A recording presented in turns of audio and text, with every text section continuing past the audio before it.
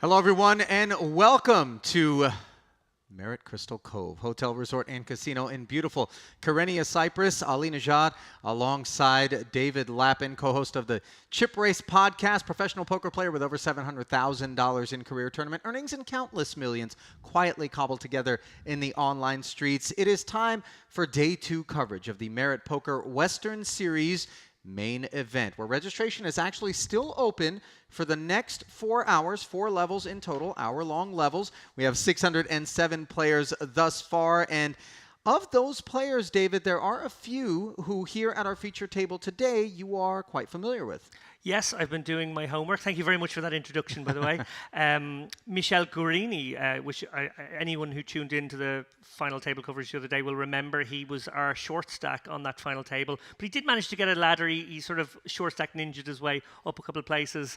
He finished 8th. Also has won the main event on the Italian Poker Tour in Campione. So very, very proper, experienced player. We identified, obviously came in short on that final table. So didn't have a great opportunity, but played superbly well and was probably one of the real danger people. So watch out for him. Also, we have Martin Stoyanov, a WSOP bracelet winner, won his bracelet online just a few short months ago.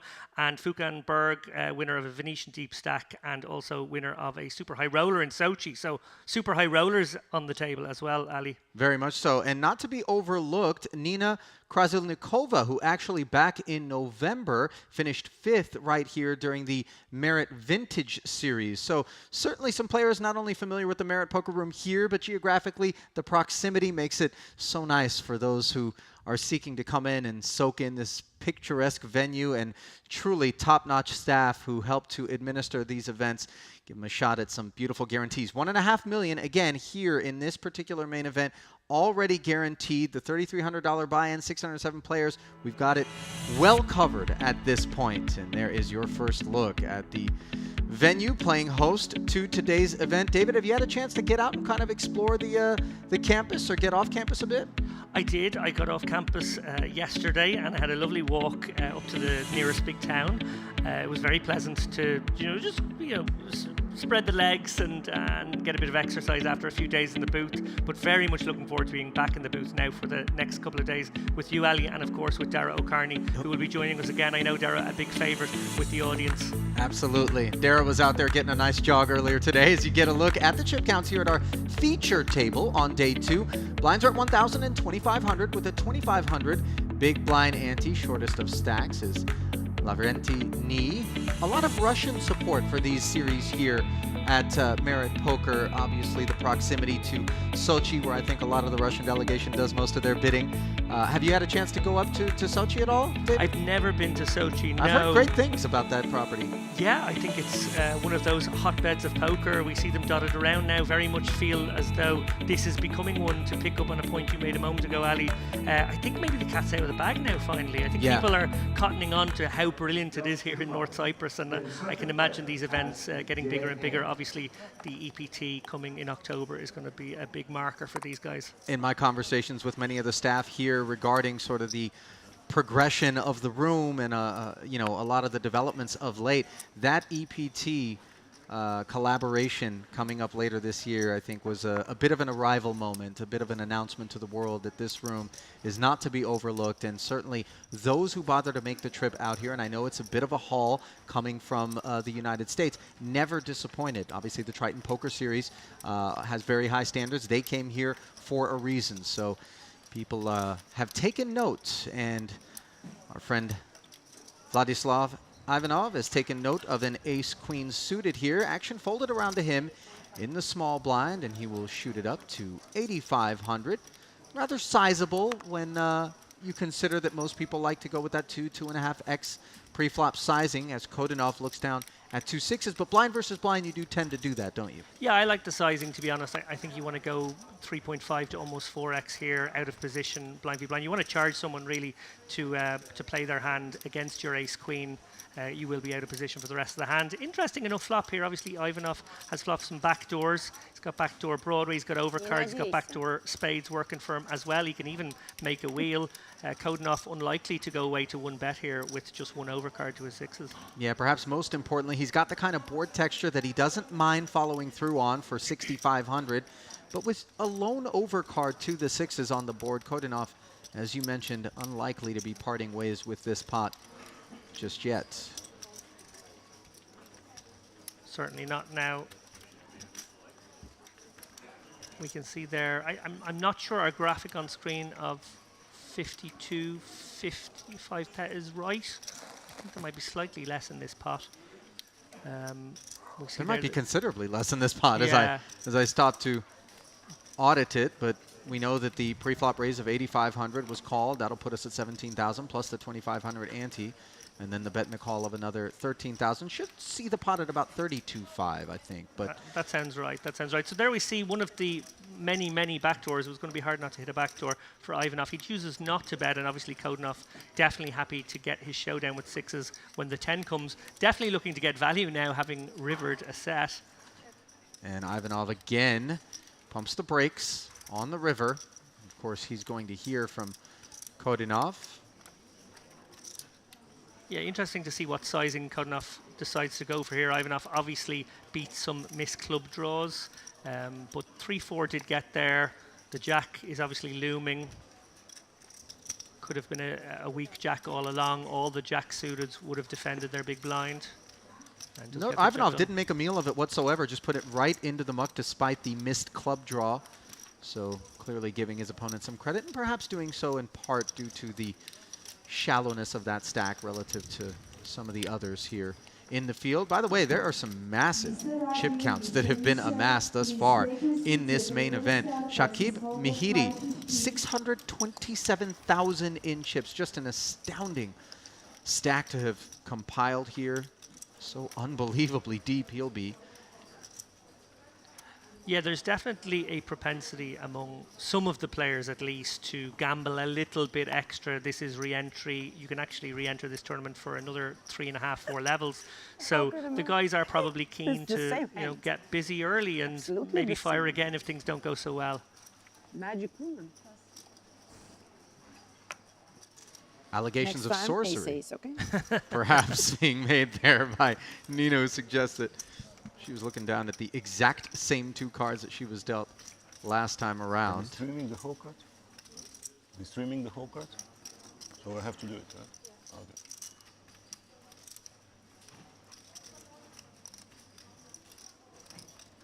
Okay. Still no participation thus far.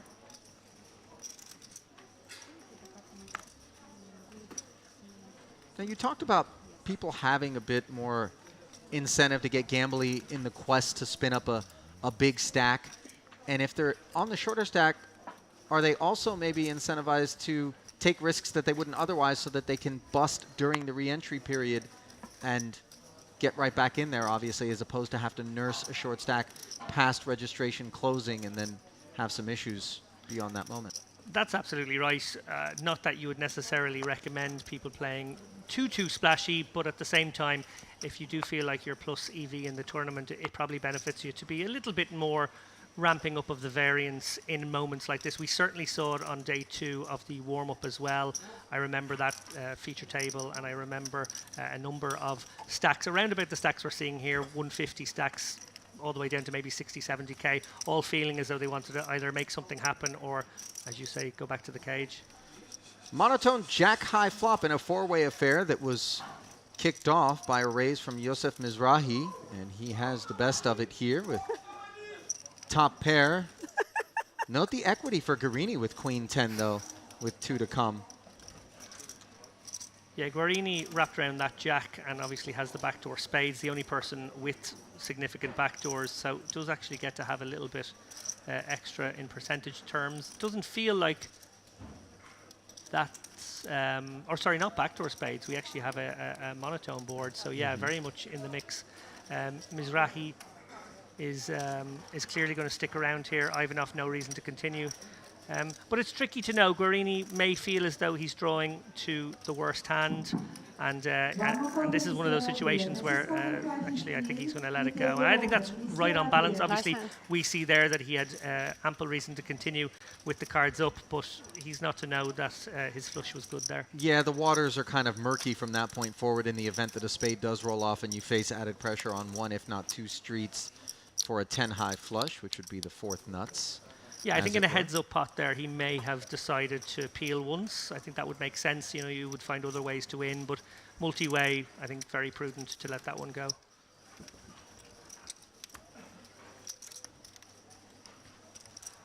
Let's see if Nina's special request for ace-ace will be honored here. And as great as the staff here at Merit Poker are, I'm pretty sure that falls outside the scope of what they're willing to do for players. Yeah, 5-star treatment from the staff, not necessarily 5-star treatment from the poker gods. Guaranteed here. I like this hand, but discipline. Fair enough. You already requested ace-ace. It was not ace-ace, unfortunately.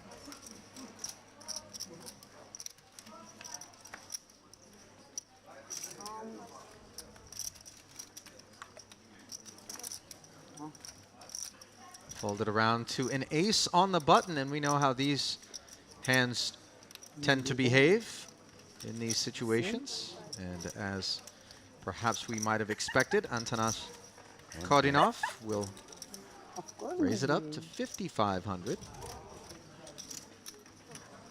And it looks like we have defense forthcoming from Yosef Mizrahi. Yeah, this is pretty borderline as a defendable hand. Obviously, it does have a bit of connectivity, and the raise wasn't minimum, but you know, I think you can justify a 4-3 call here just about. These are two very wide ranges interacting now on a low board. Would normally see a larger bet sizing on a flop of this texture. Middle pair against bottom pair.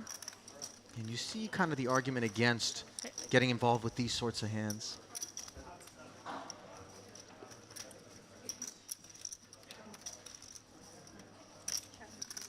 And our apologies with respect to the pot size graphic here. We are working to correct that as we see the turn come off with the king of spades.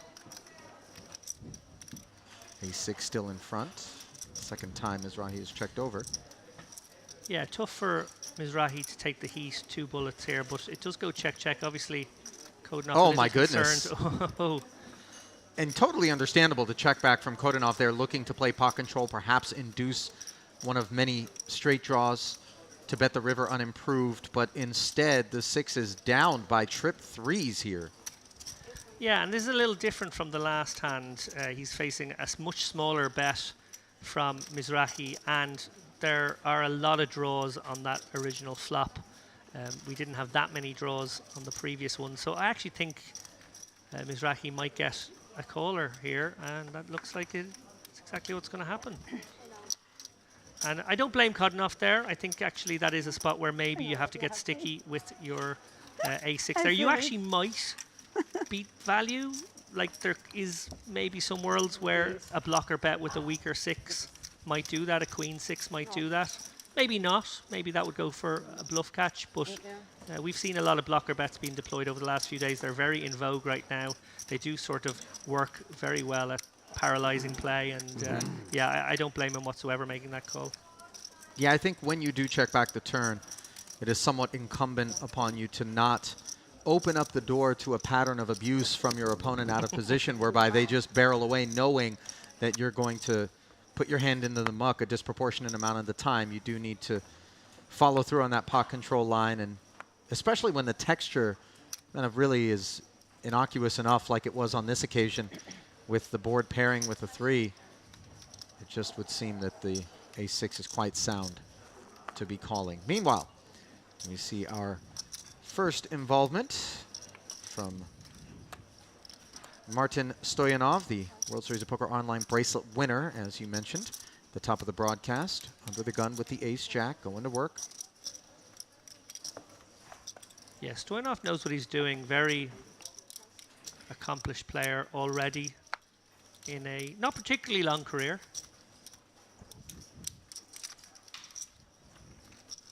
Do you find, David, as I know I do, that those who cut their teeth in the online streets tend to have a very sound technical command of the game, because it really is something that you have to have if you're going to be successful in that arena.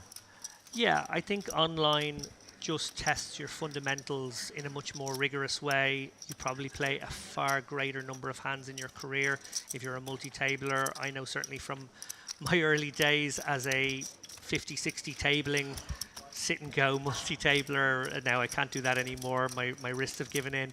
But yeah, you just No play ace, millions no and king. millions of hands, and that sort of becomes a training ground, if you like, Everybody's for a lot still of these sleeping. guys. You see people No, tell this I'm narrative not. over and over again at the moment, where you they know I'm in a treat good a mood. 3 to 5 year online career, particularly if they've done well and He's moved up the sleeping for stakes, sure. as a training ground for going out into the live arena, Can where we obviously order there is some softer money tea or at bigger something? amounts. Yes, we can.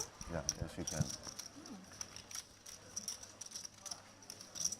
Decent bit of chatter appears to be happening here at the feature table. Obviously, at this stage of the tournament, the pressure and the tension isn't quite as high as it will be eventually. Nina defended her big blind, check folded there to the Stoyanov Open. Truly a tremendous amount of poker talent does come from the Russian Federation, David. The likes of True Teller,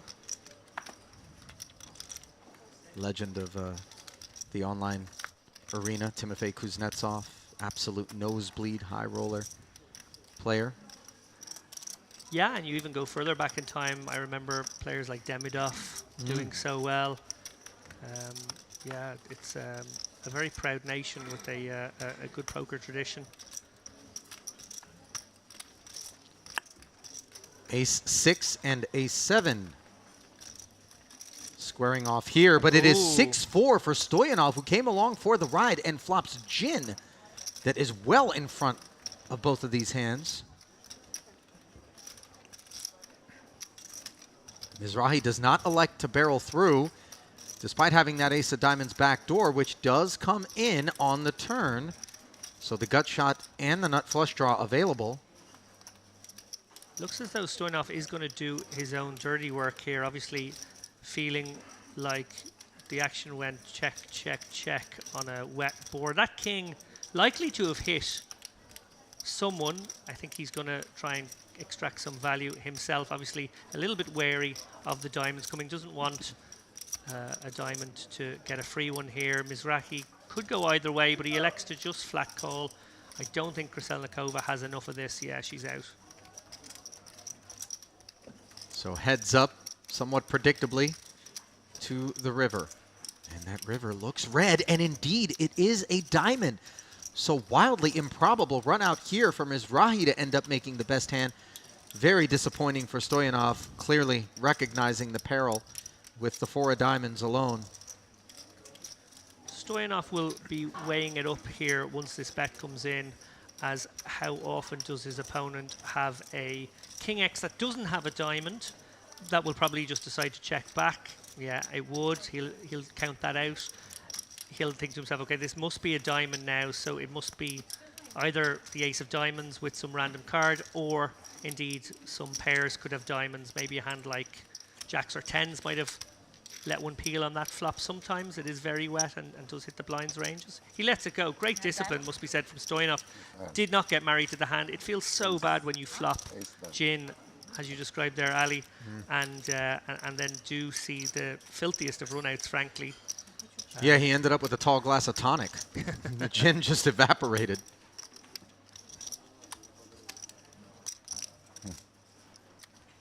Clearly unaware just how fortunate he was. Mizrahi collecting that pot.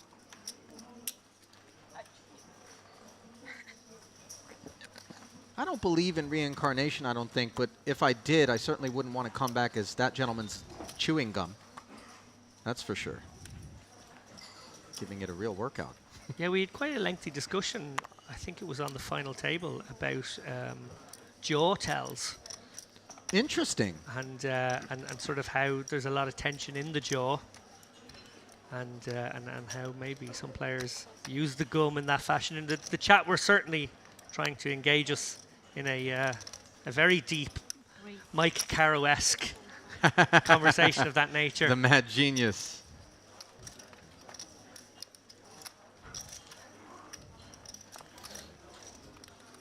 Krasilnikova back in the saddle here.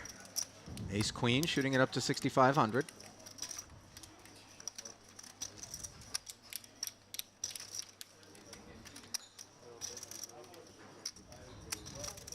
And Furkan Beg with 8-5 suited will defend his big blind. Players go into the sunglasses when they're involved in a pot. Obviously, the eyes do give quite a bit away. And this flop gives Krasilnikova second pair and way the best of it. Should be an easy exit in response to the follow through.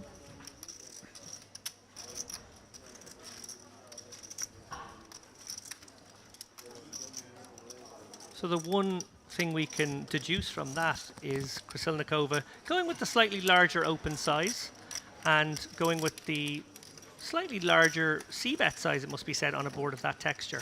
So something to watch for there. She's clearly happy to play a slightly bigger ball version of poker.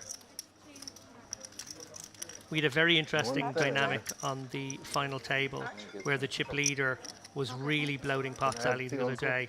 And it does throw an interesting dynamical thing in the mix, because obviously everybody's just sort of hoping that they get him. They're hoping that, you know, he's willing to commit 4 or 5 bigs pre, fires out pot-sized bets. They do make any kind of piece, they can win a huge pot. But actually what happened in a lot of occasions there is the person playing big ball poker just didn't, you know, meet much resistance. The guys didn't wake up with hands they were willing to commit more chips, and he sort of ran over the table for periods. Such a good feeling when you're able to do that.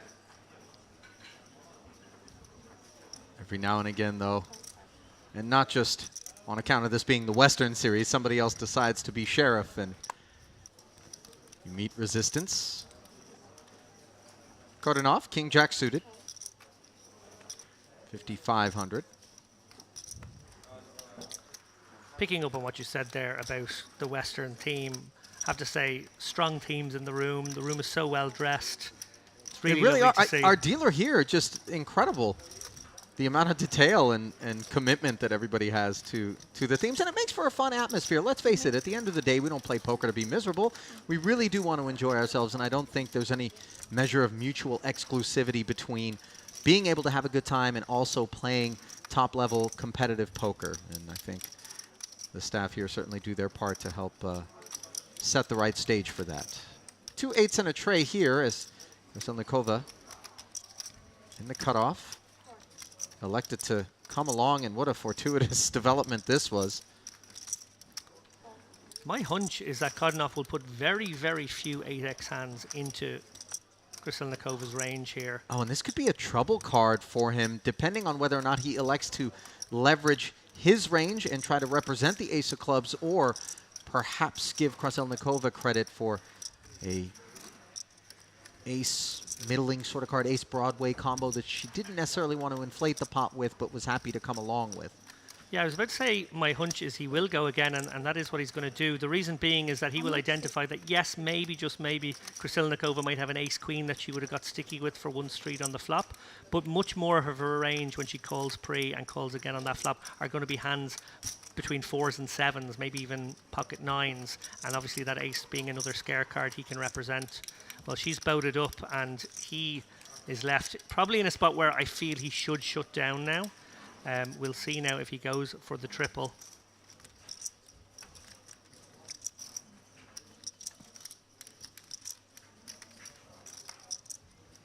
Oh, and it does look as though he's eyeing his chips now. He decides against it. And you can be sure there is a bet. I would 36. guess on the larger side coming from 36.5. Krasilnikova. She will be targeting some ace-x that maybe took this line. Quick fold, obviously, from I have full Kordanov. house. We believe. Next you can see.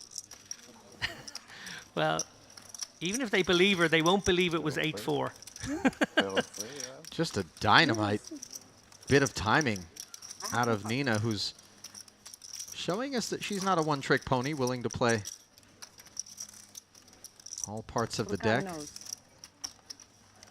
It's like a chef who works with offals, like not always needing to have filet on the menu, but Oh, and the sign of a great chef if they can use the bad cuts of meat to Yeah. make something tasty. That's what Nina did there. This is my cards. Yeah.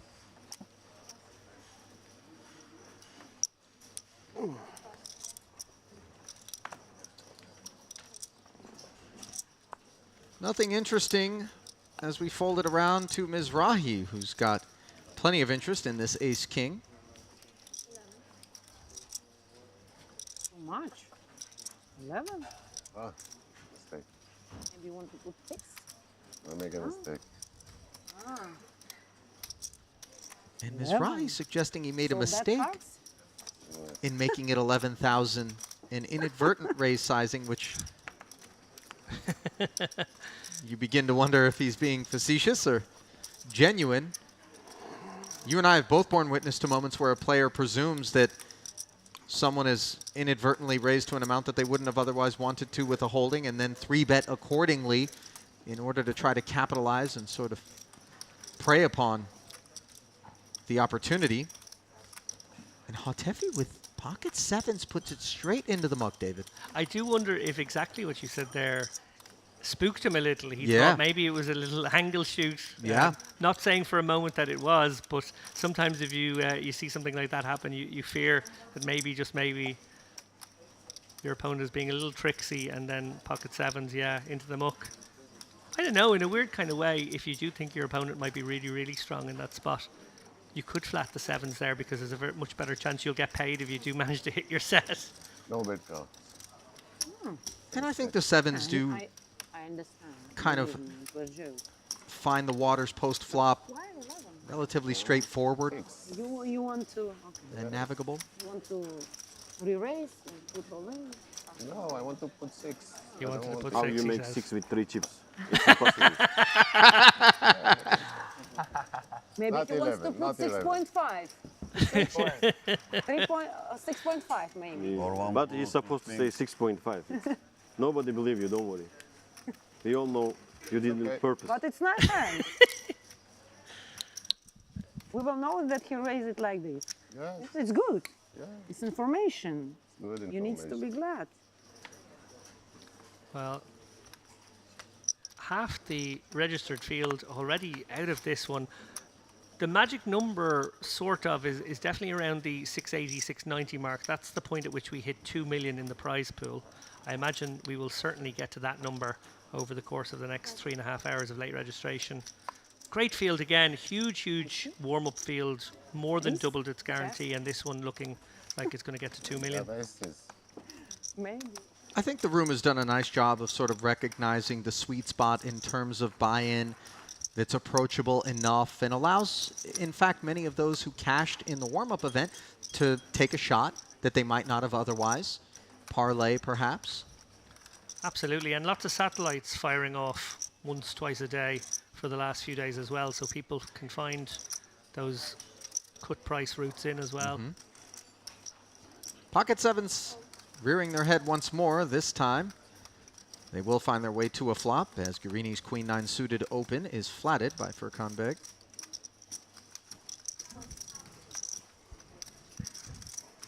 Ace 8 in the big for Ivanov.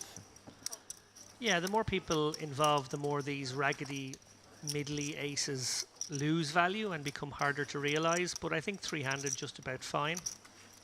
Nice board texture here for Beg's sevens. 5-5-4 with a couple of hearts. Really nothing to speak of for Guarini. We'll see whether or not being in a three-way pot will make him a bit more bashful. Yeah, he may go for a cheap stab or he may just knuckle it. He goes for the latter. Beg with an interesting decision now, probably wanting to protect these sevens against likely overcards in the hands of his opponents, but at the same time will be wary that maybe Guarini would play a check strategy with some of his strong hands on this board texture too. And of course, Ivanov, the most likely person to have connected with a board like this. So, does fire in a little 1/3 bet. Ivanov, I think, has to release here. He's got some backdoors, obviously, there with the hearts, the 6-7, the 2-3. He's got a player behind him who he's not sure is capped. Excuse me. He's going to maybe Do I need to switch it off when I go to toilet? peel one off here. He does. Obviously getting a very good price and not closing the action, which was sort of the crucial point for me. I do wonder if he feels as though his ace high could be good some small proportion of the time as well. I think that's going to center around just how often he thinks this pre-flop flat from Beg is associated with cards that yield a straight draw here or hearts. The latter would seem more plausible. Beg going to check back. Neither player improves on the river. Of course, Ivanov, the one that needed improvement. So if Ivanov does find a bluff here, having been checked on the turn, it will be a tricky little spot for Beg because the king and the jack of hearts will be in the mix there if it was a flush draw. Did seem like he thought about it, didn't it? Yeah. In the end. It's a dark tunnely sort of bluff because you don't really know what you're repping. I guess you are sort of repping maybe the king high flush draw that got there. Obviously you could be repping a 5 as well if you go for some sizings too, but Nice one. it is a little tricky to do that. I wonder maybe, just maybe, if the ace-8 with all those backdoors would have worked better as a raise on the flop if he was going to proceed. My colleague and co-commentator for some of these segments, Dara O'Carney, wrote a book this year, which I very highly recommend. Actually, he wrote it last year, but it's out this year, on game theory, optimal, sort of simplified. And I guess the easiest way to sort of apply a game theory idea to this one is that the double backdoors, or even triple backdoors as that was, hands provide opportunities for players to bluff because there's a lot of barreling cards for them to continue a story on a paired board such as that one, if they do want to try and barrel their opponents off their holdings. And then of course they can, on occasion when getting to a river, if they do end up on a river, make very strong hands, and therefore they are the right hand category to take a line such as that. Michel Guerini, heard from under the gun with Jack 10 offsuit.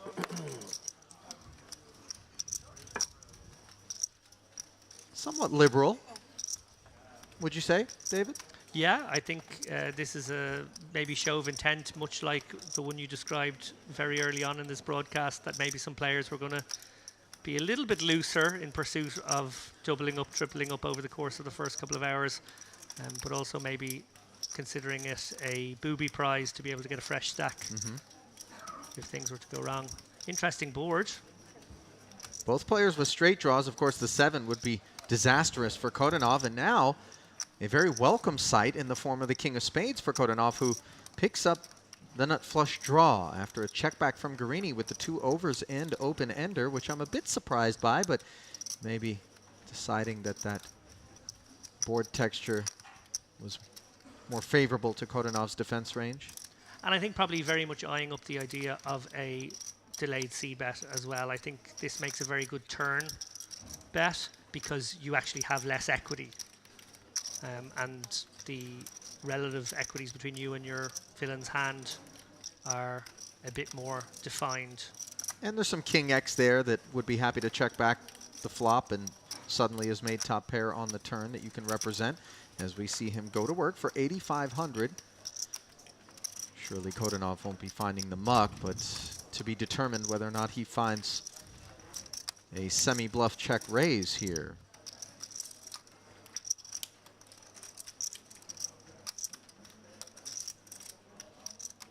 Yeah, he has the opportunity to go for a very clicky raise and then shove rivers if he wants to take the bluff line. But he is getting the right direct price, and when you are getting the right direct price, it's often wise to just take it.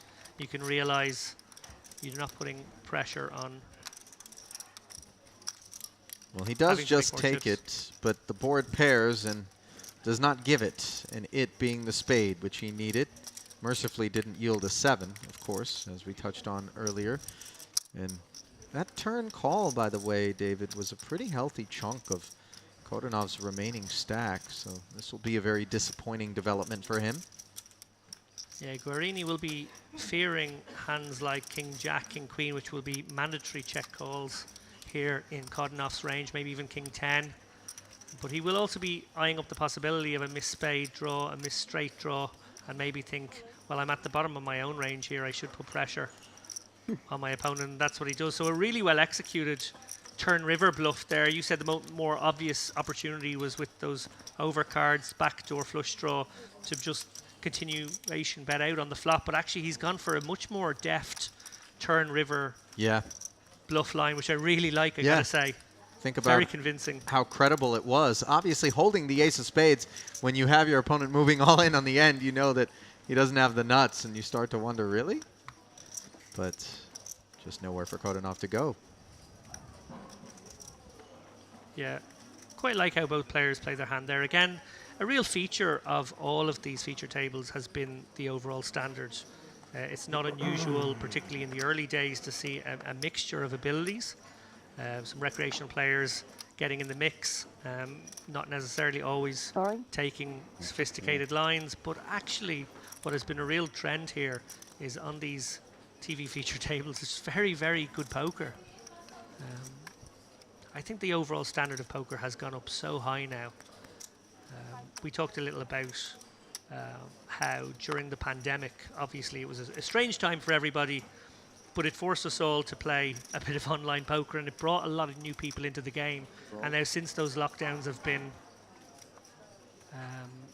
ended in virtually all the countries, it's like there's new blood in the game. Yeah. And we're seeing this boom. And I think that those people who were already playing really dedicated themselves to improving their games with ample time to do so and little distraction, as we see Furkan's open with the ace-3 suited being 3-bet by Amir Hossein Hatefi with 2 red 8s. Guarini reluctantly folding the Queen 10 suited. Yeah, I feel like he gave genuine consideration to a cold 4-bet there. It's the right sort of candidate, but stacks are a little tricky for it. And for Beg, it's a small 3-bet, so It is, yeah, Beg yeah. feeling like he must come along for the ride here. does make the additional investment and will be going to the flop heads up and out of position. Hatefi, by the way, part of a very large representation from Iran. I know many Persians like to make their way to Cyprus to play poker, obviously not an option in their home country. Jack 6 deuce. The club working for Beg, who is straddled around that deuce. He does check with the flow of play. Over to Hatefi. Just one overcard out there. You like the follow through on this texture with 2 red 8s? Yeah, and I really like the sizing as well. I don't think you can go too small here. I think you have to go something in the region of half pot, and I like the choice here. 2 red 8s. Definitely need some protection in a decent number of worlds. And yeah, just continuing that good story with a appropriately sized c-bet on that texture. It's good bit of poker. Interesting that he did choose the very small sizing pre-flop. That's the one funky aspect to the hand.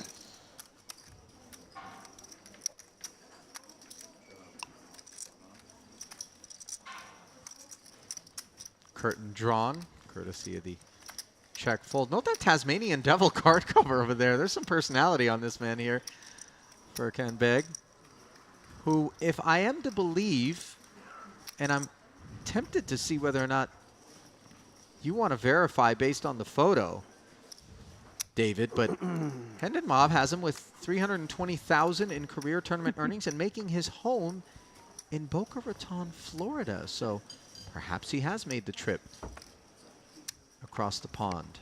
Maybe he's retired. That's the kind of place you go when you retire, right? It is, yeah.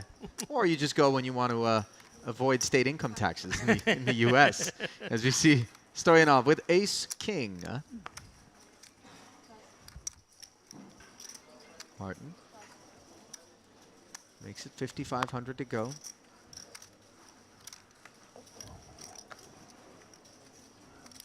And Lavrentini just continues to get whittled away here, unable to find a hand that he wants to go with. Ivanov. Speak only English.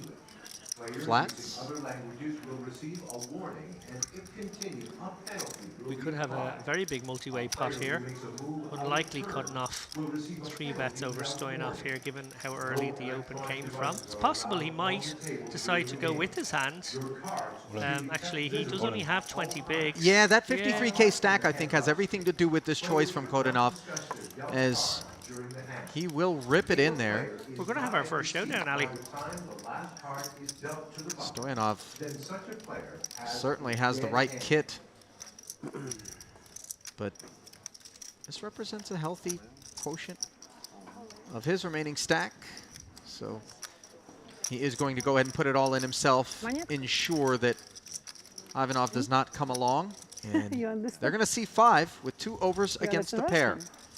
A 10% edge for Kodanov's 2 9s. Spekmart. Maybe the video.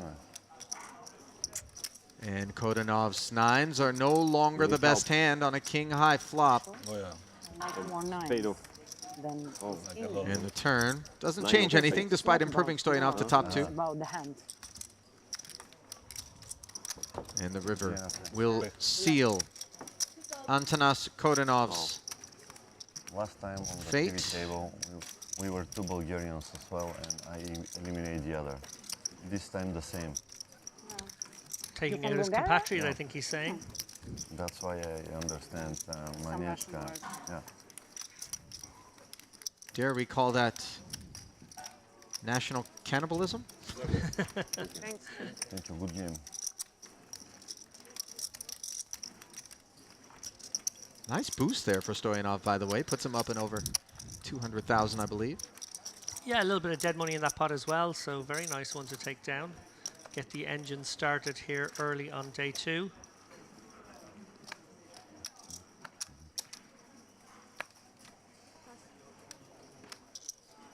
We won't make the money today. The structure's so good in this one that it's going to be a day 3 bubble. Obviously, we don't even stop letting people walk in the door until halfway through Yeah. the day. So it's, yeah, almost feels more like that phase toward the end of day 1 because the structure is so good. And I think players appreciate that, David. Obviously, you know, in any sort of main event, you'd hate to feel as though you're You playing raise a my big turbo. blind. Be careful. Queen on Yeah, the although table. it has been a trend in tournaments over the last 6-7 years to see structures get worse and worse, even in main events, get a little bit faster. It's partly down to the numbers. We are I dealing like with huge so much. numbers of people wanting to play, and they still want to get the tournament done I in will 4 protect days. my blind. But it's lovely when, yeah, on a sort of summer camp, or I guess it's a winter camp vibe such as this, and everyone's locked away together on this beautiful resort. They just feel like, no, we can just offer great structures and let people jump in. From great structures to great boards for Yusuf Mizrahi, who's got this ace-10 converted into top pair, top kicker. Got shot straight draw for Ivanov. Yeah, I think Ivanov will bet this. Well, he did start the party and follows through for just 5,500. Fairly downsized into 18. Ace of spades in the hand of Mizrahi as well. Potentially No an queen. interesting card on later streets. 8 of spades being the real action card should it come. Instead, it's a jack. So Ivanov getting there the hard way, so to speak. Jumping out in front of Mizrahi. He will be a little wary of 8-9, the only obvious straight draw on board, but I think he might go for another bet here targeting 10x, 7x, particularly 10x and 7x that have a gooder will be forced to continue 10-9, 7-8, that sort of thing. They will have to call another small bet of around 10k.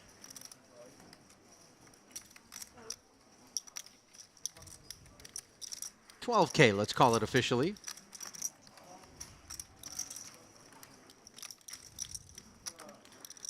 And Mizrahi just far too high up his range to let this one go yet. Obviously he knows now that the backdoor won't materialize, but the raw strength of his hand will keep him involved. Investment made as another 24,000 goes into the middle.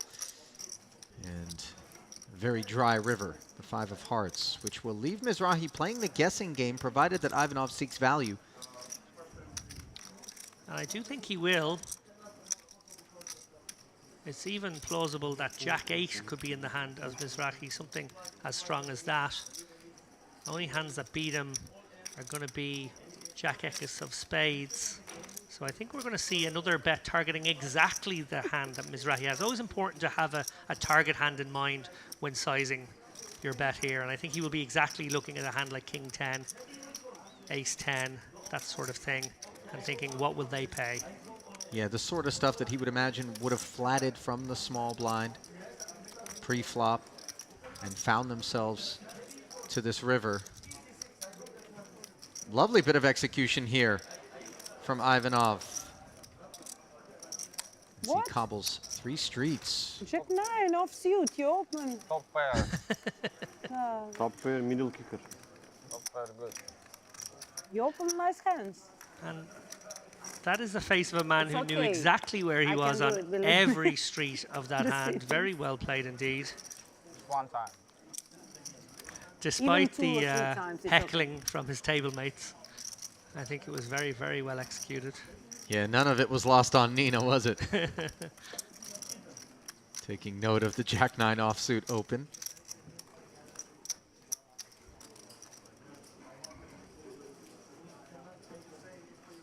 Bag up under the gun with the Ace 8 offsuit.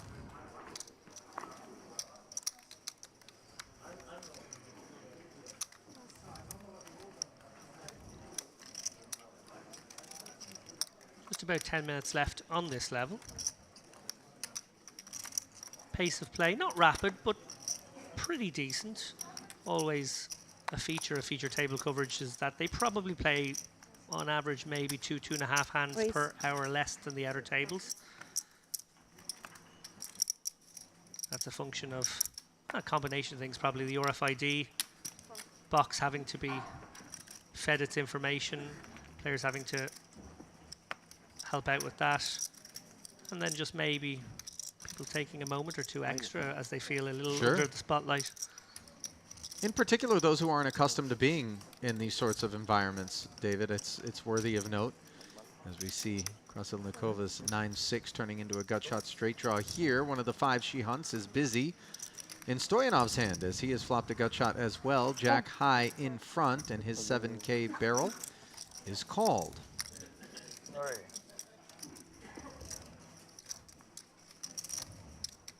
No improvement on the turn for either player as Nina checks again.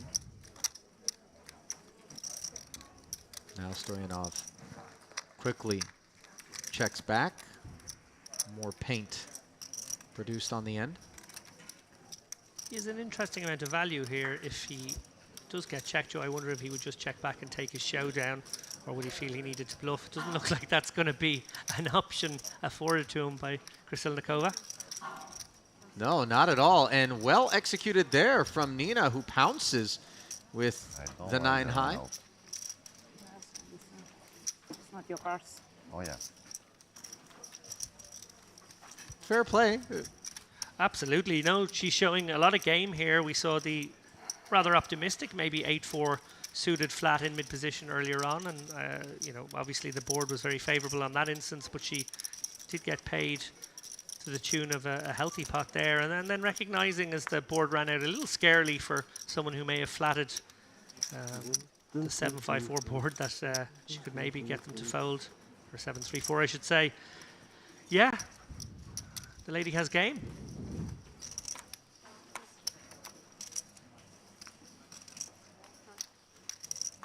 Really appears at home in her natural environment, so to speak, David. Just a comfort level being exuded, and not in that way that kind of vibes in a compensatory manner, but really just Jack 10? authentically right where she wants to be, on a feature table, under the lights. eight.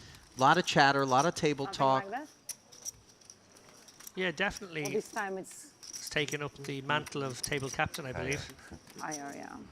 No doubt. And note that Ivanov, everybody just witnessed him get to showdown with Jack-9 offsuit after opening. Here he is at the top of his range with Ace-King. Could end up getting some patronage that he might not have otherwise. We're going to see a big multi-way pot here, one would suspect. Stoyanov has a squeeze contender, actually. Again, picking up on what you said there, Ali, maybe recognizing that Ivanov's opens can be a little on the loose side. And there's There it maybe is. some dead money lying around out there now. Yeah. Well, Nice move. as you said, Ivanov at the top of his range this time, and aware of that loose image, will probably feel very happy with this ace-king, feel like it's not necessarily premium stuff. It mightn't be a pocket pair even, it could be a hand such as ace-jack and ace-5 suited come to mind on the light side.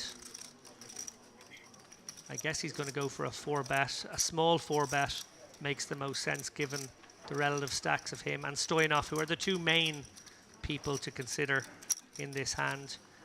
I would predict a bet something in the region of 65 on the way now, maybe 70.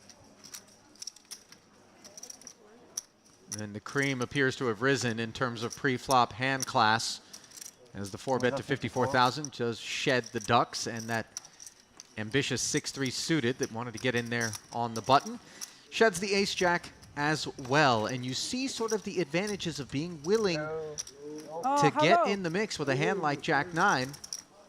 A I know 3-bet you that remember me. perhaps wouldn't have otherwise come in from the ace-jack. I'm not suggesting How are you? with zero frequency, but ushered maybe toward that side of the decision tree. For sure, I think a lot of players would have considered flatting the ace-jack in the small blind in another world. I actually think Stoyanov correctly recognized that the best use of a hand like that was to take it as a 3-bet candidate. Obviously, he can get called by a couple of worse hands. He can get called by a couple of hands that are flipping, and he can use the power of having the betting lead to win some of those pots post-flop as well. Also, it could have just got the job done and worked as a squeeze in and of itself. But he did run into it on that occasion. Ivanov picks up another one. Yeah, northbound in a real way is his stack. And I think it's worthy of mention as well, David, that if you are going to 3-bet that ace-jack, you also have to have the discipline Raise to step away from it 6.5. when you meet the sort of resistance that was issued there from the ace-king. Absolutely, and even to an incredibly small sizing in the end. I was there advocating for maybe 60k, 65k. Yeah. He actually came with 54. A 27 pure click, more. really, yeah. One time.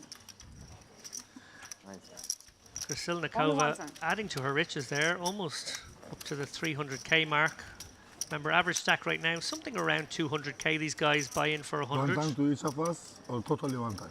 One time I Ali shook mentioned cards, there was like a few very, very big stacks. I Like think there was this. 4 or 5 stacks in the room around the 600k mark when the day began.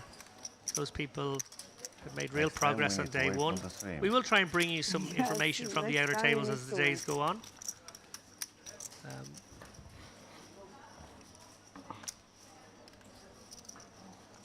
To have a new player, having taken the empty seat here at the feature.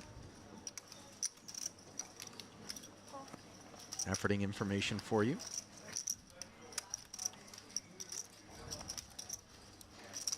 Saderi. it's some trap. Speaking of outer tables, I just got a message here from the esteemed Jack Sinclair, obviously former WSOP main event winner Yeah. in Europe, main event final tableist Uh-huh. in Vegas. And these days he just comes second, third or fourth in most of the big 1K fields. he Trying to stay plays. under the radar, huh? Yeah. But he just sent me a message saying there's actually a technical error that he's recognized. Ali, we might have to address this. He said, I'm on some table without any cameras on me. What's Oh, going that on? does appear to be an oversight by our production crew. Jack Sinclair without a camera. Yeah. What a shame. Multiple cameras. Multiple seems a bit rich. We'll give him one. Meanwhile, look at Nina really stepping up her activity level here, David. Queen 3 suited. And remember, she did kind of plant a seed of sorts with Ivanov, who limped in and saying, is it a trap? When you ask the question and then you are still willing to raise, might you be able to leverage the speech play into looking stronger than you are? Let's play poker. Let's play poker, she says. Yeah, I think we've got two players here most likely to tangle given the previous. This could be fun. And look at their stacks, by the way, 265K ahead. And the queen high board, Krasilnikova with top and bottom pair. First it was the 8-4, she made a full house. Her timing has been impeccable. Didn't you say she was a sorceress at the beginning? Well, she alleged that the dealer was a sorcerer, but perhaps she's tapped into this sorcery to benefit. Yeah, I think Ivanov did read it You as will strong see, and yes, was lady. hoping to pure set You will mine there see. and maybe get paid had he connected his 5. Good fold. Good fold. Good fold. No, she's not being cheeky. After 1 hour and 10 minutes, you will see. Great stuff. Seems like she knows how a stream works. Do have a bit more for you on our newcomer. It is Hassan Saderi. Turning to the Hendon mob. Find some information on Hassan.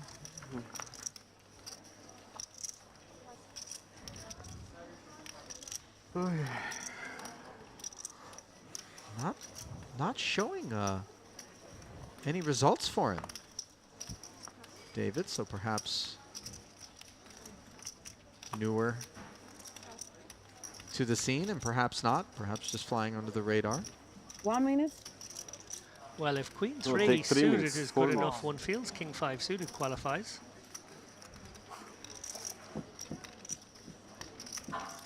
Well, you can't check just yet. Wrapping her fingers Wait. as she deliberates. And then raises it up to 5,500. She's got a real table presence about her, and I'm not certain it's the easiest to get a beat on. But Hatefi on the button. He's got a beat on Ace-Jack.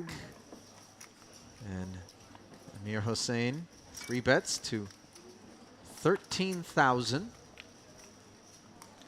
We see the small 3-bet being deployed once again by Hatefi, who is laying an incredibly so good price much? here to Krasilnikova with a suited king. I could imagine I have a world said where so. she continues here. 7 deuce, never lose. In fairness, to Let's this try. price, I think you have to continue. We are here for have some fun. 7 deuce, never lose. Oddly, she just How much is that?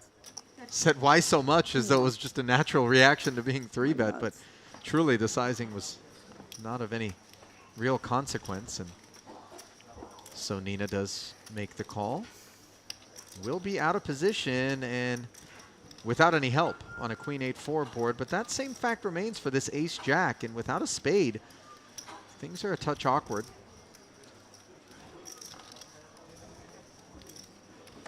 Well, he's opened the door for some bluffing from Why are you Krasilnikova now, checking? potentially on a turn card. Why did you check? Because I have 7 deuce. She asked him why he checked it. He asked her the same question. Fair enough. Back at you as that second queen Oh, yields and- another check and gives Krasilnikova queens and 5s and no hesitation. She just comes out barreling, 3rd spade. She obviously removes the flush draw from Hatefi's range and decides he doesn't have any pair. Really targeting a hand exactly such as this one with this bet. Yeah, absolutely. Ace-Jack, Ace-King. He has played it just to get to showdown, and I do wonder if this bet might have come had the 5 not arrived. One feels, given Krasilnikova's keen awareness of table dynamics, it may well have. She sows seeds verbally with her opponents too. There's definitely some fun gamesmanship at play. And yeah, tough spot for Hatafi. He's pretty high up his range that would check back 2 streets here.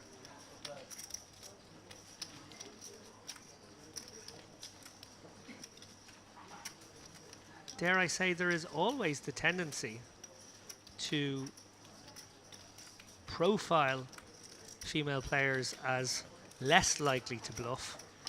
My experience is that actually they bluff just as much as everyone else, but some players do profile women in that way and occasionally open the door for themselves to get taken advantage of. Obviously not so in that case, she did make the 5, but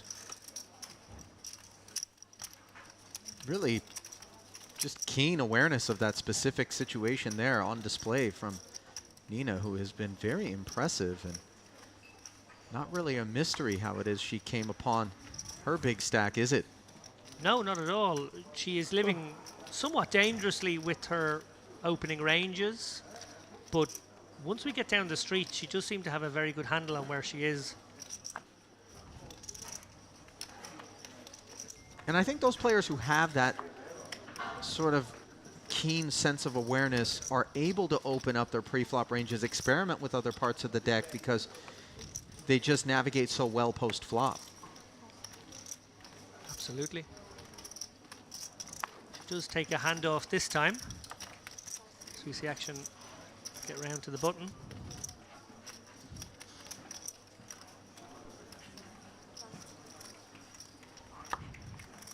In the high roller circuits, you're accustomed to players having somebody in their camp who's serving as a spotter on the streams, kind of apprising them as to what's been going on in hands of note or interest. Here, I suspect not so much. You're going to have to do your own bidding. Yeah, we certainly saw it on previous streams. Players stepping away from the table, obviously, to check their phones, maybe talk to their friends on the rail who are in the room, maybe watching the stream from their phones to get that kind of information. These guys not allowed to take out their phones at the table, but of course we can't commandeer, sequester their electronics. So if they do take the phone out of the pocket and want to step away, they can. And that is important information to get. You know, at this point now, the early part of the stream will have taken place. If there were a couple of early bluffs, a couple of lighter opens, shall we say, things indicative of giving away player tendencies, player styles. All very important information to pick up. Also remember, even when these guys leave our feature table, they are still going to be playing together for the next 6 or 8 hours perhaps.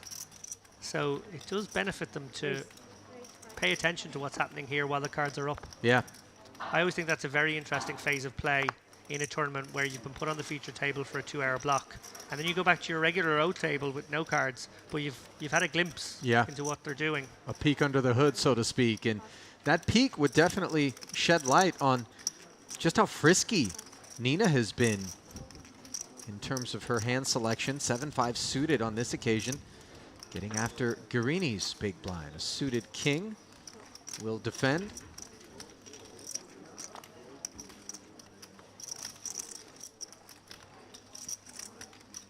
And she promptly flops a flush draw here.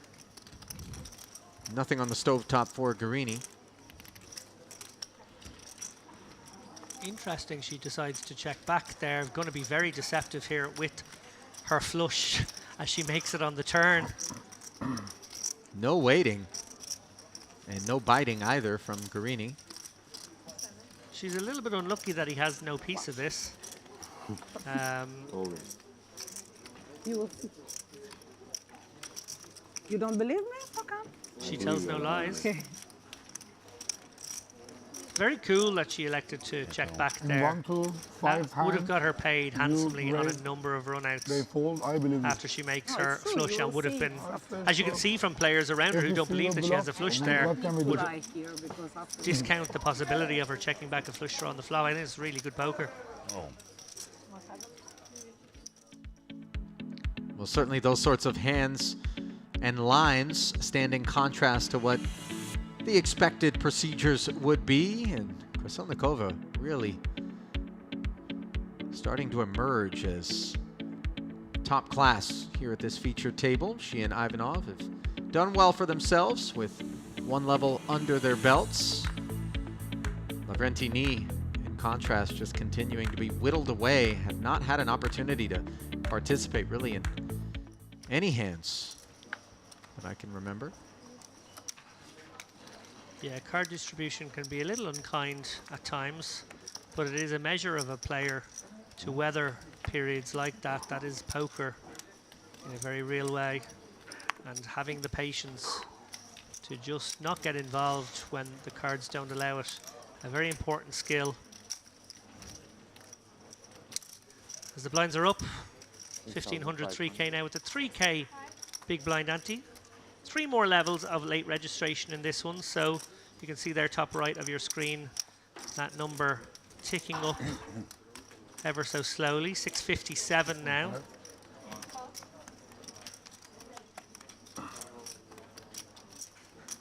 You're getting very close to the 2 million mark in the prize pool, implying a first prize something in the region of 300K. Obviously we won't have those numbers for you until late registration closes, but yeah, 300K plus looking very much on the cards.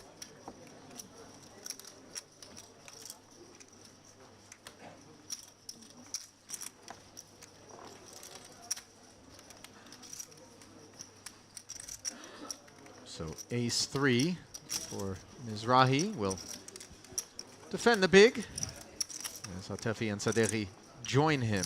10 in the window is a lovely development for Amir Hossein with the king 10 suited. Backdoor hearts available as well. Bottom pair for Mizrahi.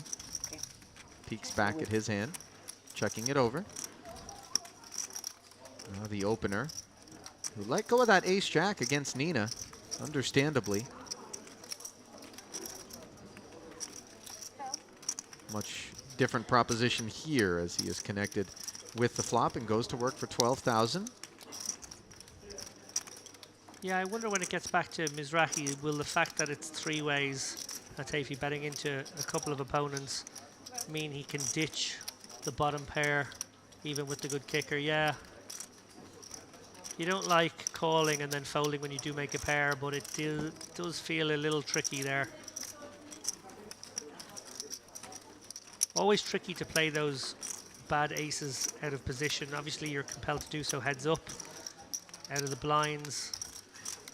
Sort of mandatory defense really against most sizings, but multi-way they are hard to realize with. And realization is so crucial. It's not just those numbers we see on screen with cards up coverage.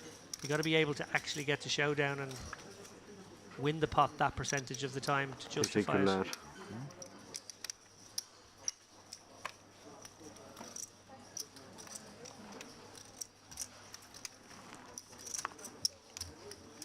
9-7 suited.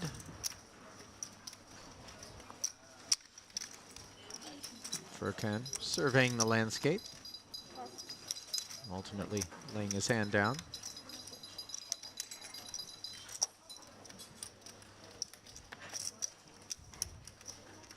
Nee has just been so card dead Tight fold. here at the feature. Yes, nice ball.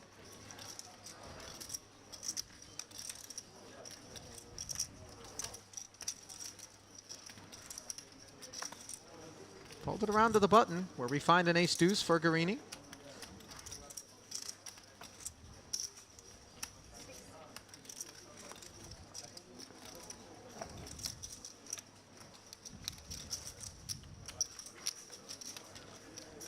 Decent spot to 3-bet here for Mizrahi.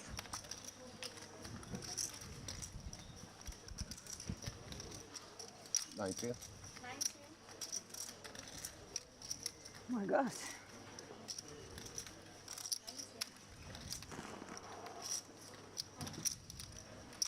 King 3 easily into the muck as it comes back over to Guarini. And it's been a little bit of a trend of late, not suggesting that it's what we'll see on this occasion, to take those ace and wheel combos, deuce through 5, and 4-bet them. Yeah, should this be an ace deuce of diamonds, I think Guarini would almost certainly do that. The ace deuce off, I wonder if he will just decide to pitch it. And the thought process, in part, I assume, has to do with blocking your opponent's ace-x combos. Yeah, and then the see, suitedness yeah. just gives you Yeah, those we will see, maybe of course. We 3 will or see 4 everything. extra percent that help out, and you do get called by a hand that's dominating you. Yeah, I guess solvers have taught us a lot. That's probably back away. something we picked up in the pre-solver Teve era. left, teve left. Give humans credit for that one, recognizing the value of those blockers and the You'll see. value of those sorts of hands. The ace-5 suited being used in that way became very, very in vogue in the maybe like 2012, 2013 period, even before that, to be honest. I think Indeed. people recognizing the ways in which those particular holdings were special. Can't give the computers credit for everything. Although they have influenced so much of poker today.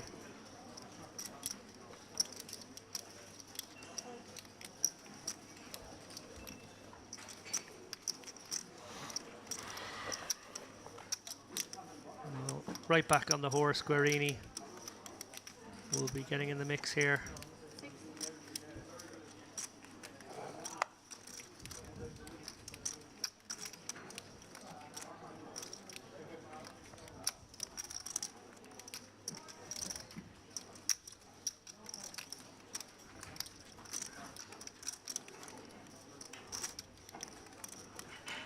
Yusuf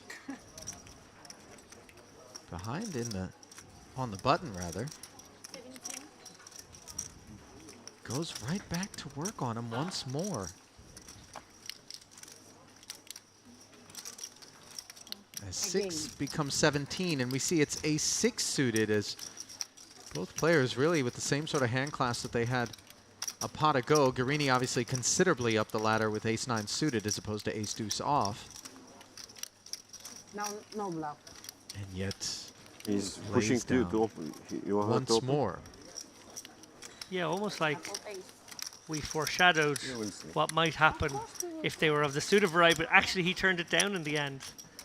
Cut off against button. Obviously not exactly the same as 5 hands, yeah. button versus small blind.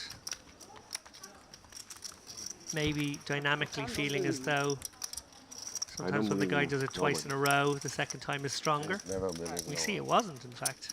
from the But start. sometimes you need to believe. Top stack currently in the field, 635,000. Kubanychbek, Abakirov.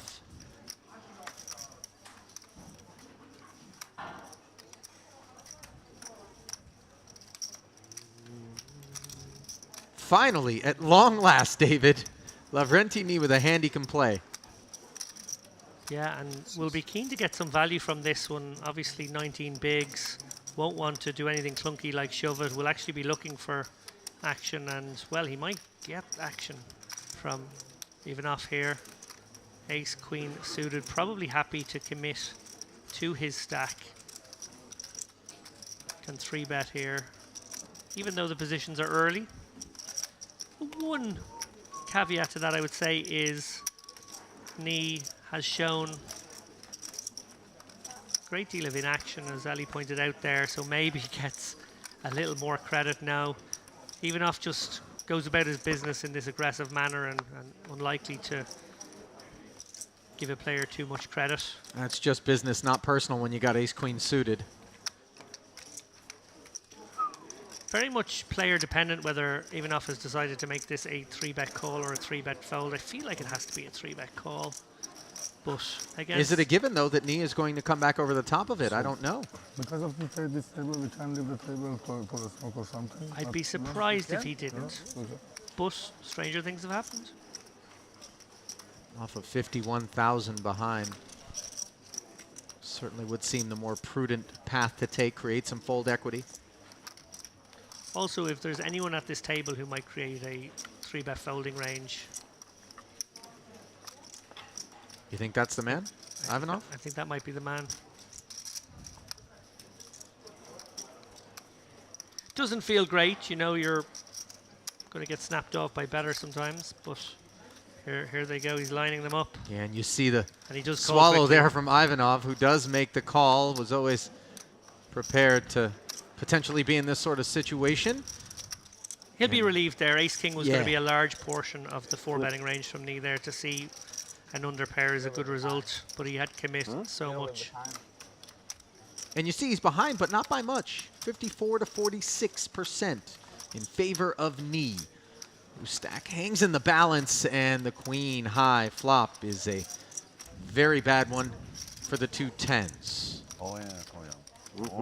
Now the 9 on the turn does give him an open ender. Never easy, thinks Ivanov. Ocho. King, 10 or an 8 needed. And instead, it's the 7. So Knee wraps the table and passes the remainder of his tokens to his left. Fortunately for him, Not Spanish. re-registration is still open Yeah, should ocho is he Spanish, elect It's Spanish. Spanish? to buy back in. Ocho. But the yeah. Kazakh, who has 282,000 in live tournament earnings, No. What? The I word know, is I is all speak done Spanish. You speak. here at the feature. Speak everything, huh? Not everything. English or in Spanish? And another update from the outer tables. I know there is a UK contingent in the chat. Keen to know how Thank you so much. their boys are doing. Obviously, Mr. Brown and the Rothschild Yes. crew, he's in the mix as well today. But very, very high up in the chip counts now is Ryan Mandara, former Irish Open winner, former WPT UK second place finisher, and of course he made the final table here just a few days ago. Ryan has 335k. He did peak at 400k today, and the handsome Jamie Nixon, 150k. He's rocking 50 bigs right now. I don't know how it's in English. Ivanov rocking ace-6 suited on the heels of that pickup with ace-queen. Now Guarini with that king-queen offsuit. And sometimes when you put these sort of spots into context, we are not immune to feeling as though, well, you know, we had to open and fold to a couple of these 3-bets from Mizrahi behind us. We're eager to maybe get in there, reassert ourselves, recenter ourselves. Yeah, I think against a lot of under-the-gun openers, you could actually pitch this king-queen pretty happily +2, but it feels as though Ivanov's range under the gun is much more like a middle position range, and therefore Guarini reacting almost like it's middle position against button, hoping to 3-bet a hand like king-queen from this seat. And your assessment of his Suppose. range coming based on the hands that we've seen at Showdown thus far, or more so a function of the depth of his stack, or maybe the reputation that he already has earned himself? Well, the depth of his stack is relative because obviously there are a lot of players out there with less, so he has to sort of navigate all the stacks in a way. That's one of the tricky things as chip leader. You have to basically play different stacks against different opponents. I think it's more of a function of his overall style here. He does seem to be just willing to play maybe 10% more hands from all seats. Does make the call, does not improve, however. Always queen on the board. For what it's worth, ace-6, a great hand to include in your under-the-gun opening range here. Very hard to have 6x hands from that seat. You need board coverage, so if you are going to have some 6x for board coverage, ace-6 suited, obviously a great one to include. No better 6x to hold, I would imagine. King, queen, top pair, almost 40 in the middle. Yeah, really interesting that Ivanov decided to call here pre-flop, given the seats. I feel like these guys very much feel as though they are two of the better players at the table, two of the more experienced guys, a lot of online experience with both of them, and maybe, just maybe, realize that they've got a tussle here. Well, Prompt check fold from Ivanov, as with 1.5 SPR, Guarini goes to work for 12,000 and takes it. you just to see flop. 16. Yeah, I always do that. Okay. I just look, then fold. Nice decision. 16 just to see flop. No, queen, I When go. Guarini was very short on our final table the other day, it was very noteworthy. A couple of the folds he made. He made a fantastic fold with pocket sixes in one spot You where he think he had recognized there queen? wasn't enough fold equity Queens. on a I don't 3-bet think shove.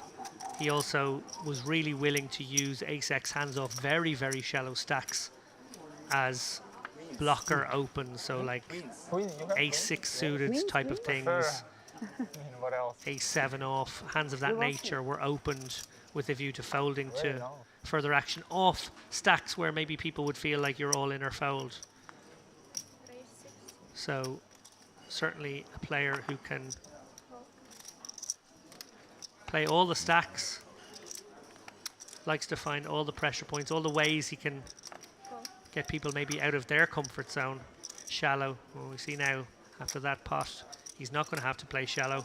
He's now back in the 30 big blind zone.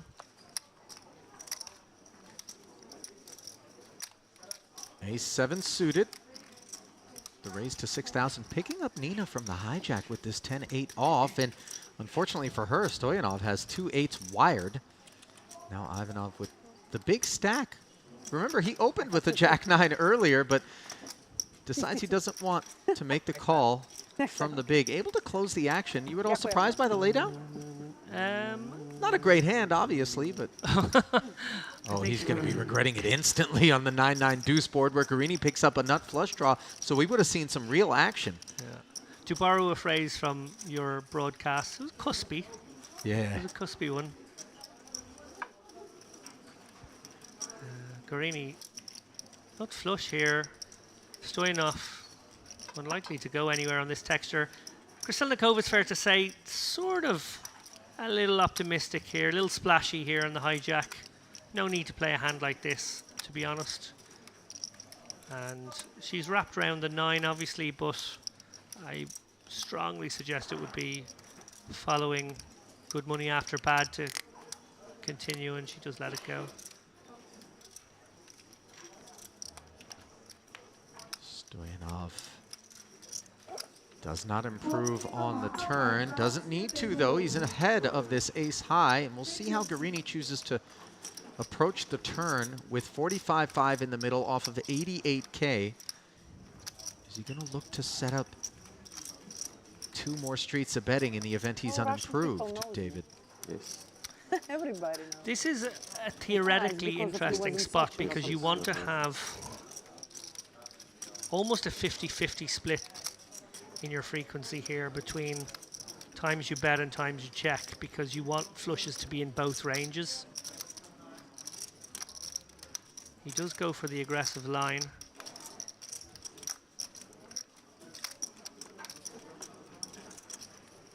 And the thing for Martin, if he makes this call, it is not lost on him that a pot of almost 90,000 and 66 back for Guarini, he could very well be facing the rest of it on the river. Yeah, This Guarini probably has more 9x in his opening range than the flatting range would contain. It won't be very much more likely this is a battle of pocket pairs, and Stoyanov obviously feeling like he has to get sticky on this street, probably deciding he would fold. And that street does bring the nut flush for Guarini. And I think that's going to make the path to the exit far easier for Stoyanov here, because if we assign a hand class of bigger pocket pairs and flush draws to Guarini's range here, now the flush draws also have a speed. And the 9x, of course, already had a speed, as you mentioned. Yeah, I think the shoving range from Guarini here will contain hands like queens and jacks, because he won't want to set up a negative free roll. A situation where he would be willing to call it off with those hands but not get value from some hands he beats. So that does make it, exactly as you said there, Ali, a much easier decision. Flushes got there and the big pairs would still do the same thing. So he's very low down on his range now. You know, selfishly, I always wonder if the brick rolls off, how does it play out? Because it's a bit more of an interesting spot for both players. Definitely, I think it could be still a fold to the third barrel. It feels like 8s is a call twice, fold river sort of value hand. That's not to say that there won't be an occasion where you're bluffed. I think you will be, but that's probably the relative strength. Again, played very well by both players across the streets, just a very high standard.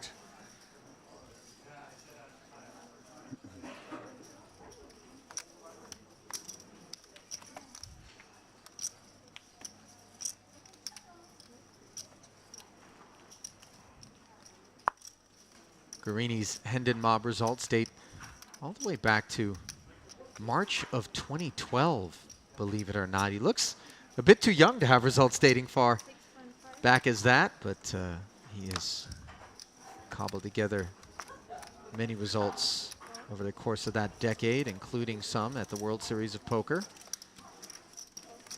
Yeah, I'm going to have to ask him about his moisturizing regimen. 5. Yeah, he does have a glow about him, doesn't he? And It could just be winning pots that's doing it. Or maybe he started at 18. That might just about make sense too. Mizrahi's pocket fives, picking up Sadegi's Jack 10, which is unimproved on an ace-9-4 board. We'll see how Yusuf elects to approach this texture. Like a c-bet here from Mizrahi. It's his board. Obviously, he only has the underpair to the ace and 9. He does have the 2-3 working for him, and much more importantly, he's much more likely to have an ace and can represent here.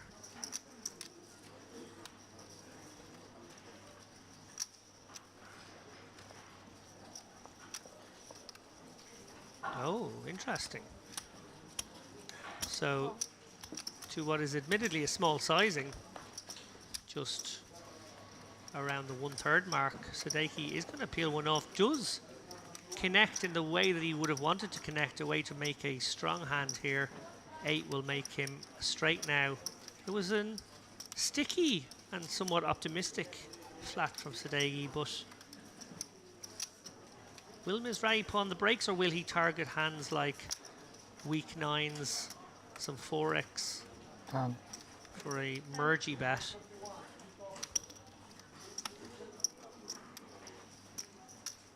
Bit of a stop and go as it goes check, check on the turn, and now the bet of 10,000.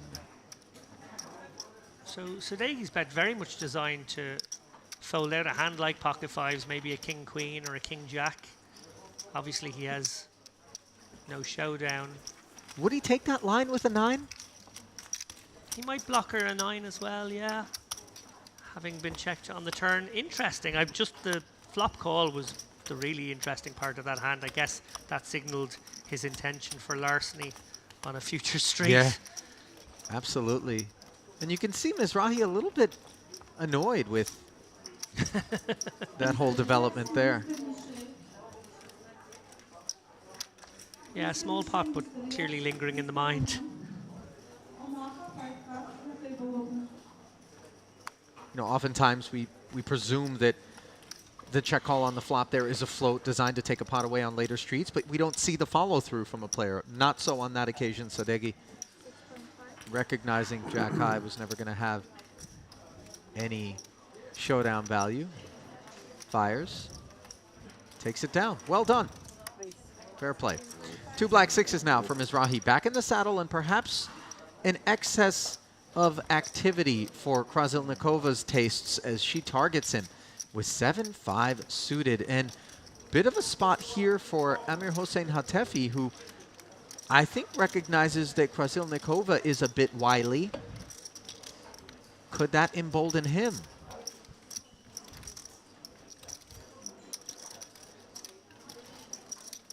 Yeah, again, stepping out here, Krasilnikova. Interesting to see in the chat, actually, a little bit of a discussion breaking out about the idea of how the players might be profiling her. A lot of people agreeing with the idea that she is probably getting a lot more credit than she now deserves. People profiling her maybe as someone who would play more passively, and therefore there's more strength to these loose opens and 3-bets. We see that she's been getting away with some daylight robbery.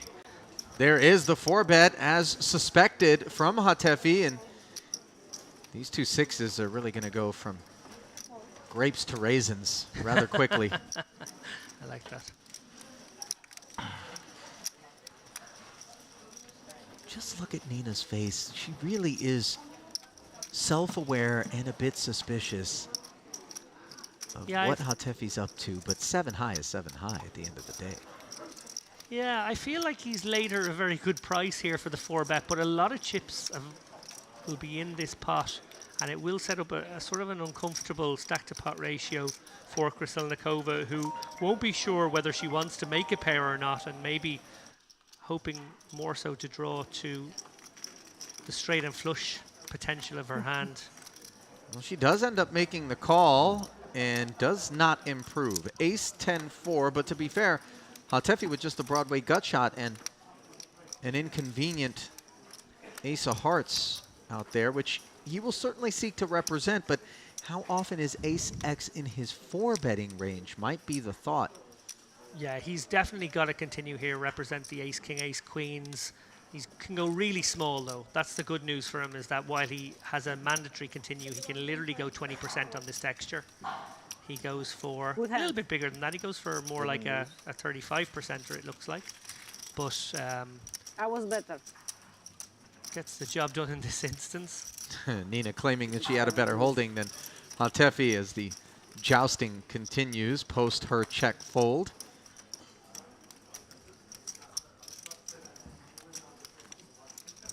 Like what I'm seeing out there, David, in terms of quality of play from this field.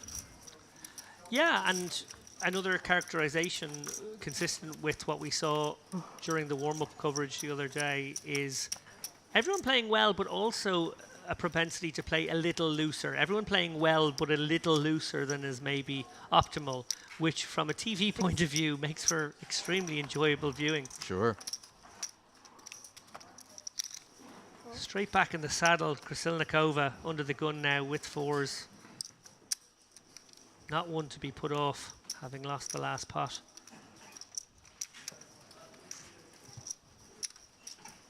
It is a very basic sort of response, though, that players do have when someone's involved in a pot where they've been 3-bet or perhaps even 4-bet and forced to check fold, and then they get right back in the saddle in the next pot, as to whether or not the open is tethered to frustration or if it's tethered to hand class. As we see a 3-bet this time from Furkan Beg posing the question, Sadeghi, a stopper on the button with King 10 suited.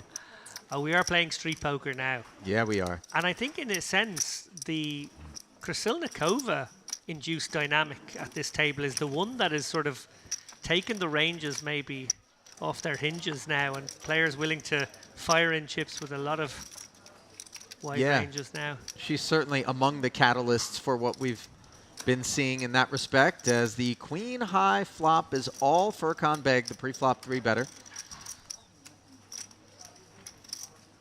Looks like she's considering a lead. No, it does.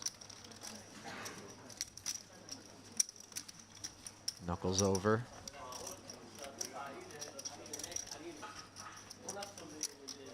Should be a fairly simple continue here for Beg, though he might have some questions about what Sadeghi flatted him from the button with. Not entirely sure it's a whole lot of ace-queen or queens plus that we would need to be worried about. Yeah, that range is a head-scratcher if you're Beg right now. You will be wondering, what am I up against? Probably thinking it's more clustered around medium pocket pairs, eights, nines, maybe even 10s.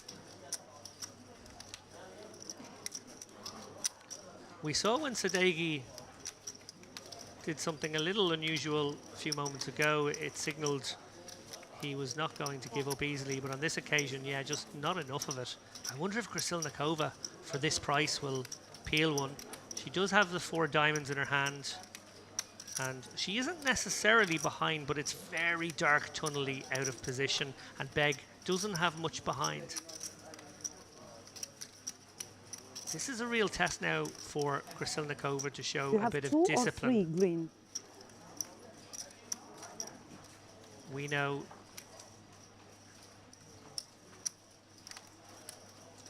that this is unlikely to end well for her. She does make the call. Well, Beg, stack to pot ratio here of like 0.6 to 1. He's obviously getting his chips in on any turn. That's what we're about to see now. And the question is, will Krasilnikova, now another undercard to her 4s on the turn, make a very loose call?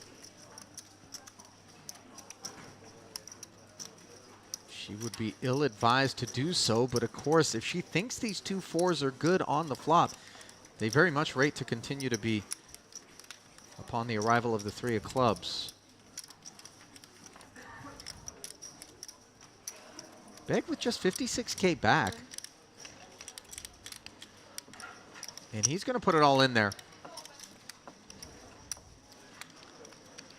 She needs to piece it together now. She's opened under the gun. He's 3 better from early. There was a suspicious flatter on the button, which certainly would have been a player they'd have been worried about. Regardless, she called the continuation bet on Queen 7 deuce. Did get to see the 3 of clubs, which was an undercard to her 4s, like you said, Ali, but didn't get to see a diamond, which maybe provided a backdoor escape hatch. This is a very strong line from Begg, and I think she really needs to piece it together. I would have liked to see a flop fold. I really hope we see a turn fold. This bet is in the neighborhood of a quarter of Nina's remaining 234. And she's almost a victim to the dynamic she's created now at the table. Yeah. She's made it so that people are not giving her credit. So now she actually has some showdown. She's wondering, could she be being bluffed by someone trying to make a move on her?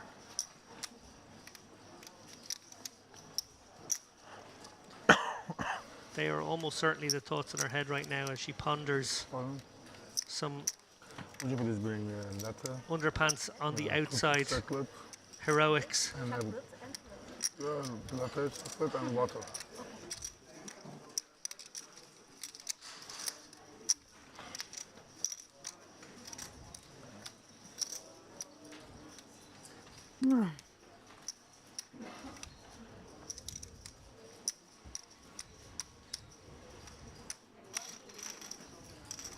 She lets it go. Really happy to see that, I gotta say. Yeah, would have felt a bit of an implosion if Nina hit click call there. But she's been impressive thus far. Hate to see the wheels come off. Might be fine. Were you okay with the flop call? I think it's close. I think probably on balance, I let it go. Yeah. Heads up, maybe she would have to be sticky once with the pair. But it was 3-handed, and it was that weird button overcall of the 3-bet, which signaled a decent amount of strength. So for Begg to have continued into that player as well, Right. I think was a bit more legit. Yeah, agreed. Those sorts of curiosities, I think, fare better heads up out of position than they do in that particular scenario. But nevertheless, we roll forward with Sadeghi limping the suited connector from the cutoff. Now a middling ace for Guarini on the button. He'd like to dine alone as he 4Xs to 12,000. Yeah, interesting to see Sadeghi deploy the limp here. Jack 10 offsuit for Nina is going to defend the big, and more suspect behaviors are beginning to be displayed. I was going to say that will almost certainly bring in Sadeghi for a great price on a suited connector, but he actually lets it go.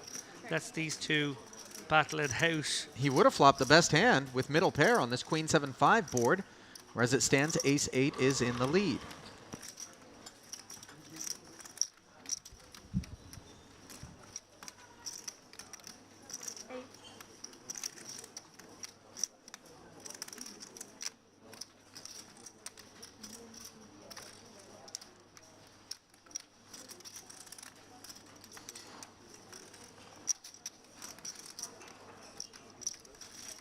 $8K bet does get called, and Krasilnikova binks a jack on the turn.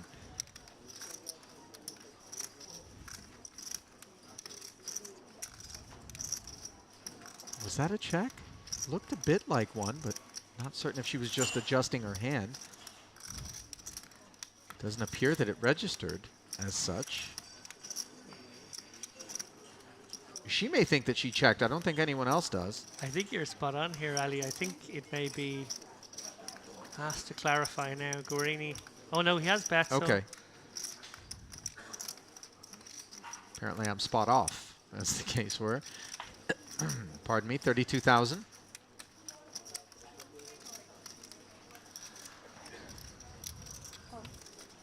Does get called as another 64 slides into the middle. It's going to be very hard for Guarini to Empty the clip here. 96 into 111. Some, You surprised at his willingness to barrel again with the ace-8? Arid river card. I certainly didn't anticipate him firing again. Maybe not assigning much Queen X to Nina's range when calling the 3-bet out of the big. Not sure, but in any event, here he is completely adrift with ace high and 111,000 in the middle. And he's going to jam. Nina instantly asks for it to be counted down. So Guarini obviously reckoning that there are a decent number of weak holdings, so that, you know, Krasilnikova will be in there with some maybe 7/8s, maybe 98? Queen 10s that she might fold even here. It's very, very aggressive from Guarini, clearing feeling like the gap between her turn calls and river calls is large. Obviously his story gets to stay consistent over all those streets.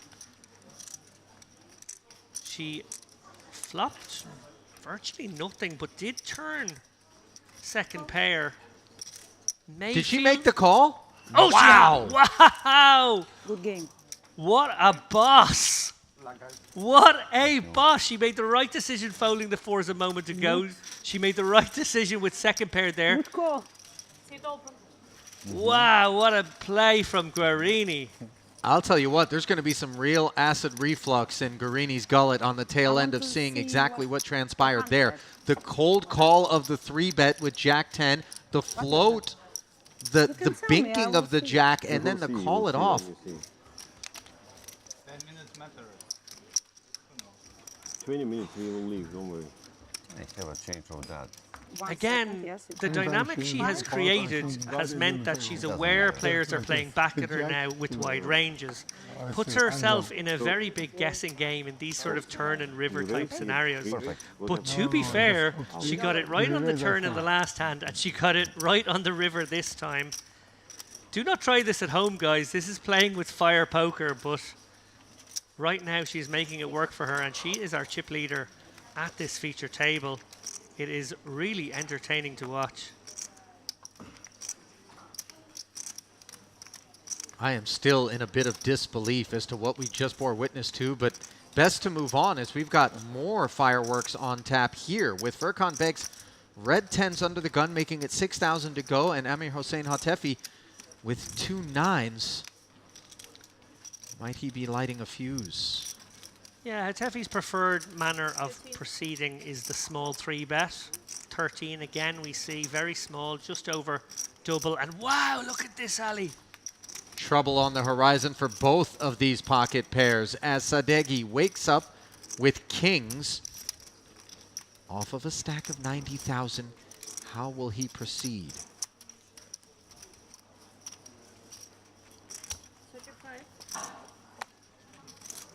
With a 4-bet is the answer to 35,000. I need to put it here, yes? 35? You talked a moment ago, Ali, about grapes I see. shriveling up to raisins. Yeah. These pocket 10s were big grapes. Yeah, they were plump. But they definitely do feel as though they have shriveled in value somewhat now. Withering on the vine. Yeah, Beg can't really call here and navigate. Sometimes It's we are right, too sometimes shallow wrong. and too guessing gamey. I think he has to 5-bet shove or fold, and I think it's a great decision to get out there. Clearly, both Hatefi and Sadeghi can be legit. Most likely, Sadeghi is legit with the cold 4, let's be honest. And Hatefi can get away as well. Well, the 10s obviously have the added pressure of Hatefi behind them, which Hatefi himself does not.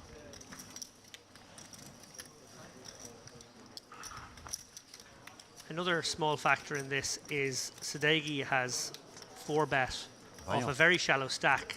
The more natural bet for him would have been to shove, but he does go for 35 off his 90.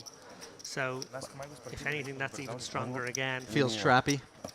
Yeah, and it feels as though maybe off that stack Sadeghi could have thrown out just a little bit more rope to his opponents, could have gone for something in the region of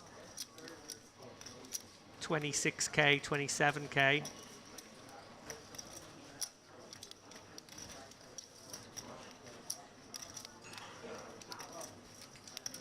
So the 10s do find their way into the muck as the 9s now deliberate.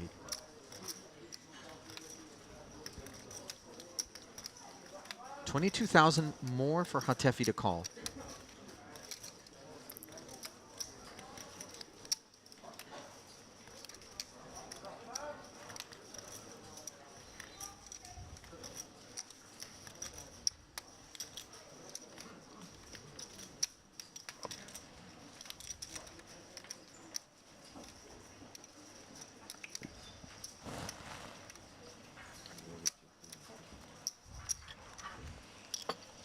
And he does find the call. A little bit of news for you guys.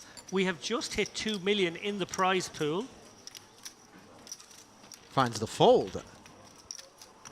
Was the line? Did you say finds the call? Did You I say freaked finds me the out call? for a second. I was like, did I miss something? I apologize. I meant to say finds the fold. I was too excited about those 7 figures Oh, yeah. these guys are playing for. Really remarkable when you consider it's just a $3,300 event. And I say just not in a way that is designed to slight it at all, but rather how impressive the feat is to build a prize pool of that size.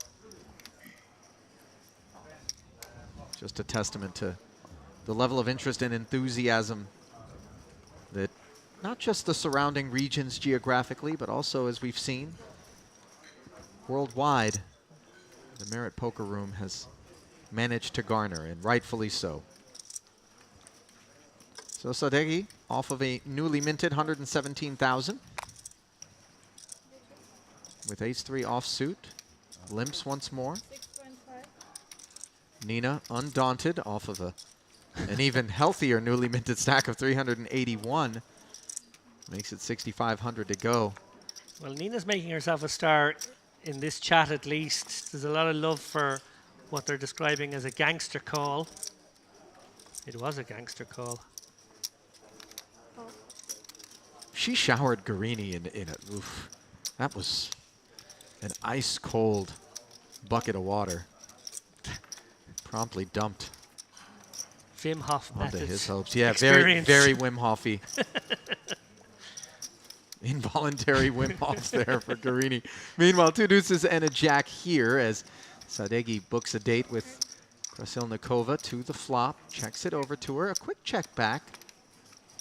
He does pick up the wheel draw, as does Krasilnikova on the turn. Players are currently slated to chop this one up at Showdown.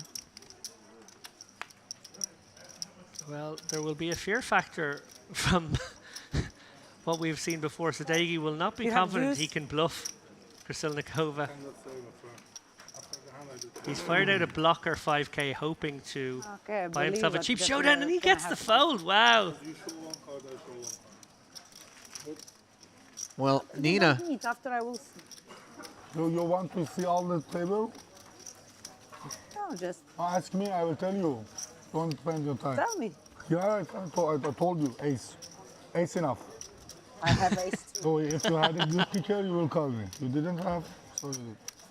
High card. S high with good high. 3. I'll take the under on good high. No, 3. I have 4. Oh, really? Bad luck. They were chopping it, I have obviously. ace 3. Oh, really? I have ace 4. I had ace 3 suited. And I didn't, I think you have king dom something. Oh, that's okay. Ah, okay. Next time. Did he say? I Yeah. thought you had I will tell kingdom you. something. Next time. King Ace 3, I Dumb tell is you. a fantastic way to describe someone's hand. I thought you had King Dumb.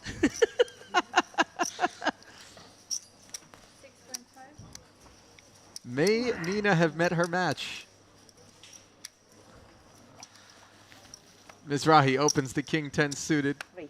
Tremendously entertaining feature table. Glad to have you with us from whatever platform you might be streaming this Merit Western Poker Series from Exactly. here in Karania, North Cyprus at the Merit Crystal Cove Hotel and Casino. Ali Najad and David Lappin.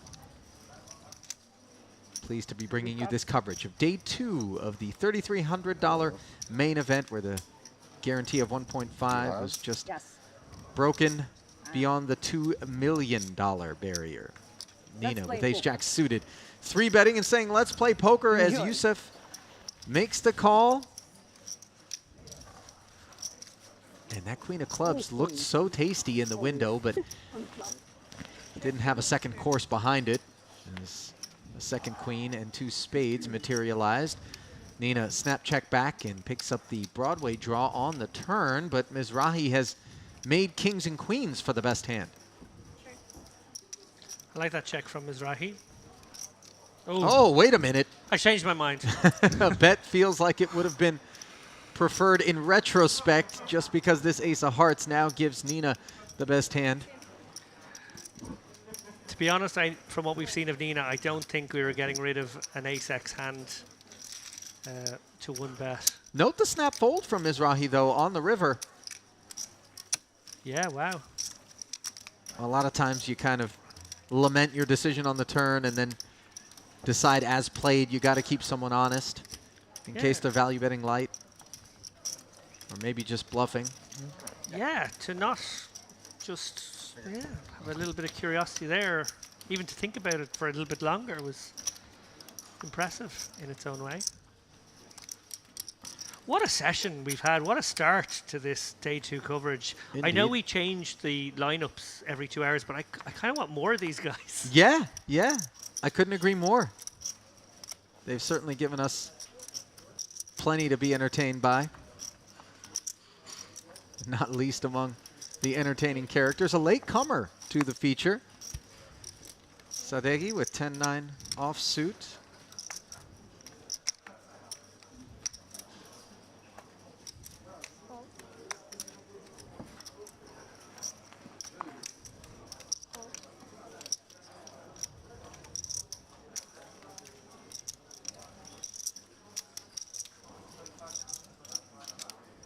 Tefi with the ace-jack out of the small. Mulling it over.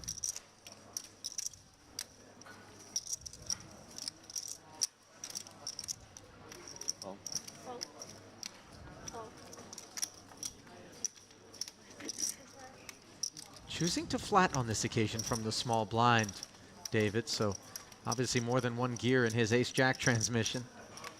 And he comes up quite nicely on the jack high. 2-heart flop, where his check draws a barrel of 5K from Sadeghi, who's got the gut shot and the backdoor flush draw. Yeah, small blind range is very different from big blind ranges in these types of situations. Satefi will be in there with something somewhat more legit. Check raising to 20,000. Annoying for Sadeghi here, who was hoping to buy, at the very least, a cheap turn and look at this good shot. Backdoor flush draw.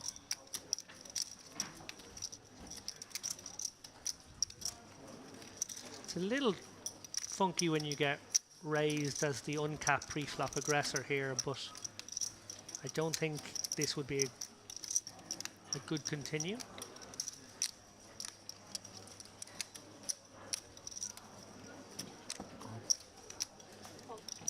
Yeah, 15,000 a bit too rich for the gutty. From a man who we saw float earlier with the Jack-10 against Mizrahi. Yeah, Take the pot away on the river. Interesting, the raise there in that spot. I think a lot of players would expect to see a flat. I think mostly a function of the really small sizing chose by his opponent. He basically felt as though he wanted to charge him to crack his jack. Here we see the next feature table here. The chosen ones. And is that Nee once again going to be joining us? Hang tight. It looks like indeed Lavrenti Nee bought back into the event after going bust with 2 10s against Ivanov at our featured table. He's going to book another date with us. To bust twice on the feature table on the same day, actually Now, one level why apart. would you be ride fair. the broom on the man like that? Come on. I'm just saying it's a lot more pressure now on that poor man than anyone would wish for. A dash more on the heels of you having mentioned it.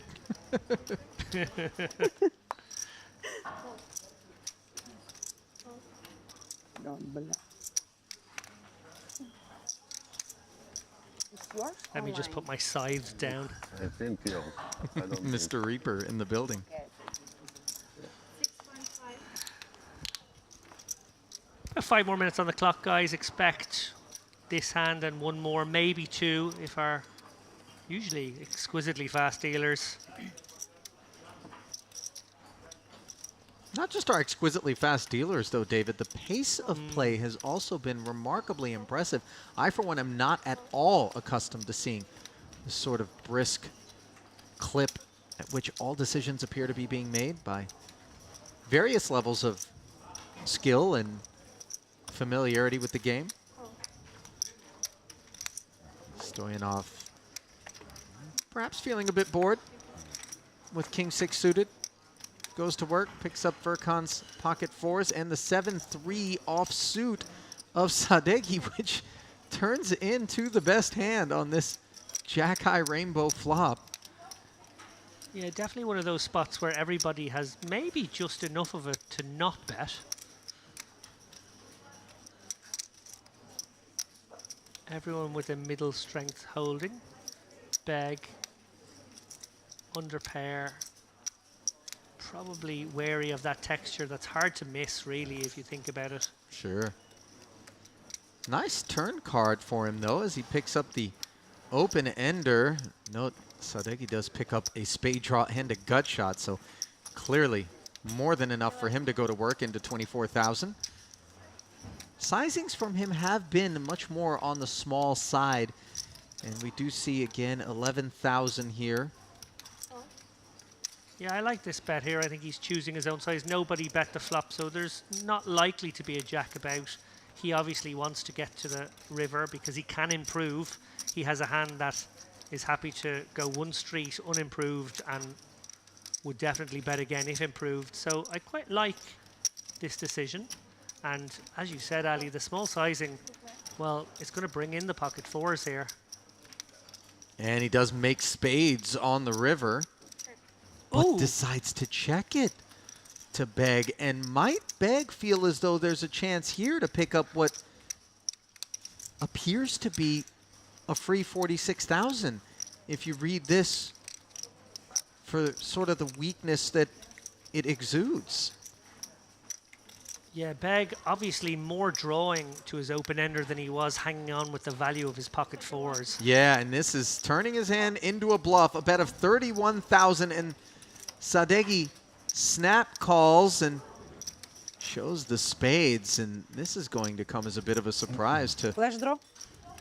Savage execution there from Sadeghi. Yeah, really impressed by that. Note, though, that he Even did didn't flat want it call, to so... four, because he got four, I was straight. Yeah, obviously felt that Until there you're was over the outside possibility that he was up against a better flush. Decided Dominate. to savagely No chance. induce a From bluff flop, yeah, from no I chance. have this hand. his opponent. Last time. Beautifully done. Thank you. First.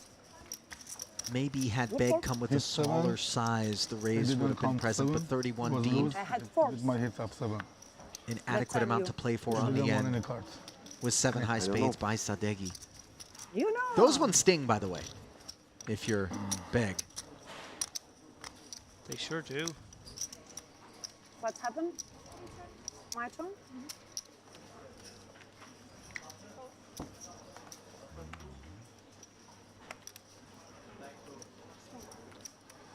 Yeah, I will pay. Yes.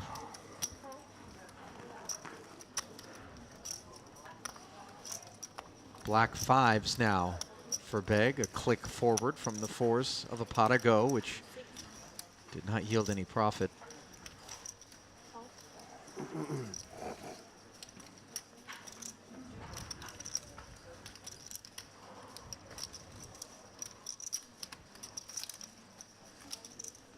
Call.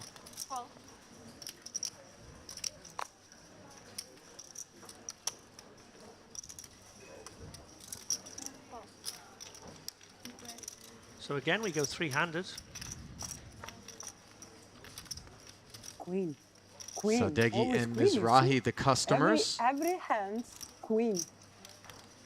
Means something, I think. How do you think? Nina appears to have picked up on a pattern. She strikes me as the kind of gal that would tell you about a baccarat system that she has. You know what I mean? A roulette. No, I have a system. 10K the follow through from Furkan. You have 3 grand? Yes.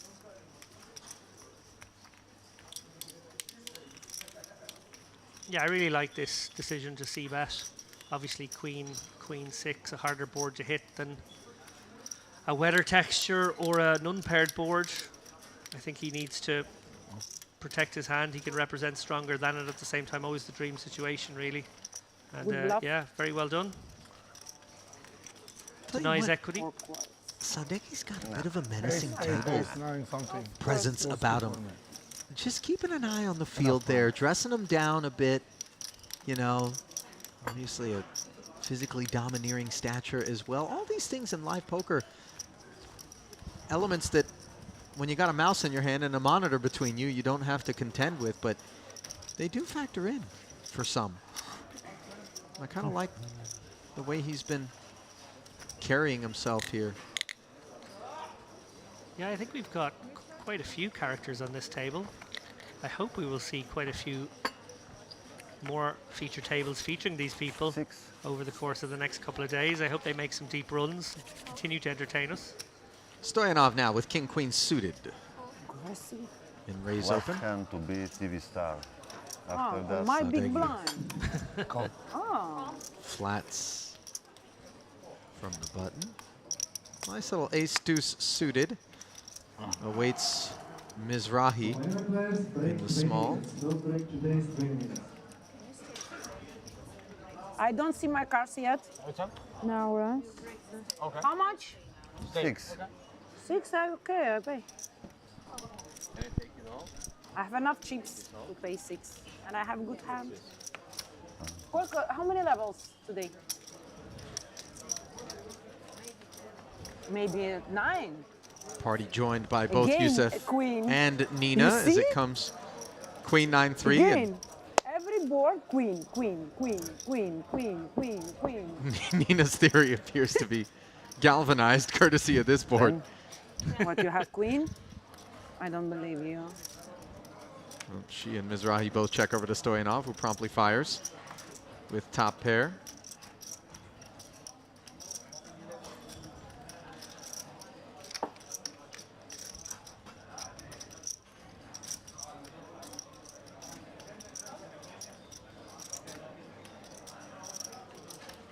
Sadeghi Yeah, mulling it over. Блефанул неудачно. Really, with 2 players behind them, these Fighting. fours need to find the muck, and they do. Look, Never mind the 2 overcards. good hand for 6,000. Yeah, okay, okay. And that's it, Ali. I believe we have ticked over. King.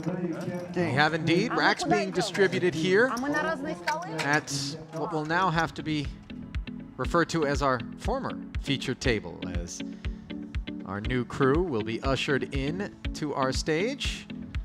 Nina Krasilnikova, who came into this featured table with 237,000, did well for herself, moving all the way up to 389. Ivanov was second in chips to start, also managed to cobble together some profit. Hatefi making a nice move as well, as we welcome you back inside our commentary booth here at the Merritt Crystal Cove Hotel, Resort, and Casino. Once again, Ali Nishad and David Lappin. And for you, David, I'm curious, what was the theme that emerged, or the story of the first 2 stanzas? Well, it was the Krasilnikova show, to be honest, but that isn't to say that there weren't some cameo roles filled in along the way. Stoyanov, Ivanov, and Sadeki there towards the end as well, certainly playing their part. What a dynamic that table has.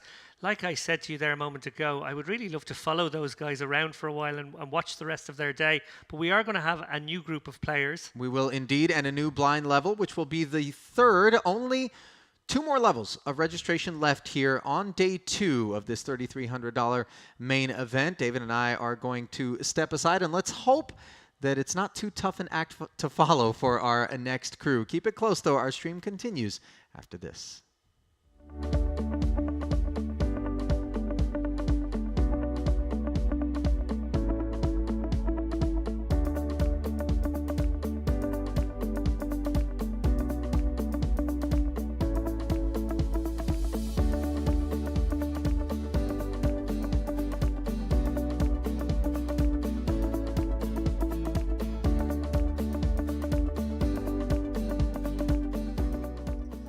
cutoff. Elected to come along, and what a fortuitous development this was. My hunch is that Kodinov will put very, very few 8x hands into Krasilnikova's range here. Oh, and this could be a trouble card for him, depending on whether or not he elects to leverage his range and try to represent the ace of clubs, or perhaps give Krasilnikova credit for a ace middling sort of card, ace Broadway combo that she didn't necessarily want to inflate the pot with, but was happy to come along with. Yeah, I was about to say my hunch is he will go again, and that is what he's going to do. The reason being is that he will identify that, yes, maybe, just maybe, Krasilnikova might have an ace-queen that she would have got sticky with for one street on the flop, but much more of her range when she calls pre and calls again on that flop are going to be hands between 4s and 7s, maybe even pocket 9s, and obviously that ace being another scare card he can represent. Well, she's bowed up, and he is left probably in a spot where I feel he should shut down now. We'll see now if he goes for the triple.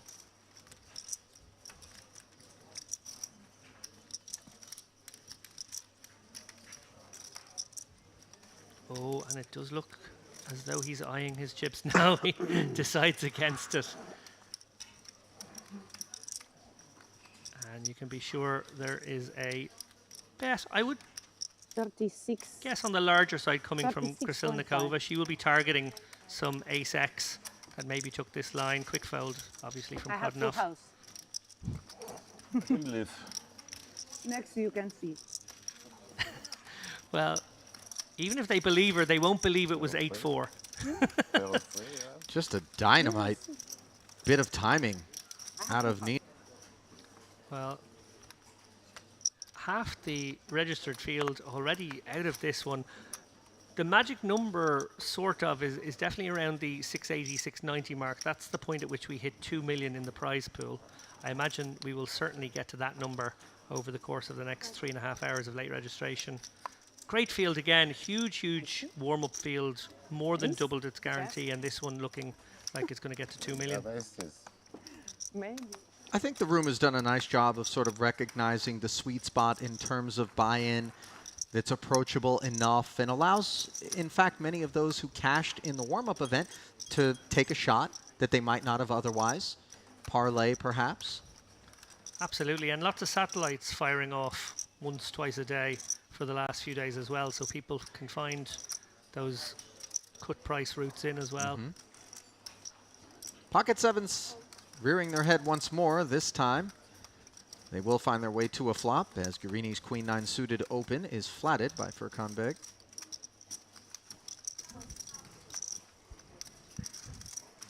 Ace 8 in the big for Ivanov.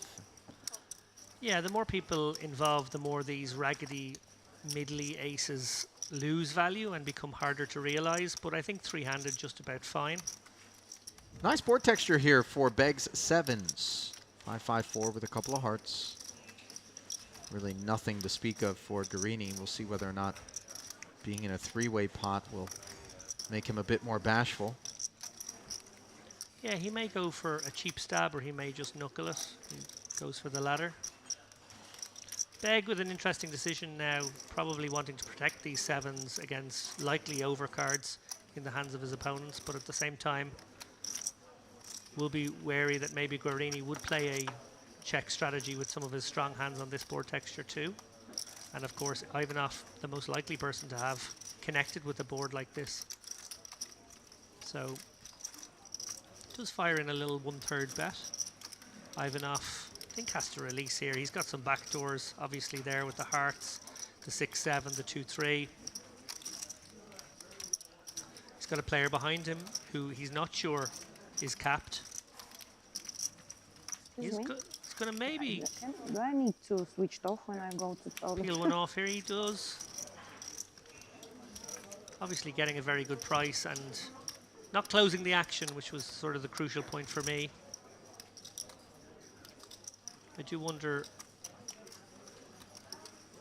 if he feels as though his ace high could be good some small proportion of the time as well.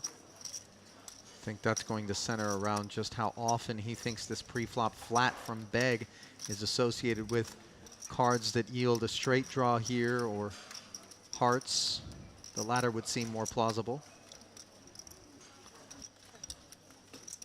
Beg going to check back. Neither player improves on the river. Of course, Ivanov, the one that needed improvement. So if Ivanov does find a bluff here, having been checked on the turn, it will be a tricky little spot for Beg because the king and the jack of hearts will be in the mix there if it was a flush draw. Did seem like he thought about it, didn't it? Yeah. In the end. It's a dark tunnely sort of bluff because you don't really know what you're repping. I guess you are sort of repping maybe the king high flush draw that got there here on game theory optimal, sort of simplified. And I guess the easiest way to sort of apply a game theory idea to this one is that the double backdoors or even triple backdoors, as that was, hands provide opportunities for players to bluff because there's a lot of barreling cards for them to continue a story on a paired board such as that one, if they do want to try and barrel their opponents off their holdings. And then of course they can, on occasion when getting to a river, if they do end up on a river, make very strong hands, and therefore they are the right hand category to take a line such as that. Michel Guerini, heard from under the gun with Jack 10 offsuit.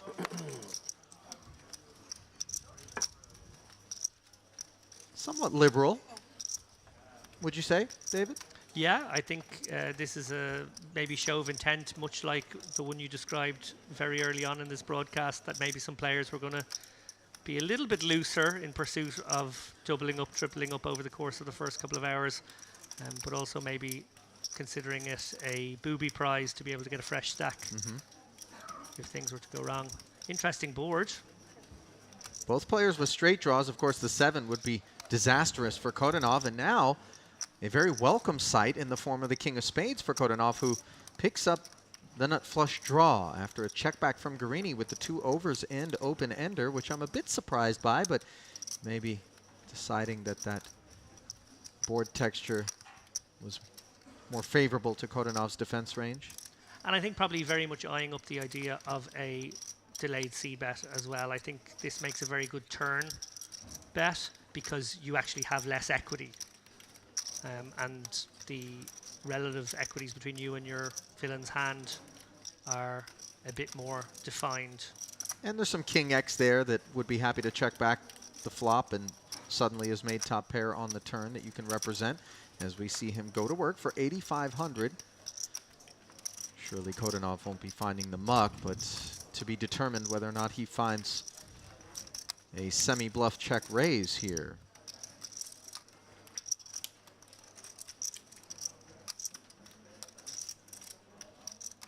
Yeah, he has the opportunity to go for a very clicky raise and then shove rivers if he wants to take the bluff line. But he is getting the right direct price, and when you are getting the right direct price, it's often wise to just take it. You can realize you're not putting pressure on. Well, he does just take it, but the board pairs and does not give it, and it being the spade, which he needed. Mercifully didn't yield a 7, of course, as we touched on earlier. And that turn call, by the way, David, was a pretty healthy chunk of Kodanov's remaining stack, so this will be a very disappointing development for him. Yeah, Guerini will be fearing hands like King Jack, King Queen, which will be mandatory check calls here in Kodanov's range, maybe even King 10. But he will also be eyeing up the possibility of a miss spade draw, a miss straight draw, and maybe think, well, I'm at the bottom of my own range here, I should put pressure on my opponent, and that's what he does. So a really well executed turn river bluff there. You said the more obvious opportunity was with those overcards, backdoor flush draw. David, but Hendon Mob has him with 320,000 in career tournament earnings and making his home in Boca Raton, Florida. So perhaps he has made the trip across the pond. Maybe he's retired. That's the kind of place you go when you retire, right? It is, yeah. Or you just go when you want to avoid state income taxes in the U.S. As we see Stoyanov with ace-king. Martin makes it 5,500 to go.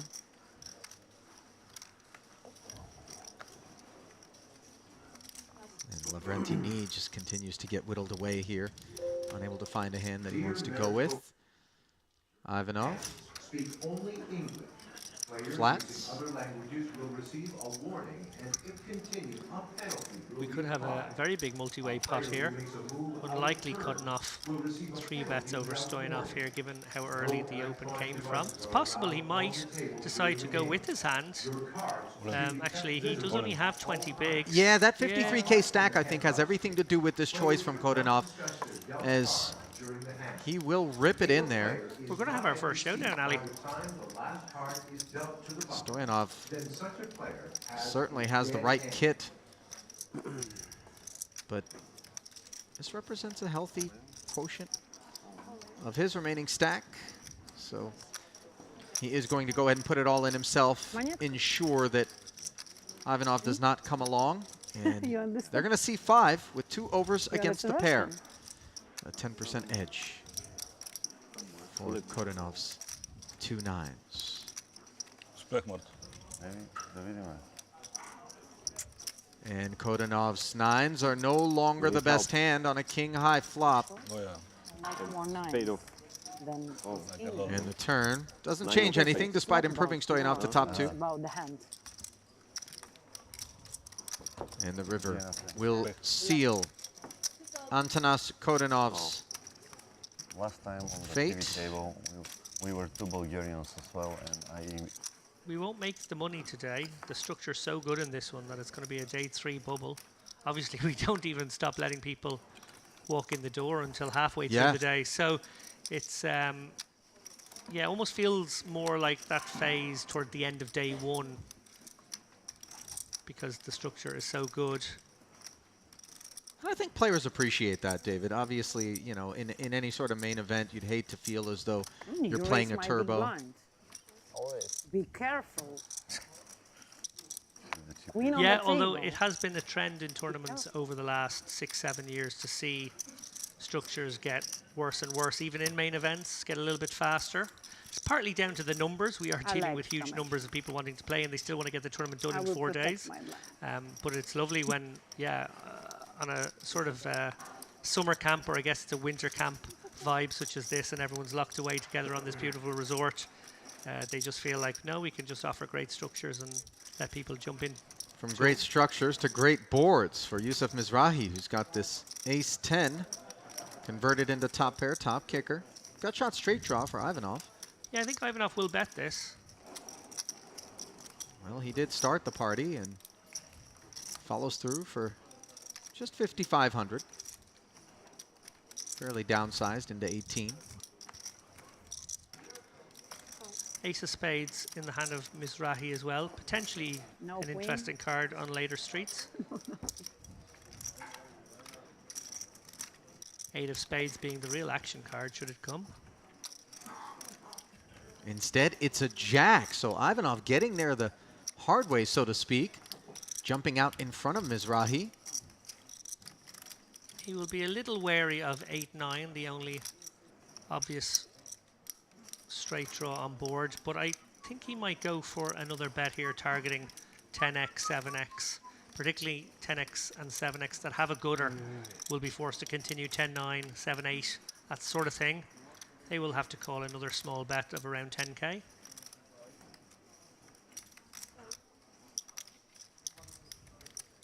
$12K, let's call it officially.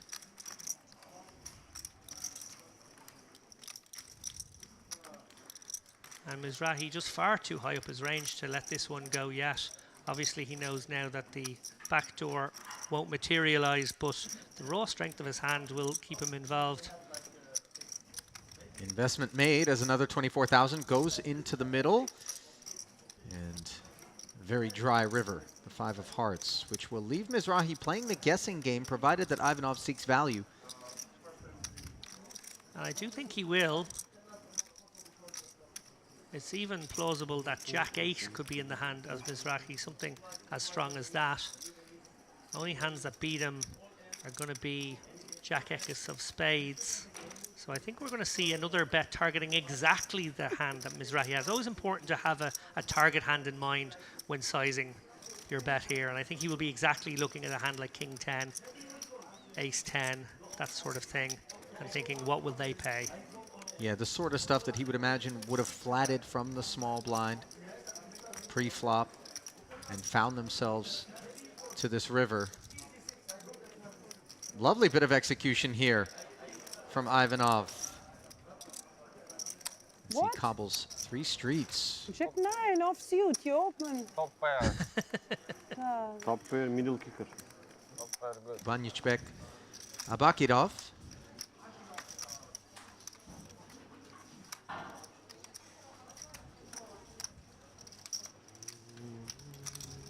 Finally, at long last, David, Lavrentini with a hand he can play. Yeah, and we'll be keen to get some value from this one. Obviously, 19 bigs. Won't want to do anything clunky like shove it. We'll actually be looking for action, and, well, he might get action from Ivanov here. Ace, queen suited. Probably happy to commit to his stack. Can 3-bet here, even though the positions are early. One caveat to that, I would say, is Knee has shown a great deal of inaction, as Ali pointed out there, so maybe gets a little more credit now. Ivanov just goes about his business in this aggressive manner and unlikely to give a player too much credit. That's just business, not personal when you got ace-queen suited. Very much player dependent whether Ivanov has decided to make this a 3-bet call or a 3-bet fold. I feel like it has to be a 3-bet call. But again, Is it a given, though, that Knee is going to come back over the top of it? I don't know. Because of this table, we can leave the table for a smoke or something. I'd Not- be surprised if Yeah? he didn't. Yeah, okay. But stranger things have happened. Off of 51,000 behind. Certainly would seem the more prudent path to take, create some fold equity. Also, if there's anyone at this table who might create a 3-bet folding range, You think that's the man, Ivanov? I think that might be the man. Doesn't feel great, you know, you're going to get snapped off by better sometimes, but here they go, he's lining them up. Yeah, and you see the And he does call swallow quickly. there from Ivanov, who does make the call, was always prepared to potentially be in this sort of situation. He'll be relieved there. Ace-king was going Yeah. to be a large portion of the 4-betting range from Knee there. To see an underpair is a good result, but he had committed so Middle with much. the time. And you see he's behind, but not by much. 54 to 46% in favor of Knee, whose stack hangs in the balance, and the queen high flop is a very bad one for the 2 10s. Oh yeah, oh yeah. Now the 9 on the turn does give him an open ender. Never easy, thinks Ivanov. Ocho. King, 10 or an 8 needed. Where is he? And instead, it's the 7. So Knee wraps the table and passes the remainder of his tokens to his left. Fortunately for him, Not Spanish. re-registration is no, still no. open Yeah, should Ocho he is elect Spanish, Spanish. to buy back in. Ocho. But the yeah. Kazakh, who has 2 hand, obviously, but oh, he's going to be regretting it instantly on the 9-9 deuce board where Guarini picks up a nut flush draw. So we would have seen some real action. Yeah. To borrow a phrase from your broadcast, it was cuspy. Yeah. It was a cuspy one. Guarini, not flush here.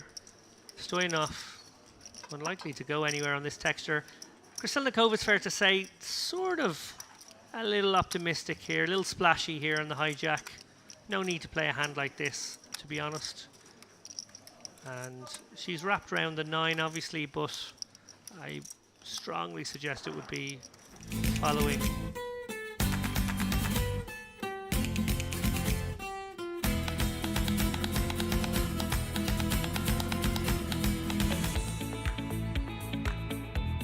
And a warm welcome back to the Merit Crystal Cove Hotel Resort and Casino on the shores of the Mediterranean here in Kyrenia, North Cyprus, where day 2 of our Merit Western Poker Series main event, a $3,300 buy-in that has broken a $2 million guarantee, rolls forward with a new collection of players at the featured table. Ali Najad alongside Irish professional poker player and author Dara O'Kearney. And Dara, as we glance at the chip counts here, amongst the almost entirely new 9 players, Lavrenti was actually at the feature table for the first couple of frames.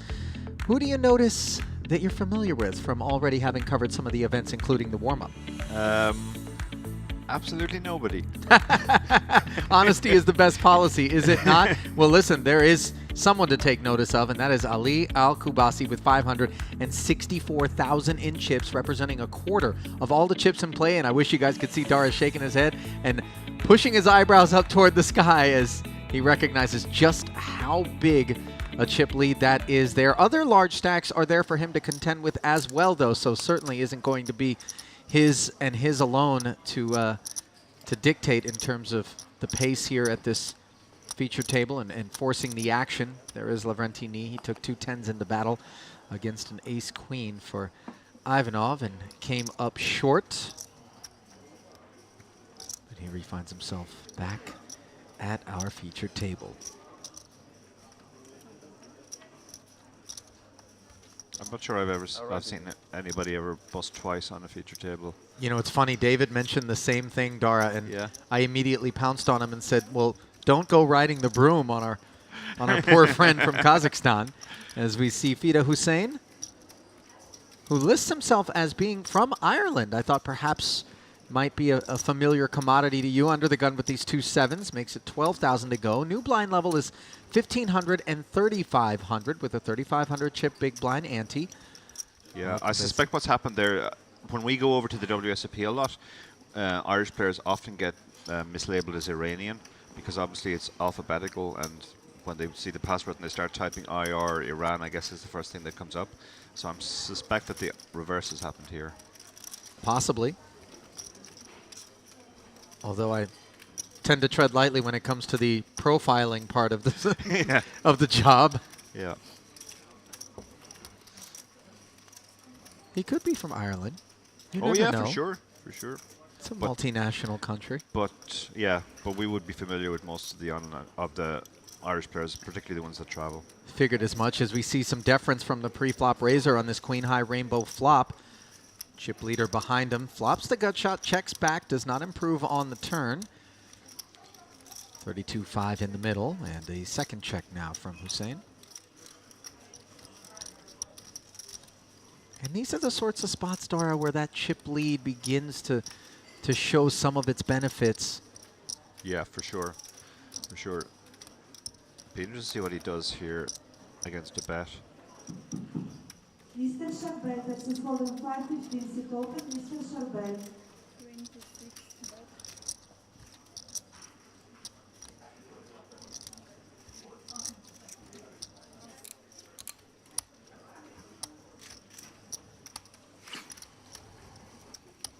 And Al-Kubaisi able to take it down with a Mr. Charbel versus barrel. Holden 515 sit open, Mr. Charbel. Mr. Yehuda, Keeping an eye on the overall chip leaders in the event at this point.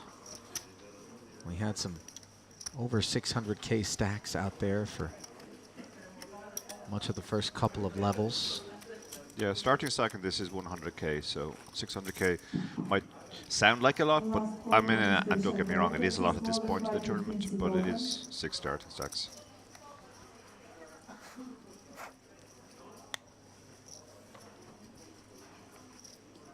Efforting an update with respect to current largest stacks, and it appears that Kubanyachbek Abakirov has reached the 700,000 chip threshold, as he is your overall tournament chip leader for the time being. Now, a raise to 7,000, the minimum, from King 9 suited for Israel's Abraham Passet. Al-Kubaisi with King Queen, hailing from Iraq. Yeah, tricky enough spot for the King Queen, although we can see that he's in great shape. It's the type of hand which generally wouldn't necessarily be in amazing shape against an under the gun raiser. We can see the under the gun in this case is pretty much at the rock bottom of his range. King 9 suited is a fine open as well, but yeah, Al-Kubasi won't feel amazing about his hand. Turkey's Yusuf Tekin with pocket sixes in the cutoff. Joins the party. Knee in the small with queen nine, and gonna get away. Yeah, not really the kind of hand. Multi-way is much more likely to be dominated as it is on this occasion. In fact, it's doubly dominated.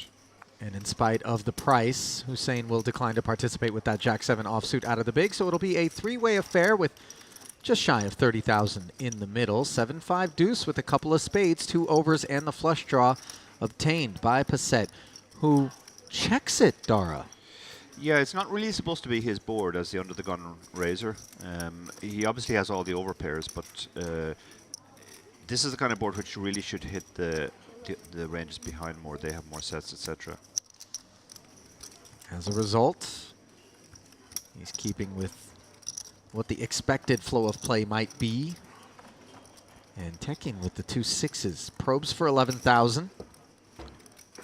Passé could have gone for a check raise there, but he decided to take the more low variance check call line. Unimproved on the turn. The 5 pairing is not at all unwelcome for the sixes here. Yeah, sixes feels much better about his hand. The 5 really can't have improved Passé.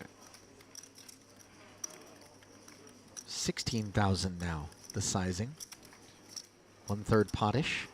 Yeah, he's getting the price pretty much to call, but when the board pairs, you could be slightly worried that you could be dead already against a hand like sevens.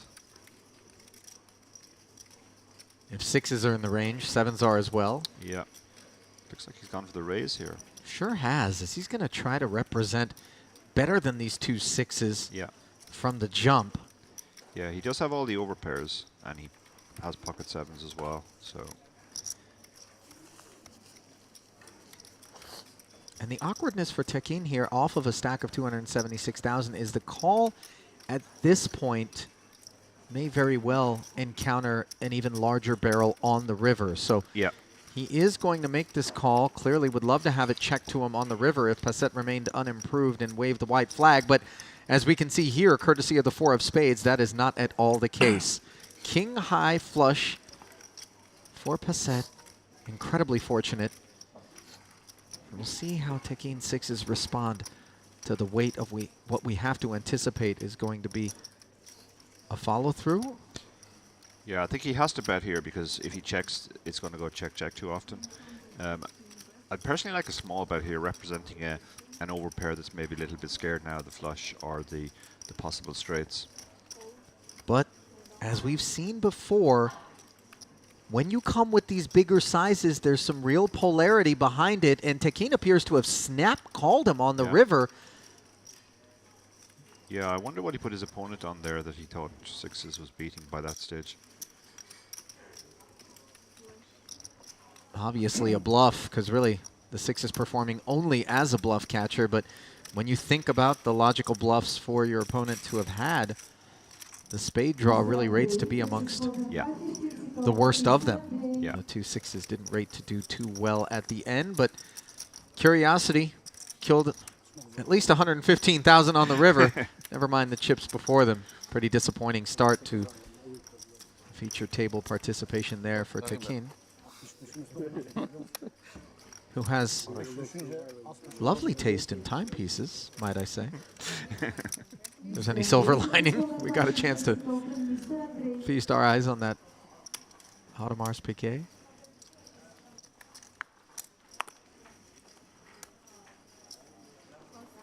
Onwards we march.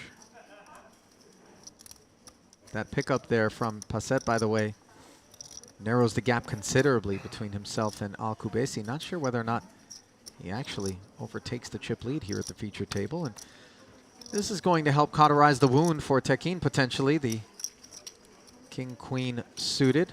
What do you think, Tekin or Tekin? Shame on us. We're here in the Turkish Republic of Northern Cyprus. Yeah. And we can't even piece together I'm going to go with Tekin, but a proper just pronunciation, as we see. Yeah, the ace-10 flatting. The ace-10 flatting. I quite like that. If you 3-bet that hand, you're pretty much just going to narrow the range to hands you're in bad shape against. Evgeny Korchagin And we now have Hussein. a real hand here in Yeah. the small blind, and he's effectively committed himself. 83,000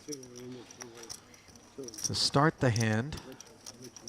So he's put in 40% of his stack. Sure has, and the 3-bet does get called by the king-queen, which came up empty, and actually he had more than 83 to start the hand. That was Already 3 behind. what he had back. Okay, so yeah, that makes sense. forgive me.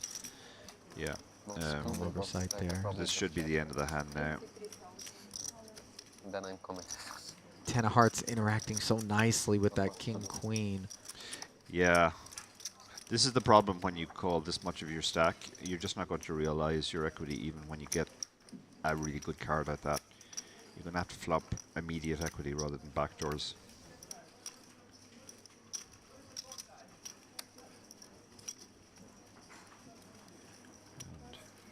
And another setback.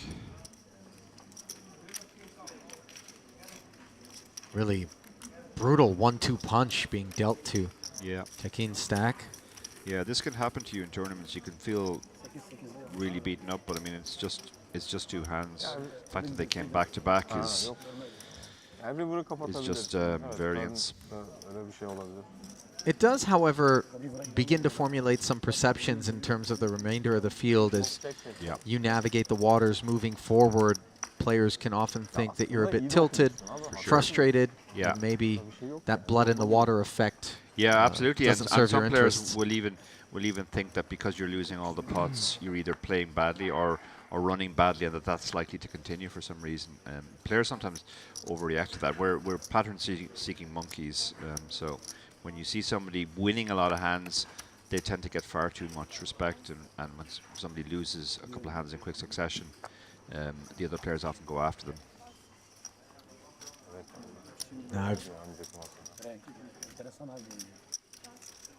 pardon me, Hussein with 9-7 suited on the button, going to limp in, Dara, and this is fairly ill-advised, although we have seen some top-level pros from time to time employ this particular strategy off of various stack depths. The Jack 10-7 board yields bottom pair and a gut shot. Unfortunately, however, the big blind with 8-9 has flopped the joint.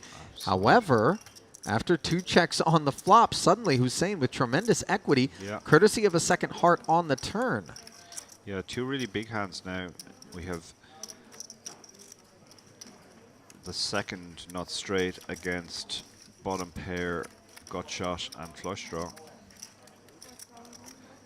The limp here was interesting because normally that's a play you see at shallower stack depths. Yeah. This deep, it's not really seen very often. So a bet of 4,000 and a call behind it as we go to the river, which is a king, and now suddenly both players are playing a king high straight.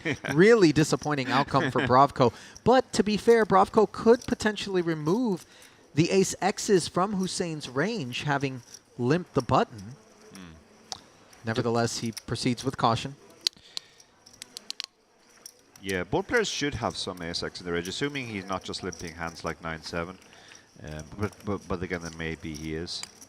But the small blind in particular, sorry, the big blind would tend to 3-bet pre-flop with an ace, or isolation raise in this case.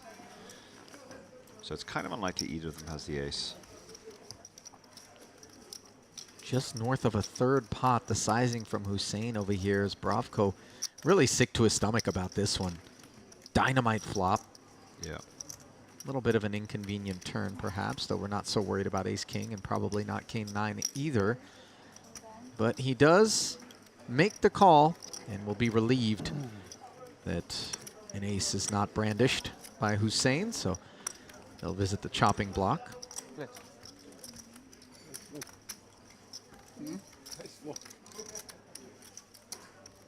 Awfully feathery affair here for our dealer. Yeah. This is downright avian. Yeah. Is she molting? I wonder. They're going with the whole Western theme. Yes. Cowboys and Indians, Cowboys I suppose, and is the Indians. angle. That is the angle. But it's certainly different from the usual dealer attire. I'll tell you what, it isn't just about the costumes here. Truly, the staff who we continue to praise, and it may feel as though we're simply playing for the home team. by experience, I can tell you that the dealing here at Merit Poker is also top class, really professional. Yeah, yeah. David and I were impressed during the warm up. We saw almost no missed deals. Deal is very clear in procedure. Perhaps a few misplays, but not misdeals. Correct, correct. It's fair to say this standard of dealing was perhaps higher than the standard of play, at least in the early days.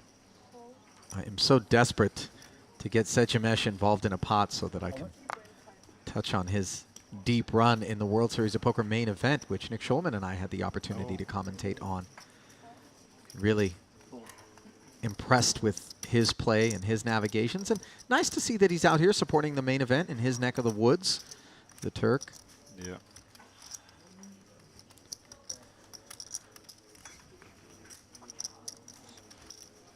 So it looks like we were having a limping epidemic now.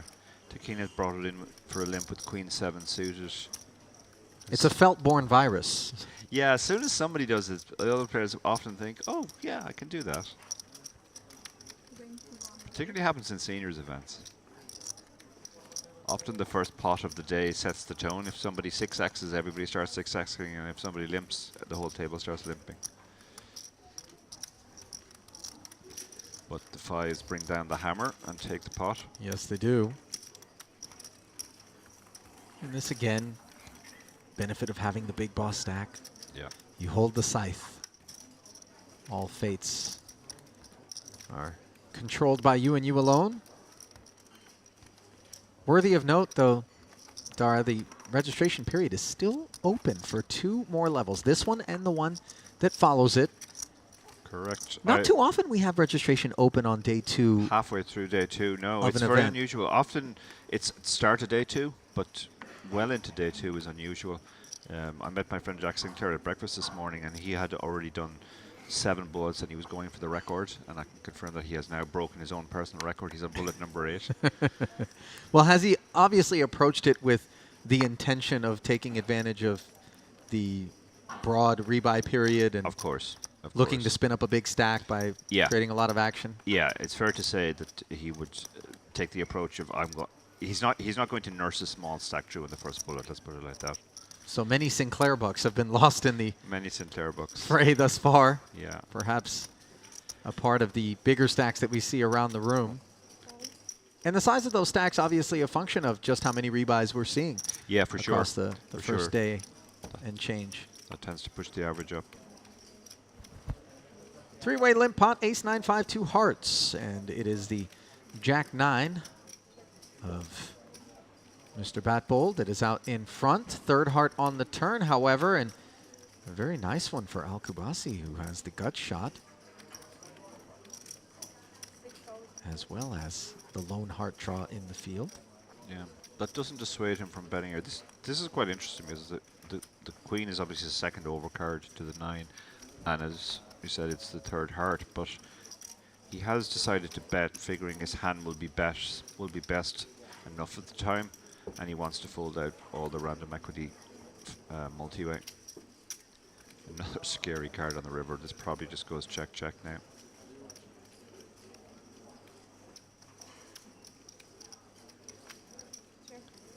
Yeah, it does go check check, and he'll be quite relieved to see that his 9 is good here.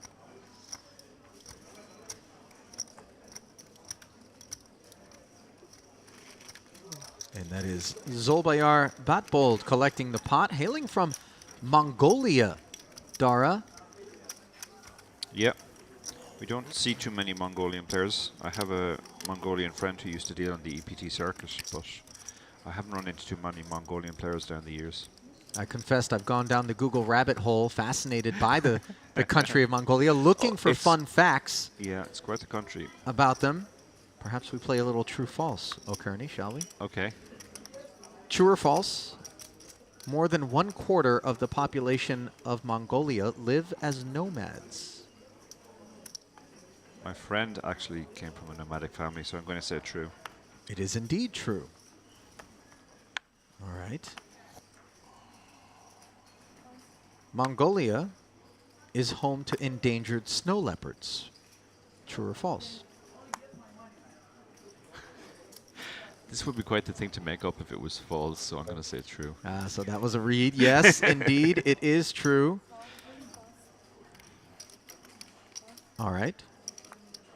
I'm going to put a pin in that as we have poker upon us once again. Indeed. You're 2 for 2, though. We've gone a back tough to customer. We're going back to raising, which is good to see. More familiar territory here. Korchagin with the king jack. Ranges are much clearer. Queen 3. I mean, you don't tend to fold too much of the big blind this deep, but Queen 3 is definitely a hand you can let go. Picks up the pot there. Wearing a San Jose Sharks cap, by the way, from the National Hockey League, a US-based team. And also it looks like a poker badge. Poker are one of the bigger stables. Go on. Online stable primarily. I did some coaching for them a few years ago, specifically on satellites. They have quite an array. Well, they have hundreds of players that they stake online, or at least they had at that time.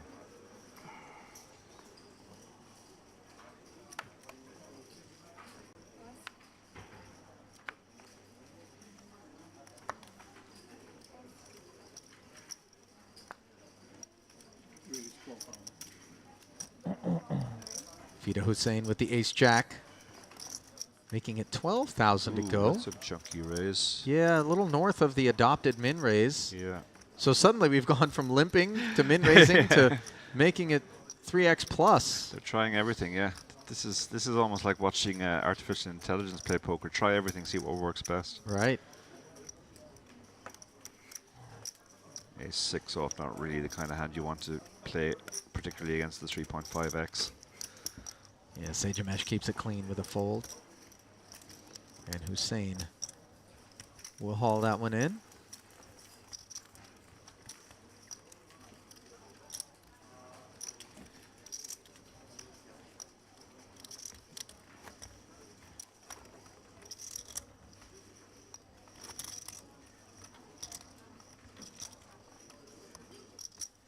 Understand you had an opportunity to get out and run along the coast this morning. Did Dara. indeed, yeah. I've gone for a run most of the days since I got here.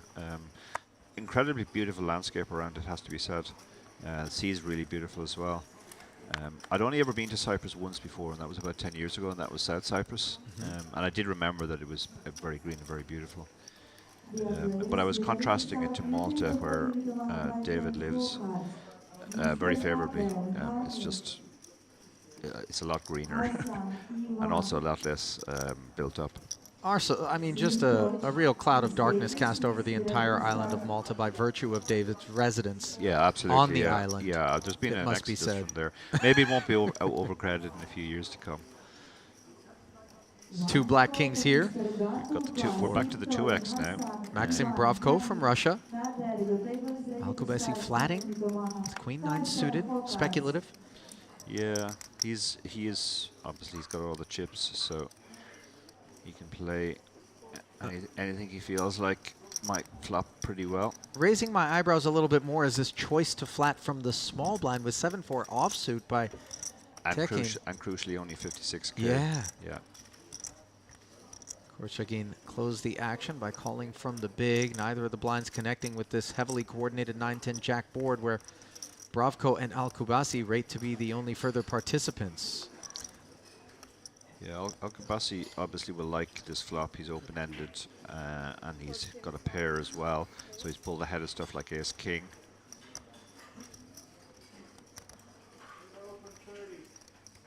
Let's see how he proceeds now. Bravko is going to bet because even though this is a better flop for kings than for aces, because if he has run into a set or 2 pair, at least he has the gut shot.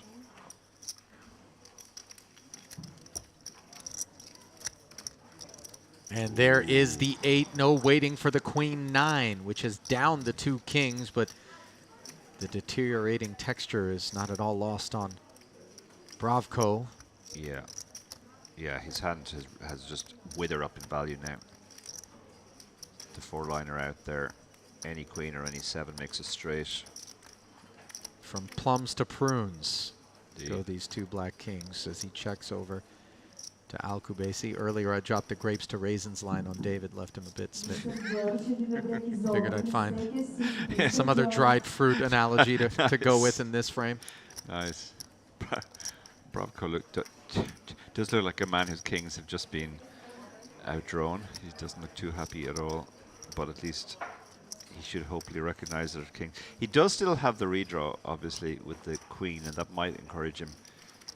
He's getting 4.5 to 1 Yeah. plus on the call. Yeah, the sizing here makes it look. It could even potentially be something like Ace Jack that's just betting that size to check back the river. So he's drawing to improvement, or he's drawing to a check on the river. Well, he's drawing to the 3 of clubs, as it were, which is an unwelcome sight, as the kings are really adrift without a paddle in a 90K pot. The Queen 9 has to decide what size to go for. The small size made sense on the turn for a lot of reasons, make it look like an advanced blocker. Now he has to decide what exactly he thinks he's targeting here.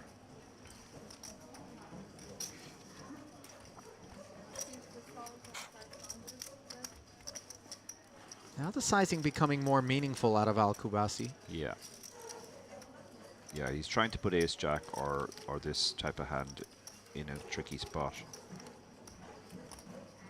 It's very hard to find bluffs here, though.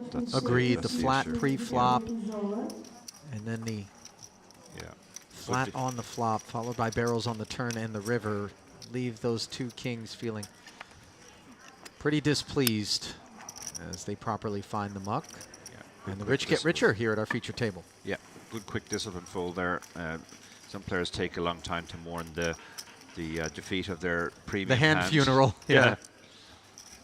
Dearly beloved, we are gathered here today to honor the 2 black kings of Bavko. They lived a short and unprosperous life.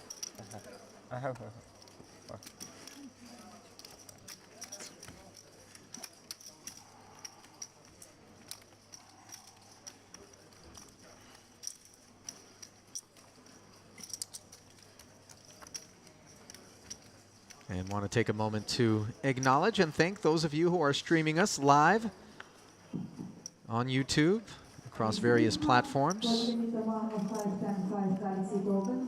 Pleased to have you with us. Absolutely feel free to engage in the chat. Dara and I are both keeping our eye on multiple things, including the chat.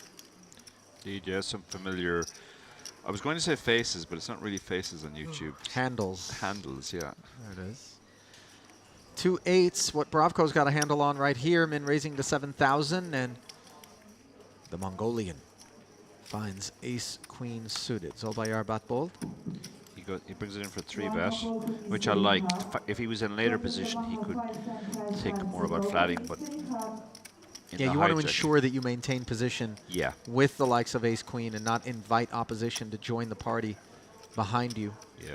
And bit of a snowball effect too, isn't it, Dara? Forgive me for interrupting, but once one person flats behind you, it further and further incentivizes thinner and thinner hands to further complicate the procedures for ace-queen moving forward. But as you were saying. Absolutely, yeah. And we have seen a tendency at this table to flat some really speculative type holdings, like 7-4 off last hand, for example.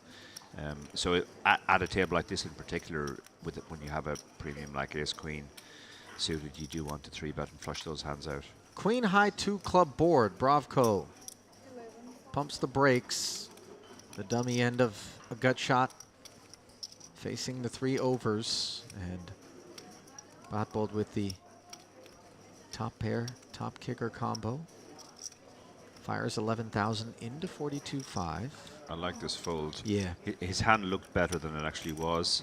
Drawing to a really bad straight, really bad gut shot, in fact, and under pair to the board. Yeah, so much King X in Batbold's range after having flatted pre. Where do you really go, even if you hit your best card, which you would imagine is the Jack? Yeah. The 8 is even troublesome. Even the 8, yeah. Jack X is looming.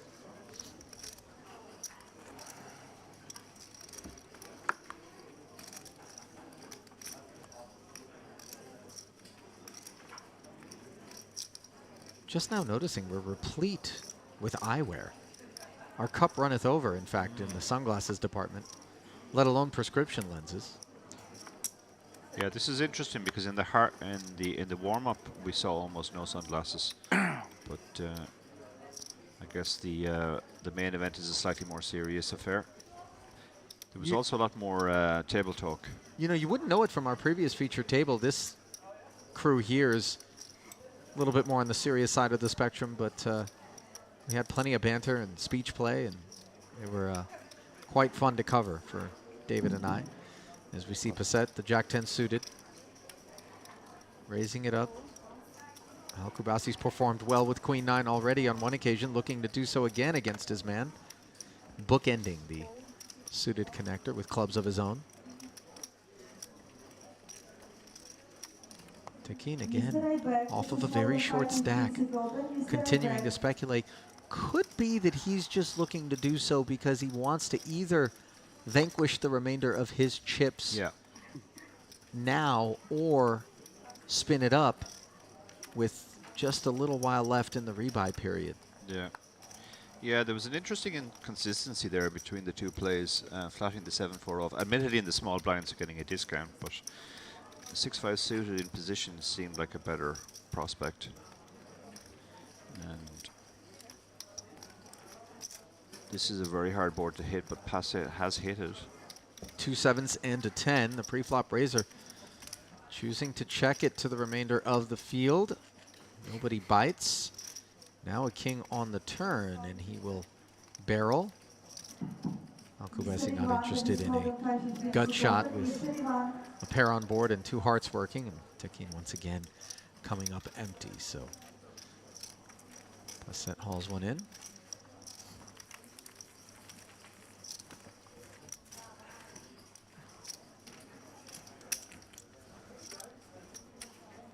Poker in Israel is quite popular. Dara, there's extremely popular, yeah. Tremendous amount of enthusiasm back in my neck of the woods in Las Vegas from the Israeli expat community, and a lot of them do go home with some regularity, and when they do, they tell me all about home games that kind of pop up here and there, but casinos and card rooms of a sanctioned nature, still not a feature of Israel. Yeah. Which seems like it could only be a matter of time, although clearly it's a deeply religious part of the world, and maybe it doesn't fit with the tenets of religion, which would explain things. I would love to open up a card room right there at the in the heart of it, if you will. Just Yeah, we do see a lot of Israelis traveling as well, EPTs and other European events. They're a very, very big contingent. In fact, a lot of the multinational enthusiasm and participation here at any given Merit Poker Series is by individuals who don't have the luxury of being able to play, you know, a poker tournament from whatever country they hail from due to, you know, legal obstacles, and so they're never far from the island nation. Pop on a plane and get your fix, as we see the Jack 8-3, giving both Passett and Korchagin the second pair.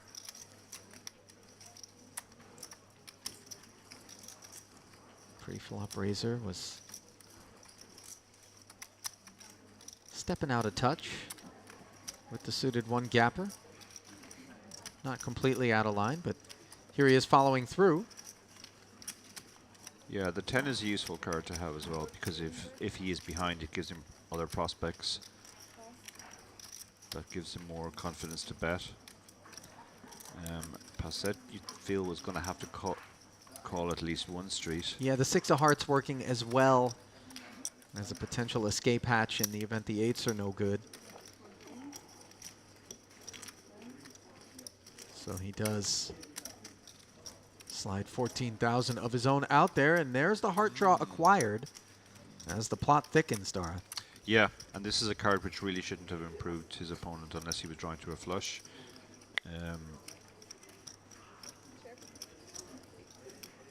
Korchagin is in a tricky enough spot now.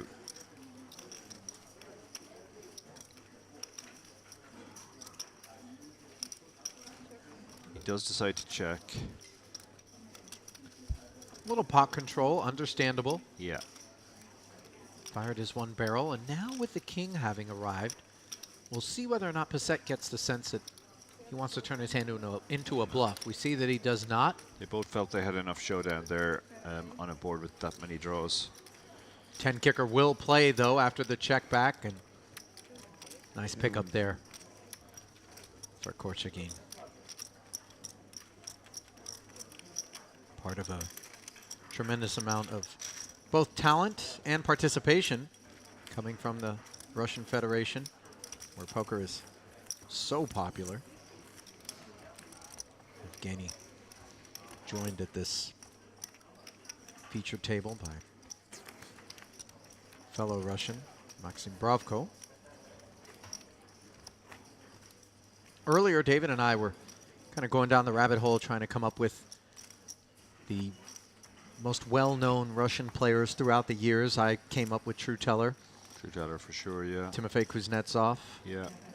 He went a little bit further back into the ranks. For you, who are some of the most talented Russian players in the game today? Today?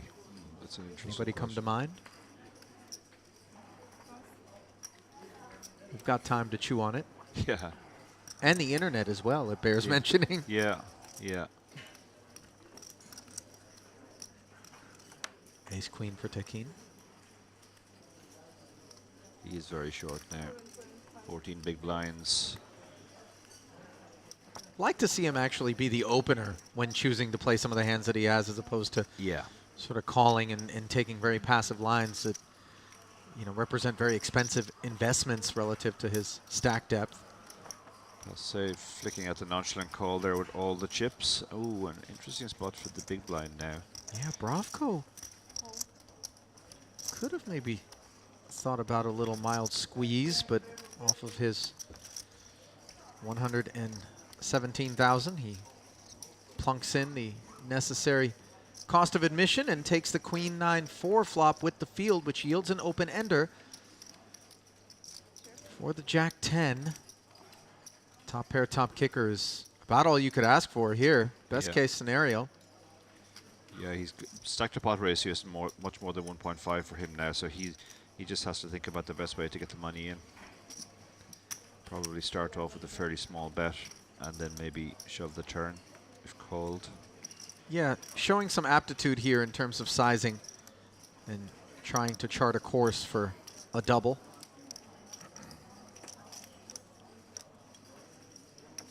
Of course, one does not defend the small blind with Jack 10 to simply check fold open enders, as we see Passet's call.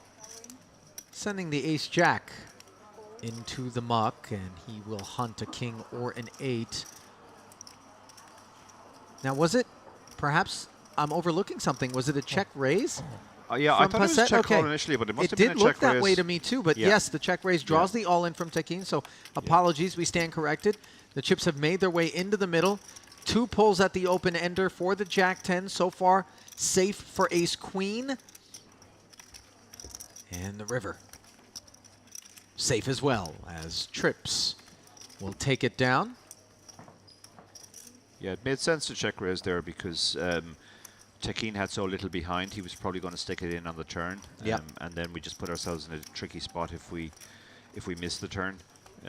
By raising, we're going to see all 5 cards, and we get to realize equity with our very strong draw.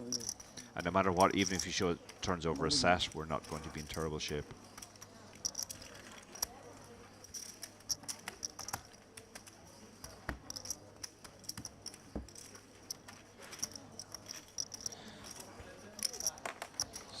Some talk in the chat, I guess, about your question about good Russian players.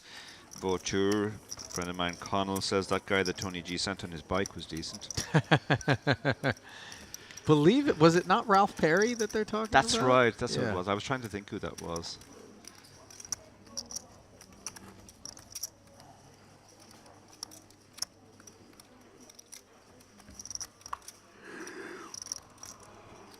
Well, it's a bit early for that, my Mongolian friend.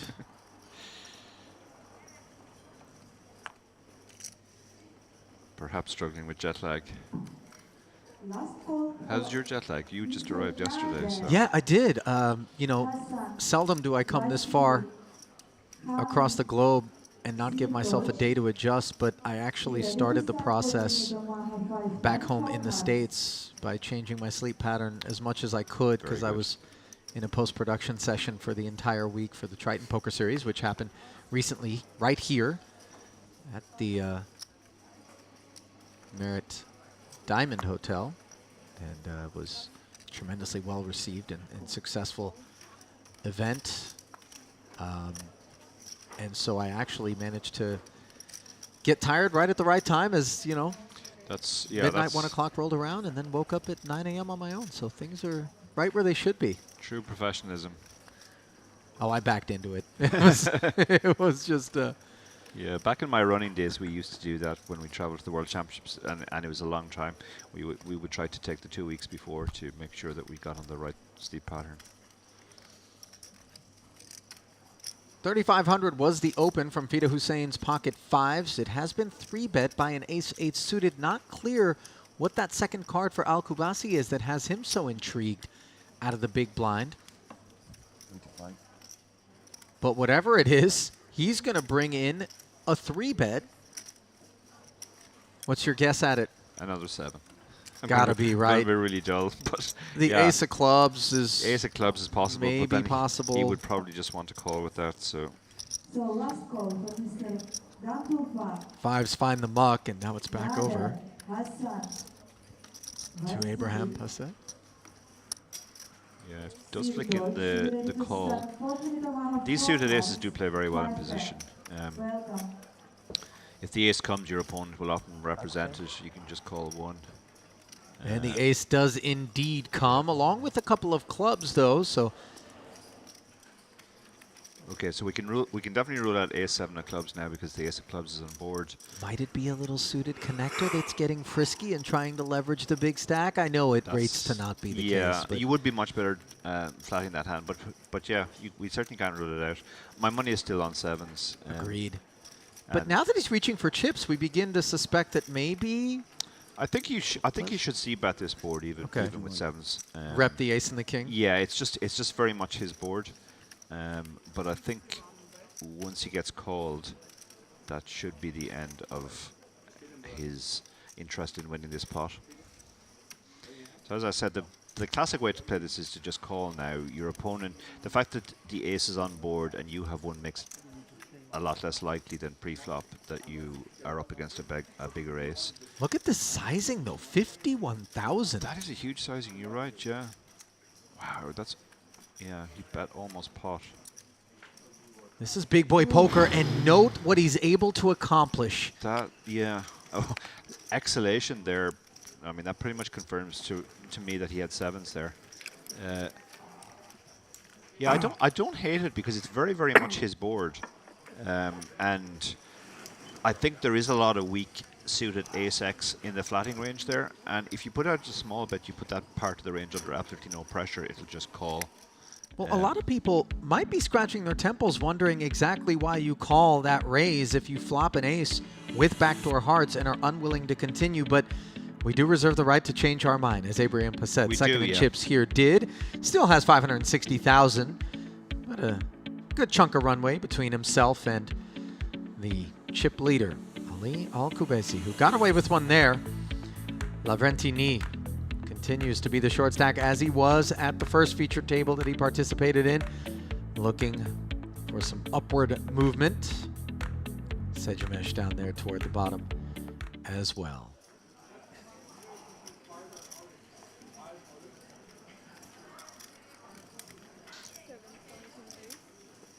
Snowmen for Sejamesh.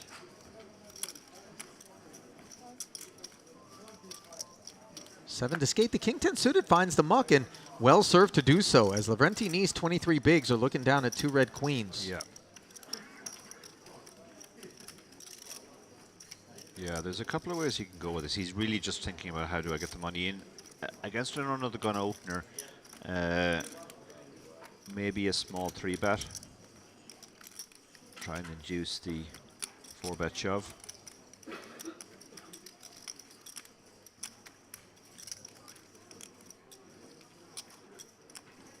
It's tricky because anything he does is going to look ridiculously strong.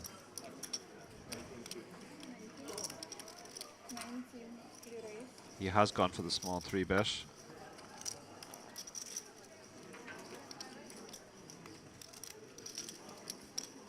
You're right, it does look strong regardless Yeah. of whether or not he jams or Yeah. makes the small 3-bet. And Sejamesh, very seasoned. That fact not going to be lost on him. The statement is obviously a little more meaningful when it comes outside of the re-entry period. Yeah. But nevertheless, Nee doesn't appear to be Mr. Kamil, the type of customer who is stepping out of line in this spot. Okay, he's going to call. He's going to mostly figure he's set mining here, and he's going to feel that he's going to get the rest of the stack if he does hit his set, given how shallow Nee is. Yeah, the implied odds not quite as handsome as they would be against a player This is who one was of a little bit deeper. Yeah, this is one board he might get into a little bit more trouble on. This is a very safe board for pocket eights, and if we put stuff like ace king, ace queen into Nee's range, and we could imagine him firing, I'm not sure the eights are going to be able to give up here. How will Nee seek to deploy this remaining 63,000 with 46.5 in the middle? It's going to be at least in two parts. Yeah. As 13.5 is the sizing. And what a perfect amount with which to target the specific hand that Sejamesh has. Yeah. Yeah, a lot of Sejamesh range is are hands like this, and they really can't give up to this size because then they get exploited by ace king, ace queen. Sejamesh makes the call. And when you find yourself with the 2 8s, which are unimproved on this 4 of diamonds, facing these sorts of sizings, it almost annoys you because you recognize the compulsory nature of having to proceed, but also in context, the increasing unlikelihood that the 8s are good. Yeah, yeah. No, you're exactly right. It's annoying. There are spots in poker where it's extremely annoying to have a hand that's not quite, that's a little bit too strong to fold. Yeah. But you kind of know deep down, it's like when you've grudgingly defended your big blind and you flop bottom pair. Right. And now you're like, okay, now I'm going to have to put more chips into the pot, but it still has to be done because, as I said, otherwise we do get exploited by the ace king and the ace queen. Now, Nee has a couple of choices here. He could even check here and make his hand look like ace king. That's just trying to get to showdown now. But don't you want to charge an ace that might be in Sejamesh's Yeah, range? the four is problematic now because any ace has picked up a gut shot. Yeah, he has just moved all in, and that does get the quick fold. But he did pick up the 3-bet and then the follow-through in terms of value out of Sejamesh, who really appears kind of disgusted with what he was forced to reckon with there. And credit, by the way, to the Kazakh, who showed some true aptitude in terms of his approach. Yeah. A lot of times people bemoan the idea that, like, you get pocket queens, oh, that was really skillful, but there's more to it than just getting the hand. It's also maximizing the profit or minimizing the loss. Absolutely, yeah. Yeah. And you have to play the same hand differently at different stack depths as well. We saw there the shallowness of his stack dictated how he should play the hand. The small 3-bet, the small c-bet. Cool. An early limp here from Youssef Tekin. Pocket 4s. Yeah, would you like to see him raise it up if he's going to bother to participate? Yeah, he's quite shallow. I mean, if you are going to have a limping range, these are the kinds of hands, but then it just becomes... Like, I think I would actually prefer to fold this than to limp it. But it's always very table dependent. If there are not too many people raising, then it becomes fine. You're going to see a flop a lot. Bravko joined with King 10. Sejamesh looks down at 10-6 and says run it, so we'll have a three-way affair with 15-5 in the middle, and it comes Queen 10-5. So both Sejamesh and Bravko have outflopped the pocket 4s, but it is Tekin who is reaching for chips, Dara, and incomprehensibly he is barreling at this board with just 2 4s for 5,500. This does surprise me, yeah. It's not particularly his board, particularly when he's limped. Does Sejimesh a bit of a favor, by the way, because Bravko flats and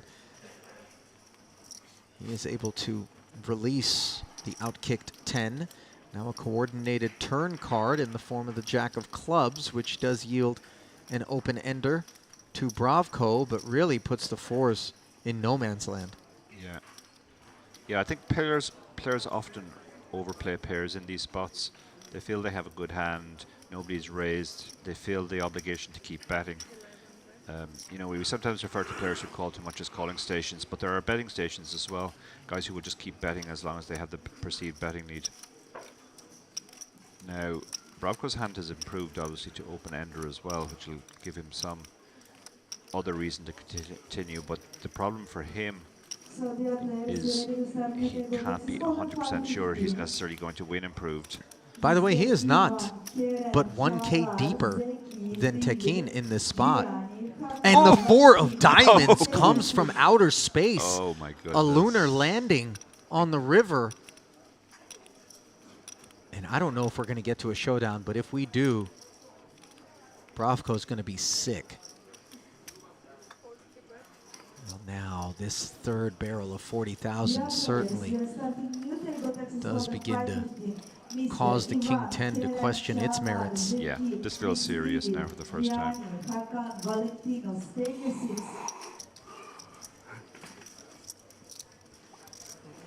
As a very general population tendency, when you see small bet, big bet on river, they've improved in some unexpected way.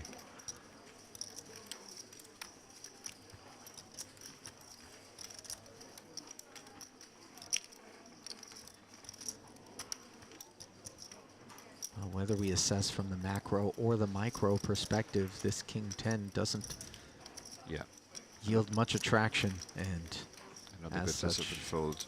Just a pure bluff catcher there on the end. Oh, yeah. And again, 40 off of his remaining stack at that stage was fairly meaningful in terms of statement made.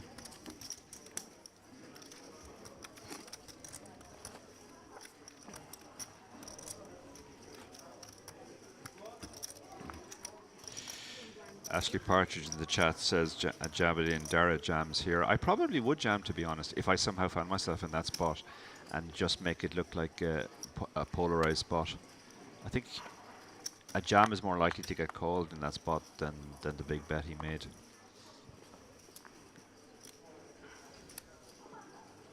Ace 7 suited here for Lavrentini.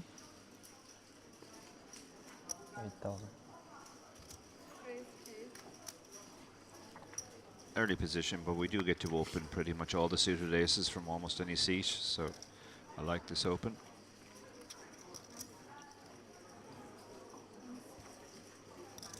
Bravko has certainly impressed me so far.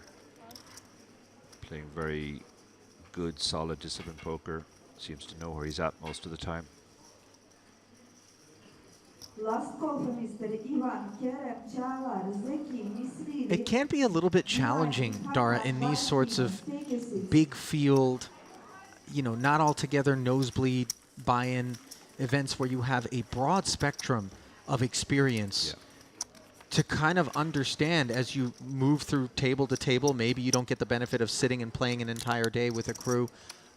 Getting a baseline and a read on exactly how competent your opponent are, because in order for you to be able to properly approach their approach, you need to know what their perception of their hand strength is, you know, and for me in particular, I found myself just baffled in spots, you know, because I assigned, you know, a more pro understanding of the game to somebody and then made laydowns where I was dead wrong, or conversely, you think that they're a wreck and really they're sharky, and you end up paying off in spots where you're just completely outclassed but shocked by that. Yeah, absolutely. No, it's really challenging in these fields, and you have to form reads pretty quickly on very little information. Often you'll rely on, for want of a better word, cliche reads. You know, you'll go by age, appearance, how they stack their chips.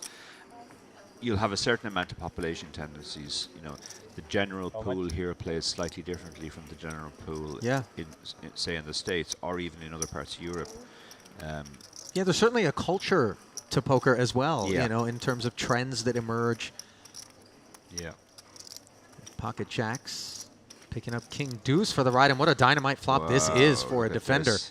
King deuce of diamonds is a pair and a flush draw. The jacks check back, and somehow a jack of clubs parks itself on the turn to give Hussein a set. Yeah. And look at this, just dreamy development for Fida Hussein. Yeah, this bet makes perfect sense because the flop went check check. He has every reason to think his 2 might be good here, and he does have the backup of the flush draw even if it isn't. But Hussein can hardly believe his eyes. He's turned a set and his opponent has started betting into him. Last call for Mr. Ivan, Karen, Miss Lily, please take your seats. Check back on the flop from the jacks felt a little bit mergy, like protecting against the, you know, the check raise on that pesky queen high board, and also maybe inducing on the turn. And here he is, having improved to a set very comfortably, raising it up to 32,000, and so much equity for Korchagin. Yeah. In his mind, certainly, he doesn't think he's up against a set as played. No, I think it's a deeply confusing spot for him now because he's trying to think, why would he check the flop and yet feel good enough to raise the turn? It's Does it maybe feel like 2 queens? 2 queen. Yeah, it's either something which was trapping the flop or has improved on the turn. So it could potentially be queen jack as well, queen jack suited maybe, or specifically pocket jacks or specifically pocket queens. And then you have to ask yourself, like, would he ever take this line as a bluff? Yeah, that's a really good fold. Yeah. Because he's basically worked out this is just never ever a bluff. If he wanted a bluff, he would have bet. He would have just done the normal thing. See, bet the flop. And this, anytime an opponent takes a really elaborate line, like check back on the flop as the pre-flop aggressor, and then raise the turn, that's almost never a bluff unless it's a very very sophisticated opponent. Ace jack of diamonds might have been coming to mind as one of the more creative, awkward sorts of hands that might choose to do something funky like that we aren't totally thrashed by. Although even then, your diamonds are smothered and you're up against a bigger pair. I mean, it's just, what world does that king deuce of diamonds perform well in? Just not many as played. Yeah, that was an impressive fold because I think a lot of players would get too tied to the idea that they have lots of equity with their flush draw and their pair. But the reality is, if you rule out all of the bluffs and feel that it has to be pretty much a monster, then you're not getting the price.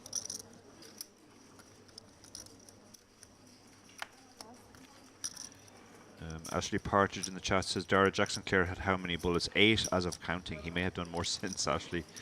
He's broken his own personal record. I was joking with him at breakfast this morning that he was turning this into a 25k.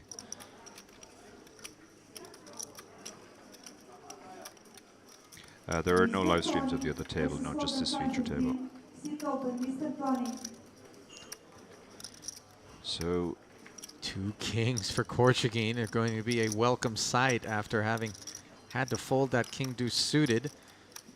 And here he comes over the top of Botbold from the small to 30,000.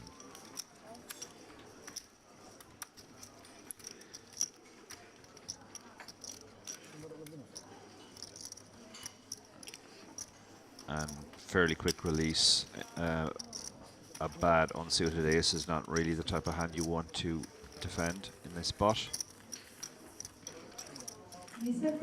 Danny Thompson in the chat says, can we get Paul up to Dale Brown on, please? Yeah, didn't know if Paul was in the field today. Paul enlivened our feature table and indeed final table of the warm-up, ultimately bowing out in third, but he had a huge rail from Rochdale on YouTube. It's always nice to have some support when you're far from home, doing your thing.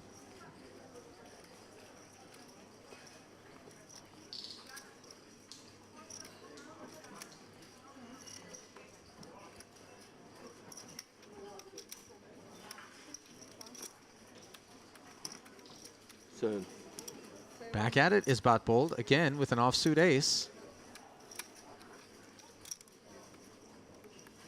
Yeah, he does seem to have a weakness for this type of hand. I kind of appreciate the consistency and the tenacity on display. I though. do actually, yeah. Often when a player has to fold, they tighten up next hand, but he clearly he's sticking to his range. Whether that range is right or wrong, we could argue, but he hasn't allowed the fact that he got 3-bet last hand dissuade him from opening this one. And it can look stronger as well. Players will think, well, maybe he has tightened up because he got 3-bet last time. So they both have a gut shot here.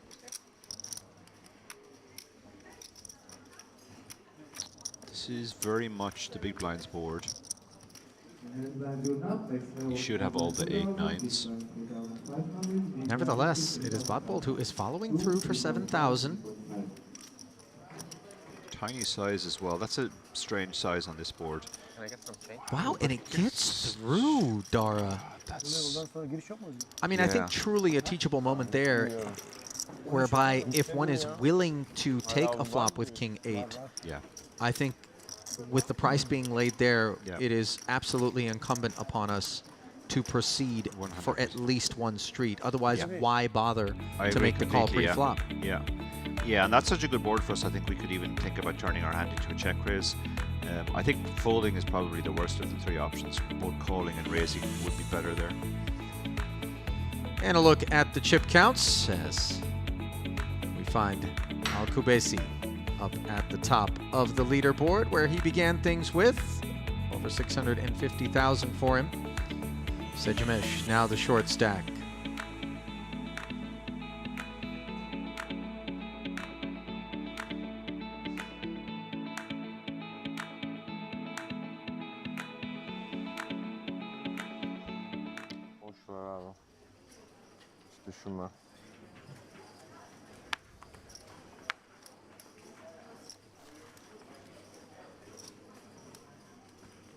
You know, spending a majority of my time in a booth where you're commentating on literally the world beaters cannibalizing one another, and you kind of grow accustomed to the ease with which they are speaking the same language at the table, and they're subsequently able to navigate against one another. And I say ease is a relative function. It is refreshing to come and bear witness to the contrast and the dynamics that unfold in an event such as this one, which attracts, as we alluded to earlier, such a broad array of talent levels and experience levels, and makes for situations that you wouldn't otherwise necessarily see. And on some front, creates for teachable moments, you know, by someone like yourself, and corrective, you know, sort of moments. And then on the other side, really demonstrates some of the perils of not being adaptive and kind of having a singular approach to the game, independent of surveying, you know, your current climate and your current set of circumstances. As we see a 3-bet here from the ace-queen of Portuguese to 19,000 after Botbold went to work with the king-jack. He will come along. Your thoughts on that? Yeah, absolutely. You echo that sentiment, Don? Yeah, I echo it completely. As you kind of alluded to earlier, there's a lot of more different styles in this. You know, it's you could say that there maybe some players are weaker than others, but there's different types of bad, for want of a better word, and you kind of have to try and figure out what everybody's style is. Right. Even within like the pro sector or the rec sector, 100%, there are you know different approaches: passive, aggressive. Yeah. You know, this is something reckless. which really came home to me when I started playing seniors events, and initially I found them quite frustrating experiences because I didn't really know what anybody was doing. They were playing so differently from the way I normally the fields that I played. But I actually enjoy seniors tournaments more now because I have to work out almost everybody. What's his playbook? What's his playbook? Yeah. How does he play top pair? How does he view a strong draw? Right. All these things, and then there's far more room for creativity. And on the topic of creativity, it would appear that Botbold decided to lead into the 3-bet of Korchagin on this flop of ace-jack-deuce with second pair. Yeah. Fairly unorthodox approach. Normally one would check with the flow of play and see what develops, but here he is barreling a second time, and I think Korchagin with this ace-queen will be very content, given the dry nature of this turn, to just call once more, not seek to inflate the pot needlessly. Yeah, this is an extremely unconventional line. I mean, even the peel is a little bit speculative. King Jack also isn't a hand that plays great out of position against a 3-bet. King Jack's, it's a big difference between that and King Jack suited. Then the decision to lead is just bizarre, because if he had a really strong hand on this board, you would expect him to check and allow Corchigan to do the betting. So often when you see this line, it is exactly what we see that it is, middle pair. But Corchigan is definitely, this is such an unorthodox line, he's going to have to think about this for a while. It's more or less making the point you were making. Because you're up against players who are doing unconventional things, you have to try and decode what this means. All in. Oh my. Well, if you thought the leading Yeah. on the flop and on the turn was a bit unorthodox, the jam from Corchigan strikes me as really hazardous. Yeah, I'm trying to put myself into his shoes. I think he probably thought one of two things. He either thought that it was some hand like King Queen that didn't feel great about check calling, but thought that if he bet and added the fold equity, he didn't want that to realize equity by just calling, or else he thought it was a weaker ace, and he was trying to get the money in there and then. But when you're wrong, it's such a Yeah. disaster. Obviously, maybe we rule some of the ace-king out because of the flat pre-flop, but ace-jack could have certainly been in Ace-jack there, and no? ace-deuce were certainly there, yeah. But then I think he thought probably that those hands wouldn't lead. They would take the more orthodox check to the razor line. Well, if that's the case, then again, not to be too critical, why not flat and try to induce the third barrel? I agree completely, yeah. No, I would have 100% flatted there. But I'm just trying to think what his reasons could be. It has to either be equity denial, or else he thinks it's a weak hand that he might be able to get in now that won't necessarily get in on the river. But it's very hard to find either of those hands. I mean, it's pretty much just King Queen, maybe Queen 10, King 10. And then, you know, if he does have a weak ace, encourage him to think it's still best and barrel off the river.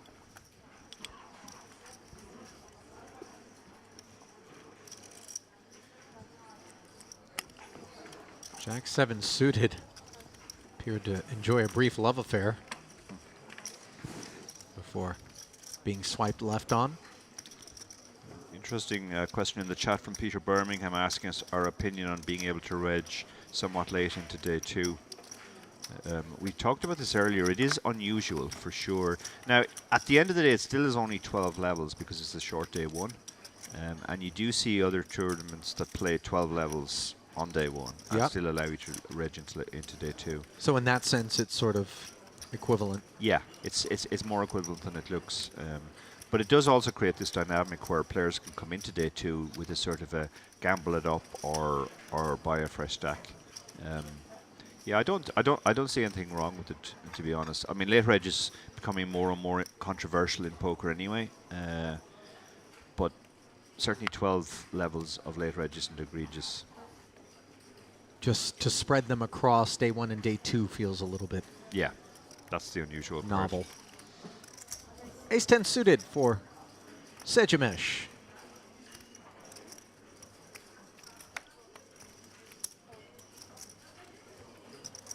Looks like he has put in a raise, still efforting the exact sizing here. It is a min raise.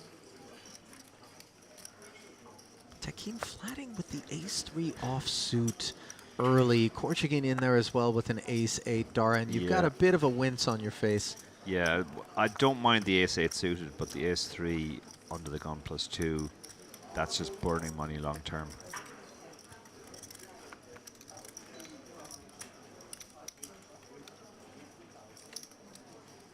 Al-Kabasi with the 9-4 suited. This is actually a hand which plays fine in this spot, given that he's closing the action. The suitedness, the vague connectedness. And the big stack, And the mind big you. stack, They can yeah. well afford to make these sort of investments. Comes up with bottom pair on the 10-8-4 board, which is all Sejamesh. Backdoor hearts, top pair, top kicker.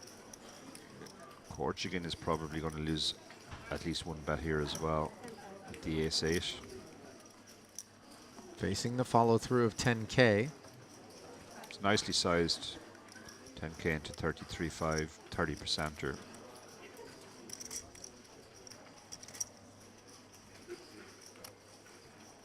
By the way, once Korchagin calls here, it is better than 5-1, the price that's being laid Yeah. to this 9-4, which nestles the side card in between the 10 and the 8 for Yeah. backdoor straight prospects, Yeah. and has bottom pair working. Yeah. Yeah, he could definitely make the call here because now that there are 3 players in the pot, there's a stronger likelihood that the turn will check through and he gets to realize equity. Maybe not on that card. Although, well, specifically with these hands, yeah, maybe on that card. But I think the ace-8 also was in that spot you referred to earlier as kind of unhappy that it has to call, but it did have to call. Doesn't figure to be the best hand given that he's betting into 3 players. But at the same time, if you've played ace-8 and there's only 1 overcard, you can't fold to 1 small bet. And the bet on the turn gets the job done. Nice pickup there for Ugur Ozgur Seçemeş. Mum gibi eridim ya, değil mi? 3 saat boyunca.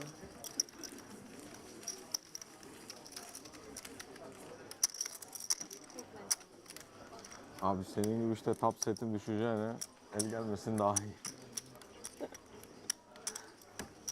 Bol şans. Quite a bit of enthusiasm for poker out of the Turkish delegation, including in the high roller circuits where we find one Orpin Kisachikoglu, a regular fixture.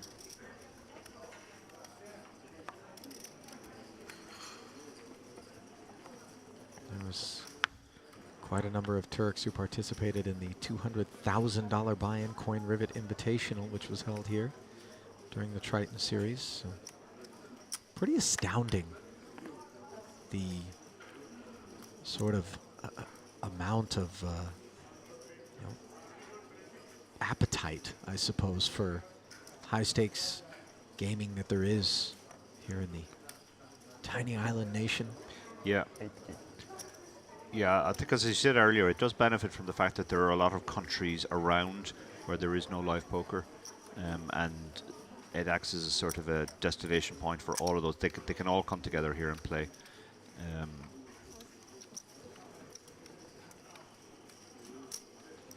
It also helps that it's a really beautiful place to come.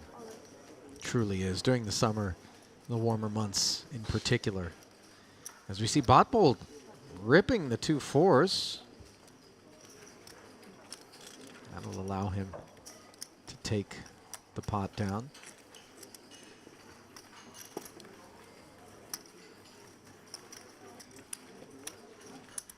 You ready for a little bit more true false Trust my Mongolia? my Mongolian. Facts, you're doing too well. I'm, Okay. I'm feeling some type of way about it. All right. The favorite winter treat of Mongolian children is ice cream. It's a bit of a subjective fact. That's a genuinely tough one. Ice cream.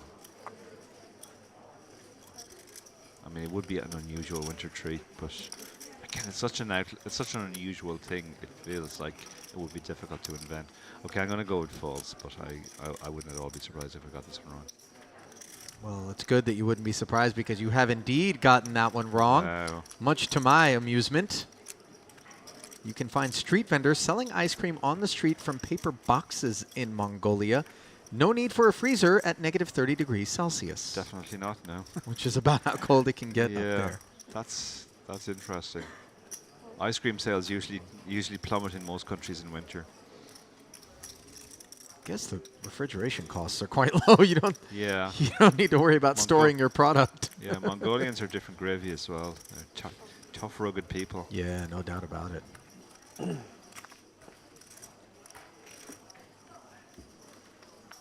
Botbold not involved in this particular affair as 3 players plunk in 7,000 ahead to look up at ace 7-7, Al-Kubasi.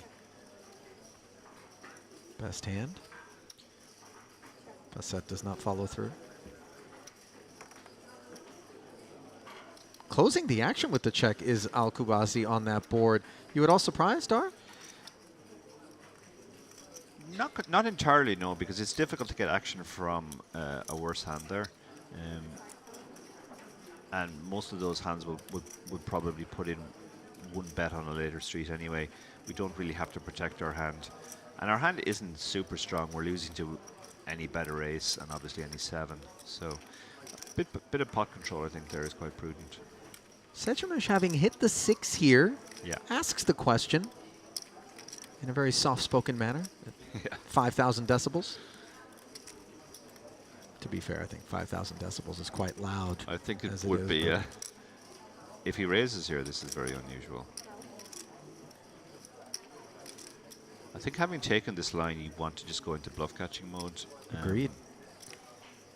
He might actually feel uncomfortable about his hand, and this might be an old-fashioned raise to find out where he is. But he does get the more money into the pot, so...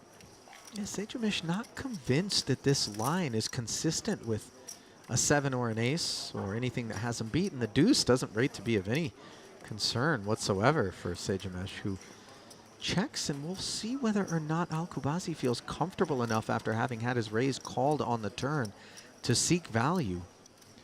Yeah, one of the few justifications I can think for the turn raise is it might be designed to buy a river check rather than have to face a big bet on the river. Yeah. But the fact he's thinking about this now leads me to suspect that wasn't his reasoning. There's really no point in betting now, I don't think. The call on the turn was because just the price was amazing. Getting 6 to 1. But he is going for value. Not sure what he's targeting. It's quite a big bet as well, so I mean a 6 just shouldn't call this. This is a very funky line that This is very, Al-Kubazi has very- chosen to take here, flatting the button with the ace-3 after Passet's open, Yeah. checking back the action to close it in a 3-way pot on the ace-a7 board, and then that small raise on the turn, and now a much meatier sizing on the river. I don't fault Sedgemesh for being befuddled. It's extremely confusing, yeah. Yeah, I can find justifications for most of the actions, but I don't think they're the reasons why Al-Kubazi actually took this line. It really felt like the flop check was just... I'm not even sure. Yeah, Sedgemesh is going to pay it off. That's... yeah, I mean, I guess you could put your opponent to something like 8-9, which turned open-ended, and then followed through in the river. He really shouldn't have got paid off there, though.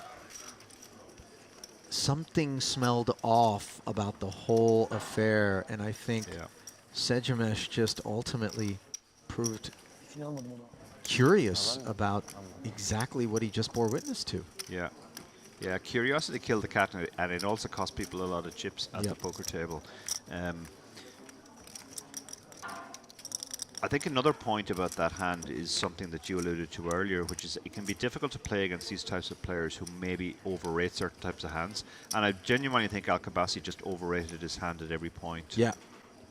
Pre-flop, he thought his hand was good enough to call. On the flop, I guess he was chap checking. And then on the turn, he thought his hand was strong enough to raise, and on the river, he thought it was strong enough to go for value.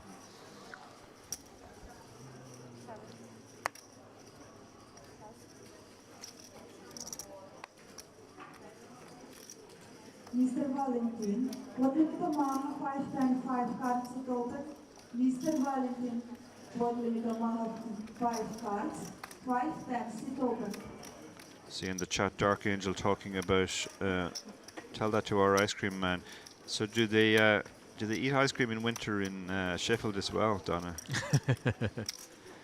I suspect not.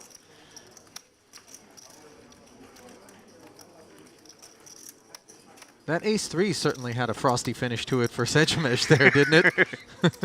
I like it. The wintry dessert. Yeah. Didn't go down quite so smooth. Yeah. He must be he must be thinking back and going, what happened there? How did I put so much money in with a 6? He's really in the blender right now. Yeah. Dynamite flop here for Tekin in the big blind after coming along with Korchagin. Top pair and the club draw. Not much for the sixes here, really.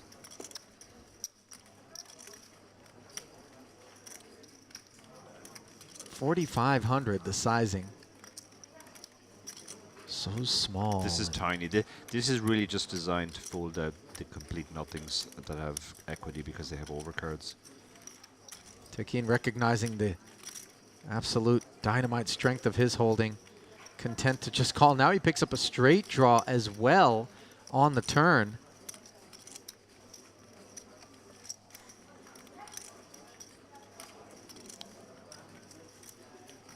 And a really bad gut shot for the sixes now, but that doesn't improve his hand materially at all, so unsurprising. He's happy to check back. Board pairs on the river. And a very nonchalant fling from Tekin. What's the sizing here? Just 25? He Yeah. threw out one chip, yeah. 25. As it stands, that's actually close to That's full pot. Almost pot, yeah. It's an interesting size. He's representing. There are quite a few bluffs here, I guess. Clubs miss, and of course he does have actually missed clubs, but he also has the queen. Jack X.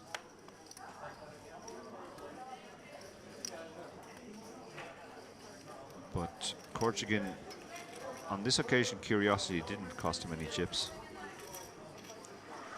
Not clear there was a size that would have been called, No. if we're fair.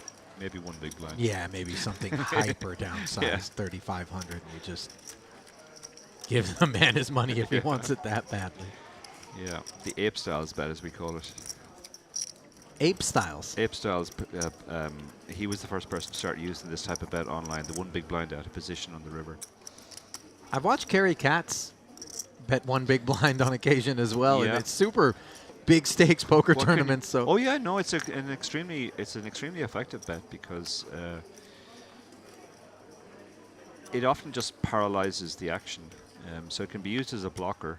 It can be used to eke a minuscule amount of additional value, like it could have been there.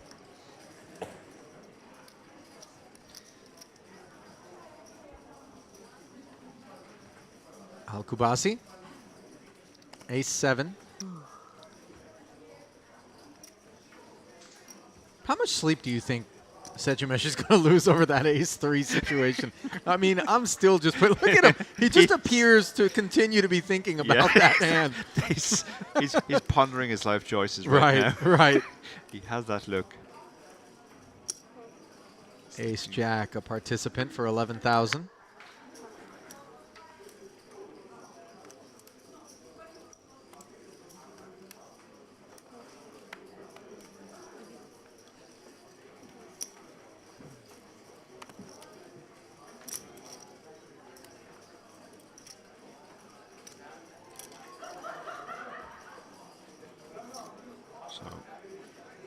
Al-Kubasi again. We see appeal with the ace-7 offsuit. Don't try this at home, kids. If you raise a rag ace and get 3-bet by somebody in position, just let it go.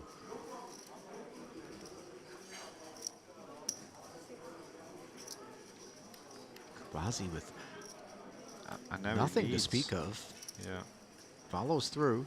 Does have control of the betting, though. Bot bolt flatted pre. Oh, Batbolt. Oh, Yeah. sorry. I thought Batbolt had 3-bet. No worries. Still a teachable moment, even though it's not the moment that we just saw. Yeah. If you have the rag ace, you get 3-betted. 3-bet, it is good to put it into the muck. Yeah. Al-Kubasi, by the way, just quietly, calmly, stealthily conducting himself here on this big stack, which continues to get bigger.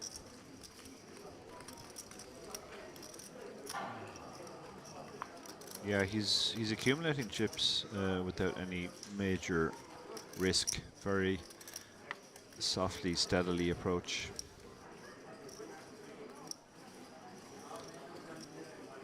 Question in the chat: any info about upcoming cash game festival in February? I have to confess, I have no information about that.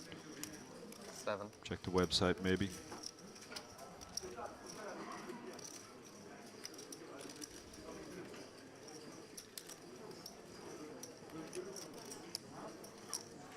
This is a very loose open here from Passet. Queen 10 offsuit under the gun +1.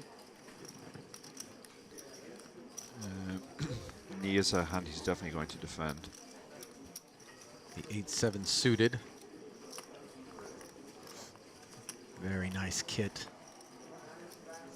to be able to take a flop with for just an extra big blind. Thank you.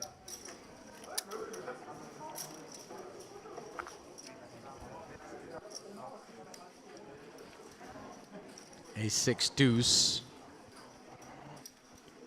Not exactly what Nee was hoping for, but No. one could say the same for Passet. Of course, he has the benefit of being the aggressor Yeah. and having position, which he exercises. Having far more ace-x in his range. 6 and the deuce are almost baseball cards. A lot of holdings that would have those hands would fold pre. So when you have one very good card and two completely nothing cards, it's a good spot to just fire out a bet. Opponent will very rarely have a hand that can call.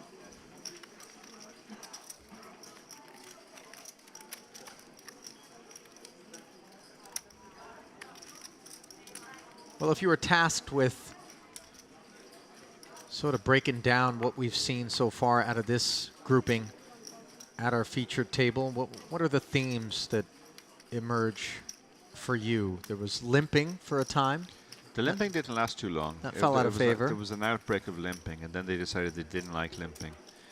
They tried it on, to be They fair. did try it, yeah. They yeah. went to the fitting room, but yeah, no, just didn't like the feel of it. It very much felt like somebody was programming an artificial intelligence bot and telling it try everything, try limping, try raising, all the different sizes. But it very quickly decided that limping wasn't good. Min raising appears to be the Min new, raising seems to be the major play approach now. du jour. Yeah, we saw this a bit of this in the warm up too. The one player in particular, actually the player who ended up winning, was employing a wide array of open sizes, everything from 2x up to 6x, and wow, it did seem incredible. There were different hand classes in each one, and they weren't particularly balanced. But if opponents are not going to pick up on that, then it can be effective. I think the major thing for me just has been that we have some very different styles here. We have Alcabasi, who's playing in a sort of a very bullying bish-bash style. We have Corrigan, who is playing probably the best technical poker at the table. And then we have other players who are doing unorthodox stuff, like opening a lot of hands that they shouldn't really open, and then even when they get 3-bet, they're calling with them.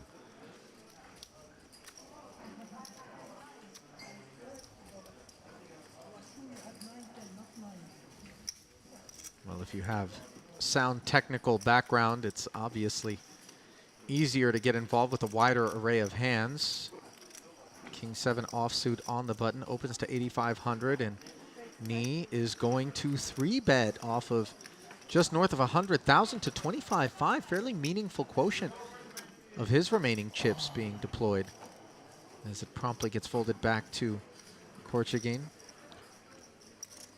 Yeah, this is an interesting 3-bet given his size, the size of his stack rather.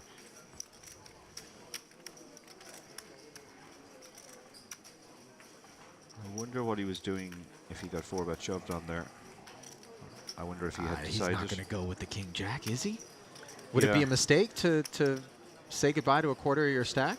It would be a mistake. Yeah, I think 3-bet folding that hand. If you were going to 3-bet fold, you'd be better off just flatting, because by flatting, then you keep in the hands like King 7, for example, that you're actually in good shape against.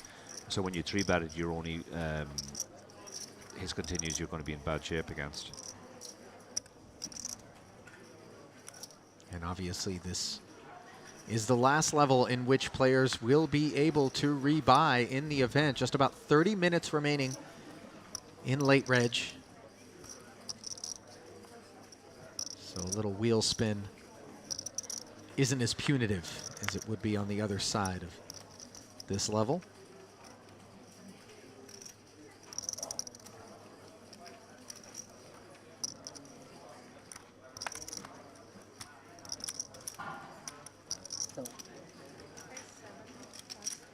Tekin with the ace-5 offsuit goes to work from the hijack. Knee with queen-10 suited on the button.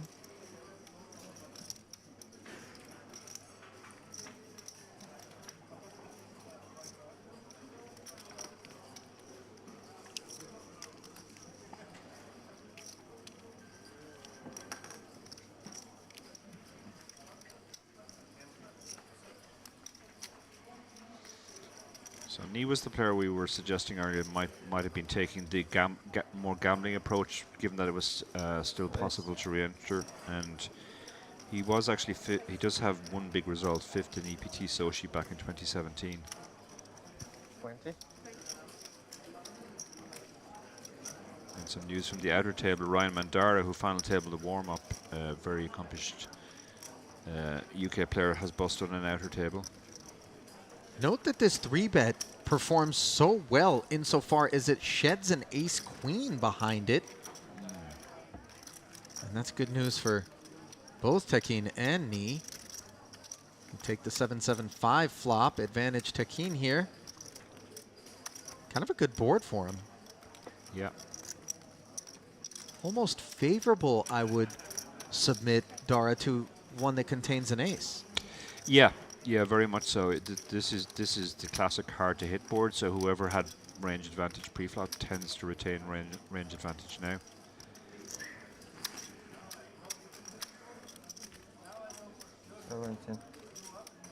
Seventeen. Ooh. I think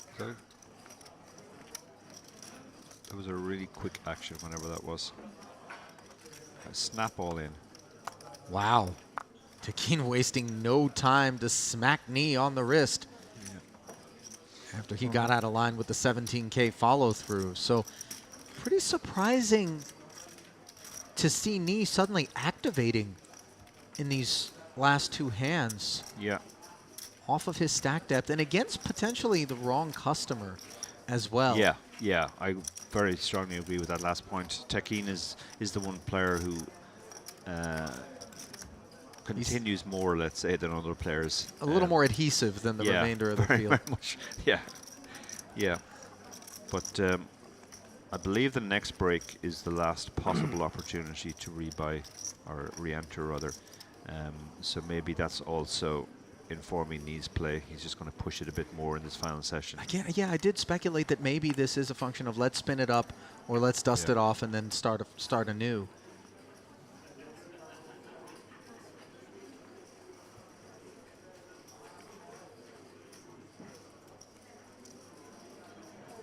(7-5) not deemed adequate for Tekin. So there is a threshold, apparently. Though we did see him call with, what was it, the 7-4 offsuit? 7-4 offsuit. There's been a little bit of inconsistency there. I think it's fair to say his ranges aren't nailed in. It's how he feels in the moment.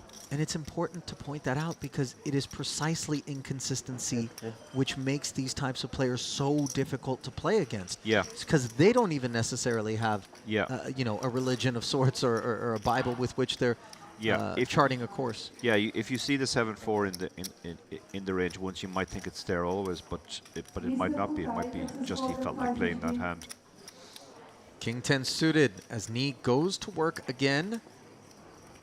From the cutoff, he picks up the big blind defense from Bravko, understandably, and he's got quite the better of it with King Jack on the Queen 9-3 board.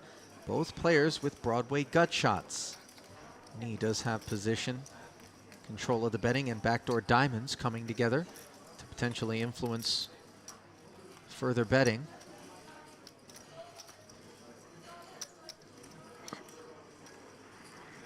Tricky board. I think I would personally check here.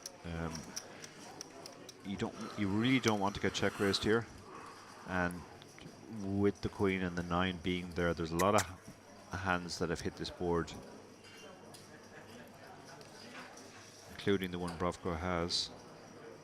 So he's going to continue. Yeah, he's getting better than 4-1 on the call.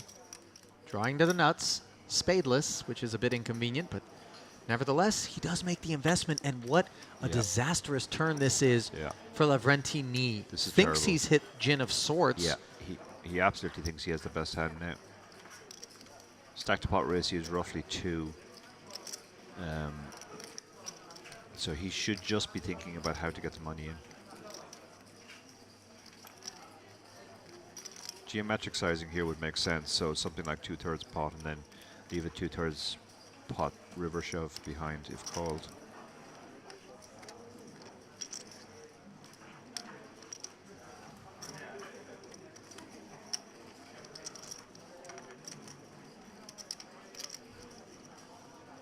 Knee really 21. chewing on it and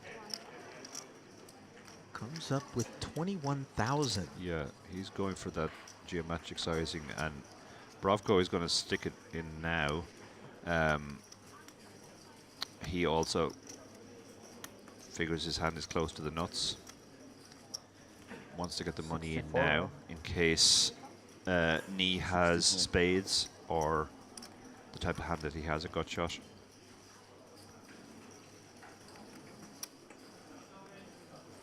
Can't imagine Knee's folding here. This would be... Yeah, no, he's called.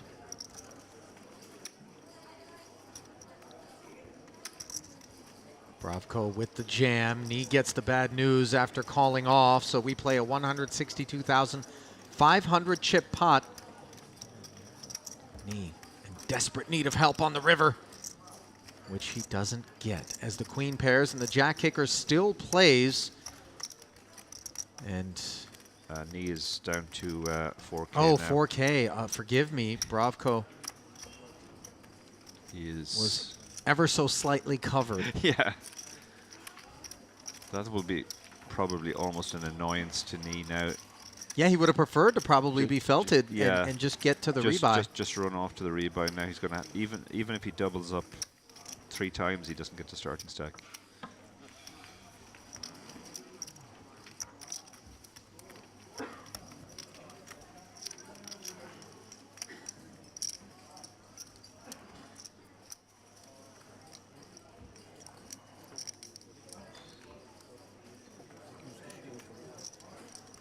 Güzel toplar abi. Something tells me that 4,000 is going to be just Yeah. smoldering. Yeah. abi. Can't imagine there are too many hands he will fold. Ace queen for Sechamesh. Yeah, he hasn't been involved since that misstep with the 6. He's decided to just open jam here. He might also be in that sort of, I'm either going to double up or I'm going to buy the same amount of chips. I mean, he should just stick. Wow, he's folded. I mean, he was getting 4-1 almost. Even if you could see that he was dominated, he was still getting the price. Pretty surprising. Yeah, that was a dream spot because once the guy shoves, the players behind are going to fold most of the time, almost all of the time, and you just have an amazing spot to win, to pick up. What was he getting? 7, 8. He was actually getting 4-1, yeah.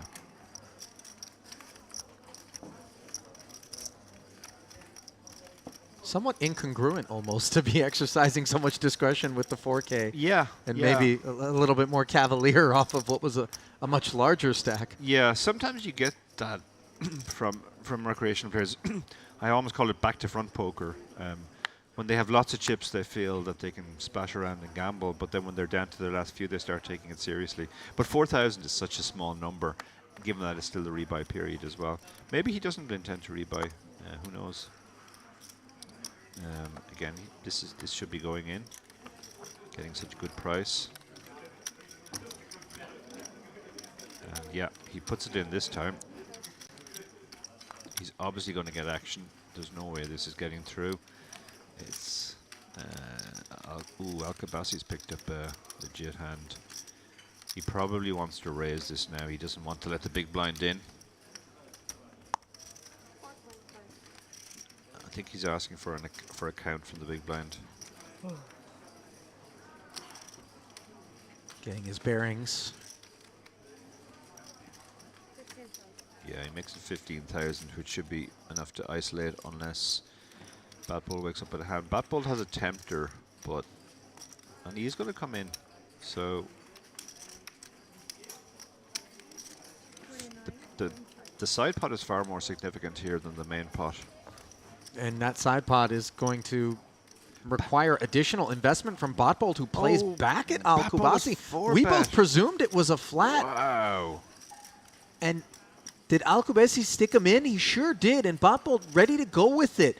Somehow, we have a massive side pot that developed between the chip leader. What just happened? And Botbold. We're both bewildered here. Botbold got almost 30 bigs in with Queen 9 in this spot.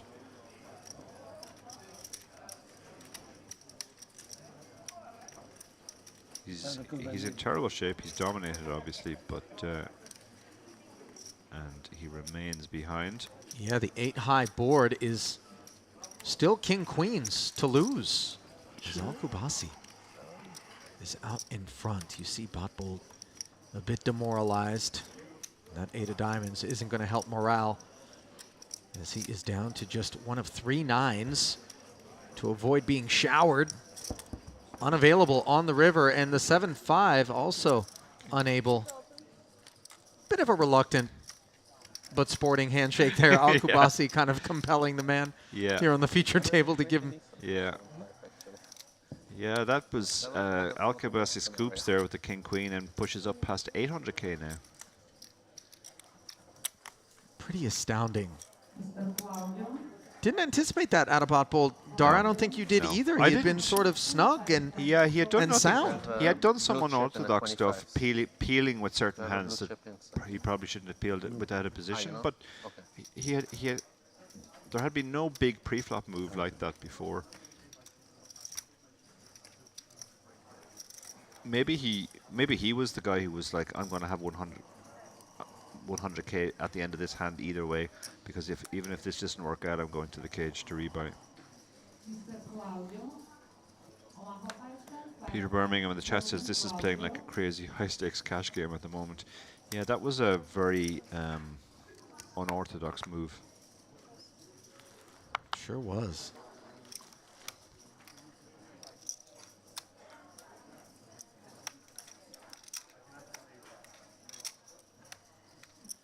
So Tekken open. Oh no, he's flat. He's limp ace king suited. Just more peculiarities. And that's going to bring in the king jack. I think we've entered the twilight zone or the Bermuda Triangle at this point here at the featured table. Bravko understandably willing to limp along, dominated. Little would he expect that the likes of king queen and ace king, which are the hands he's keeping an eye on, would be involved as a limp under the gun. But as it stands, they are, and the jack 8-5 board is all Bravko. But now Tekken electing to put chips into the pot. Yeah, this is he was trapping pre-flop, and now he doesn't appear to want to accept that he might have been outdrawn. Bravko is going to just call. Tekken does seem to be what I called earlier a betting station, and it does make sense to just allow him to keep betting. Now he picks up a flush draw on the turn. And that certainly could embolden Tekken to continue to tell a tale. Yeah. But truly, Bravko is not going to be a believer. It would take some real astounding heat, and even then. Yeah. Yeah, if you play this hand pre-flop and you flop top pair and it remains top pair on the turn, you shouldn't be going anywhere. Particularly when it's limped. Yeah. Against a player who just does tend to keep betting because he's betting. So the second barrel comes in, 15-5. Bravko content to simply call, and on the river the ace-king remains just ace-high. Yeah, does Tekken have the third barrel in him?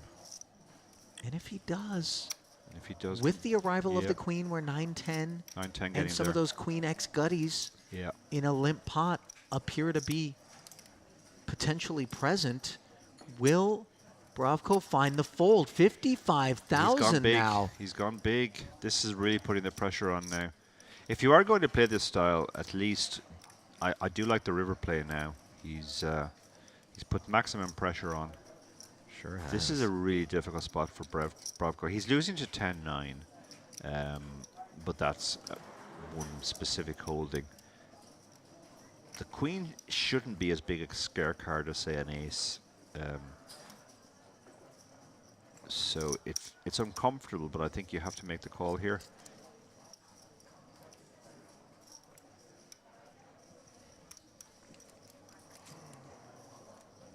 But it's definitely a tough spot. I mean, you do have a pure bluff catcher, and yeah, I mean, what a remarkable development this pot. I mean, I cannot overstate how unorthodox this one was, Dara, but take it down. I mean, pure pressure poker there. I love the river bet. The rest of that I'm really not a fan of. But once you've taken that line, he gets to the river completely uncapped. He can have the sets, but then the set he's most likely to have is jacks. So really, you think a set of jacks limped? I mean, if we assume that the limping range is strong, that it's always a trapping range. I tend to think it's more 5-5 than it is. Could Jack, be 5-5 right? too. I mean, we've seen him mine from early position with fours. Yeah, we can't rule out the other sets either, I guess. I don't think the line made a lot of coherent sense, but it's very difficult to find the call there with just the jack on the end.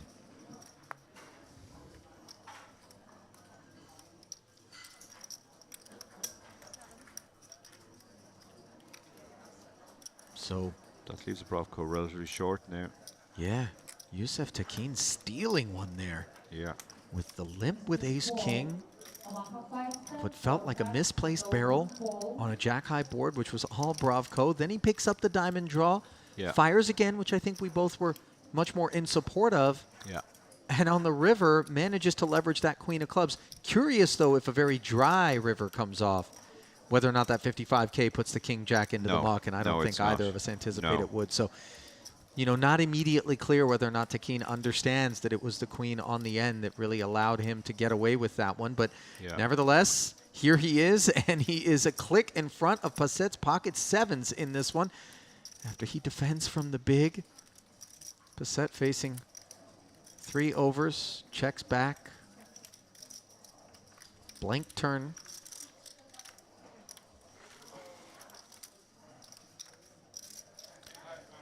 If I was at this table now, my major takeaway from that last hand would be that Tekin is the type of player who will pull the trigger on the big triple barrel, and therefore I would start bluff catching much more. I'd certainly be happy to call off its second pair in that spot, but this was the first time we'd actually seen it, so Bravko didn't have that information. It has been a very fruitful stretch here for Youssef Tekin, who has ridden the roller coaster and certainly given us some thrills here in the booth. It's a very exciting style of play, for sure. He's playing a lot of hands, and he's playing them aggressively. That always gives you a chance. I mean, selfishly, almost indulgently, I love to see it, even though it's entertaining, replete with, you know, some missteps, and clearly he's doing the tango in a, you know, mine-filled bit of land, but on the mine-filled dance floor, rather, I should say. But he's done so to great effect. Yeah.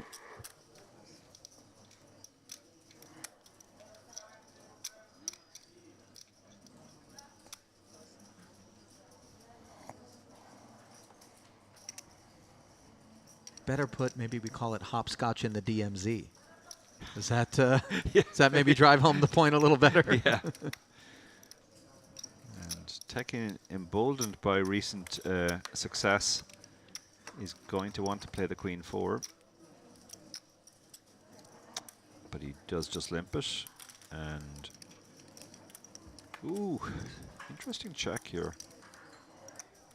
Korchagin perhaps taking note of just the unpredictable nature of Tekin, but he hasn't gone to showdown with all of it. So he hasn't gone to showdown. Yeah, he's just seen a very eye-catching pot where Tekin limped, but he doesn't know what he had yet. Both players checked this flop, by the way, sharing a 4 pre-flop inconveniently for Tekin. And on the strength of the open-ender, he comes out swinging. Korchagin will be all too happy to continue. Yeah, he's got good showdown with the ace, and he's got a strong draw with the 4.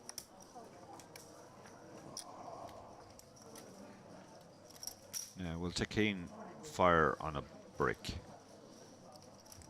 I think the 10 of hearts certainly qualifies as a brick, and Relative queen high brick, doesn't yeah. have Yeah. much showdown value.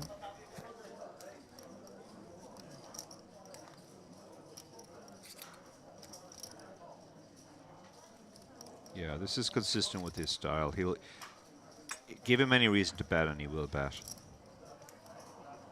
And tricky spot for Korchagin now.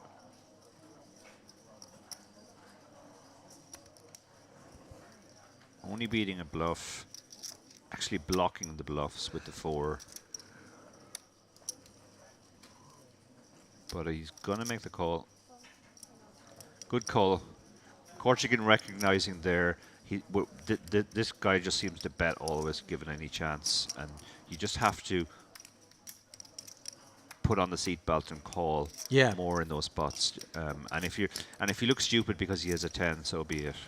And I think the remainder of the table would be well served to have paid attention to that particular pot, as they've certainly taken an interest in some of these unshown spots that Tekin has been involved in, and now maybe his skirt's been lifted a touch. Yeah, I think having seen that pot too, Bravko might like the last hand back, and he would be happier to call with the jack. But he had no real information on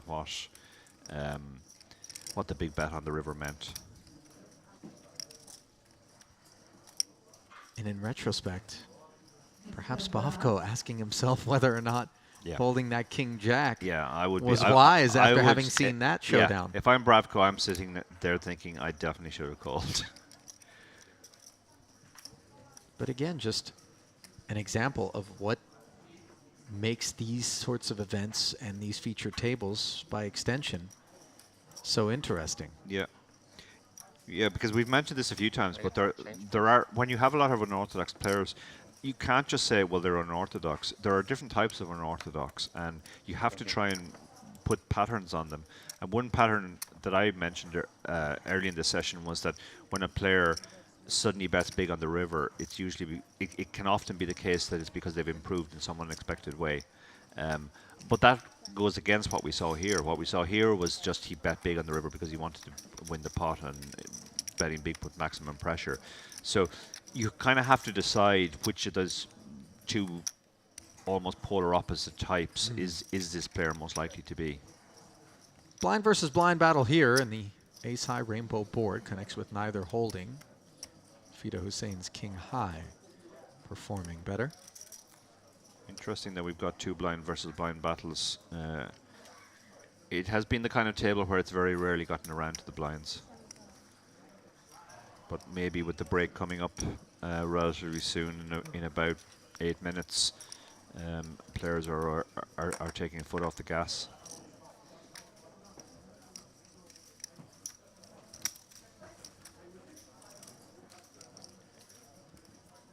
Uneventful exchange there, which has really been the exception, I would say, here at this feature table in the recent going. They're all just chilling for the break now. Not long now before the players will enjoy a break, and here is a look at your next featured table. And that includes that lady there who was also on the feature table in the warm-up on day 3, I'm going to say. Healthy stack in front of her. Yeah.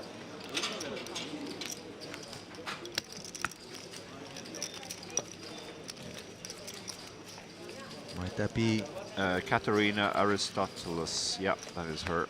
Valiant effort there. By the way, Cypriot. So a hometown hero of sorts. This Katerina. Singapore, Greece, Bulgaria, Turkey, Germany, India, and Poland all represented at that next featured table. Incredible. Love to see that. That's amazing. Truly do. Yeah, truly international. Just kind of a testament to how far-reaching the interest in poker is worldwide. And hopefully more nations will figure out how to legislate and regulate and open their borders to online poker that connects so many of these people. And allows us to enjoy this great game with one another, whether or not we're able to make the journey to some of these stops, which, with or without online poker, is always worth the effort. Truly a pleasant experience. Incredibly enjoyable to get out there and play the cash games on the side when you're not in the tournaments. Yeah. Just kind of get to know folks who share this passion. So we see Tekin taking another one down. Yeah, I made a very speculative call pre-flop against the under the gun open with 8-5 suited, but it worked out for him.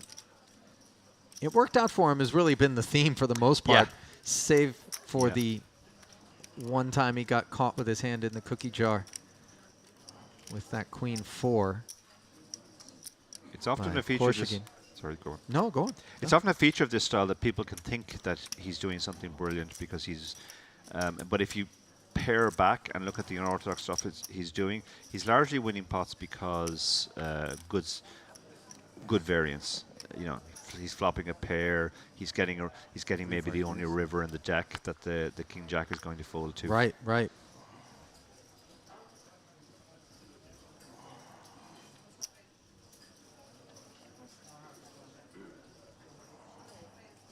I think a lot of times, as we see our newcomer Daoud with the queen 10 suited looking to get involved off of a stack of 100K,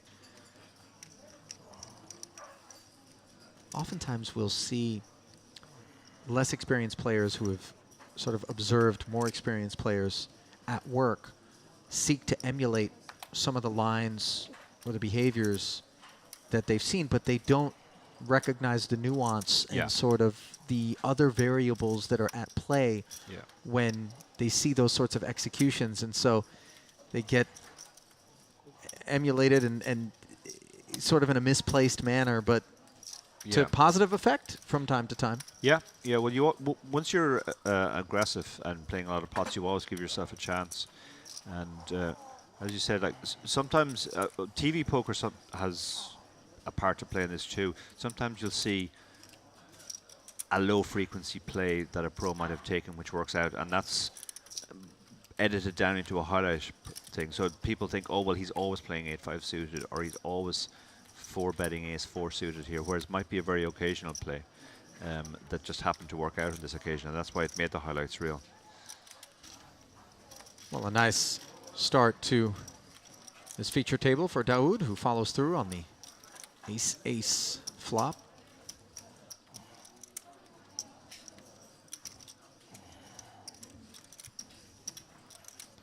Always Stylish nice kit too, by the way. A little Dolce & Gabbana. Something out of your closet?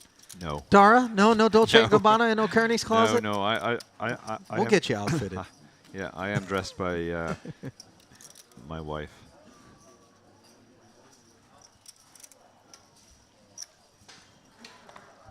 Dara, it was slightly sad the way that you conveyed that bit of information. There's nothing wrong with that. Maybe she's got great fashion sense. She does have great fashion sense, but it is an admission of complete lack of fashion sense on my part. Ooh, dude might be going for 2 in a row here. I was about to say always nice to win your first hand at your new table, but is he going to actually win the first 2? 2 red jacks are a good start to the effort.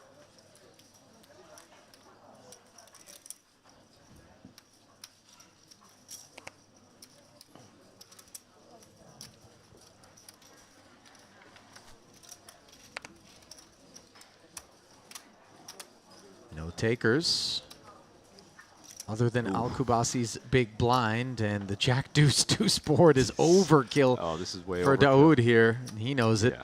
Quick check back. Looking to let Kubasi pick up a little equity, which he has in the form of a flush draw. He's fallen for it here. He's definitely taken the bait. I mean, he should have been extremely suspicious when no c-bet came in on that board. Yeah, that board in particular feels like it beckons for a quick sprinkle and a takedown, but instead the check back. And now you've got to check your cards, pretend that you're looking for a club. This is really a Hollywood audition tape at this point in terms of posturing for Daoud, who flats, and now the third deuce on the river. Maybe a touch awkward, though. Quads are hard to make. Quads are hard to make. It's certainly not beyond the bounds. Yeah, he probably, I guess he just calls now because if he raises only a deuce, calls. And certainly Al-Kabasi can have the case deuce. Yeah, he's not thinking about folding here. He's just trying to decide if he can get value from worse. If he raises.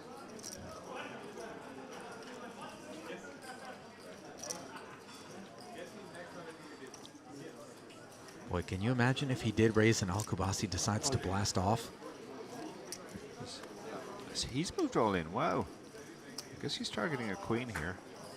With only 90,500 back in total, yeah, I suppose he just decided if you've got quads, go on and take it. Yeah, and if you have a queen, you're not going to be able to fold. Yeah, right. So it's not as though a smaller size does me any good in terms of incentivizing somebody to make that call. As the players are going to head to a break, Al-Kabasi, save for that little misstep at the end there. It's just been steady northbound. The chip leader here at the feature table, which will be replaced on the back end of the break.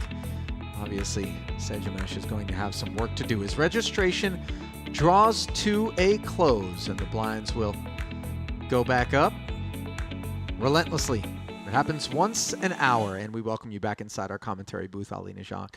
Alongside Dara O'Kearney, tremendously entertaining group there that really played with the curveballs more than they did with the fastballs. Nothing down the middle. Yeah, large variety of styles there, made for very entertaining poker. We saw styles clashing essentially, and we were helped as well by some of the runouts, which the more interesting runouts. The Queen on the River, for example, springs to mind. That was probably the most interesting card that could come at that point. And Tekin did pull the trigger on the third barrel and got it through. That was probably the most memorable hand for me. Yeah, agreed as well. Tekin definitely showed us some looks that we didn't anticipate from time to time, and I would venture to guess that we'll see even more of those on the back end of this break as we welcome in a new, very multinational table to the feature. Don't go anywhere. Continuing coverage of the Merit Poker Western Series from right here in Northern Cyprus, coming up in just about 15 minutes. Don't go away.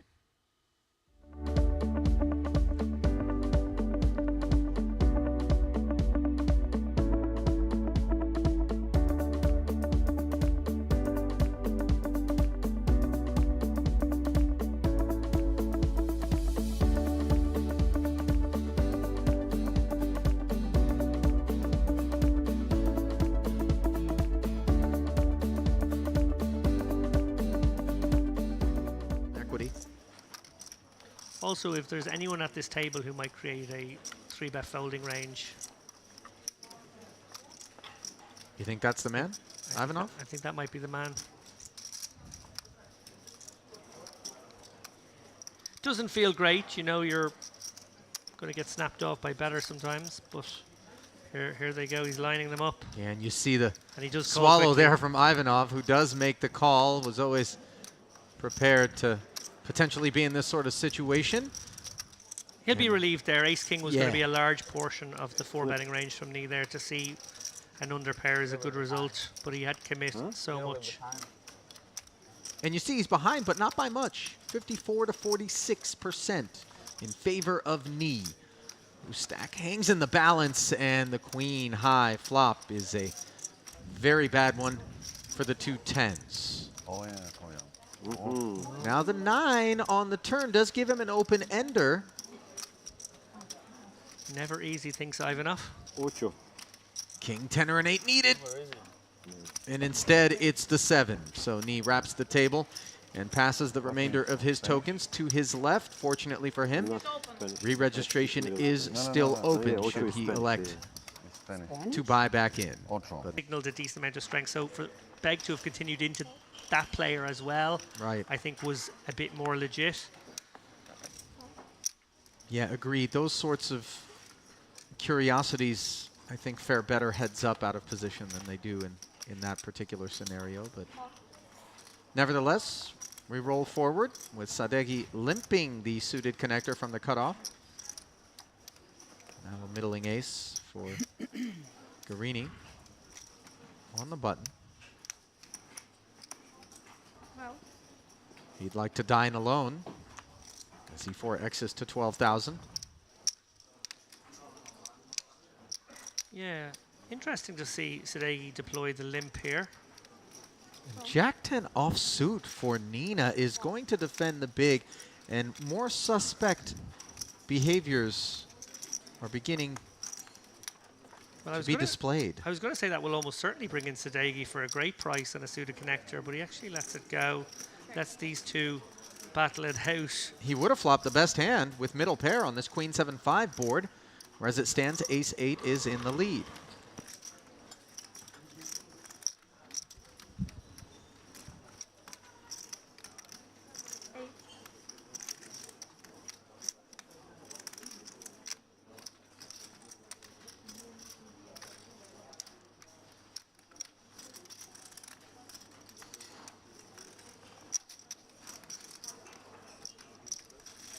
$8K bet does get called, and Krasilnikova binks a jack on the turn.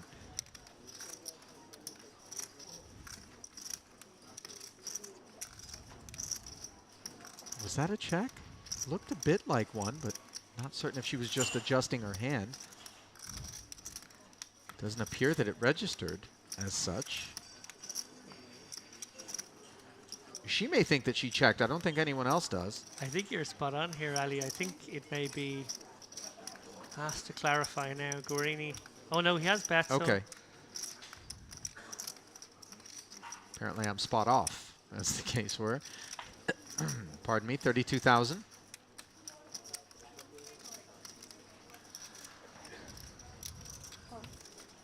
Does get called as another 64 slides into the middle. It's going to be very hard for Guarini to empty the clip here. 96 into 111. You surprised at his willingness to barrel again with the Ace 8? Arid river card. I certainly didn't anticipate him firing again.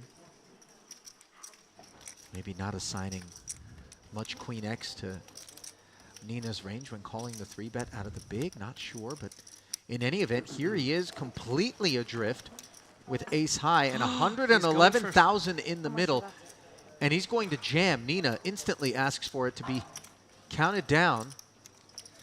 So Guarini obviously reckoning that there are a decent number of weak holdings, so that, you know, Krasilnikova will be in there with some maybe 7/8s, maybe 98? Queen 10s that she might fold even here. It's very, very aggressive from Guarini, clearing feeling like the gap between her turn calls and river calls is large. Obviously his story gets to stay consistent over all those streets. She flopped virtually nothing, but did turn second pair. Did she make the call? Oh, wow! Wow! Good game. What a boss!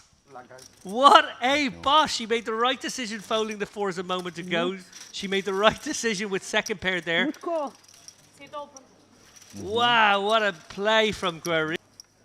Current largest stacks, and it appears that Kubanichbek Abakirov has reached the 700,000 chip threshold. As he is your overall tournament chip leader for the time being. Now, a raise to 7,000, the minimum, from King 9 suited for Israel's Abraham Passet. Al-Kubaisi with King Queen, hailing from Iraq.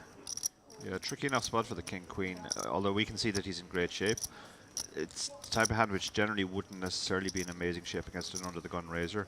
We can see the under-the-gun in this case is pretty much at the rock bottom of his range.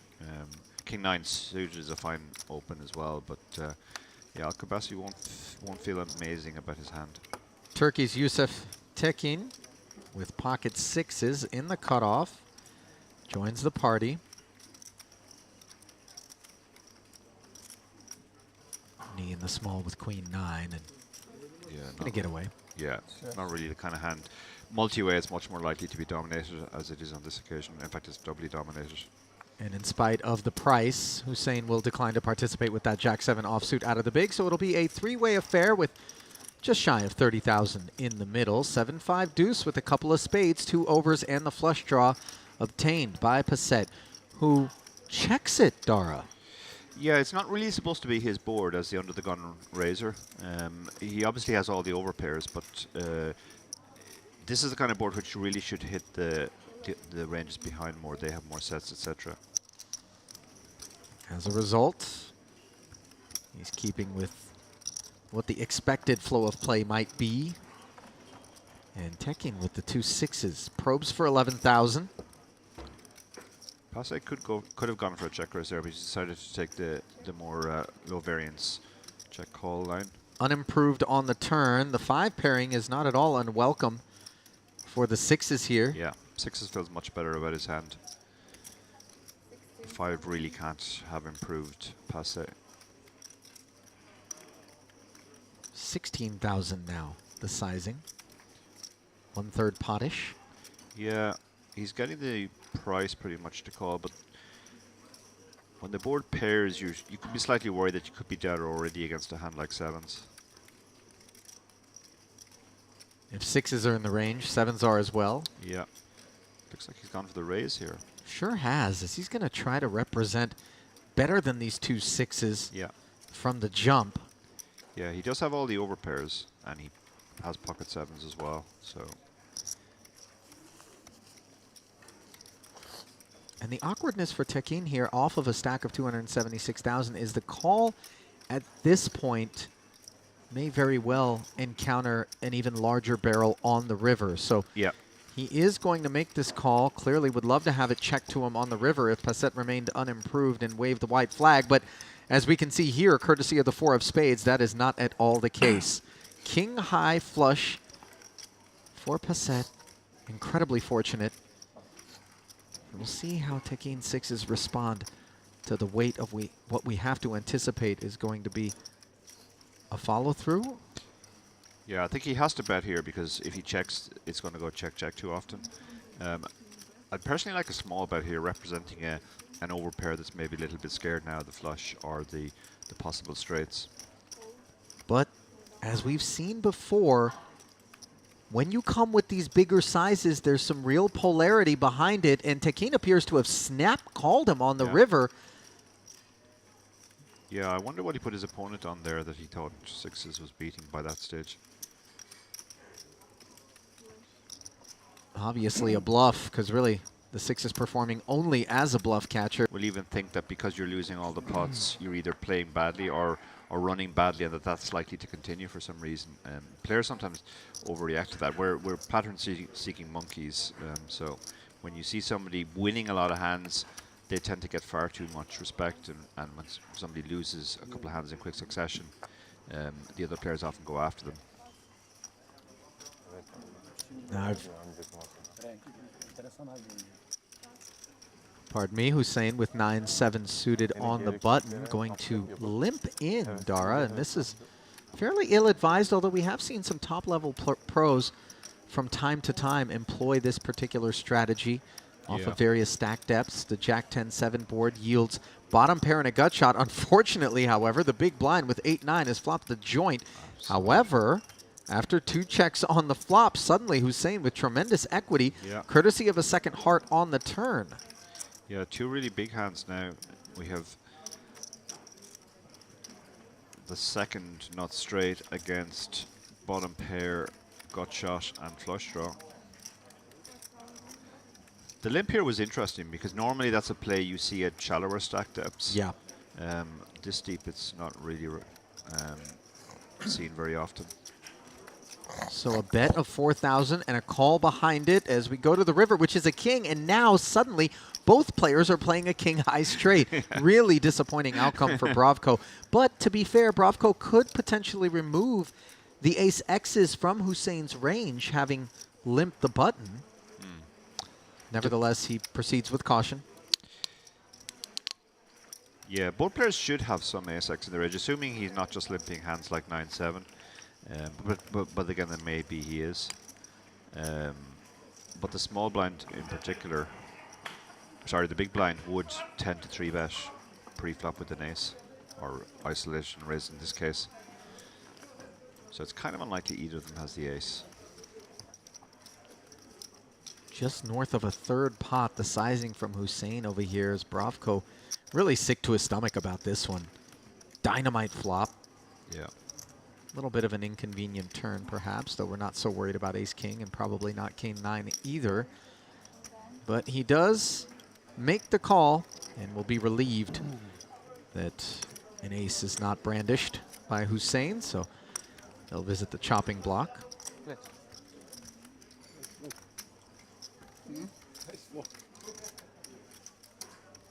Awfully feathery affair here for our dealer.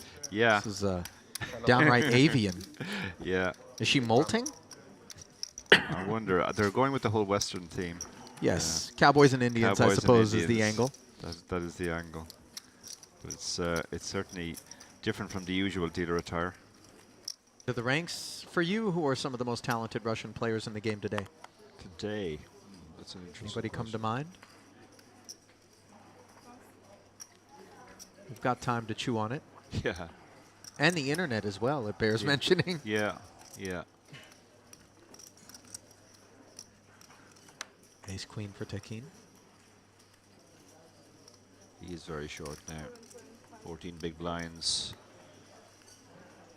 Like to see him actually be the opener when choosing to play some of the hands that he has, as opposed to sort of calling and taking very passive lines that represent very expensive investments relative to his stack depth. I'll say flicking at the nonchalant call there with all the chips. Oh, an interesting spot for the big blind now. Yeah, Bravko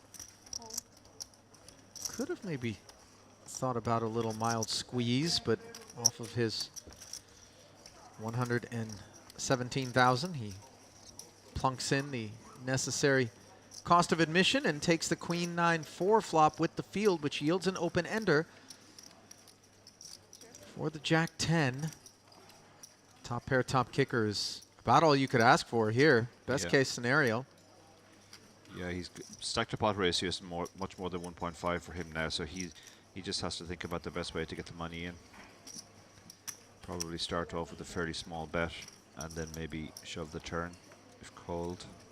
Yeah, showing some aptitude here in terms of sizing and trying to chart a course for a double.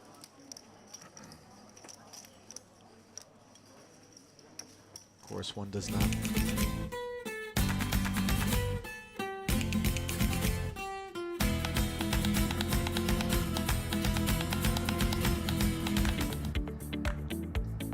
A warm welcome back. I'm David Lappin, subbing in for Ali Najad, who did a 4-hour stint there. Fair play to Ali. I'm joined, of course, by Darrow Carney, who has continued his stint from the last one. We're going to be popping in and out in pairs for the next little while from Crystal Cove here at the Merit Poker Western Series. This is the main event. It is indeed the main event. We have seen some of the people that we saw in the warm-up, and we are going to see one of them on this table, Katerina Aristotelis. Love a bit of Katerina Aristotelis. She has built another big stack. Local Cypriot hero. Clearly a very good performer in these tournaments, and she's there in second in chips on this table. And Jack Sinclair update. He has broken his personal record. He has fired the 8th bullet. I spoke to him, Darragh. I spoke to him just before I came in here. Yeah, and I'm just checking. He was bragging. Yeah, he's up to 120k. Yeah, he was bragging. I think he was at 104k when I spoke to him. He was very happy about that. So he bought 8 stacks and he's managed to bring 1.2 of them through the rebuy period. Well done, Jack. That's why you're the best. Jack. At the top of the leaderboard there, you see the name Fabian Wolf. Fabulous name, by the way. What a great name, Fabian Wolf. He is a bit of a side event king. He's won 3 side events at EPTs there. I do know a Wolf, but I presume it's not him. An older gentleman who... Is he a wolf in sheep's clothing? Wait. No, he's a wolf in wolf's clothing, I think. And Stankov, obviously, we've seen before as well. Love a bit of Stankov. But delighted to see Aristotelis especially back on the table. She brought a lot of colour, a lot of really good poker actually. I'm flashing back now. anyone here tuning in who was watching warm-up day 2, she was on the feature table warm-up day 2 and day 3, but on warm-up day 2 she made a couple of very above-the-ring folds, which were very impressive. They were right. Yeah, yeah, she played really, really well, and it's a you can kind of get this. There's a kind of a confidence thing sometimes when you have one deep run, you bring it into the main event, and you feel confident, more willing to go for spots, more willing to make maybe marginal plays, and more comfortable in the difficult decisions. Dara, look at this one. So Stankov opened things up from +1, folded all the way around to Bogdanov in the big blind, who defended as he should with the 10-4 of diamonds. Well, he's flopped a pair and a flush draw. Stankov with the 2 over cards has now improved to 2 overs and the wheel draw. This could get a little spicy. Yeah, great check back by Stankov, recognizing that this was the big blind's board. The big blind having all the 5-6s, and didn't go ahead far to see, but his ace high obviously had good showdown. But now he has picked up. Now it's a pretty bad gut shot. It's a gut shot to the ignorant end, but he pulls ahead on the river. Yeah, terrible card for Bogdanov. Obviously, ace king, definitely one of the hands that may have checked back and been sticky once. He's not going to love that one. He may fire a very small blocker. He may decide to turn his hand into a bluff catcher. It's kind of hard to know which, Dara. I'm not sure which I'd go for here. I definitely have a little ponder as he is. Yeah. Is your hand good enough to bluff catch? You do block diamonds, but then that's probably not a huge amount. Yeah, it's probably pretty close. You can definitely get called by worse if you throw out the small blocker, which is what he's done. You can get called by ace highs, given how little aggression there's been throughout the hand. So yeah, I quite like this actually. Yeah, ultra small here. He's betting 2 bigs into a pot of about 8 bigs, so quarter pot-ish.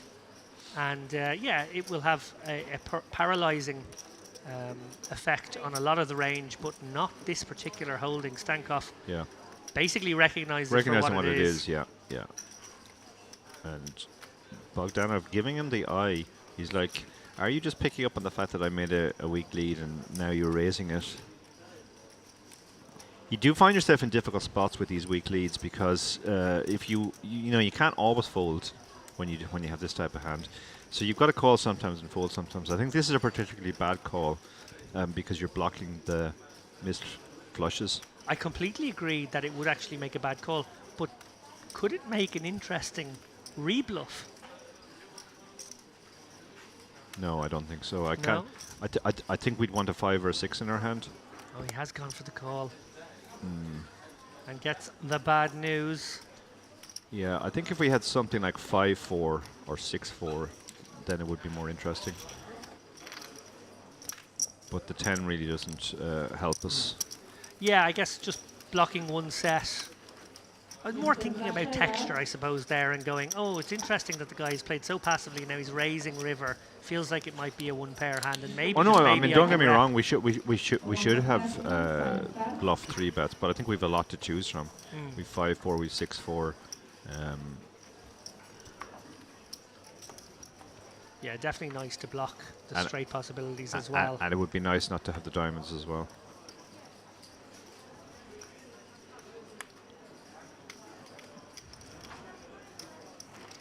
Stankov won't get back in the saddle here.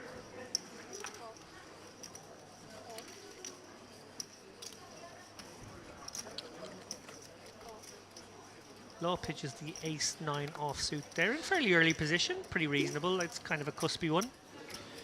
Yeah, on the previous feature table, that was definitely getting opened. People were opening any ace from any seat. But this table looks like it's playing more conventionally so far. Well, Queen 3 is obviously suited fine open. Yeah, he's gone for the 2.5x here on the button. Fine call by the big blind as well, closing the action. A flush draw against a presumably sticky enough ace-3 here, who might feel his hand is good on a king 5-5, Dara. Yeah, I don't think you can fold to 1 bet here. You just don't have enough calls if you do. your ace high is going to be good, actually probably well over half the time. And he has turned a gut shot. Really bad for him though, because Kokeliaris has turned the flush. Sizing will be interesting here. So he does choose to donk lead it. Interesting. 14k into 35, so 40%.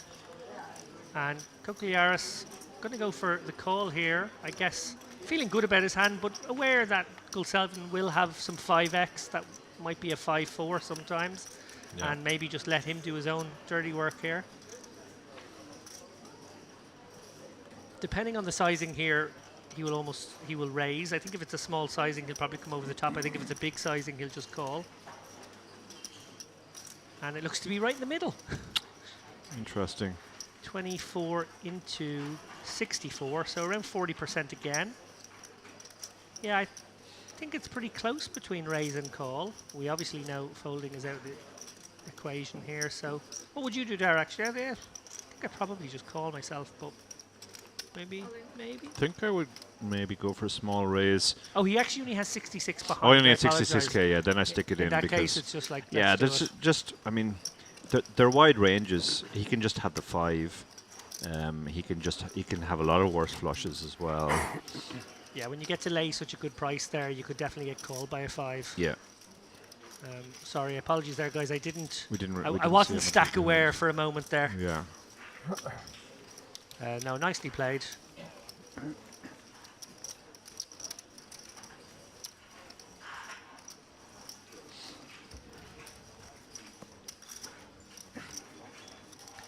So for those of you joining us late, as I'm sure quite a few people are, it is sort of coming into the late afternoon, early evening, maybe some people coming home from work, some of the poker grinders waking up finally after their Sunday grind.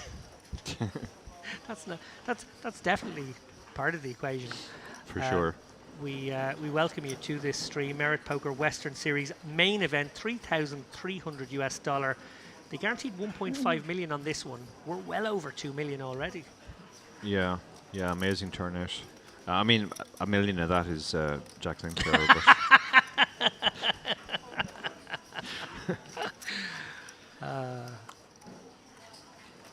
But fortunately, it's one of only multiple tens of millions that man has. Yeah.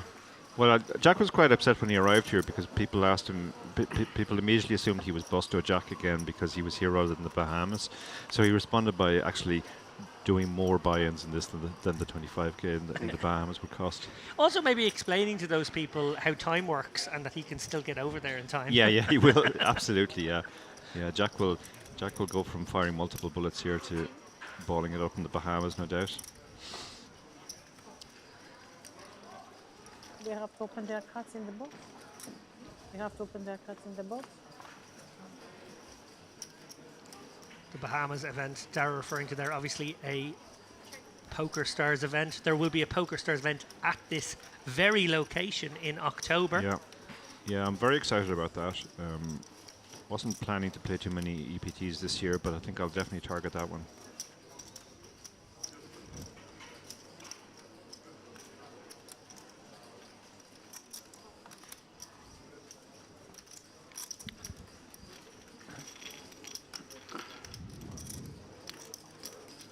Stankov picks up another small one.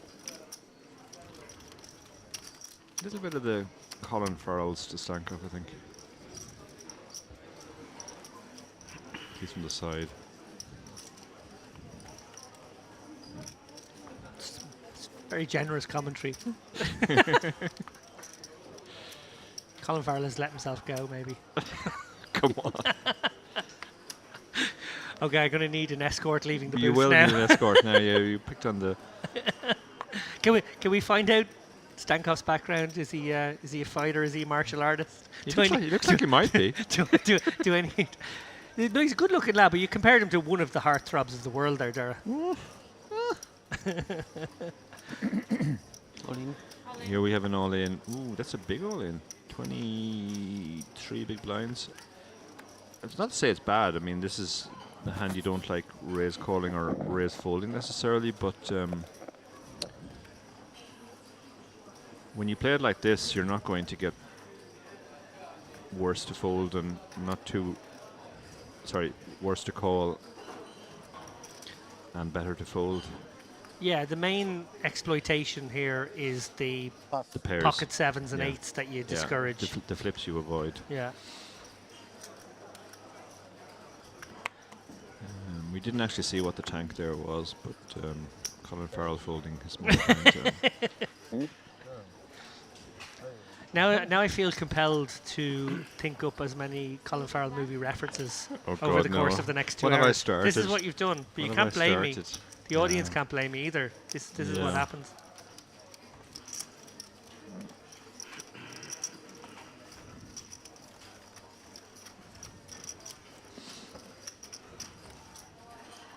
Close decision. It was a close decision, yeah.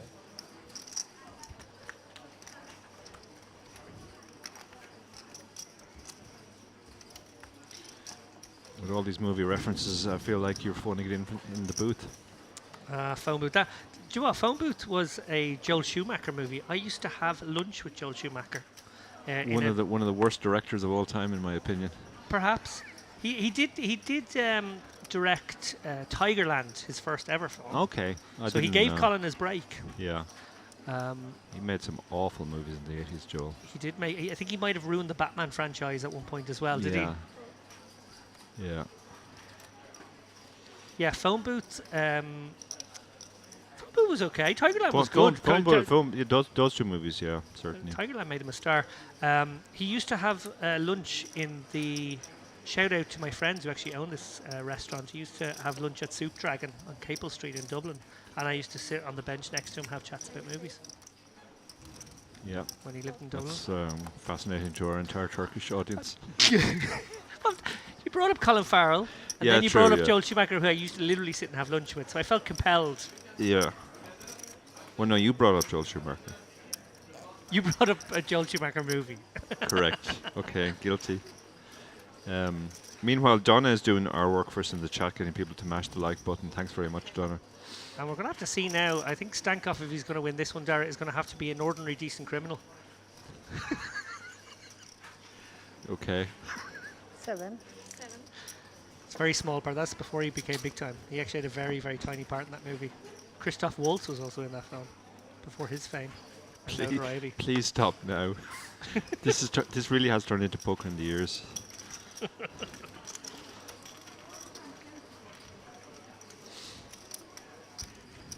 So Aristoteles takes it down there with the bet on the flop.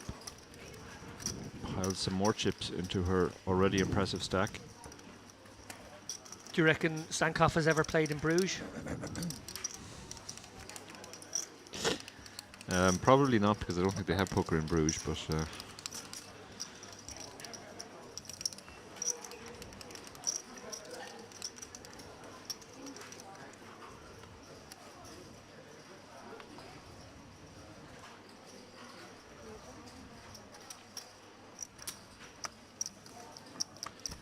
the queen jack off under the gun gets folded, as it should do.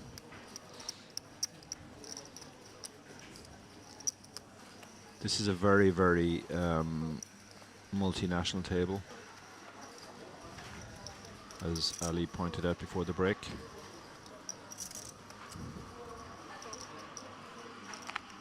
Stankoff will fold the jack 4.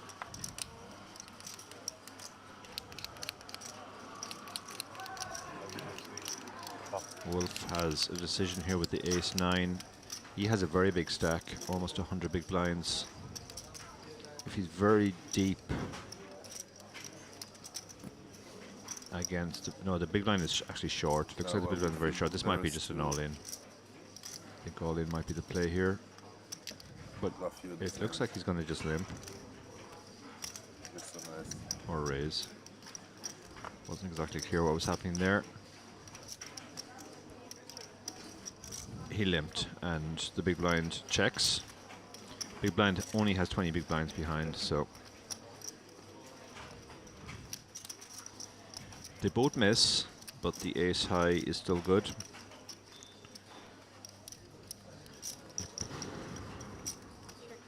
It goes check, check. Yeah, the ace had not much reason to bet. The king on the turn, and it's a third spade. That's not a good card for either of them either. So I think Wolf would have fired on a brick, recognizing that his ace high was probably good, but king of spades is a scary card. Now he's going to have to try and value bet. Law has had 2 opportunities to bluff at this and has taken neither, so you're going to have to do your own betting. He's not going to get hooked up by Jack 4.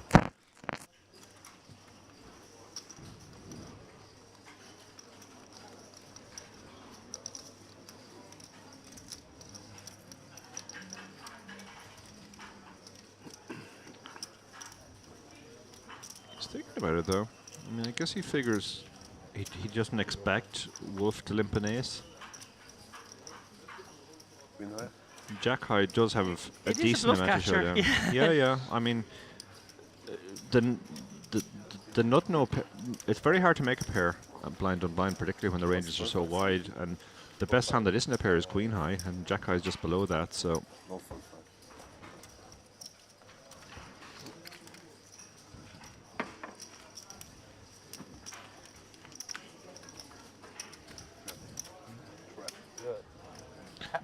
Seems to be a very friendly atmosphere between those 2 gentlemen. Was going on, eh? So I don't know if this was announced maybe in the last segment, but we did get confirmation that we were playing 10 levels today. Yes, Sally did confirm that. So this is level 5 of the day, and we'll have 5 more after this. Next break will be dinner break, and then we'll come back and play 4 more levels after dinner. Going for a slightly longer day too than the warm-up, presumably because bigger field. So Stankov again with the decision there, but he is no Dumbo, so he lets go the ace-9. Okay. I'm going to cross these off my list I every time I do one. I really regret bringing up Colin Farrell now.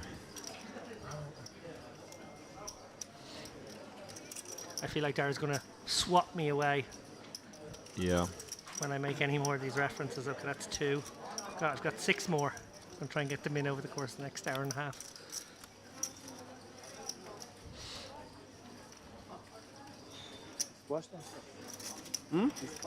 За что? Wants to do something silly here, I guess. That's how it feels.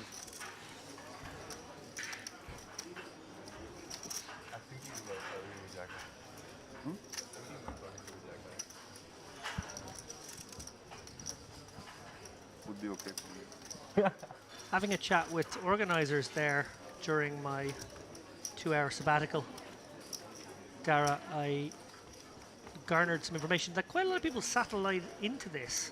They're obviously firing off satellites, maybe sometimes 2 a day, into this main event over the course of the last 3 or 4 days. You are obviously the satellite king. You wrote the book on satellites, Poker Satellite Strategy, a bestseller. What advice would you give to people who are sort of targeting bigger events, you know, whether they be merit poker events where they play the live stuff? Obviously, some people like to satellite online as well. Yeah. What are the major reasons to do so? Well, first of all, satellites tend to be great value just in and of themselves as tournaments because they attract a fairly weak field. A lot of people will fire at a satellite who would never dream of playing a normal tournament. You definitely see that in Ireland at the bigger tournaments. Pretty much the softest tournaments of the year are the live event satellites for a lot of the things like the Irish Open. Do you know if they're target stack satellites or normal satellites? Normal ones, yeah. Normal ones. That's good to see that the traditional ones still exist. There's huge exploitations in those. Like if you understand basic satellite format, you could be a significantly worse poker player than most of the field and you'd still be a winning player just by virtue of understanding the satellite stuff. So very profitable because of that. And you know, then it gets you the chance to play on a big stage like this, maybe get on a feature table and have an experience either way. Yeah, live the poker dream, so to speak. Yeah, it's great to see organisers going to the trouble of putting on lots of satellites for an event like this. There was a time when satellites seemed to go a little bit out of favour, but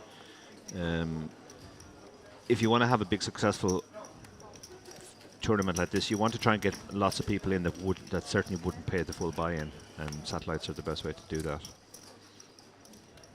They certainly are. Well, we see here in this pot, to catch you guys up, Stankov has opened this one up. Wolf has flatted in position. That brought in the big blind, who got out of there after Wolf fired a bet on the Queen 9-5 texture. Once it got round to Stankov, he felt compelled with the 2 overcards, and maybe the best hand sometimes still to hang on in there. Yeah, there's draws there, obviously Jack 10, lots of gut shots, even stuff like King Jack, King 10 might fire. Yeah, pretty reasonable for Stankov to stick around. Sticking around now to the 20k Yeah, bet, he would be a bit of a daredevil. Yeah, David marks another one off his bingo card.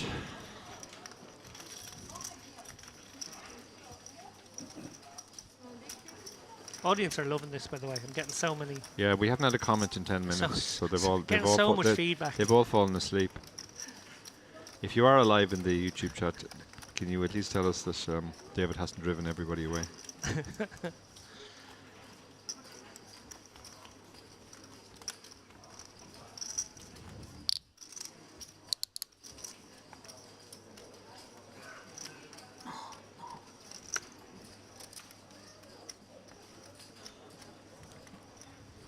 So late registration is now closed.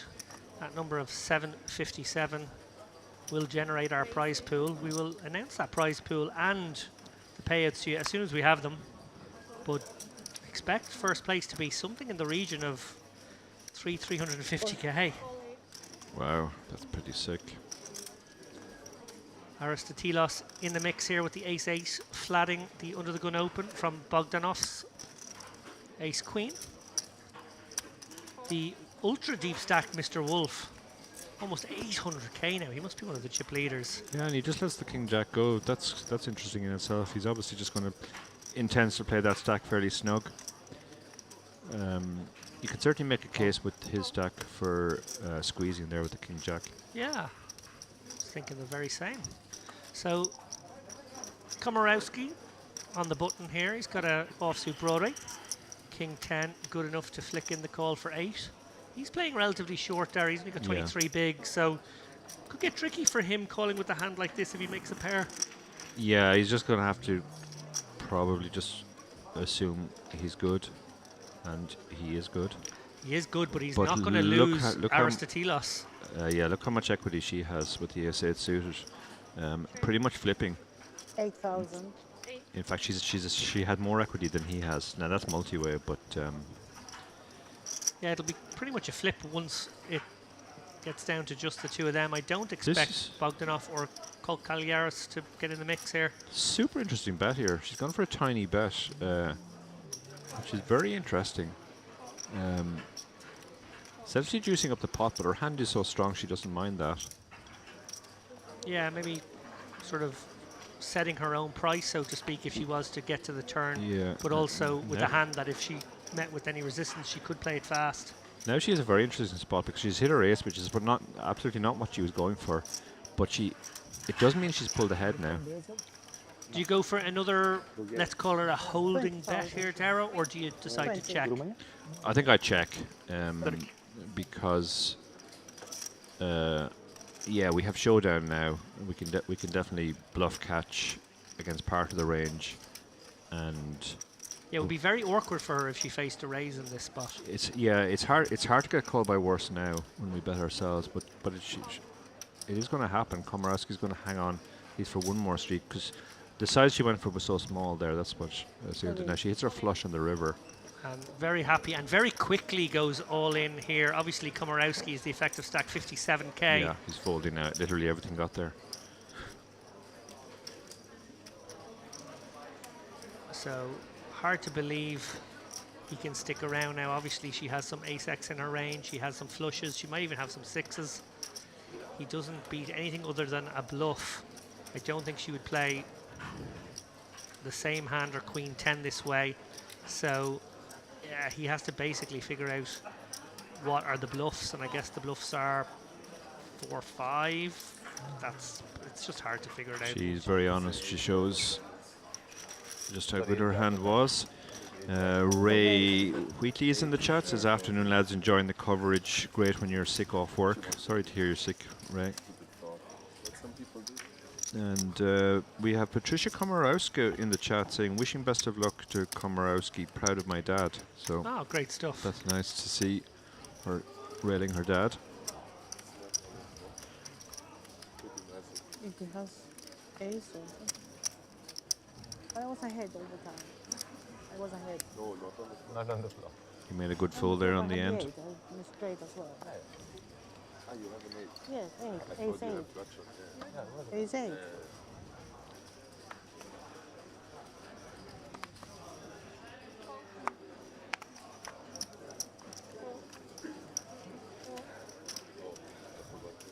Stankoff taking something of an intermission now between playable hands. Yeah.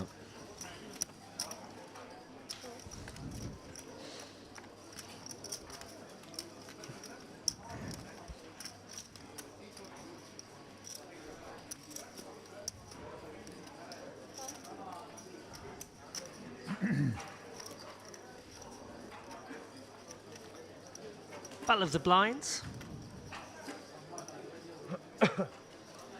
Jack 2 suited, definitely a hand you want to limp. You can call you can call a small raise, but Bogdanov bumps it up quite considerably. I probably still would have called it with the suitedness, but the call isn't going to make you too much. No harm folding either, and just staying out of trouble.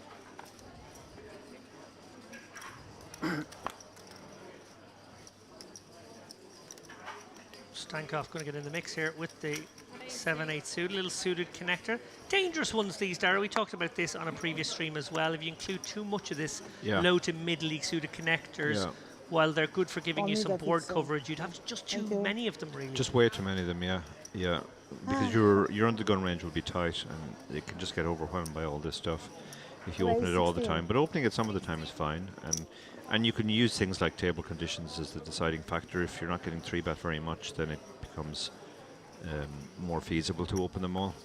Well, when the action does get round to him, if indeed it does, and I don't think it will now, because Subramanian is going to go with his ace-10 offsuit. Interesting to pick up on maybe Aristotelos's propensity to do these small raises, not necessarily premium, and that the ace-10 could be good for a cold 4-bet.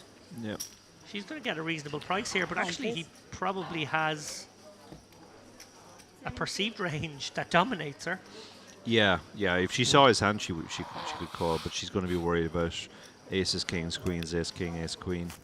They're a big chunk of his cold 4-bet range.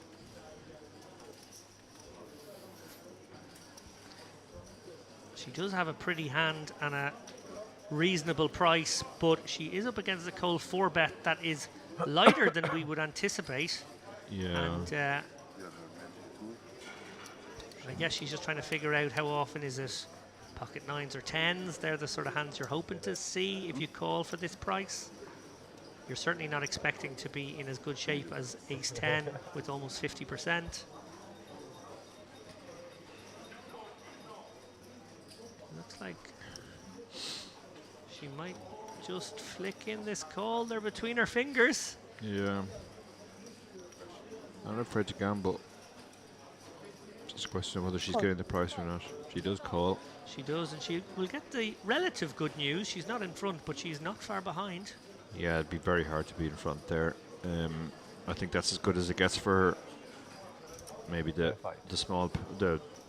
pairs that she's genuinely flipping against too, but this is pretty much a flip. And no longer. Well, that all but shuts the door here. She has She some can still make a runner royal. runner. She can still make a royal flush. Heart. I have ace-2 heart. Oh, it's never easy from 3% to 16%. 16%, yeah. giving it the old uncomfortable shoulder rub. Oh, Yeah, what is he lives to fight I another think day. it's too Subramanian. it? It's too hard. Nice little pot there, 174k. How his fortunes have just changed. He Not was everybody on it. playing sub 20 bigs. He's now over 40 bigs. Two ace, eh? It's very A lot interesting. of dead money in that pot to go with the money at risk at showdown. So yeah, wow. Right back in the mix now. Aristotelos takes a little body blow. She's still having a pretty good day though. She is, yeah, for sure. If she Just call. no 3-bet, yes, yeah, she just call, I think so. But You move in What is- anyway, so. no, he Yeah, he'll move all in again. you move is call. You Yeah. show. You mean if she just called?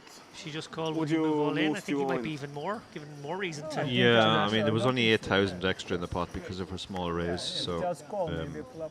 don't think it really changes things. It's always quite funny, these post-mortems after the hand. What would you do if I did this and then he did yeah, that and you would have and done this? Then you can find some way that you might have won the hand. Close. There's a famous book, I can't remember which one it was, You're which lucky started to with 8 apparently random hands. And it gave 8 different ways the hand could play out. And they were all somewhat credible. And ended up with 8 different winners. Wow. And the point of the book was that there's a lot of variance that people don't recognize, that sometimes the way somebody else plays their hand ends up in you winning or losing more. Revenge, huh?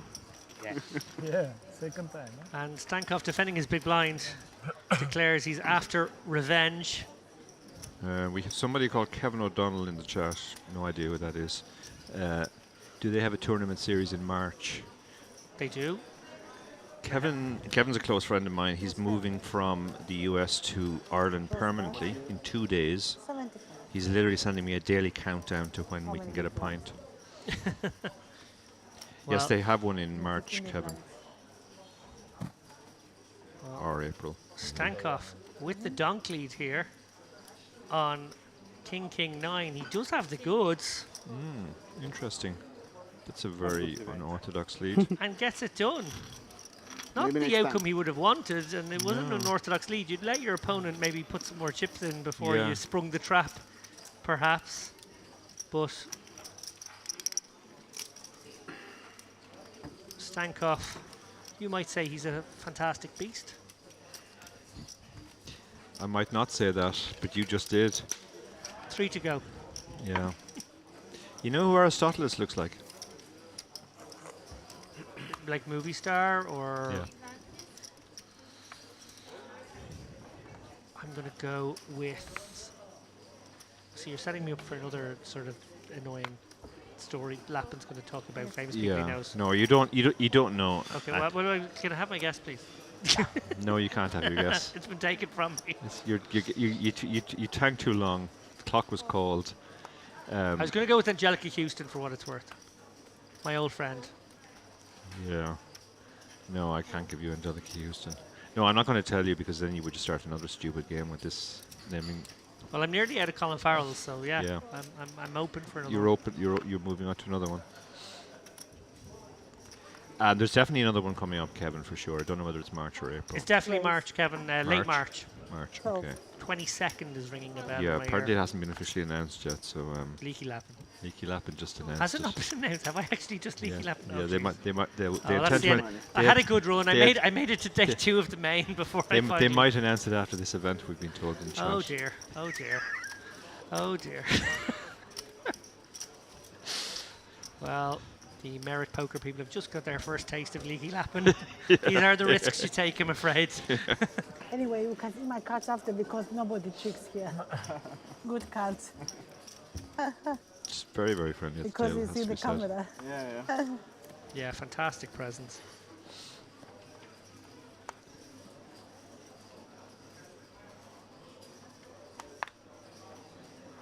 I'm going to say Law looks a bit like Faraz.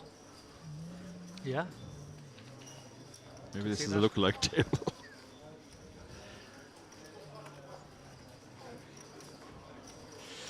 Yeah, Donna says Leaky Lappin strikes again. He does indeed. well gotten used to leaky lapping down the years. Queen jack off, under the gun +3, which is the low jack. Yeah, this is just about solver approved. I don't mind the phrase leaky lapping right now at the age of 41. But I feel like if this is still a name I have at 51, people are going to assume it's from something else. It's a different, yeah. It's like a colostomy bag issue. I mean, to be honest, I think people already think that, but they think it's kind of dual purpose. He started doing one type of leak, and then he branched out into others.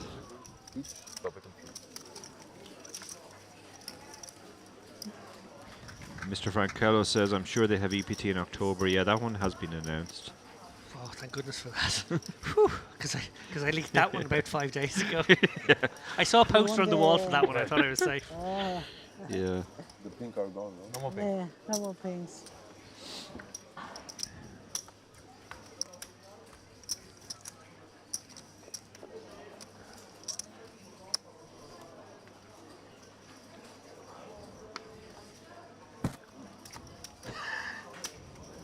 Donna says, are you sure you're 41? I'll check. Let me just do some maths. I'll be back to you.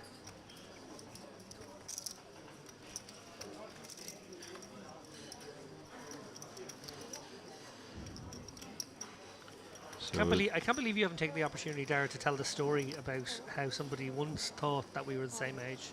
Actually, sorry, thought you were younger. Something that upset me greatly for many years. People wouldn't make that mistake anymore, unfortunately. I don't know, Dara. I feel like I've let myself go and you're still in shape. Race. 9. They'd have to think I was very weathered looking, whereas you were out of shape but relatively young looking for your age. David's just taking calls here. No, I was trying to pull up the chat as well so I could fight my corner and you could stop tag teaming me here, but I forgot my volume was on because I was actually listening to you and Ali while I was on my break. Yeah. Yeah, I also listened to you guys at the start as well. All you can eat here from Law. He has the right sort of hand for a squeeze. Yeah, yeah, you gotta like this. Over the top. So Bramian just limped, I assume, did he? It looks like he just limped, and Aristoteles did one of our trademark tiny raises, which the players may have picked up as kind of weakish hands. Well, ordinarily I'd be saying Sobramian is looking for a bit of TV time here, but actually we saw him play very aggressively with the ace-10 a moment ago, so maybe, just maybe, the construction of his ranges are a little looser than... Yeah. Again, the same? Aristoteles is not going to call with this ace-6, I feel, Dara. King-Queen sort of has a bit more sexiness to it, the ace-6 to a re-raise. I think she has to be worried about ace-10. When she had the king-queen, you're fine with seeing ace-10, but when you have the ace-6, not so much.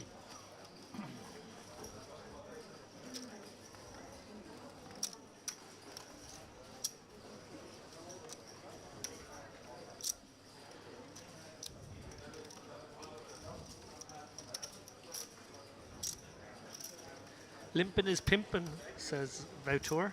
This is torture. This is torture. Action is so slow. It can be, I suppose, in certain situations with the right stack sizes. And no phone, no small. Yeah, for sure. And I think she's gonna fold. Yeah. Someone on the feature table a little disappointed with the pace of play right now, as Aristoteles contemplates a call for quite a large portion of her stack. Yeah. It's a little unfair there. I'm not sure she spent more than 45 seconds on that one. More. Every time. Every time. I know you. Don't 3-bet 10-6 with it. For now. Dark Angel talking about Jen Newell in the chat, who, of course, while we were in Vegas, was asked to guess your age, and let's say she came up with a much higher number than your actual age. Jen Newell is dead to me, Dara. Yeah, I know. Right for Jen. You didn't play one hand yet. Correct. Thank you. Thank you. You see one hand he plays. Thank you. Kevin, I think a bit of misunderstanding. Kevin's daughter is called Jen, so.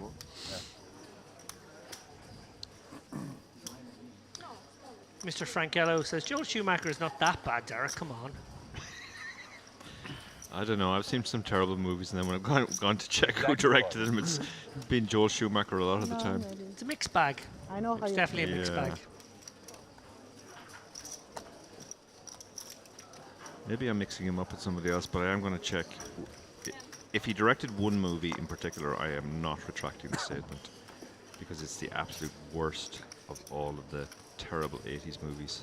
Okay, while Dara hits the IMDb pages, I'm gonna Keep have a the go at. comments I can going. have a go at analysing a hand all by myself. Wolf bumps it up here on the button with the ace jack, and he gets it through. So fantastic play by everyone there. Ace jack opens from the button.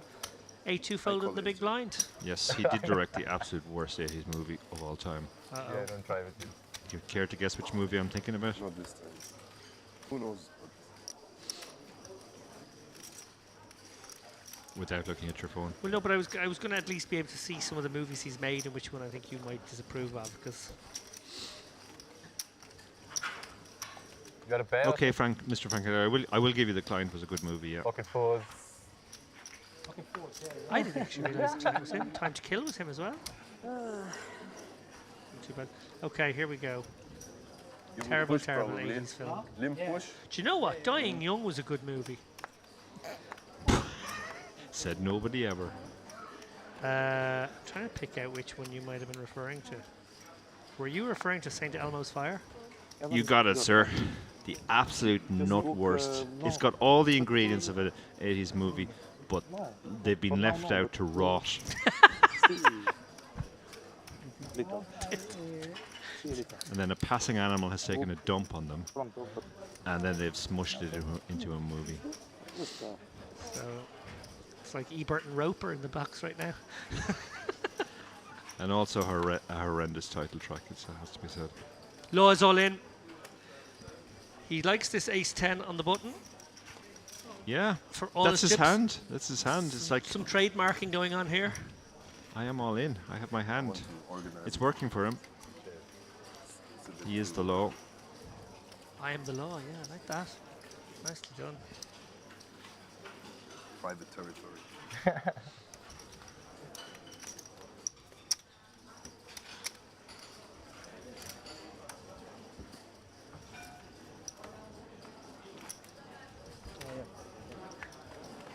This is not the last event that will be covered by the live stream. Just to give you guys a heads up, there is a high roller starting on Wednesday, and we will be bringing you cards up final table coverage of that one on Friday. So you've got day 3 and day 4 of this one to look forward to, but you've also got final day high roller 5K tournament to look forward to as well on Friday. Please do tune in for that one. Yeah. See how many bullets Jack can fire in that one. 16. And another small 3-bet here, okay. This time Gull 7s It seems to be how they play if they have a hand. that they want to continue with, Well, yeah. continue. They just throw in the tiny little. Well, look at this. Okay, so Bogdanovich is 2x'd with the King Queen offsuit. Gull 7 is 4x'd, so just Aristoteles doubled. is flatted. And Aristotelos has decided her 8s are interesting in this spot. Well, I guess if Bogdanov is going to just call here, well, here's pocket 6s who might be actually tempted because it's only 3 more bigs. Actually might have been tempted by that one given Yeah. the strange action that had come Maybe before. he's worried that the betting isn't closed. Yeah, that is true. Obviously, Bogdanov could be thinking about coming over the top here. Juiced up pot here. Bogdanov can't really fold for this price, can he, Dara? No, I don't think so, but it's a horrible hand to have to play out of position to 2 players. He's getting such an amazing price, though. Could he be considering a sort of a 4-bet fold? Use his hand that way? It's a bit funky. Well, that would be a little bit funky, yeah. He does just call in the end. This is one of those spots where you call and you're not even sure if you want to hit. I know, right? Well, hit he has, and he has taken a commanding lead in this one. Gull 7, who has the pre-flop lead, may well c-bet here, try and rep that king, ace-king. Very plausible. Aces, kings. He has all the absolute best possibles. Aristotelos, just looking at one overcard to her 8s, but Yeah. but it is a lot of action, and she's sort of squeezed. She's in a bit of a sandwich. She is, yeah. Bogdanov still has to act. He's probably just checking range there, so. Yeah, it's an awkward spot. Like, your hand's best a lot of the time, but if it is best, you're not going to win much more with it, if any more. And if you're behind, you have very few ways to improve. So Bogdanov now facing a continuation bet and a call from the over caller to the 3-bet pre. Oh my God, one of them can absolutely have aces or ace king here, but I do have the king. So yeah, he's literally getting dragged along in his hand. He would have liked to have folded pre-flop. Now he might actually fold if somebody else can find the bet. Yeah, I wonder if Gull7 will size this one up as Aristotelos, with her overcall to the 3-bet, probably has a hand like 8s, 9s, 10s a lot, and was being stationary for 1. And Bogdanov's call very much represented a King X hand. I got to be honest, it really did feel strongly like he might have a King Jack or a King Queen. Or a similar type hand as well, 10 Jacks, Queens maybe, the stronger pairs. So we sort of found the 3-bet pre to such a small sizing with these 5s from that seat a little on the unusual side, but I have to say credit to Gull7. Now that he's found himself in quite a weird spot, he is using that ace as a opportunity to win this. It's a small bet again though. It's only about it's less than third pot. Horrible spot for Bogdanov. Bogdanov just really feels like he's getting dragged along now. You only have to be good 22-23% of the time here. He's asking himself, could he be? Yeah. He's probably not expecting 5s, but he might be thinking maybe queens or jacks.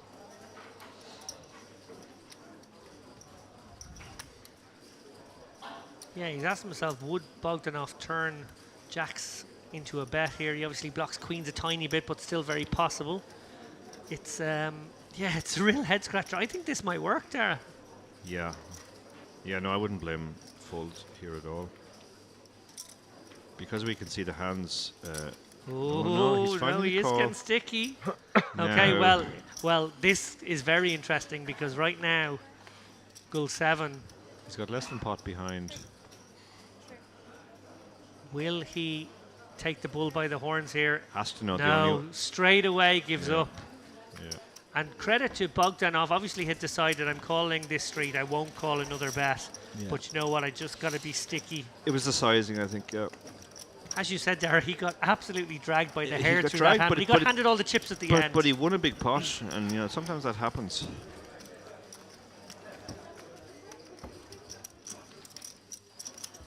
Faced a bunch of difficult decisions there in the hand, and they were all marginal decisions. And he wasn't happy about having to continue in the hand, but he did, and got rewarded at the end.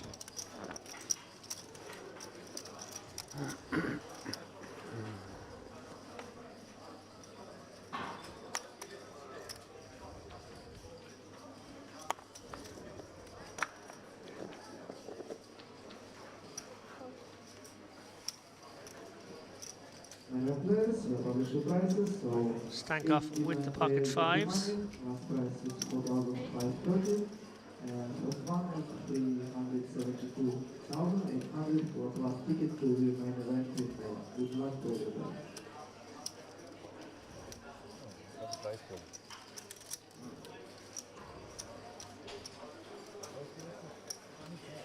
Komorowski.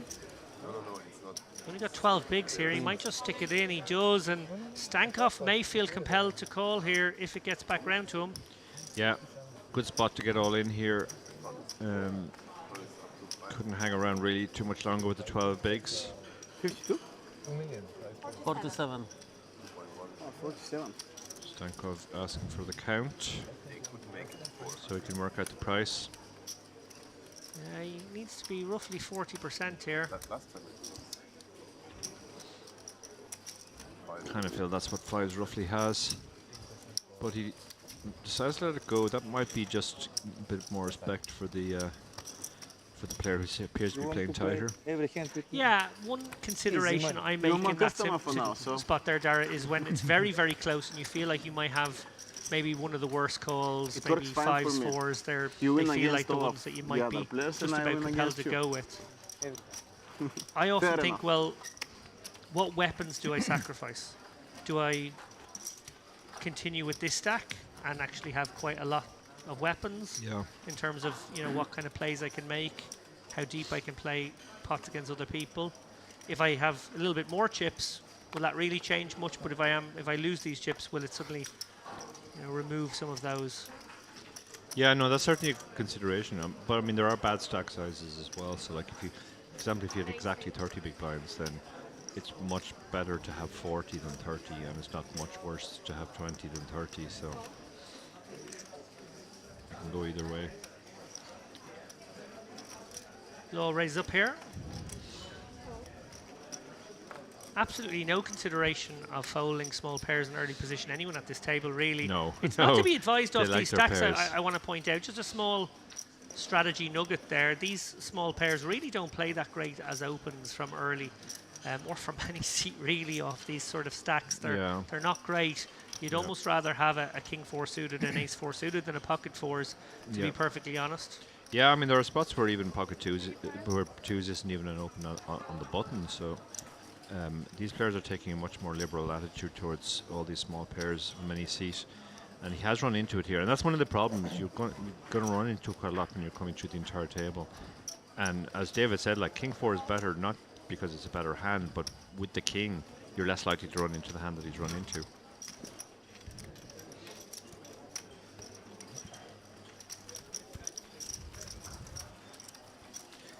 You can spew a lot of chips in those, because even if it goes like call, that's not still a brilliant result. You're going to be playing pocket 4s, looking at 3 overcards most of the time out of position.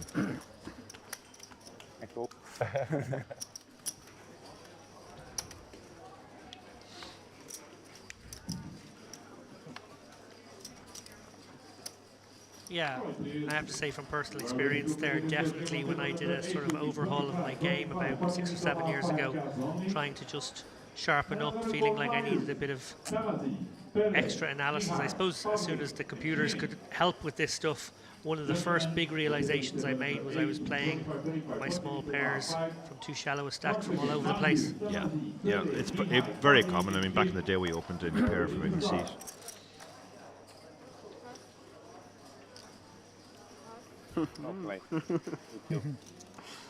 And this may actually get walked. Cool 7 looking down in the small blind at one of the hands you don't necessarily want to play. And indeed it is. So 1/3 of the field remaining. That puts the average stack around about 300k.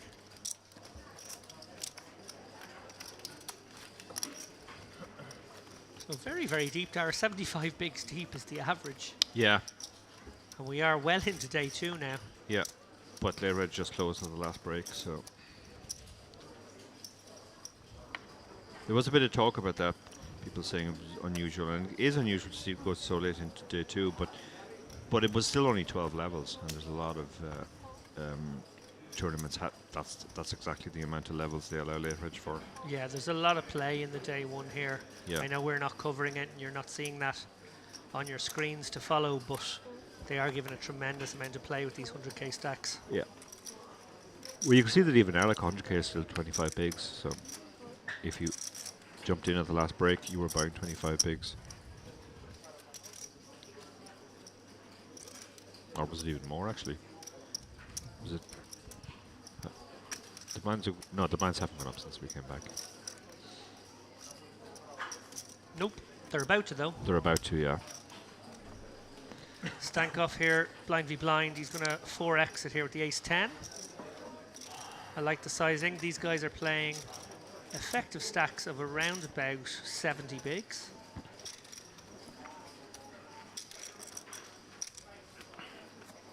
Yeah, generally you don't do too much raising from the small blind this deep.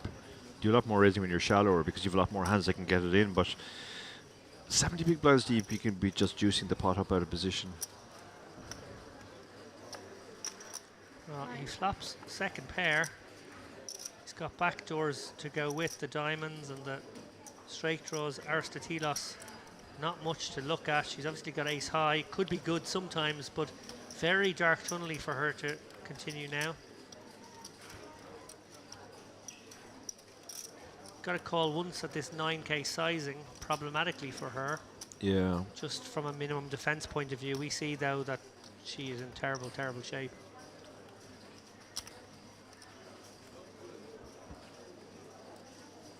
She does let it go, so a good escape in a situation where maybe the book says be sticky once. She does actually not surrender those extra 2 bigs. She's quite an interesting way when she's thinking. She always looks at her chips, so you always get the feeling she's about to make the call, but then she'll look back and flick the cards away sometimes. What number level is that? 19. Gentlemen who are ready to start on table number 18, take your seats.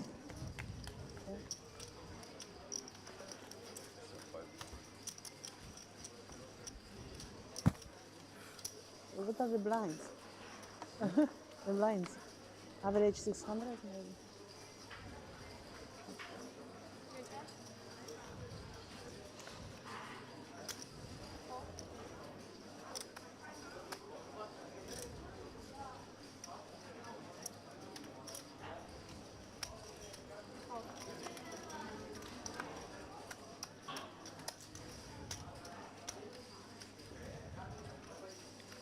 Probably 10k. Sub-Romanian, considering a loose open here. He's got 40 bigs exactly now. He just let it go.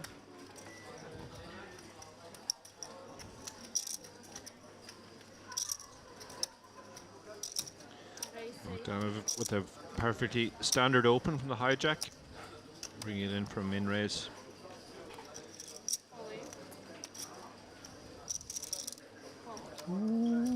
Aristoteles she does like to play a lot of hands. She calls with the king 9 and the small blind. So these 3 players all very deep, Dara. Bogdanov, the original opener, with the best hand pre, is effective. He's got 75 bigs. Wolf and Aristoteles playing 110 bigs deep. And Wolf has flop best here with middle pair, ace kicker, wheel draw. Bogdanov's got a jack of diamonds, working a little bit with his ace. Aristoteles unlikely to continue with king 9 here, very much not her board. Yeah. You're in Bogdanov's shoes here, Dara, you just check back?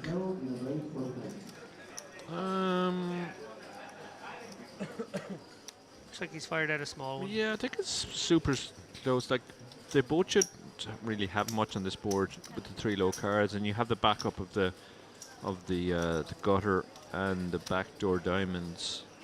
Yeah, I think I'd probably like a small bet, and then you're getting checked on the turn a lot, so you can decide what to do then. Well, that's exactly what's happened. Wolf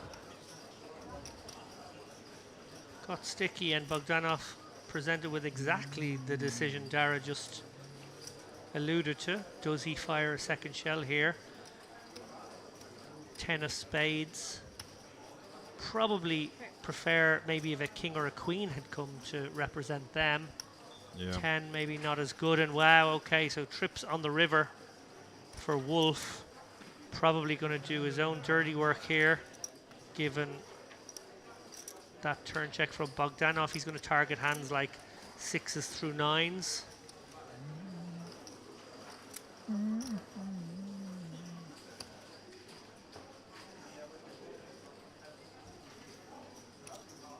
There will be some 4x in the bluffing range here. Yeah. Yeah, the big blind has a lot of 4x.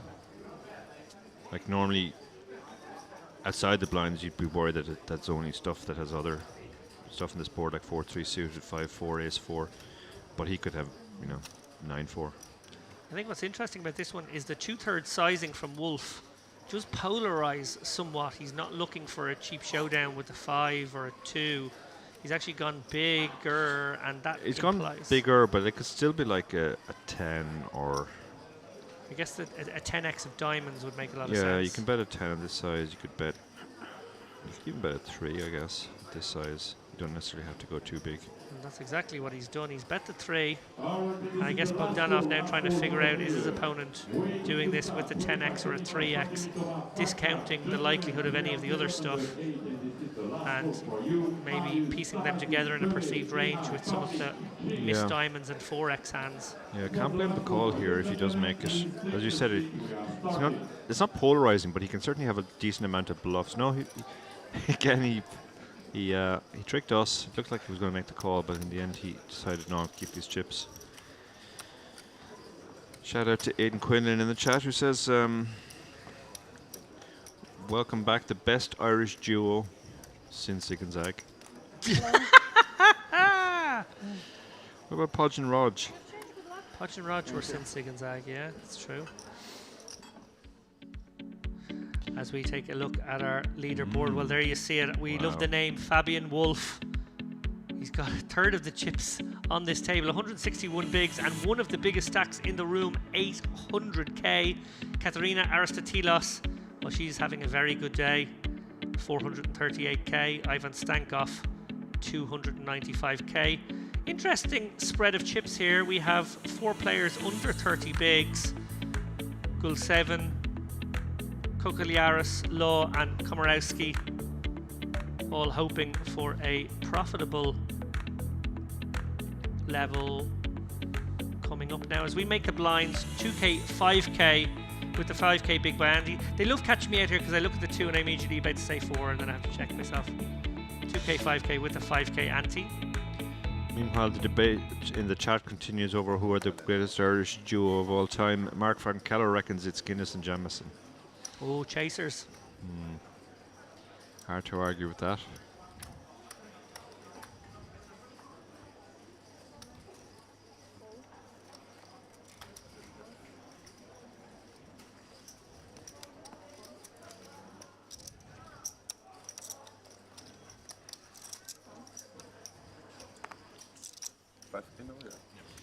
So we have a limp here. I want to allude to something here in the context of famous duos. This is not an Irish duo, but Dara, in the very early days of our partnership on the chip race, thought we should model ourselves on Anton Deck. I'm not going to say the expletives that he used instead of the word Anton, instead of the word Deck, but you can probably use your own imaginations on that one. So much so that he thought we should always be seen standing in a certain order. Yeah, one on the left, one on the right. Yeah. Which Anton Deck do, so you know which to switch. Well, so Romanian, what a turn card for him here. His gooder drills home. Yeah, the limp here is quite unorthodox, and that's brought in both blinds. Wolf happy to bet his middle 2 pair. And he's going to face a raise, Dara, and it's going to be very awkward. It's going to be very awkward. Yeah. Not what he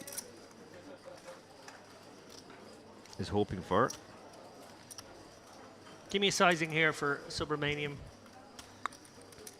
He's got 155k behind. I like 48. That's my favourite. Oh, he's just clicked it, Dara. Yeah. Oh, that's filthy. This is filthy. Yeah, I would have gone smaller than 48, but bigger than this. So I'm just greedy. I was setting up a nice river bet. That would be very hard to fold. Wolf. Yeah. Well, he can fold 13k No, he can't. here. He can't fold. This actually looks like a kind of an advanced blocker almost as well. So it's actually going to make it tricky on the river as well. I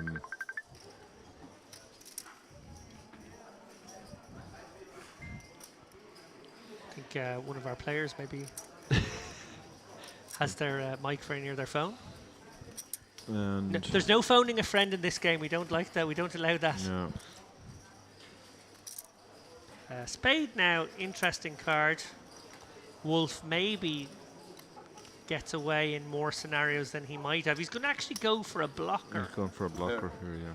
So gets quickly called, obviously, by Subramanian, who was fearing the flush on some occasions. The blocker does its job, actually.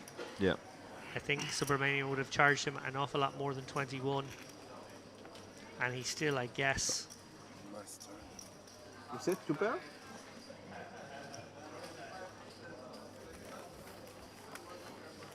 I want to bet even a bit smaller on the river, but I was afraid he still raised. Yeah. Nice when the players do the commentary for us. Yeah. Dangerous. We're only guessing the But if I insights, check, but you bet. if they're going to reveal them, it's good. Honestly, if you check, I wanted to check back. Oh wow. That's the way to annoy him. That's the way to Go, annoy the "Oh, guy. I hated that river, I was checking." He's just made a great blocker bet and goes, actually, I was going to check back. Great smile there from Subramanian. He's got another hand. He limped a King Jack last time, which was unorthodox, but paid off for him. Yeah, we saw a limp earlier on as well. Was there a Yeah. small pair limp maybe, or maybe it was a connector limp? But anyway, it's clearly part of the Subramanian arsenal. Do we have any Subramaniacs in the chat? You'd have to call them that, wouldn't you? If you have your fan rail. Yeah, they haven't revealed themselves yet, but... Subramaniac, maniac. Okay, we're back to dodgy 80s soundtracks.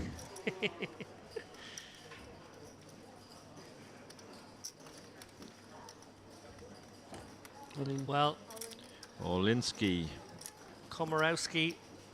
the suited ace, which happens to be the best hand. Tricky one now for Subramanian, who has to defend his limping range with some stuff. Yeah. And actually has a tempter here. Yeah, might actually have one of the best hands that he limps, so... Yeah.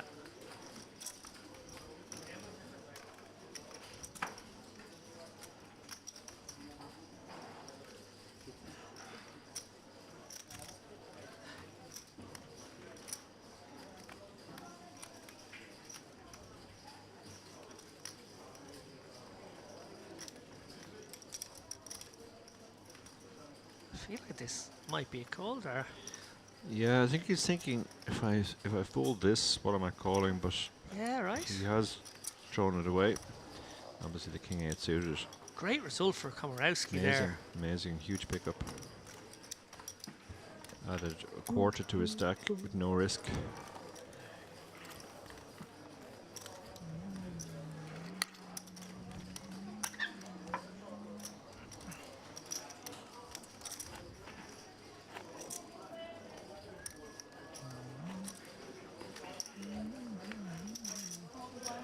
One of our players humming a little tune for your pleasure, Yeah.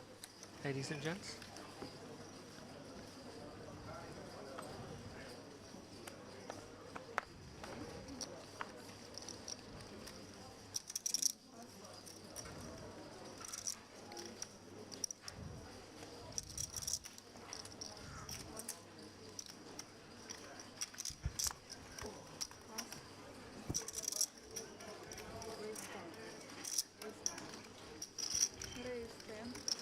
Aristotelos with the ducks. Wolf quickly bins the raggy ace. And now Law with a tempter, perhaps. 19 bigs. Looks like he's going to flat.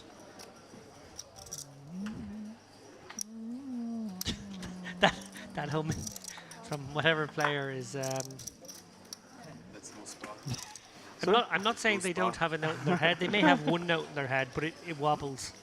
Yeah. It needs auto-tuning. So three-way action here. Low flops. Best.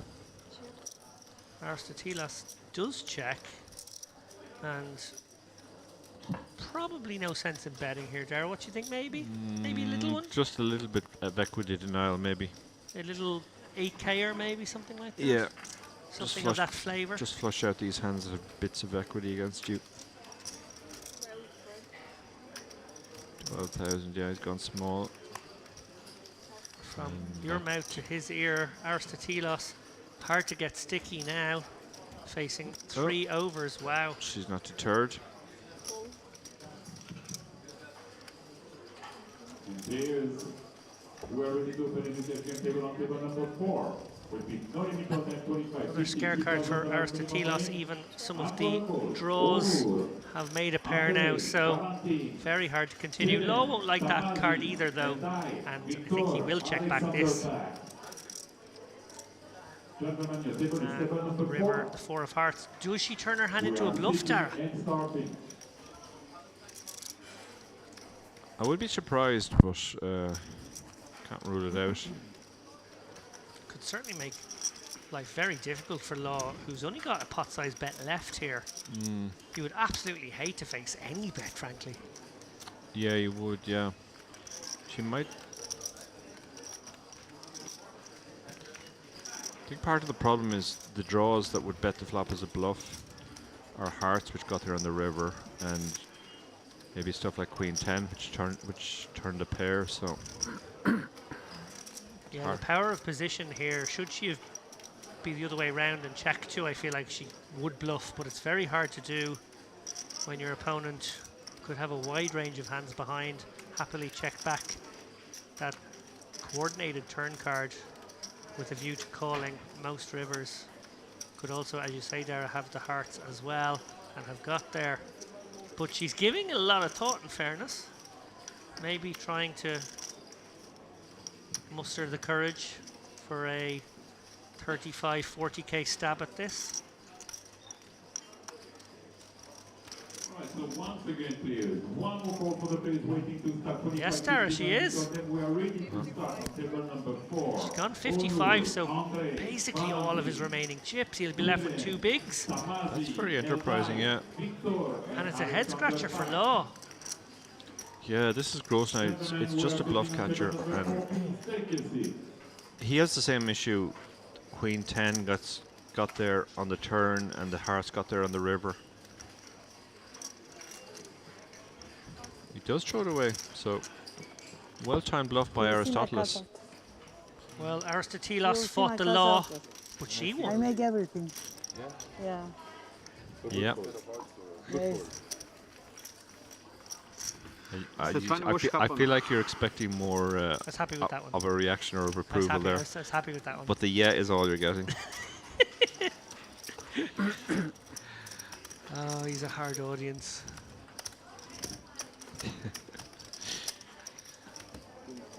I even wrote that one down about 15 minutes ago on the off chance that he got into Oh, really? Yeah. Incredible. This is where we are now.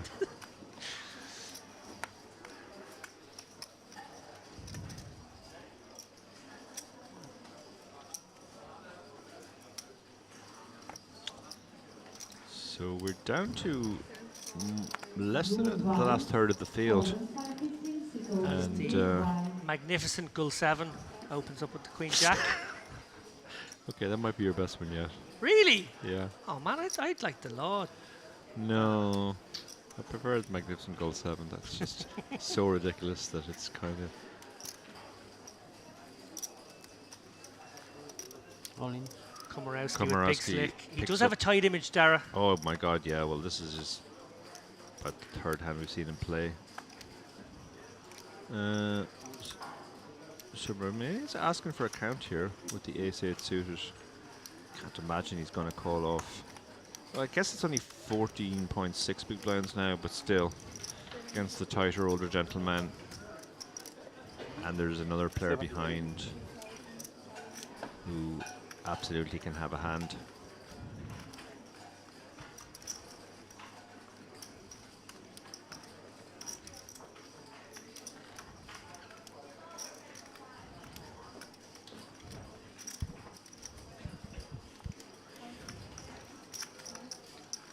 Kokaliaris with a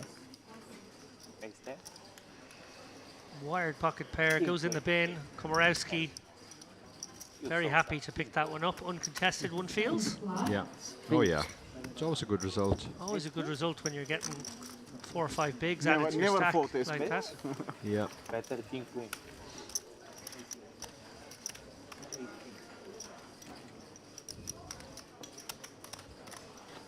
He's sexy.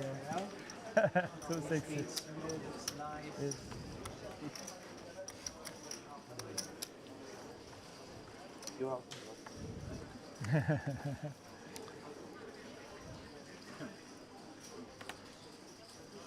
A very warm welcome to anyone joining us late in the day. Obviously, it is around dinner hour here in Cyprus. Yeah. 5:30 in the centre of Europe and 4:30 if you're knocking off work early in the UK or Ireland. Darrow Carney and I bringing you the Merit Poker Western Series, not the warm-up, the main event. This is the main event, ladies and gentlemen. I think we can get sued by saying that. Depends on the tone of voice you use. You can't write something like that. You found that out, didn't you, while you were doing your satellite book? Yeah, we did. Yeah, we originally wanted to call the book something satellite, qualify for the WSOP. How to qualify for the WSOP, something, and Barry was told in no uncertain terms we couldn't use the term WSOP. Well, no, main event was Our the main one. event, actually, yeah. Say Yeah, main event. I kind of figured they shouldn't. They should have some copyright over WSOP, but the main event But was you an think it would interesting be it would be just advertising for them. It's not like we're competing with them in any way. But apparently Barry pissed them off at some point in the past and was told by whoever was in charge of the WSOP that they were going to make it he was going to make it his business to to destroy Barry's career at some point. Because Barry's such a rambunctious punk Yeah. that you can just imagine him annoying people with his jokes about tea or something. Well, Subramaniam with the pocket sixes on this Queen 10-5 is going to dances with Wolf. I think I'm just getting tired now, so these are actually starting to seem funny, but I'm going to play it back afterwards and see if these are actually funny. Okay, the sixes really shouldn't be too excited about his hand at all here. Ace Queen has picked up a gut shot now to go with his Queen. And the sixes get flung away. Absolutely. No, the sixes win and Wolf flings away the Ace you Queen. bet. I'm sorry, I completely misread the action there. Wow. Wolf makes a soul read that was very incorrect. That is amazing. Yeah. You would be forgiven, Dara, for presuming such an audacious play wasn't coming. Yeah. Do not adjust your screens. That is what happened. Very strange line there from Subramaniam. Maybe he is a Subramaniac after all. Yeah, he's certainly showing a lot of aggression there. Stankov throws his cards away. Made very, very tight laid on. Very, very tight laid down. Indeed it was. It was, sir. You had 95% equity. Ace Jack suited is moving all of his chips in the middle. 13.5 big blinds. Ace Jack suited figures to be good enough.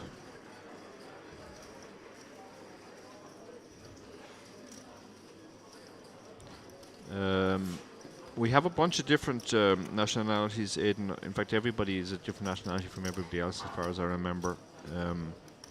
See if I can find the list. Coco Caliaris with the Djangos. He is going nowhere. Will this be a hold for the Djangos, or will Law double up back to 146k and cripple Kokaliaris?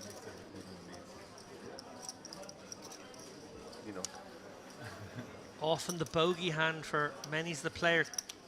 Django's. Someone folded an ace.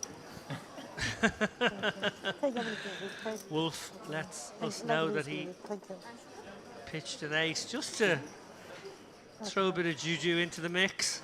Can you bring water? Water, yeah, thank you. And just one card to fade. We know it's actually 2 outs. Oh, he's hit it! Oh. That is absolute filth. Wow. And just when I was going to send Law on the 310 to Yuma, Dara, he has somehow survived. Ace on the river. Kokaliaris, a brutal beat. I said it was the bogey hand. For some players, that's a particularly cruel way for it to go down. With this move. Yeah. He's been left with just 10 big blinds and all smiles. Oh, that's horrible. King on the just on the river. The back is it's a flip. Kokaliaris fought the Law, but the Law won. Yeah.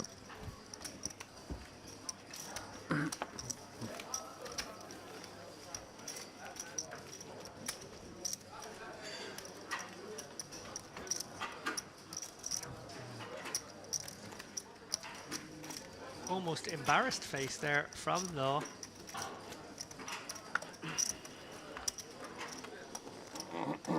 He'll get over it. Yeah.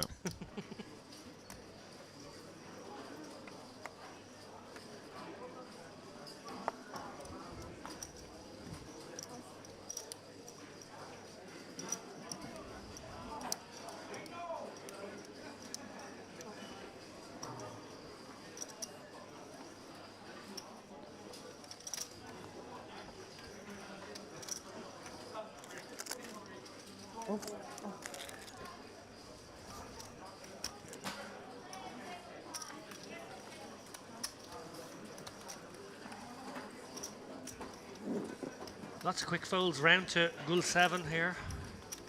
Tosses the 4-3 off and a walk for Stankov.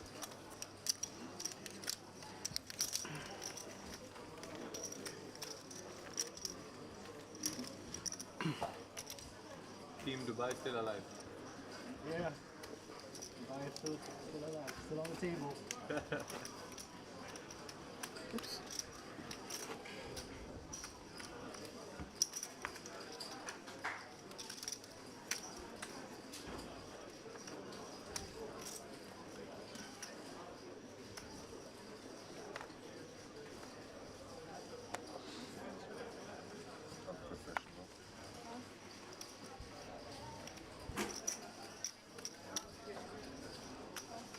Thank you. Celebratory green tea for the man who Like the green herbs. chipped himself back up to 20 bigs here. He was very short just a little while ago. Yeah. Yeah, no, it is a great feeling when you're more or less out the door and then you hit the river like that. Never been a tea drinker, Dara, I've noticed. Me? Very rare to see you with a cup of tea in your hand. Yeah, I was a big... obviously, like every other Irish person my age, I drank nothing but tea in my youth. But then I got kind of all tea'd out. If I do drink tea now, it's going to be more likely to be green tea than the traditional tea that we all drink. Feels like everyone is eating every break here already. Well, either player with the made hand here, Stankov with a draw. Actually, Aristotelos can't really continue here, even to a small bet. She does pitch it.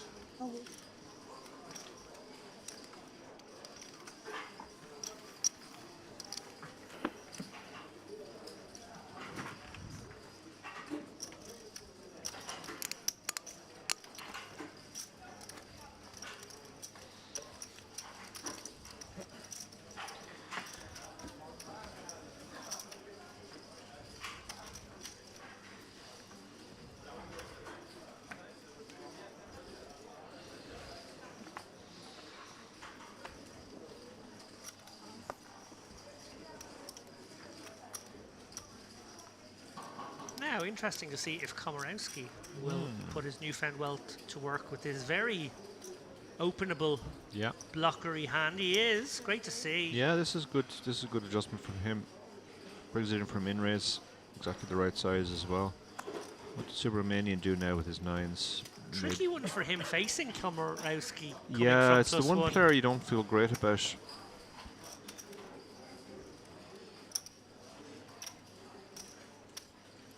Looks like he's gone for a small raise, has he? Yeah, he has. It really is the raise du jour. Yeah. I guess he's committing against his stack, maybe, and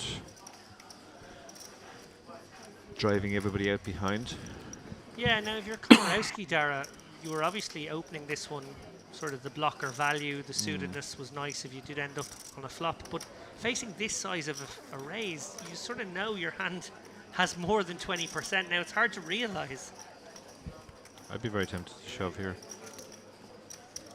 If I knew it was that the hands like nines, king, queen, all those hands are in there, I'd be very tempted to shove and just represent the aces.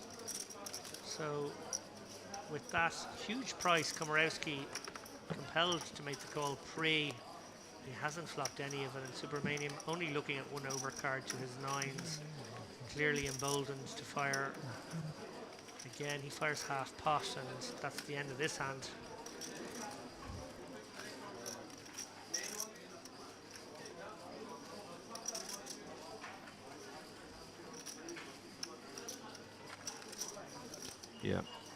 Yeah, with just the 1 over card there. It's kind of one of those, if he has it, he has it.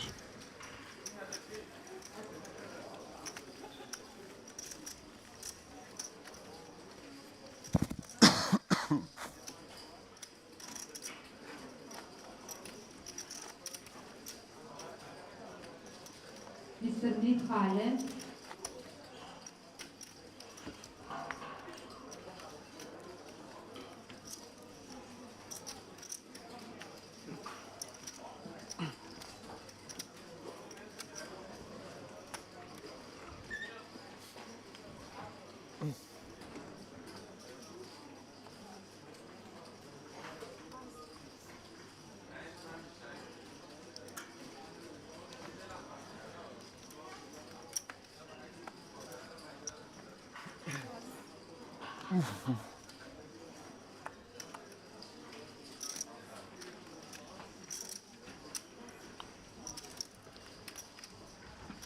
A whole lot of raggy cards being folded here. Now.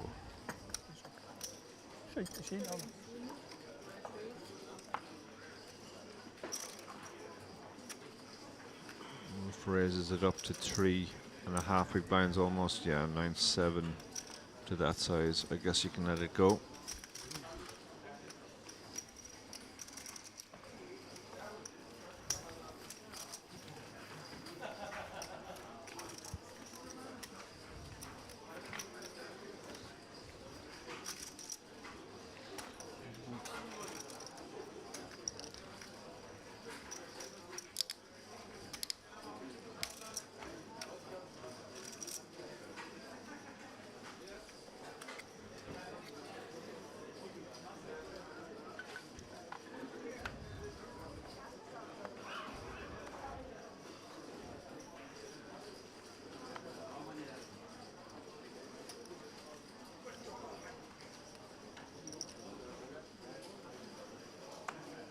We have around 140, 145.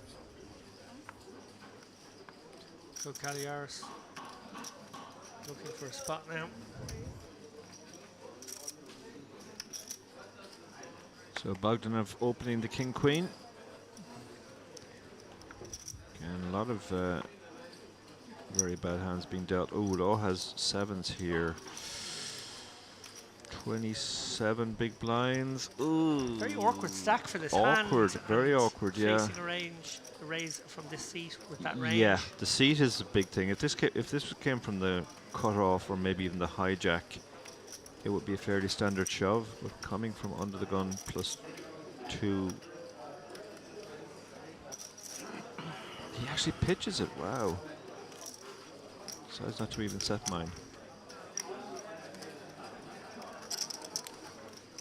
Yeah, I'm surprised we didn't see at least a call there. Obviously, from the small, he's getting a discount. And there Yeah. are some boards where you can be sticky at least once. Sure. There's boards where you'll have straight draws or running straight draws, low card boards, which won't favour the opener's range. Yeah, I'm a little surprised there. Obviously, Low getting that fortunate double up just a moment ago. Not interested in reinvesting there.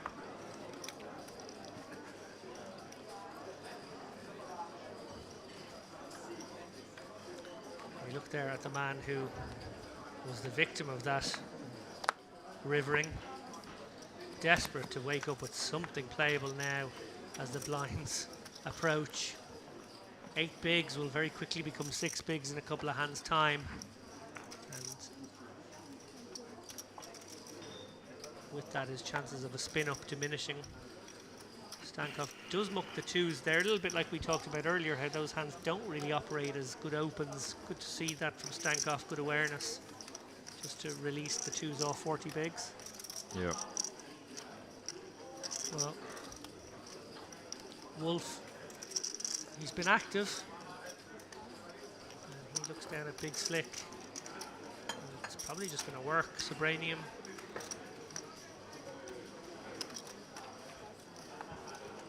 Nothing to fight back with there.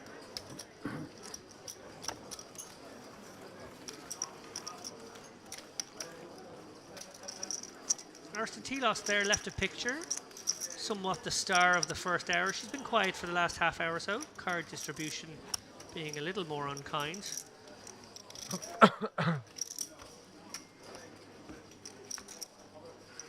Still very dangerous, very capable player, who obviously went deep in our warm-up as well. We had her on the stream day 2 and day 3.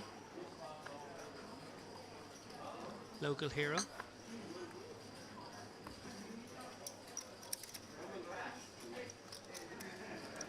Oh, and Stankov now, very playable. Yeah. Yeah, he's been card dead lately, but he's finally picked up a hand he can play. He has been patient, he hasn't been forcing the... We have seen him open the 8-7 suited, so it's not like he's playing tight, but he's just been... hasn't really got anything to play with. Now Law has another tempter. He's getting these tricky ones with his stack size. And yet this one goes well. He's playing quite differently now that he has a bit of a stack. Before he was happy to lash in the ace-10 and...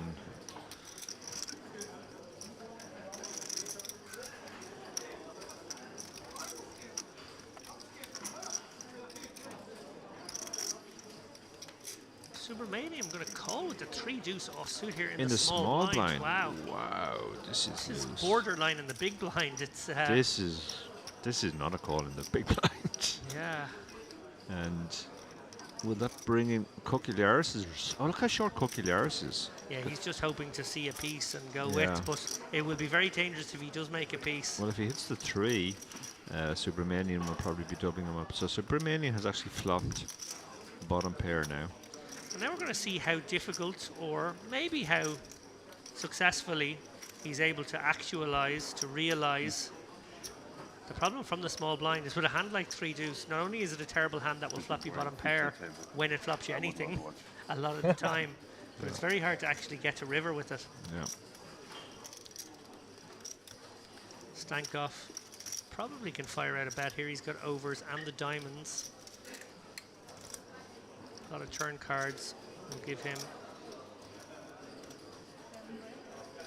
barreling cards. Subramanian, well, he has to call really. If he's going to call pre, you can't get rid of the 3-deuce when you make a pair. No. So no. You can't be calling just to make 2 pair or better there. 8 of hearts makes this board a little more coordinated. Yeah, that might cause Stankov to close down now.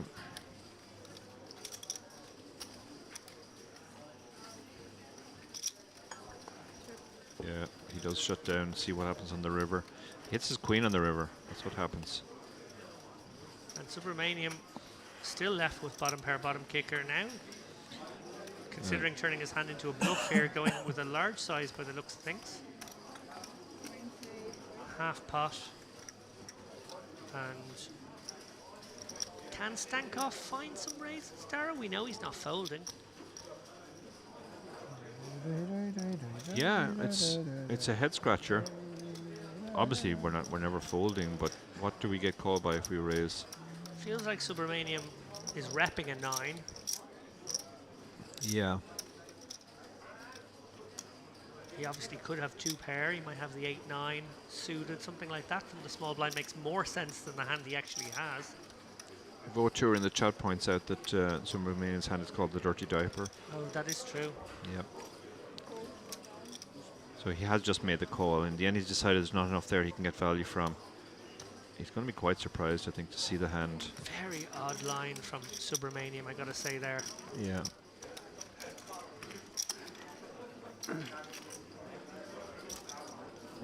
Glad you folded. Well, it's a new world for Stankov. I had queen How much more approval do you need, David, two before more, you just 2 drop more. this? 2 more, 2 more, okay. But check, check, turn. Saving them for the last 20 minutes. Actually, one of them requires a very specific flop, so I might be able to get that one in. But it has to, it's like one of the 1400 flops, or or it just has to be paired in some way or something. Something more like that. That Okay. nature. Yeah. I was thinking. So I might have to save it here. Hopefully he'll have a deep run and I can save it for the next Right. stream.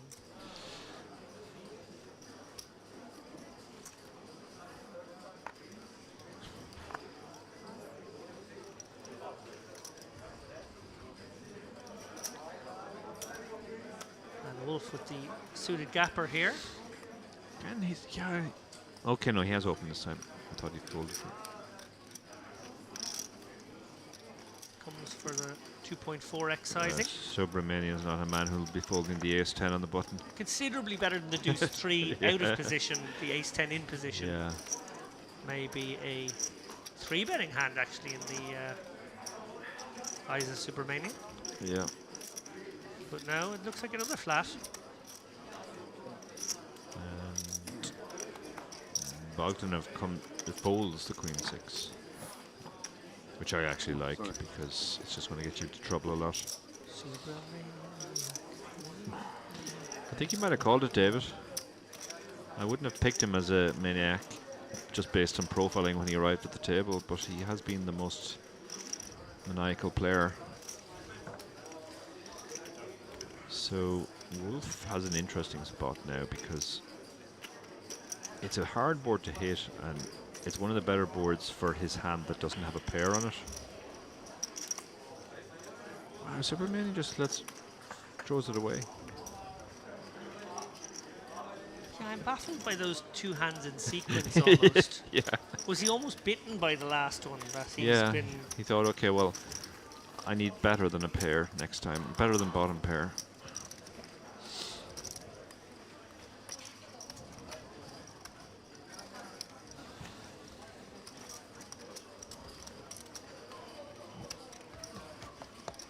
So we have got word of the next feature table, which will be coming up after a short dinner break. 45-minute dinner break.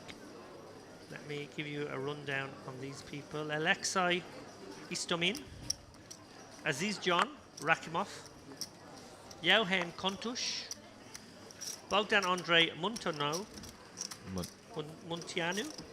Montiano, probably, yeah. Boris Shmuskevicius from Lithuania, Seraf Dursun Anar from Turkey, Denis Kapustin from Russia, Amjad Nadir from Syria, and Georges Hanna from the Lebanon. Georges Hanna rings a bell. I'm not sure. Perhaps he has been on our feature table before. As we look at Wolf opening up another one here with the ace-10, but Law with the ladies.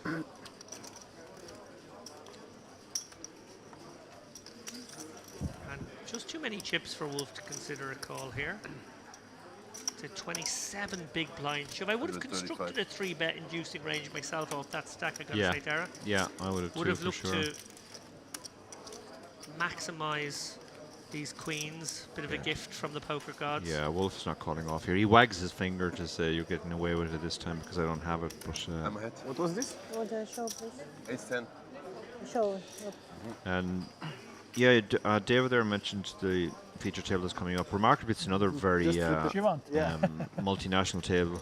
We have 2 Russians, 1 Uzbek, 1 Belarusian, 1 Romanian, 1 Turk, 1 Lithuanian, 1 Syrian, and 1 Lebanese. So Astonishing stuff. it really shows how that merit just draw from all the countries around in the area. Thinking so often about all-in. There is this phenomena in poker. Not everyone's aware of it, Dara, called chip race run good. Next time, bluff would Yes, This tell me more about this chip race run good. Chip race run good is when you're invited to the award-winning Chip Race podcast, and you instantaneously start winning all your hands and all the tournaments you play for the next little while. We saw it with Andy Wilson recently, very good example of that. Yeah. And we've, in an extraordinary way, just seen it with Angela Jordison. She immediately won the high roller. Yeah. 3K high roller in the American casino that she is in. I can't remember the name, but she is the overwhelming chip lead in their main event now. I saw with that, 8 left. yeah. Yeah, I know, it's remarkable. One of the up-and-coming stars of poker, Angela Jordison, really is an astonishing year she had last year. Getting weaker, or we're used to well, it. what a January she's having now as Yeah. well. And speaking of the ladies, they're out again this hand. Bogdanov holding a pair of queens. Stankov has the kind of hand you would defend and has defended it, and he's outflopped his opponent. That's the look of a man who has queens, and not only has an ace flopped, but a king has also flopped. Yeah. But he's going to fire the continuation bet, which I like. I mean, he should pretty much range bet this board, I think. It's an interesting hand candidate with these stacks to go for a triple, actually, Dara, because you block the ace-queen, which Yeah. is the one that might call all the way King-queen. down. He's also turned the nut flush draw now. So Stankov, well, it's hearts war for Stankov on this board. I got it, Dara. Bingo. Lovely. He's happy with himself now. Yeah, this is a super interesting spot because he probably recognizes that a lot of the time now his opponent has an ace or a king. So his queens doesn't have as much showdown as you would think. He's basically only beating a 9. So having picked up the additional equity, he might have been tempted. And now he's made the nut flush, so boring. Well, a crazy heart. That's a bonus ball. Oh, Lord. On the river. And Stankov now gone from way in front to way behind. Yeah. I'm finished. I'm actually walking it. That's it. Yeah, done. that's it. He's dropped Did the it. mic. That's it. I've really enjoyed this. Actually, he's been hauled out. Security. Mr. Quinlan says, W sounds like V in Polish. I actually knew that, but I'd forgotten. So therefore, poor Komorowski's family at home are cursing you out big time. Apologies. Bogdanov, what sizing do you think here, Dara? I guess he has to target hearts that may be connected with that board, 9, 10 with the 10 of hearts. Yeah, like there's, well, I mean, Stankov can literally have anything, so he can have an ace or a king, but his other card can be a heart. So that's mainly what we're targeting. Bogdanov's gone super polar here with the 54k. Yeah, that's 1.4x pot. Yeah, wow, if he calls this, no, he can't call this surely. I mean, this is a good size to target, you know, king 8 with the 8 hearts, but Yeah, you can have the 10 of hearts. You can have the 9 of hearts in your hand very easily in this spot, given your lines. So you're not actually high up your range. You're actually very far down your range. When you're in a polarized situation, Dara, the blockers become very important, and you ain't got none. Yeah, exactly, yeah. So. Yeah.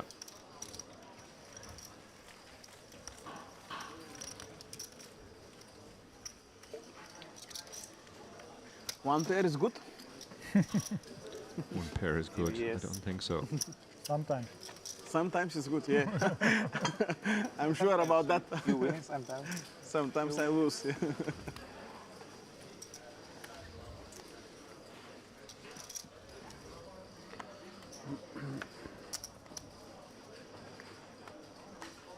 A stoical post-mortem. Yeah, it was quite restrained.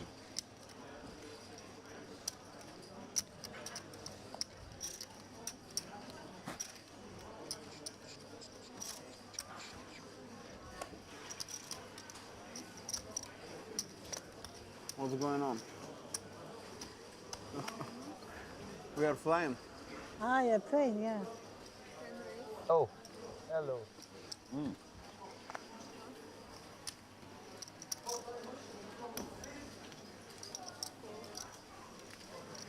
Surveillance.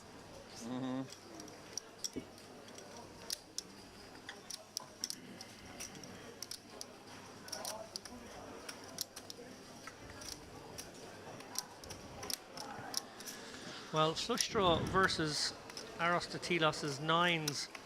She's looking at just one overcard here. And she does have double backdoors as well.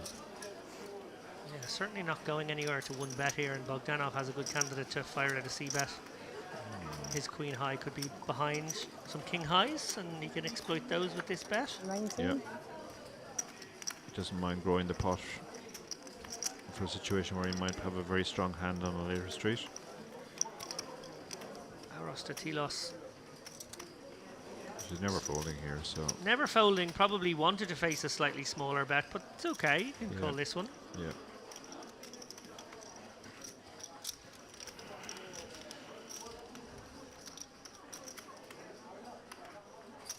The glance down at the chips you mentioned before, Dara, and she just lets it go. She did Wow. it again. Wow, that's incredible. She fools me every time with that that serious look at the chips. I'm really surprised by that one. Yeah. That one I didn't expect. Obviously, putting her opponent on an overpair or having connected with that jack. I mean, you really have to give him a lot of respect there. I think that that's what he's betting.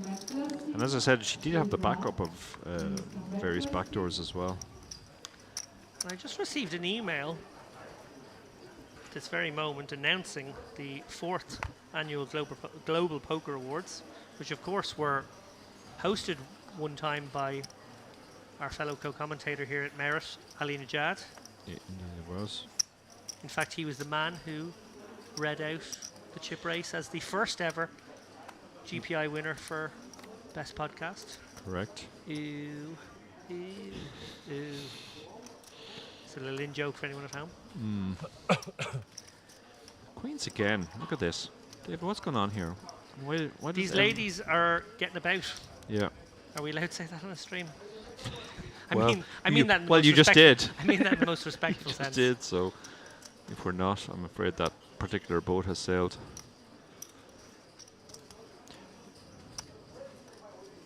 So where were you going with this GPI? Well, there will be a Best Podcast this year. They haven't got rid of. They haven't retired the category. Oh, good. Is there a best book about GTO? There is a best media content written. Oh, that's media content specifically. You're in there, I'd say. Oh, I'm not sure we are. Why you folding?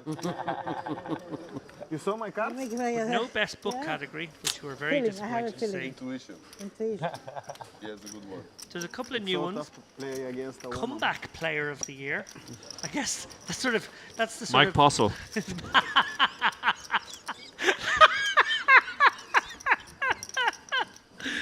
Oh, fantastic.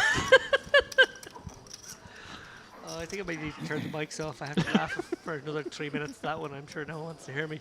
Oh my goodness, brilliant, Daria. And you trusted her intuition? It's kind of a rub down. It's sort of like saying to someone, you were good, then you were shite, and then you're all right again. Yeah, it's a bit like when they used to have breakout player of the year at the Irish Awards every year, and Tom Kidd got it every single year. People kept forgetting that he's already broken out. Yeah. Rising star in content creation. I think that's a nice one actually, because that's a way to recognize someone coming up in the maybe Twitch world or streaming world or some other kind of. But like when I suppose those huge big names in those mediums sort of have a stranglehold because a lot of their fans will vote. Yeah. It's hard to get a look in, so just to recognize someone new who's Agreed, made an inroad is nice. Kokaliaris, he finally has a hand he can shove for what's just 5 big blinds now. Not even 4.8. Yeah, Bogdanov.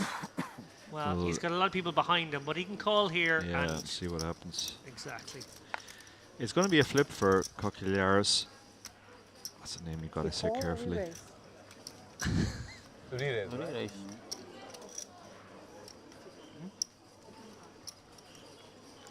And while they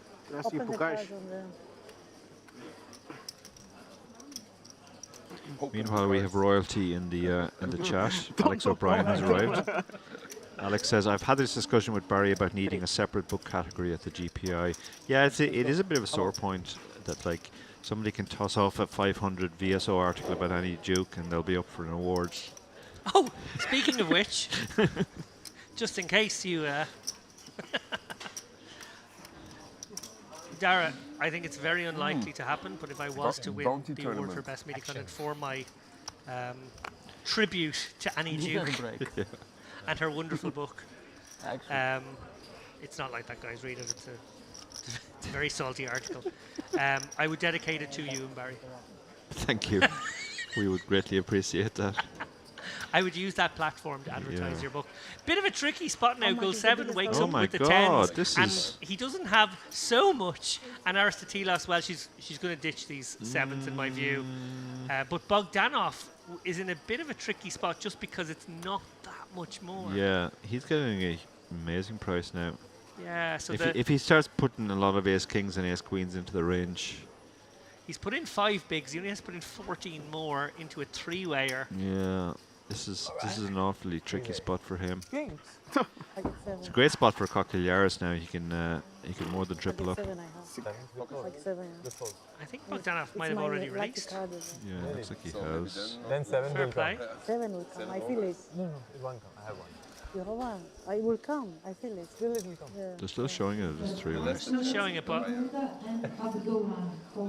oh yeah, side pot has been announced. So yeah, Bogdanov did snap it off, basically feeling like, as you said, Darren, too many ace kings and ace queens.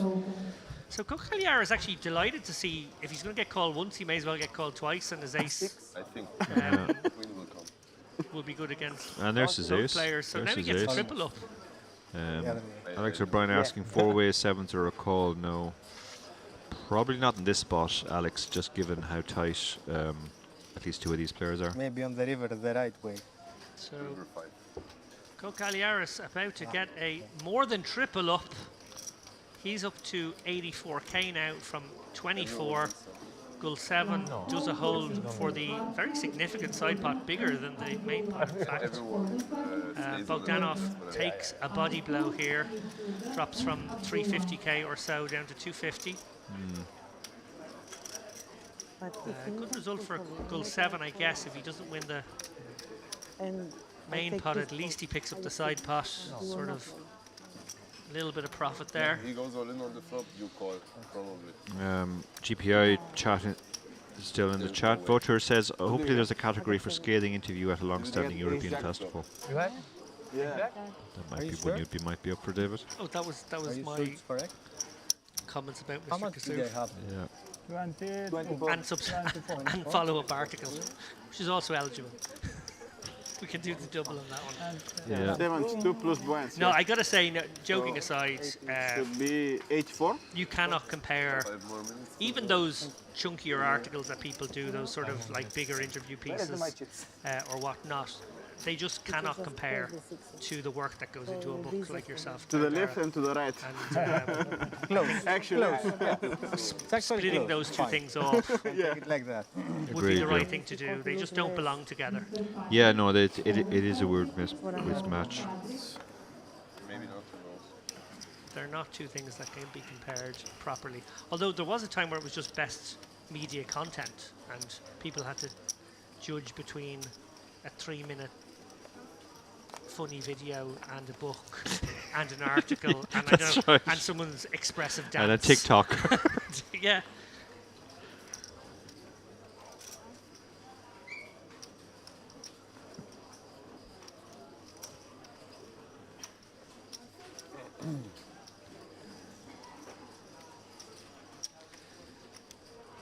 Aristotelos with the offsuit King 10, giving it some thought here. Now she's going to let it go. Bogdanov is coming with the light open here, off about 45 bigs. Not the first time at this table we've seen the 7-8 suited get opened in early. Action round to Komarovsky, I'm sorry. Komarovsky. Apologize to all our Polish Our table. listeners. It's a tricky and one for viewers. him now because obviously he is just trying to find a spot where he can call and maybe go with any equity. He also has 10 big blinds going forward now for a shove.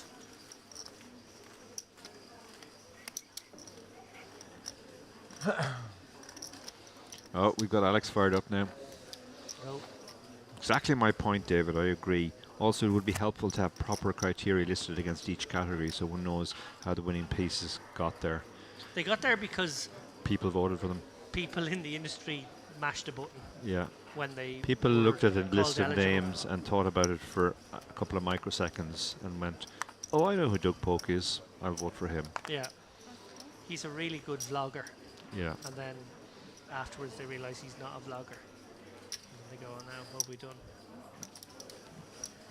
So We're obviously picking hairs here, and there are very, very well-minded arguments that can be had about different awards and the lack of some awards and whatever, but what I will say is Eric Denis puts a huge amount of work into getting that all together. Usually all he gets is abuse. yeah, poor old Eric. Yeah, Very little he appreciation and thanks. Yeah, he has that beaten down look this time of year. 2-3. And the bottom line about 2-3 awards of this against me, nature, it's industry okay, awards huh? of this nature, Respect. is that it's just about promotion, really. They give you an opportunity Even to from the small freely blind. promote Yeah, something. yeah. 2-3. It's not. And if you do get nominated, you get a few weeks of Maybe being able straight. to talk about it. and be talked Two about. flushes. Yeah, yeah. Again, King Queen, do 3 daggers. That's sort of the value of it. I don't think people should take them too seriously. That being said, you don't know everybody Dubai style. here in the chat could vote for the chip race, which very much appreciate. Yeah. was good until you Your king too. If there is maybe if there is an also award going to be category good for against him. best Maybe, place so. to stay for a night when you've missed your How come flight, I don't like you? Alex is a shoe in. Well, that would be Why? my. I mean, that should not be even an award. close. I'm a cool guy. Yeah, the Alex O'Brien Award. Alex O'Brien Award for hospitality.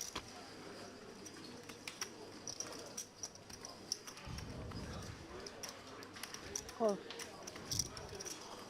Well, I think we are going to have one hand, maybe one after this. We'll have to see how fast these guys play Yeah, it out. they just told us to switch on the lights, which is a little bit worrying. But I think that means you'll be seeing our ugly faces at some point. So we must be near the end of play here. I'm a little sad that you felt the need to do like a viewer, like a trigger warning. If those of you, Just, if yeah, any of you out those there of you are who are upset by the sight who are of sensitive. two middle-aged Irishmen, you should look away now. Yeah.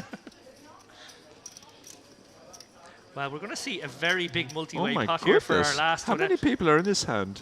They were told this is the last I hand on the stream, and think- this is their last chance to get involved. I think there are people at other tables who've called. 5 ways. 5-way action. Action. Queen 10, King Queen 5s, deuces, and the Ace 9. They've all got a little bit of equity. Jack 7 6 rainbow. They've all missed. Nobody has any All of 5 this. hands have missed. This is amazing. 5s are in the lead somehow. That's But what- everyone's got a bit of equity because You're sitting there with pocket 5s. It's 5-way. Gull How 7s often? actually had the audacity, the temerity to continuation bet with it wrapped around this Jack into 4 others. Got to give him credit for moxie here. It's going to Yeah. work there. It's going to just work. I actually quite like this because people are going to have to ditch all sorts of hands here. Sorry, we have a call?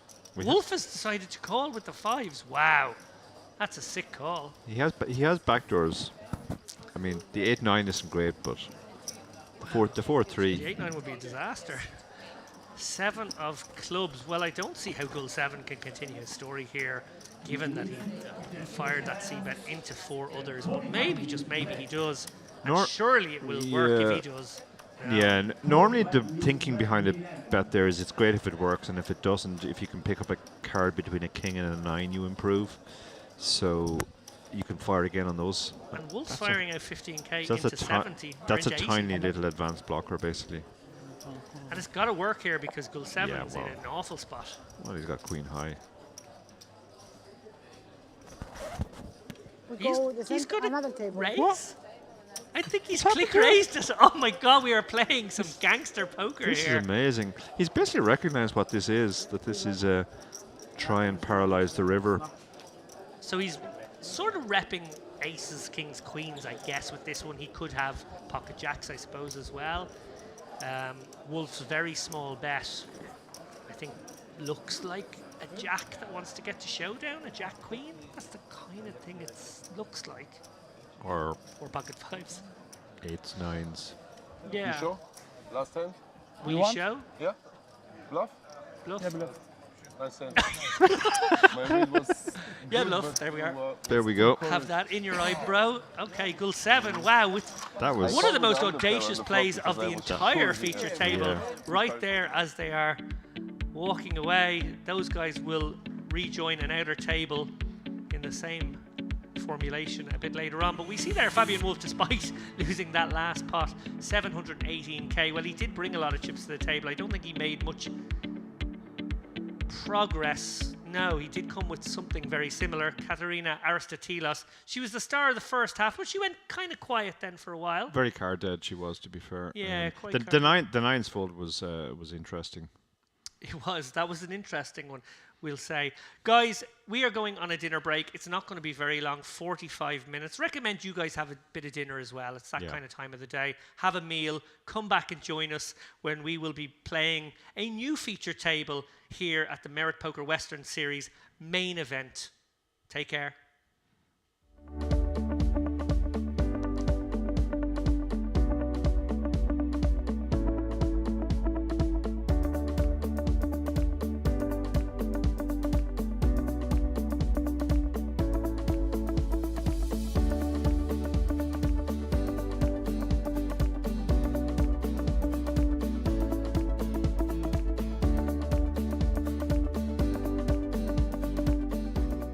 Otherwise, parlay perhaps.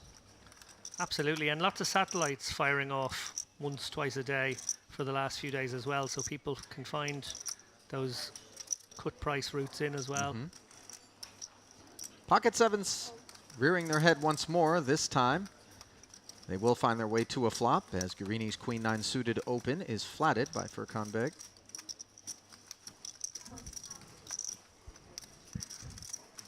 Ace 8 in the big for Ivanov. Yeah, the more people involved, the more these raggedy, middly aces lose value and become harder to realize, but I think three-handed just about fine. Nice board texture here for Beg's sevens. 5-5-4 with a couple of hearts.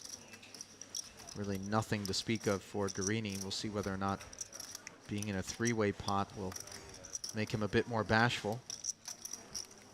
Yeah, he may go for a cheap stab or he may just knuckle it. He goes for the latter. Beg with an interesting decision now, probably wanting to protect these sevens against likely overcards in the hands of his opponents, but at the same time will be wary that maybe Guarini would play a check strategy with some of his strong hands on this board texture too. And of course, Ivanov, the most likely person to have connected with a board like this. So does fire in a little 1/3 bet. Ivanov, I think, has to release here. He's got some backdoors, obviously, there with the hearts, the 6-7, the 2-3. He's got a player behind him who he's not sure is capped. He's going to maybe... Do I need to switch it off when I go to toilet? Peel one off here, he does. Obviously getting a very good price and not closing the action, which was sort of the crucial point for me. I do wonder if he feels as though his ace high could be good some small proportion of the time as well. I think that's going to center around just how often he thinks this pre-flop flat from Beg is associated with cards that yield a straight draw here or hearts. The latter would seem more plausible. Beg going to check back. Neither player improves on the river. Of course, Ivanov, the one that needed improvement. So if Ivanov does find a bluff here, having been checked on the turn, it will be a tricky little spot for Beg because the king and the jack of hearts will be in the mix there if it was a flush draw. Did seem like he thought about it, didn't it? Yeah. In the end. It's a dark tunnely sort of bluff because you don't really know what you're repping. I guess you are sort of repping maybe the king high flush draw that got there. Obviously this year, which I very highly recommend. Actually, he wrote it last year, but it's out this year on Game Theory Optimal, sort of simplified. And I guess the easiest way to sort of apply a game theory idea to this one is that the double backdoors or even triple backdoors, as that was, hands provide opportunities for players to bluff because there's a lot of barreling cards for them to continue a story on a paired board such as that one if they do want to try and barrel their opponents off their holdings. And then of course they can, on occasion when getting to a river, if they do end up on a river, make very strong hands, and therefore they are the right hand category to take a line such as that. Michel Guarini Heard from under the gun with Jack-10 offsuit.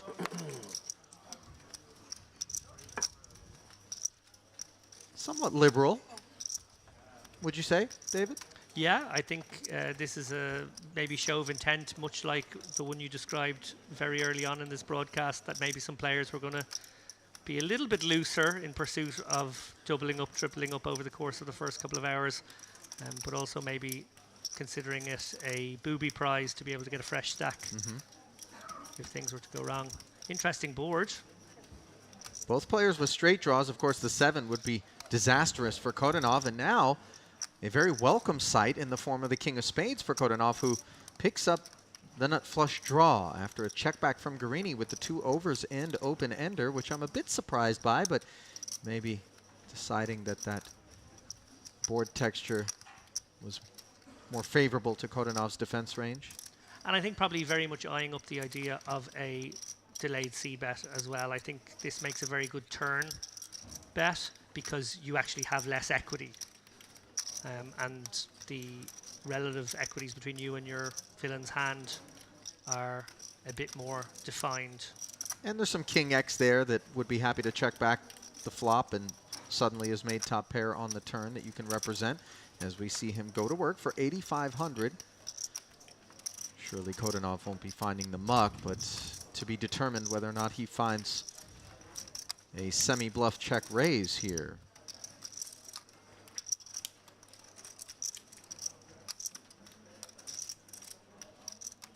Yeah, he has the opportunity to go for a very clicky raise and then shove rivers if he wants to take the bluff line. But he is getting the right direct price, and when you are getting the right direct price, it's often wise to just take it. You can realize you're not putting pressure on. Well, he does just take it, but the board pairs and does not give it, and it being the spade, which he needed. Mercifully didn't yield a 7, of course, as we touched on earlier. And that turn call, by the way, David, was a pretty healthy chunk of Kodanov's remaining stack, so this will be a very disappointing development for him. Yeah, Guarini will be fearing hands like King Jack, King Queen, which will be mandatory check calls here in Kodanov's range, maybe even King 10. But he will also be eyeing up the possibility of a missed spade draw, a missed straight draw, and maybe think, well, I'm at the bottom of my own range here, I should put pressure on my opponent, and that's what he does. So a really well executed turn river bluff there. You said the more obvious opportunity was with those overcards, backdoor flush draw to just... David, but Hendon Mob has him with 320,000 in career tournament earnings and making his home in Boca Raton, Florida. So perhaps he has made the trip across the pond. Maybe he's retired. That's the kind of place you go when you retire, right? It is, yeah. Or you just go when you want to avoid state income taxes in the U.S. As we see Stoyanov with ace-king. Martin makes it 5,500 to go.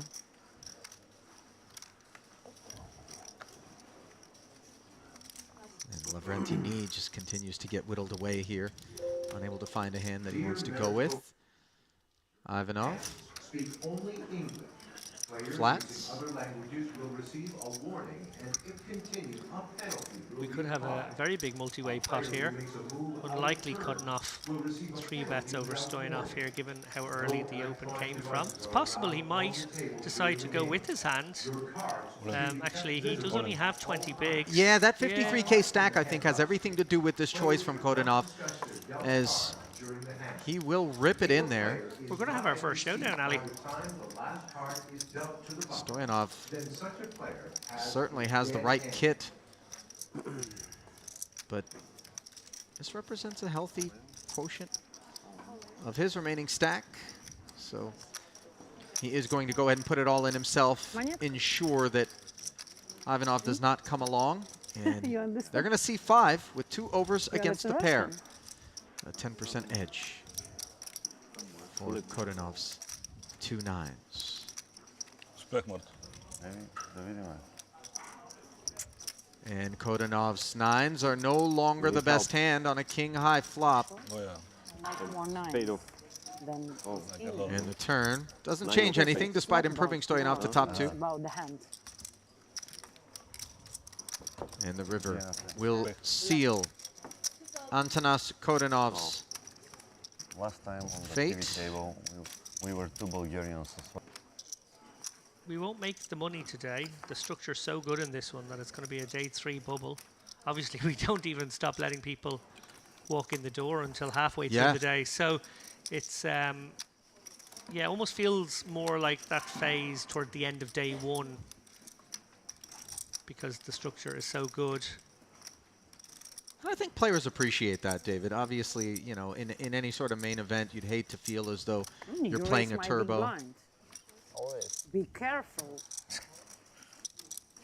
Yeah, although it has been a trend in tournaments over the last 6-7 years to see structures get worse and worse, even in main events, get a little bit faster. It's partly down to the numbers. We are dealing with huge numbers of people wanting to play, and they still want to get the tournament done in 4 days. But it's lovely when, on a sort of summer camp, or I guess it's a winter camp vibe such as this, and everyone's locked away together on this beautiful resort.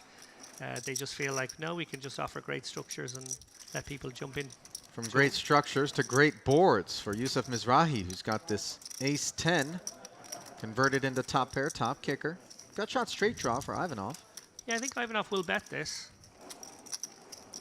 Well, he did start the party and follows through for just 5,500. Fairly downsized into 18. Ace of spades in the hand of Mizrahi as well. Potentially an interesting card on later streets. 8 of spades being the real action card should it come. Instead, it's a jack. So Ivanov getting there the hard way, so to speak. Jumping out in front of Mizrahi. He will be a little wary of 8-9, the only obvious straight draw on board, but I think he might go for another bet here targeting 10x, 7x, particularly 10x and 7x that have a gooder will be forced to continue 10-9, 7-8, that sort of thing. They will have to call another small bet of around 10k.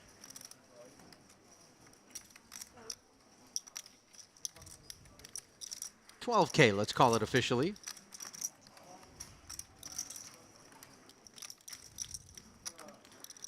And Mizrahi just far too high up his range to let this one go yet. Obviously he knows now that the backdoor won't materialize, but the raw strength of his hand will keep him involved. Investment made as another 24,000 goes into the middle. And very dry river, the 5 of hearts, which will leave Mizrahi playing the guessing game, provided that Ivanov seeks value. And I do think he will. It's even plausible that Jack 8 could be in the hand of Mizrahi, something as strong as that. Only hands that beat him are going to be Jack X of spades. So I think we're going to see another bet targeting exactly the hand that Mizrahi has. Always important to have a target hand in mind when sizing your bet here. And I think he will be exactly looking at a hand like King 10, Ace 10, that sort of thing, and thinking, what will they pay? Yeah, the sort of stuff that he would imagine would have flatted from the small blind pre-flop and found themselves to this river. Lovely bit of execution here from Ivanov. As he cobbles 3 streets. Jack 9 offsuit, you open. Top pair. Top pair, middle kicker. Top pair, good. The Hendon mob. Find some information on Hassan.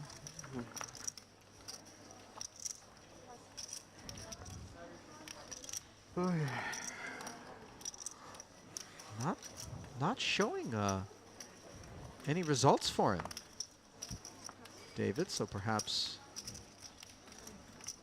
newer to the scene and perhaps not, perhaps just flying under the radar. 1 minute. Well, if Queen It'll 3 take 3 suited minutes, is 4 good minutes. enough, one feels King 5 suited qualifies.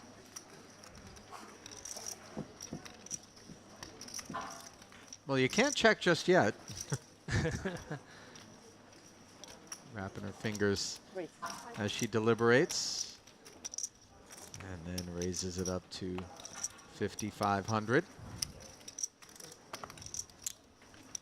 She's got a real table presence about her, and I'm not certain it's the easiest to get a beat on. But Hatefi on the button. She's got a beat on Ace-Jack. And Amir Hossein, 3 bets to 13,000.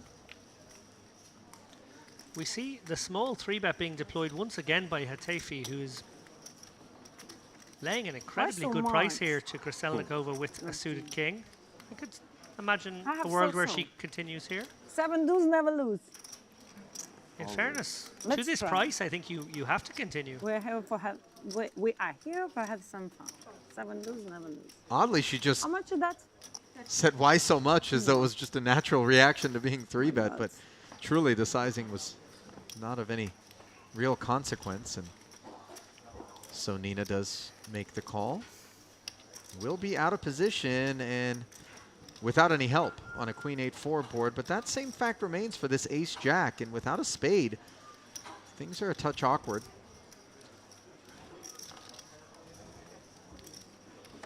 Well, he's opened the door for some bluffing from Why are you Kryselnikova now, checking? potentially on a turn card. Why did you check? Because I have 7 deuce. She asked him why he checked it. He asked her the same question. Fair enough. Back at you as that second queen Oh, yields and- another check and gives Kryselnikova queens and 5s and no hesitation. She just comes out barreling, 3rd spade. She obviously removes the flush draw from Hatefi's range and decides he doesn't have any pair. Really targeting a hand exactly such as this one with this bet. Yeah, absolutely. Ace-Jack, Ace-King. He has played it just to get to showdown, and I do wonder if this bet might have come had the 5 not arrived. One feels, given Kryselnikova's keen awareness of table dynamics, it may well have. She sows seeds verbally with her opponents too. There's definitely some fun gamesmanship at play. And yeah, tough spot for Hatefi. He's pretty high up his range that would check back 2 streets here.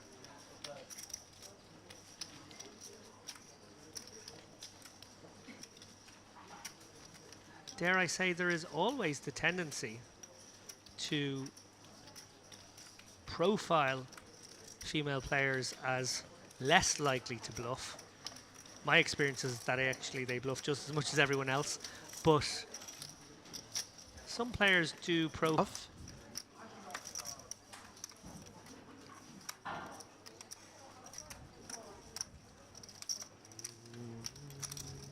Finally, at long last, David, Lavrentini with a hand he can play. Yeah, and we'll be keen to get some value from this one. Obviously 19 bigs, won't want to do anything clunky like shove it. We'll actually be looking for action, and well, he might get action from even off here. Ace, queen suited, probably happy to commit to his stack. Can 3-bet here, even though the positions are early. One caveat to that, I would say, is Knee has shown a great deal of inaction, as Ali pointed out there, so maybe he gets a little more credit now. Evenoff just goes about his business in this aggressive manner and unlikely to give a player too much credit. That's just business, not personal when you got ace-queen suited. Very much player dependent whether Evenoff has decided to make this a 3-bet call or a 3-bet fold. I feel like it has to be a 3-bet call. But again, Is it a given, though, that Nia is going to come back over the top of it? I don't know. Because of this table, we can leave the table for a smoke or something. I'd be surprised if he didn't. Okay. But stranger things have happened. Off of 51,000 behind. Certainly would seem the more prudent path to take, create some fold equity. Also, if there's anyone at this table who might create a 3-bet folding range, You think that's the man, Ivanov? I think that might be the man. Doesn't feel great, you know, you're going to get snapped off by better sometimes, but here they go, he's lining them up. Yeah, and you see the And he does call swallow quickly. there from Ivanov, who does make the call, was always prepared to potentially be in this sort of situation. He'll be relieved there. Ace-King was going to Yeah. be a large portion of the 4-betting range from me there. To see an underpair is a good result, but he had committed so much. And you see he's behind, but not by much. 54 to 46% in favor of knee. Whose stack hangs in the balance, and the queen high flop is a very bad one for the 2 10s. Oh yeah, Now the 9 on the turn does give him an open ender. Never easy, thinks Ivanov. Ocho. King, 10, or an 8 needed. And instead, it's the 7. So Knee wraps the table and passes the remainder of his tokens to his left. Fortunately for him, re-registration is still open should he elect to buy back in. But Play all the stacks. Likes to find all the pressure points, all the ways he can get people maybe out of their comfort zone. Shallow, well, we see now after that pot, he's not going to have to play shallow. He's now back in the 30 big blind zone.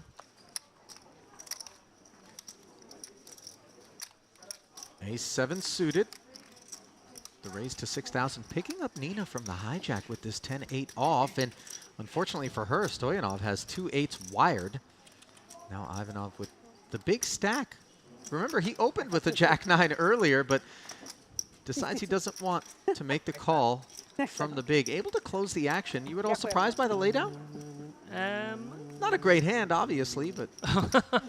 oh, he's going to be regretting it instantly on the 9-9 deuce board where Guarini picks up a nut flush draw, so we would have seen some real action. Yeah. To borrow a phrase from your broadcast, it was cuspy.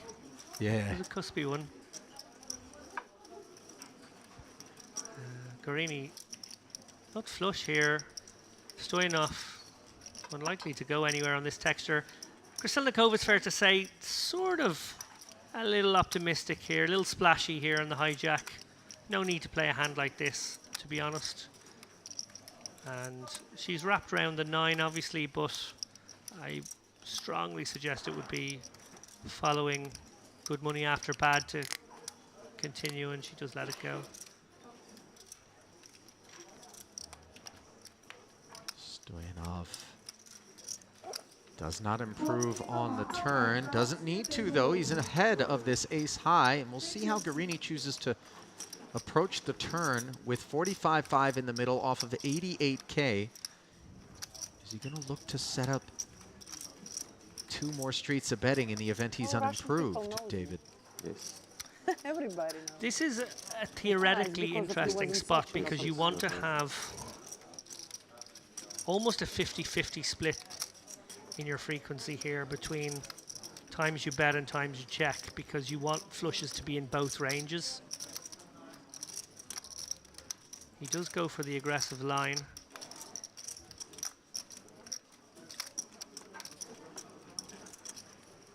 And the thing for Martin, if he makes this call, it is not lost on him that a pot of almost 90,000 and 66 back for Guarini, he could very well be facing the rest of it on the river.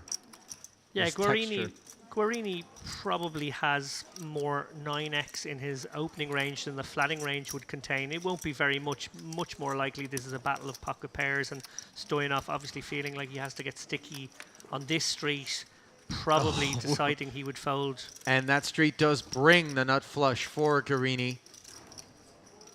And I think that's going to make the path to the exit far easier for Stoyanov here, because if we assign a hand class of bigger pocket pairs and flush draws to Guarini's range here, now the flush draws also have a speed. And the 9x, of course, already had a speed, as you mentioned. Yeah, I think the shoving range from Guarini here will contain hands like queens and jacks, because he won't want to set up a negative free roll. A situation where he would be willing to call it off with those hands but not get value from some hands he beats. So that does make it exactly as you said there, Ali, a much easier decision. Flushes got there, and the big pairs would still do the same thing. So he's very low down on his range now. You know, relatively. selfishly, Signaled a decent amount of strength. So for Beg to have continued into that player as well, right? I think was a bit more legit. Yeah, agreed. Those sorts of curiosities, I think, fare better heads up out of position than they do in that particular scenario. But nevertheless, we roll forward with Sadeghi limping the suited connector from the cutoff. Now a middling ace for Guarini on the button. Well. He'd like to dine alone as he 4X's to 12,000. Yeah, interesting to see Sadeghi deploy the limp here. Jack 10 offsuit for Nina is going to defend the big, and more suspect behaviors are beginning to be displayed. I was going to say that will almost certainly bring in Sadeghi for a great price on a suited connector, but he actually lets it go, lets these two battle it out. He would have flopped the best hand with middle pair on this Queen 7-5 board, where as it stands, Ace 8 is in the lead.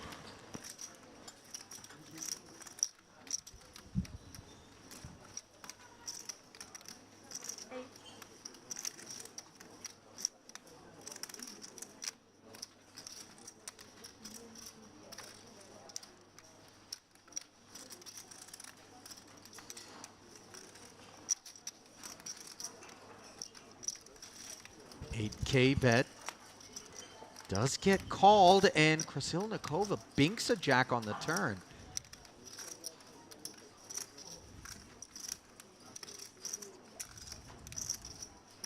Was that a check? Looked a bit like one, but not certain if she was just adjusting her hand.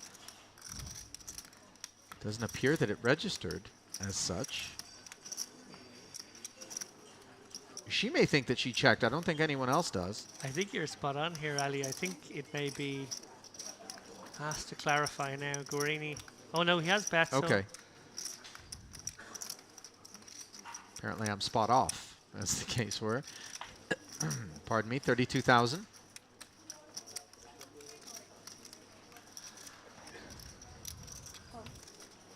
Does get called as another 64 slides into the middle.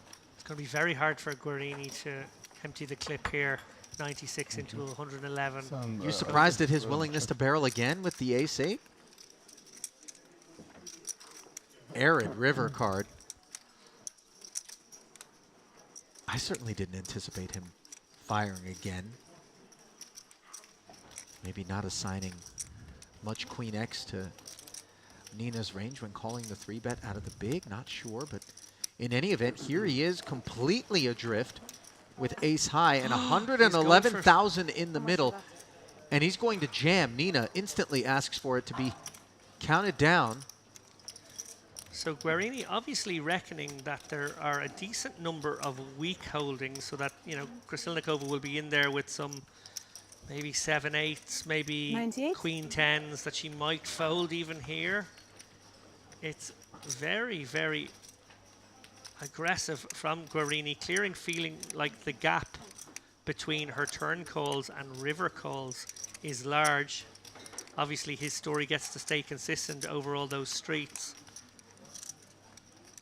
She flopped virtually nothing, but did turn second pair. Did she make the call? Oh, wow! Wow! Good game. What a boss! What a boss! She made the right decision folding the 4s a moment ago. She made the right decision with second pair there. Good call. Sit open. Wow, what a play from Guarini. Current largest stacks, and it appears that Kubanichbek Abakirov has reached the 700,000 chip threshold. As he is your overall tournament chip leader for the time being. Now, a raise to 7,000, the minimum, from King 9 suited for Israel's Abraham Passet. Al-Kubaisi with King Queen, hailing from Iraq. Yeah, tricky enough spot for the King Queen, although we can see that he's in great shape. it's the type of hand which generally wouldn't necessarily be an amazing shape against an under-the-gun raiser. We can see the under-the-gun in this case is pretty much at the rock bottom of his range. King 9 suited is a fine open as well, but yeah, Al-Kabasi won't feel amazing about his hand. Turkey's Yusuf Tekin with pocket sixes in the cutoff joins the party. Knee in the small with queen 9 and gonna get away. Yeah, not really the kind of hand. Multi-way is much more likely to be dominated as it is on this occasion. In fact, it's doubly dominated. And in spite of the price, Hussein will decline to participate with that Jack-7 offsuit out of the big, so it'll be a three-way affair with just shy of 30,000 in the middle. 7-5 deuce with a couple of spades, 2 overs, and the flush draw obtained by Passett, who checks it, Dara. Yeah, it's not really supposed to be his board as the under-the-gun raiser. He obviously has all the overpairs, but this is the kind of board which really should hit the ranges behind more. They have more sets, etc. As a result, he's keeping with what the expected flow of play might be. And Tekin with the 2 6s. Probes for 11,000. Passé could have gone for a check raise there, but he decided to take the more low variance check call line. Unimproved on the turn. The 5 pairing is not at all unwelcome for the 6s here. Yeah, 6s feels much better about his hand. The 5 really can't have improved Passé. 16,000 now, the sizing. 1/3 potish.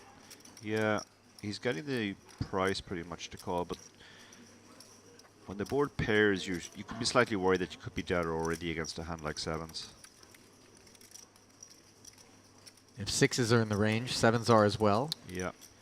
Looks like he's gone for the raise here. Sure has, as he's going to try to represent better than these 2 6s from the jump. Yeah, he does have all the overpairs, and he has pocket 7s as well, so... And the awkwardness for Tekin here off of a stack of 276,000 is the call at this point may very well encounter an even larger barrel on the river. So he is going to make this call. Clearly would love to have it checked to him on the river if Passett remained unimproved and waved the white flag. But as we can see here, courtesy of the 4 of spades, that is not at all the case. King high flush for Passett. Incredibly fortunate. We'll see how Tekin 6s respond to the weight of what we have to anticipate is going to be a follow-through. Yeah, I think he has to bet here because if he checks, it's going to go check-check too often. I'd personally like a small bet here representing an overpair that's maybe a little bit scared now of the flush or the possible straights. But as we've seen before, when you come with these bigger sizes, there's some real polarity behind it, and Tekin appears to have snap-called him on the river. Yeah, I wonder what he put his opponent on there that he thought 6s was beating by that stage. Obviously a bluff, because really the 6 is performing only as a bluff catcher. We'll even think that because you're losing all the pots, you're either playing badly or running badly, and that's likely to continue for some reason. Players sometimes overreact to that. We're pattern-seeking monkeys, so when you see somebody winning a lot of hands, they tend to get far too much respect, and when somebody loses a couple of hands in quick succession, the other players often go after them. Now pardon me, Hussein with 9-7 suited on the button, going to limp in, Dara, and this is fairly ill-advised, although we have seen some top-level pros from time to time employ this particular strategy off of various stack depths. The Jack 10-7 board yields bottom pair and a gut shot. Unfortunately, however, the big blind with 8-9 has flopped the joint. However, after 2 checks on the flop, suddenly Hussein with tremendous equity, courtesy of a second heart on the turn. Yeah, 2 really big hands now. We have the second nut straight against bottom pair, gut shot, and flush draw. The limp here was interesting because normally that's a play you see at shallower stack depths. Yeah. This deep, it's not really seen very often. So a bet of 4,000 and a call behind it as we go to the river, which is a king, and now suddenly both players are playing a king high straight. Really disappointing outcome for Bravko. But to be fair, Bravko could potentially remove the ace X's from Hussein's range, having limped the button. Nevertheless, he proceeds with caution. Yeah, both players should have some ace-x in their range, assuming he's not just limping hands like 9-7. But again, then maybe he is. But the small blind in particular, sorry, the big blind would tend to 3-bet pre-flop with an ace, or isolation raise in this case. So it's kind of unlikely either of them has the ace. Just north of a third pot, the sizing from Hussein over here is Bravko really sick to his stomach about this one. Dynamite flop. Yeah. A little bit of an inconvenient turn, perhaps, though we're not so worried about ace-king and probably not king-9 either. But he does make the call and will be relieved that an ace is not brandished by Hussein, so he'll visit the chopping block.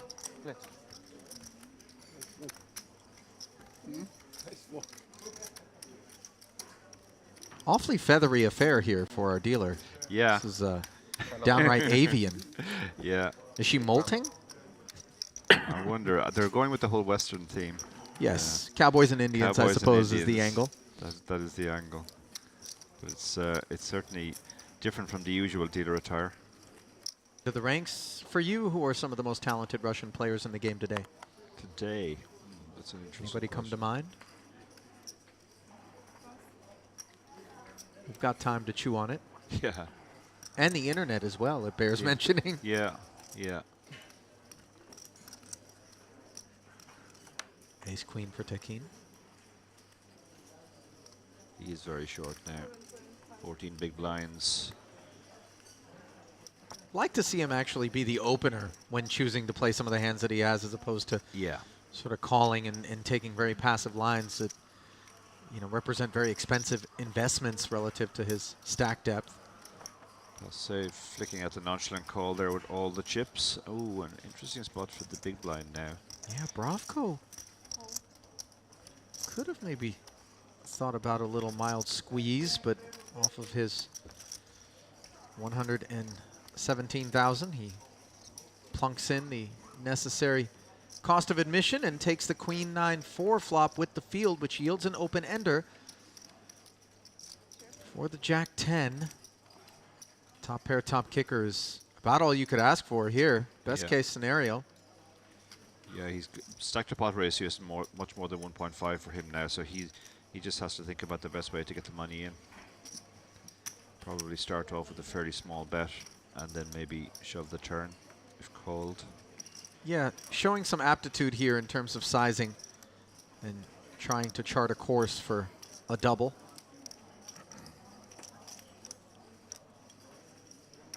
Of course, one does not defend the small blind with jack 10 to simply check fold open enders, as we see Hasset's call. Sending the ace jack into the muck, and he will hunt a king or an 8. Now, was it perhaps I'm overlooking something? Was it a check raise? Yeah, I thought it was a check call Okay. initially, but it must have did been a look check that raise. way to me too, but yes, the check raise draws Yeah. the all-in from Tekin, so apologies, we stand corrected. The chips have made their way into the middle. 2 pulls at the open ender for the jack 10 so far. Safe for ace queen. And the river. Safe as well, as trips will take it down. Yeah, it made sense to check raise there because Tekin had so little behind, he was probably going to stick it in on the turn. Cool. An early limp here from Yusef Tekin. Pocket 4s. Yeah, Would you like to see him raise it up if he's going to bother to participate? Yeah, he's quite shallow. I mean, if you are going to have a limping range, these are the kinds of hands, but then it just becomes... Like, I think I would actually prefer to fold this than to limp it. But it's always very table dependent. If there are not too many people raising, then it becomes fine. You're going to see a flop a lot. Bravko joined with King 10. Sejimesh looks down at 10-6 and says run it, so we'll have a three-way affair with 15-5 in the middle, and it comes Queen 10-5. So both Sejimesh and Bravko have outflopped the pocket fours, but it is Tekken who is reaching for chips, Dara, and incomprehensibly he is barreling at this board with just 2 fours for 5,500. This does surprise me, yeah. It's not particularly his board, particularly when he's limped. Does Sejimesh a bit of a favor, by the way, because Bravko flats and he is able to release the outkicked 10. Now a coordinated turn card in the form of the Jack of Clubs, which does yield an open ender to Bravko, but really puts the fours in no man's land. Yeah. Yeah, I think players often overplay pairs in these spots. They feel they have a good hand, nobody's raised, they feel the obligation to keep betting. You know, we sometimes refer to players who call too much as calling stations, but there are betting stations as well. Guys who will just keep betting as long as they have the perceived betting need. Now, Bravko's hand has improved obviously to open ender as well, which will give him some other reason to continue, but the problem for him is he can't be 100% sure he's necessarily going to win improved. By the way, he is not but 1K deeper than Tekin in this spot. And the 4 of diamonds comes from outer space. Oh my goodness. A lunar landing on the river. And I don't know if we're going to get to a showdown, but if we do, Bravko's going to be sick. Well, now this third barrel of 40,000 certainly does begin to cause the King 10 to question its merits. Yeah, this feels serious now for the first time.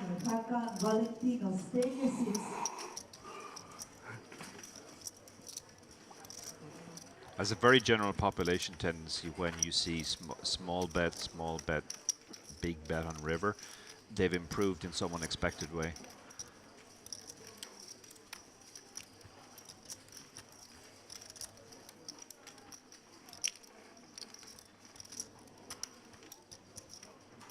Whether we assess from the macro or the micro perspective, this King 10 doesn't yield much attraction, and another good disciplined fold.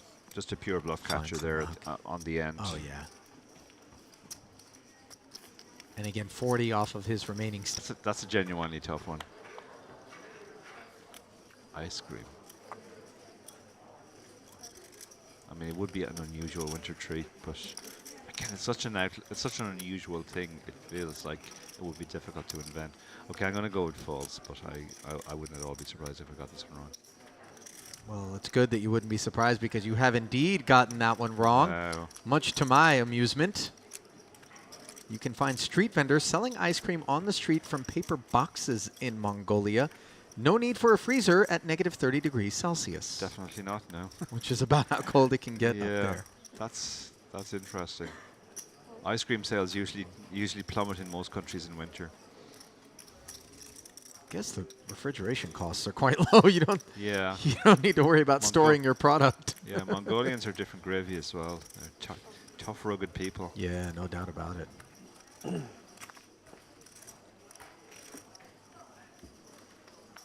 Potbold not involved in this particular affair as 3 players plunk in 7,000 ahead to look up at ace 7-7. Al-Kubasi. Best hand. Basset does not follow through. Closing the action with the check is Al-Kubasi on that board. You at all surprised, Dar? Not entirely, no, because it's difficult to get action from a worse hand there. And most of those hands would probably put in one bet on a later street anyway. We don't really have to protect our hand. And our hand isn't super strong. We're losing to any better ace and obviously any 7. So a bit of pot control, I think, there is quite prudent. Sejimesh, having hit the 6 here, Yeah. asks the question in a very soft-spoken manner at 5,000 decibels. To be fair, I think 5,000 decibels is quite loud. I think it would be, yeah. If he raises here, this is very unusual. I think having taken this line, you want to just go into bluff catching mode. Agreed. He might actually feel uncomfortable about his hand, and this might be an old-fashioned raise to find out where he is. But he does get the more money into the pot, so... Yeah, Sejamish not convinced that this line is consistent with a 7 or an ace or anything that has him beaten. The deuce doesn't rate to be of any concern whatsoever for Sejamish, who checks, and we'll see whether or not Alkubazi feels comfortable enough after having had his raise called on the turn to seek value. Yeah, one of the few justifications I can...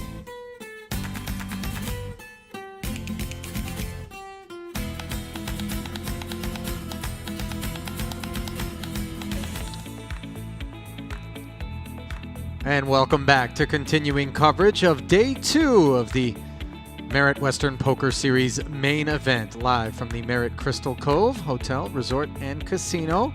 Slightly chillier than it might be otherwise, but certainly a lot warmer than it is elsewhere around the world during this winter season in Europe. And another multinational assembly of players joins our featured table here with the blinds at 3,000 and 6,000. We find Amjad Nader with the 685K, not all alone in terms of having the big boss stack here. Ali Najad alongside David Lappin. And David, as you look at that chip distribution, what do you anticipate, if anything, in terms of the flow of play? Well, the first thing you'll notice there, guys, is there are no short stacks. We have played a feature table just moments ago with some short stacks, so very different dynamic here. All these guys looking to accumulate, but they can all play different sorts of ranges now. You know, everybody in the top 7 there playing 55 bigs. In fact, the guy in 8th has 40 bigs. So people can open ranges with which to play one another deeper, and there is always that sort of landmine dynamic when you're a big stack, but there are 2 or 3 shorties around where they can actually take advantage of you by having reshove ranges over the ranges you want to open against the other big stacks at the table. They get a little edge there, but not so in this one. I actually expect that we'll see some really fun deep stack poker. Just a reminder that the guarantee of $1.5 million was shattered, and shattered thoroughly in this event. A total prize pool of $2,089,320 across 757 entries, David. 89 places will be paid. The winner is going to take home $372,800. A min cash will be good for $4,530. So depending on how many bullets you're into this thing, you certainly may have to work your way up the line to break even at a minimum. We find Ace Queen, the opener here, for 13,000. Nader, the big stack, flats with the 2 9s, and Kontosh with King Queen suited. Yeah, interesting here. The only short-ish stack on the table is Anar, who's raised this one up. So his stack effective in this one, but obviously Nader and Kontush playing a much deeper variety of poker against one another potentially. Reason for, I think, Kontush to consider just flatting here. I think that makes an awful lot of sense, but he has gone for a 3-bet. 45K total, and the otherwise attractive 6-7 suited must be mucked promptly. He has sort of priced himself in here to the under the gun player should he go with his hand. Be getting an incredible price here. So, awkward little one brewing. Seref Dursun Anar is playing under the Turkish flag and under the weight of this 3-bet at present. Yeah, he's essentially been leveraged for his entire stack right now. He's playing 26, 27 bigs. I think he should go for it, to be honest. I'm going to guess that there's been a bit of a dynamic at that table. We do know Kontush is a very loose, aggressive opponent. While you don't love your ace queen now, it does shrivel up slightly against the squeeze. It's compelling. Looks like he's going to pass it though, so a well executed squeeze to get out the dominating hand and now get heads up really deep against the hand that you're flipping against. Good outcome for Kontush so far. Yeah, it could get bloody here if these 2 big stacks managed to square off. King high flop. Kontouche very fortunate to have outflopped Nader, considering one queen is already in the muck. And for Nader, he's going to be wondering, what kind of range am I up against here out of Kontouche? The fact that he's on the button, 3-betting in what could have been perceived as a squeeze play kind of spot, all these things weighing on Nader's mind.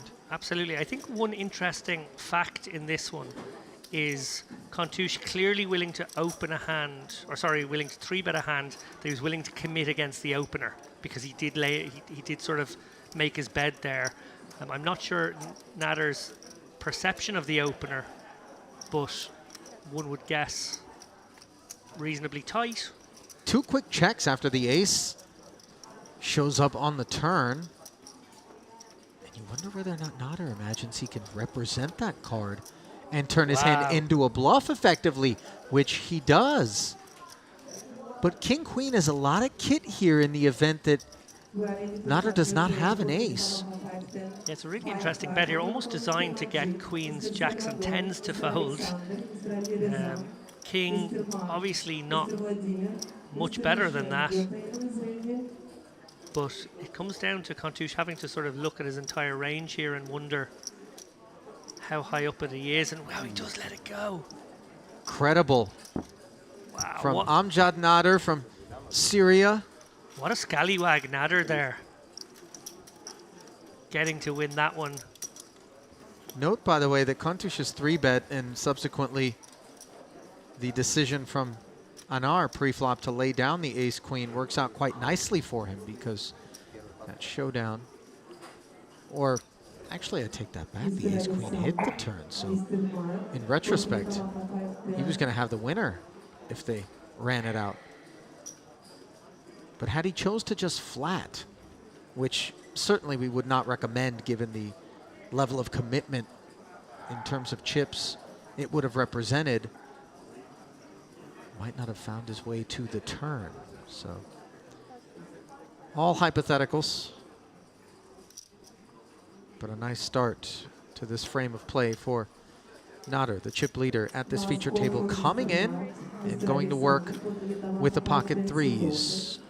Yeah, I think right away we're saying what we sort of foretold in the intro here, which is a deeper stack breed of poker here. These guys with much more room than we saw on the last table to express themselves, to make their moves, to make their plays, to be creative.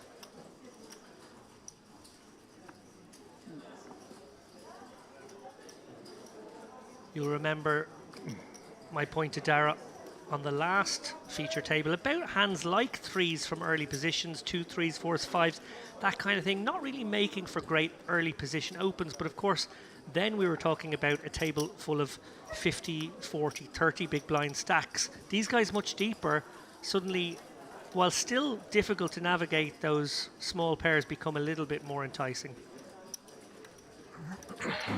Everyone deferring to the chip leader as he takes down yet another pot.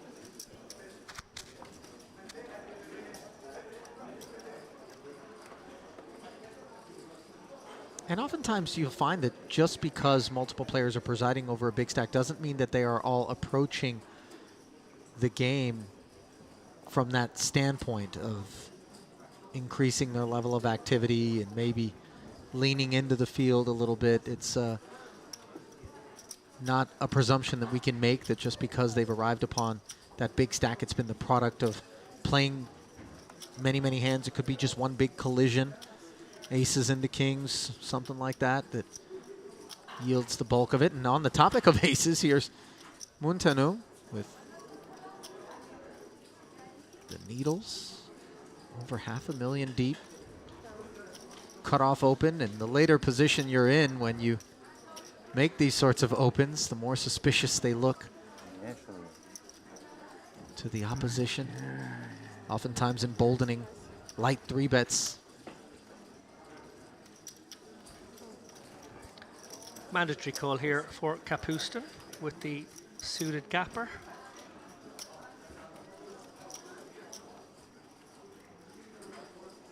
King 4-3. Fortunately for Kapustin, does not connect meaningfully with his holding. All the backdoors for Kapustin, however, maybe versus the right sizing, give him reason to either raise this type of holding as a bluff or call, looking to maybe represent certain kinds of runouts. He can improve his particular chances of making a strong hand on an ace, deuce, 6-7, or club here on the turn. But he does just release with the backdoors. Big sizing there. 27K from into Montano. 33 had a lot to do with it, I'd say.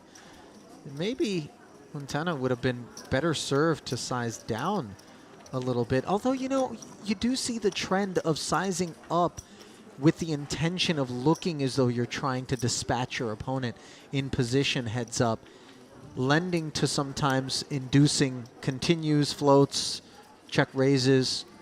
And obviously when you've got aces, you're not afraid of any of that. Indeed, you're not. To come back to your point there about how people would have come to their stacks both differently, but also maybe expanding on it, how they may have come to their buy-in differently. We know a lot of people have satellited into this tournament, and for them, even the min cash is quite significant return on their investment. So I think it's always interesting to see when you've got a table as stacked as this one, arguably 6 players out of the 9 with already enough chips to make it to the money comfortably with an average or almost average stack. Do they look to attack this period and really build a big stack so they can manipulate their foes as we get closer to the bubble with that risk premium in play? Or do they sort of maybe psychologically get tighter, feeling like, well, I've got an okay stack now and I don't really want to spend the next 2 hours risking it, because in 2 hours time this 204 player field might be down to 130 and that bubble will be looming. Speaking of looming, trouble on the horizon for Istomin and Rakimov. The opener and flatter in front of these 2 queens for Yahuan Kontush, the Belarusian, 3-betting to 40,000. Eastern Bloc heavy representation, by the way, here, as we have 2 Russians, an Uzbek, a Belarusian, Romanian, Lithuanian, along with the Turk, Syrian, and Lebanese players. Such a multinational affair, as we've alluded to on multiple occasions. Now this king-queen, tempting for Anar, but obviously would be out of line. Looks fairly comfortable while putting it into the muck. Less comfort here to be found for Alexei Istomin. 5s into the muck. And Rakimov might be wondering if this is squeezy in nature or tethered to hand strength more so. Of course, we know it's the latter. But we get to see the whole cards, David, so we're always able to. Yeah, Kontush obviously his second squeeze in quick succession here, but we see that he does have the goods here. I suppose coming over the top of a +1 open and a +2 call from +3 does look indeed a little bit stronger. Rakimov could get in trouble on this type of texture for at least 1 street.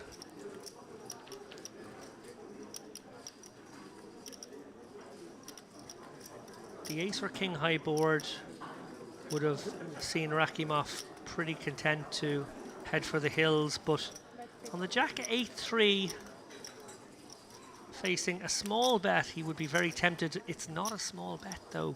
Kontush really dropping the hammer to some degree here with half pot, sort of forcing Rakimov to make a big decision here and not be allowed to call for a smaller amount, deferring the big decision to the next street.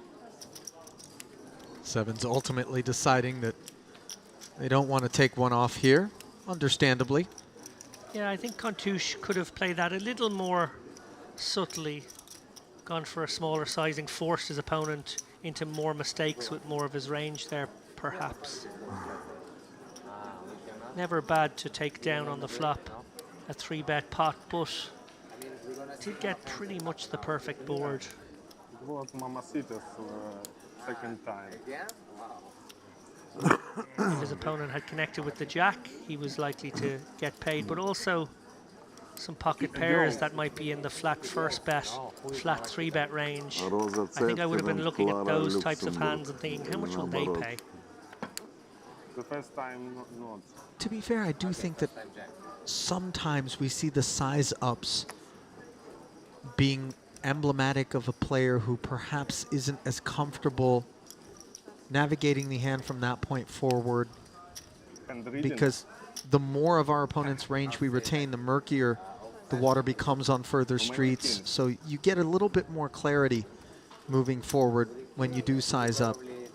I can speak from personal experience to that. When I was new in the game back in the mid 2000s, that's exactly what I thought. I was like, I would rather put a big bet out here, maybe the Jack X will go with it here on this street and I won't have a difficult decision on a later street, and that was too important to me, really.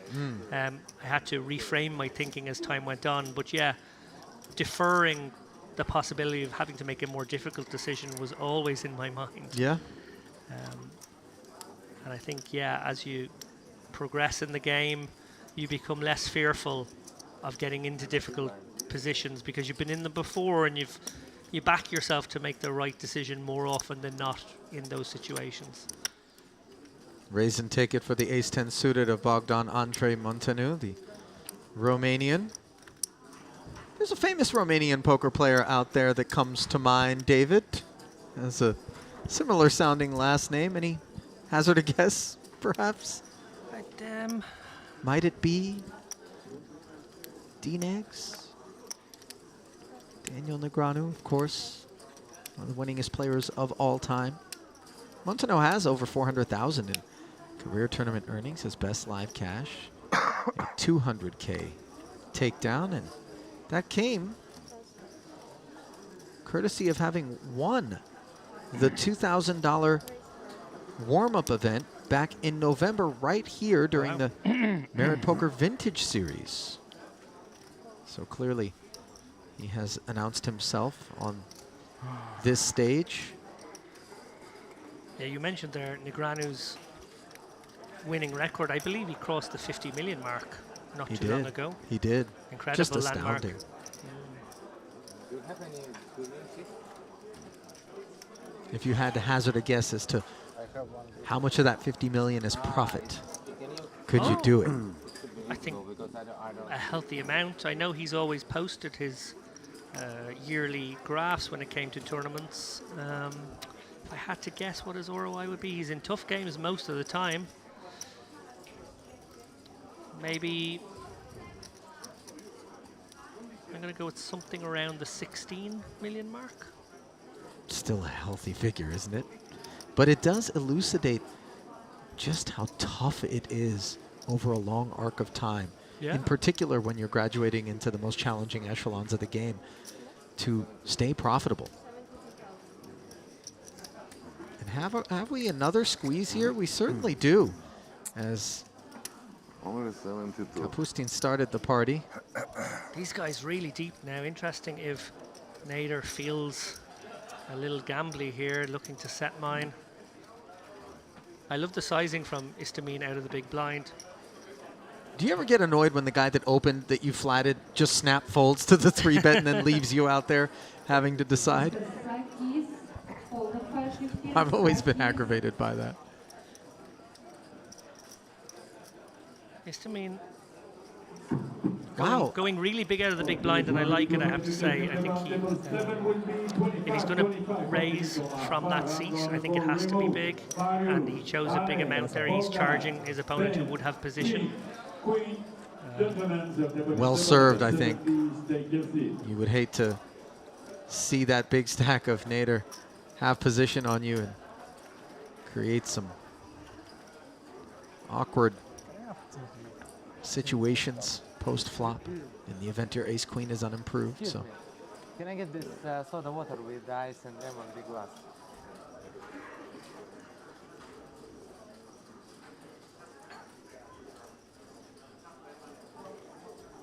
And a 3-bet heavy affair so far here.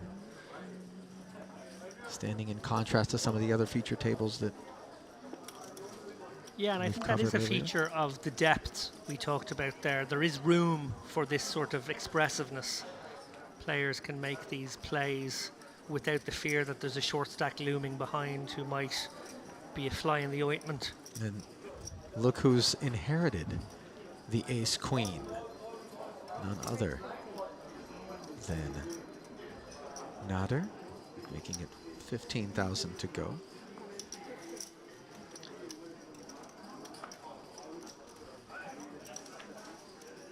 Now, it'd be interesting, given the dynamic at play as well, just one hand to go, if Istamine 3-bets to a large sizing again with the same holding, or if he decides to flat an ace-queen of the suited variety. And it might feel personal this time around, given that Istamine 3-bet Nader just moments ago. Granted, the 3-bet was of the opener with the 10-9, but here he is again, going to work. Looks like 65, yeah. So you wondered if Nader might take this personally. I wonder if he will. And if he does, how he'll react. Will it be in the form of just coming along with a flat, or will it be something more nefarious? This hand works quite well as a 4-bet fold. He does elect to just call in this instance. And both players flop the ace, advantage Nader in a very meaningful way. As you can see the percentages, Istamine cannot win this pot outright, but he can absolutely lose it on this monotone texture where Nader has the lone flush draw. Yeah, often on these monotone boards you will see passive lines come into play, but one other route is to go ultra small, and that is the one that Istamine has opted for. He's down bet all the way down to 22 into 140, so about 17, 18%. I really like this sizing. It sort of makes sense. Oh, but very happy to take control of this pot now, in position. It's always the risk, isn't it? When you downsize to a kind of an egregious degree, given the pre-flop action, you do level yourself on occasion into wondering whether or not this raise is just pouncing on what seems to be an opportunity to collect the pot with some weakness before you, or if, again, it's predicated upon your holding. And, of course, we know it's the latter on this occasion, but Istamine certainly does not. Yeah, what's fascinating about this one is the... Oh. What a bang-up turn this is. Ace is up for both players, but Istamine truly does have to respect the all-heart flop. I was about to say, what's interesting about this one is Nader's open calling range of these depths will contain some suited hands. Quite a mixture of Broadway suited stuff. And that is what he's sort of represented with the flop raise. We see, obviously, he's got the ace and the queen of hearts to go with. And now, given that some proportion of Nader's range will be king of hearts X, with the X not being a heart, does Istamine have to come along for one more street at the very least? This pot is so huge already. Again, we are outside the rebuy period, so any false step could be disastrous. And they're so close in chips too, David. It's really catastrophic if Istamine were to be wrong about any of his procedures from here forward.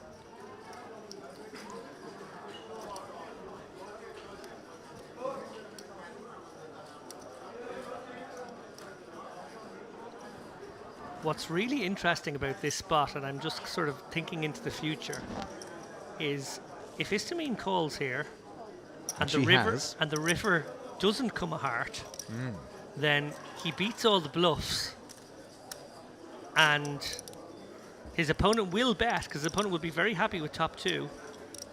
And I don't think that 5 is consequential. No, I would agree with you. Not the type of card either of these guys are worried about. I think we remove deuces and 5s from Nader's range, pocket deuces and pocket 5s, rather. So for the most Istamine part. could be faced with an all-in decision here, thinking he's only beating a bluff.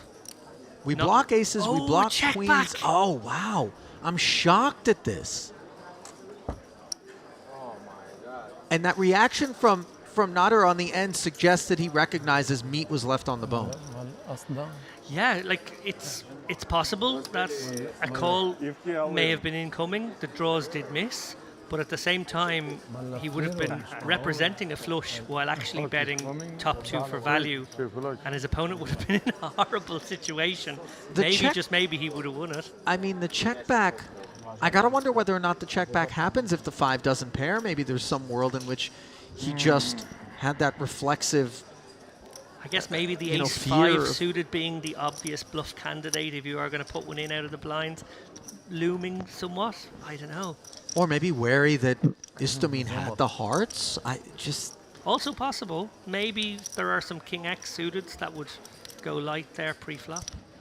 Yeah, he was spooked, clearly. yeah. And maybe, just maybe, felt there was a lot of chips already in there. So if I win that pot, it's a nice pot to win.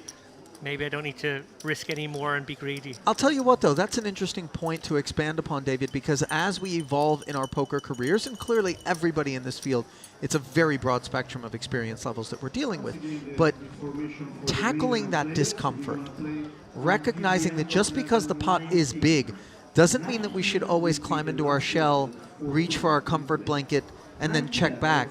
But we need to summon the courage to recognize that there is an opportunity before us to earn even more. And it isn't a function of greed so much as it is a function of just situational awareness and optimal poker. Absolutely right. I have nothing to add. Perfectly put. I think it is often the case. You do see it with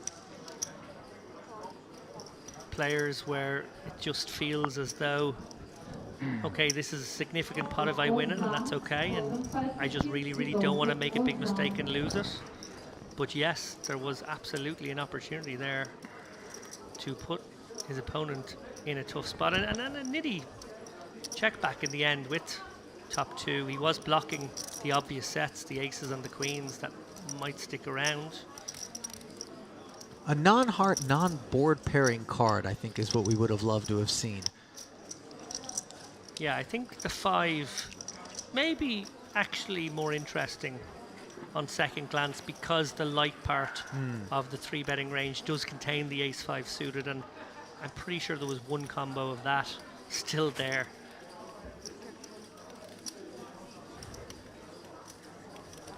Well, I've conferred with our Latvian production team here in the interest of helping me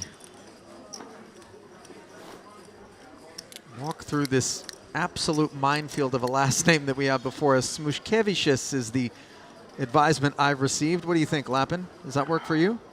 I like that, yeah. I have a friend called David Rinkevicius, and I now think I may be pronouncing that wrong all these years. Well, the ace-queen turns into a Broadway draw for Smushkevičius. Fires 22,000. Istamine, obviously, with top pair. Comes along, down to heads up. 3 of spades is a relative blank.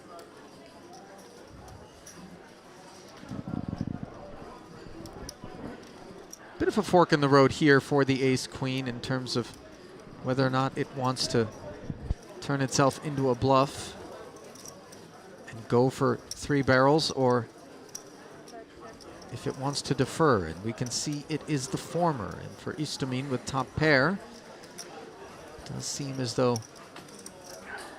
calling would be the preferred course of action.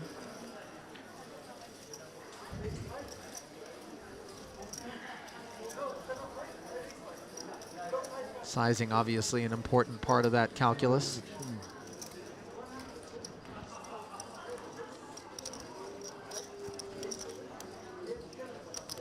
Yeah, call is made and trips are obtained on the river, and this 3-barrel is going to be really, really bad news. Should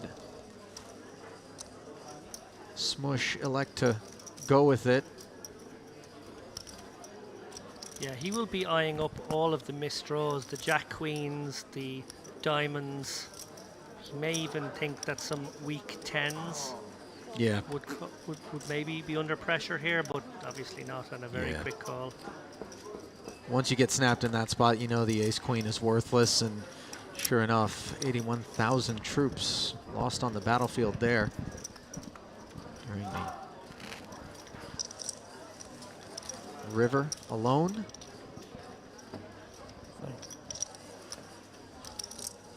A veritable battalion's worth of chips passed along to Istamin.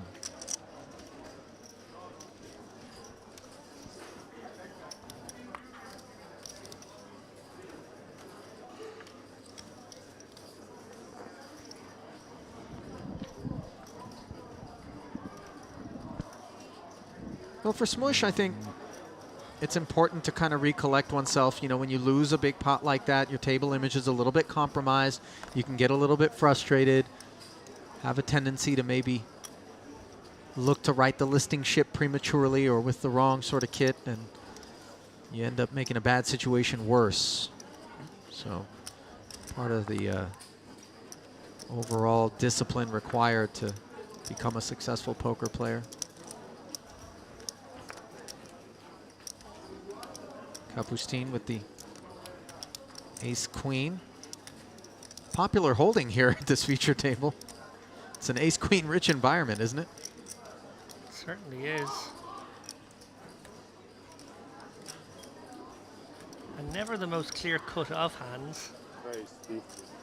And here we see Kontush with his third 3-bet of this feature table, and I think we're only maybe on about hand 13 or 14. Yeah, you really can't expect your open to get through unraised, can you, No. at this table? I'm not sure it's happened even once.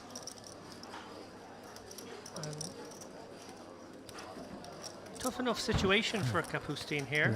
He doesn't really have the option to click it. Well, maybe he could. Maybe he could find a 120 size to fold. Doesn't really want to waste the value of ace-queen. Maybe feels like there are some suited ace-x's in Kontush's range, which he dominates. So why not keep those involved?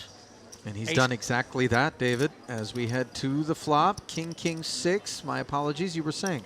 No, this is an interesting board actually now, because Kontush could go both ways. Probably comes with the small sizing. We've seen him down bet on some boards already in these 3-bet pots. And Kapustin probably has to be sticky once, maybe more than once. It's a really small bet by the looks of things, 20k into 112, so round about 18%. I mean, not much combos, but still. And Kapustin does peel one off here. He's obviously got the nut-no pair and an opponent who he knows is capable. Yeah, just keeping an eye on things. And now this board texture is very favorable for the ace-queen. Doesn't complicate the matter whatsoever. Interestingly, King X, very unlikely. Obviously, Ace King, the obvious strong pre-flop. He has an ace in his hand, so not too many combos of that. And he's also blocking aces and queens. So in his mind, his opponent obviously could still have the jacks and tens more often. Not unfeasible that he has a king in his hand, although again combinatorically unlikely. So going to tell the story of I do have a big pair or ace king. Kontush with 60k does get the job done. Tremendous bit of work there from Kontush. Really had to dig somewhat deep, it felt like, to barrel. But he came with 60,000. It felt like just kind of that sweet spot of I'm not overcommitting, but I do need to put something in there to continue to tell this story just in case our man's peeling behind. And I feel like he was willing to empty the clip, to be honest. I feel like that bet won't get the job done against a lot of the flop calling range when the king Good comes river for you, again huh? and puts trips on board. Good I feel river like for some you. pairs would be sticky once more. And to really remove some of those pairs from the equation, you would need a big river bet. So I think Contouche maybe was ready to go. Yeah, set himself up nicely for it, if required. Nice. And I think that pot was sort of a good example of the chess-like Jack. attributes of poker in terms of thinking moves ahead. That turn bet, how much am I going to have behind? If I get called, how much will be in the pot? If I get raised, can I get away from the hand, or have I priced myself in? Because it's not just about this moment in time, but future streets. Well said.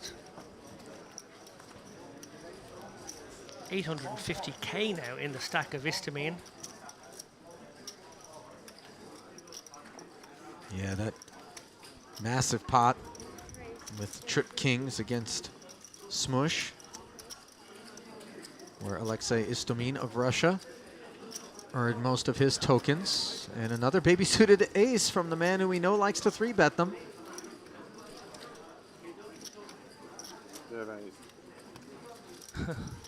There we go.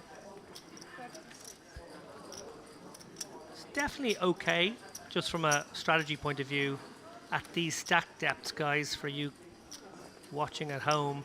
To flat the ace-3 suited is actually pretty nice hijack to button, but 3-bet's certainly an option, nothing wrong with it at all. And as we've seen, Contouche's preferred routes are the aggressive ones. Istomin resides in St. Petersburg, beautiful part of the Russian Federation. Has 340,000 in career tournament earnings. 3 cashes during the Merit Poker Vintage Series in November. A 12th place finish among them. 2 sevens and an ace as Istomin made the investment in taking this flop, and Contouche comes out ahead, having hit the ace. I was going to say, can definitely go both ways again here. He loves the small bet, and yeah, deploys it again. Istomin, I think, to this sizing has to call. I know he's only got the pocket fours. He's looking at a very obvious 3-bet candidate in the ace on board and 2 sevens, but you just have to call when your opponent lays you that price. You could hit your 4 and you could be good, and you have to have a minimum defense frequency here. Amazingly deceptive check back from Contouche. He's plotting for later streets here, and he's actually got a really interesting river where Istomin may well feel as though he's chopping against some of the hands. Yeah, that king actually does change things considerably. Istomin could really decide to get after it. He has 0 showdown value, just playing the board.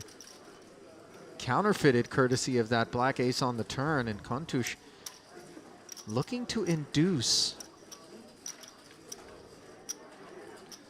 Yeah, I really can't blame Istomin for thinking reaching for chips is the right way to go. As played, it certainly feels like he could pick this pot off, but the 70K is snapped by Contouche. Very quick call from Contouche, who doesn't raise, I guess, not beating ace-king and fearing that maybe, just maybe, Istomin wouldn't have 4-bet the ace-king.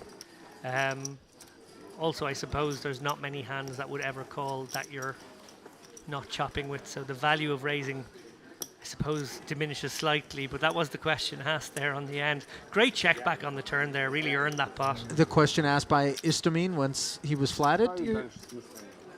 So did you see the exchange? It seemed to be that Istomin had something to say about being flat called on the river. Yes, no, his issue was that he expected to be raised by an ace, because the only hand he was behind was ace-king. Obviously 2 sevens. Well, 2 sevens. Quads. Well, indeed, I suppose. Yeah, it is out there. We have the third nuts, but then when you raise, you only get called by a chop. So I think that was the logic of that situation. Was, well, yes, if he does have the ace-king that he's flatted pre somehow and the pocket sevens, well, why not just call here and play it safe? I know it It feels a bit grimy, perhaps, for Histamine, who maybe didn't want to have to show down the bluff with the 2-4s, but realistically speaking, it was just cautious procedures there from Kontush, and not egregiously so, I would say. No, I think it was okay, absolutely okay.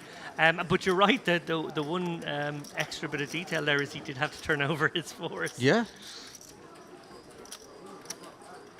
Something he might have preferred not to do.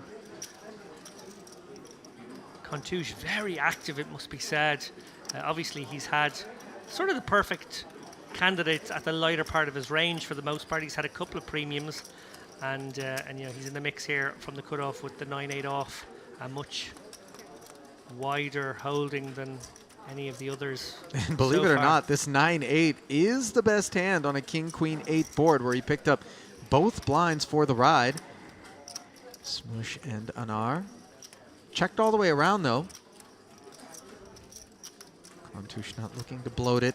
Suspects that the paint connected with his opponent's range. And now the river connects with Anar with a pair of 6s, but still 9-8 the best hand. And it'll get to showdown here. Yeah, just about enough of us, and maybe still fearing that some weak queens would play the hand the same way. Didn't fancy taking himself to Value Town. Must be noted, though, having to roll that 9-8 offsuit over. Yeah, the image is ruined. Yeah. Important to take note of those moments, though, where you've now given a data point that is going to create some suspicion amongst your opponents in terms of your pre-flop holdings and range. That adjustments need to be made accordingly.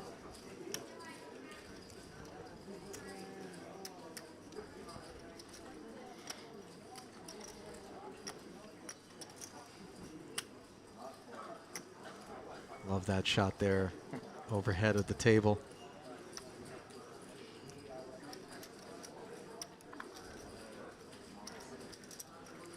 Still yet to see George Hanna get himself into the fray post-flop.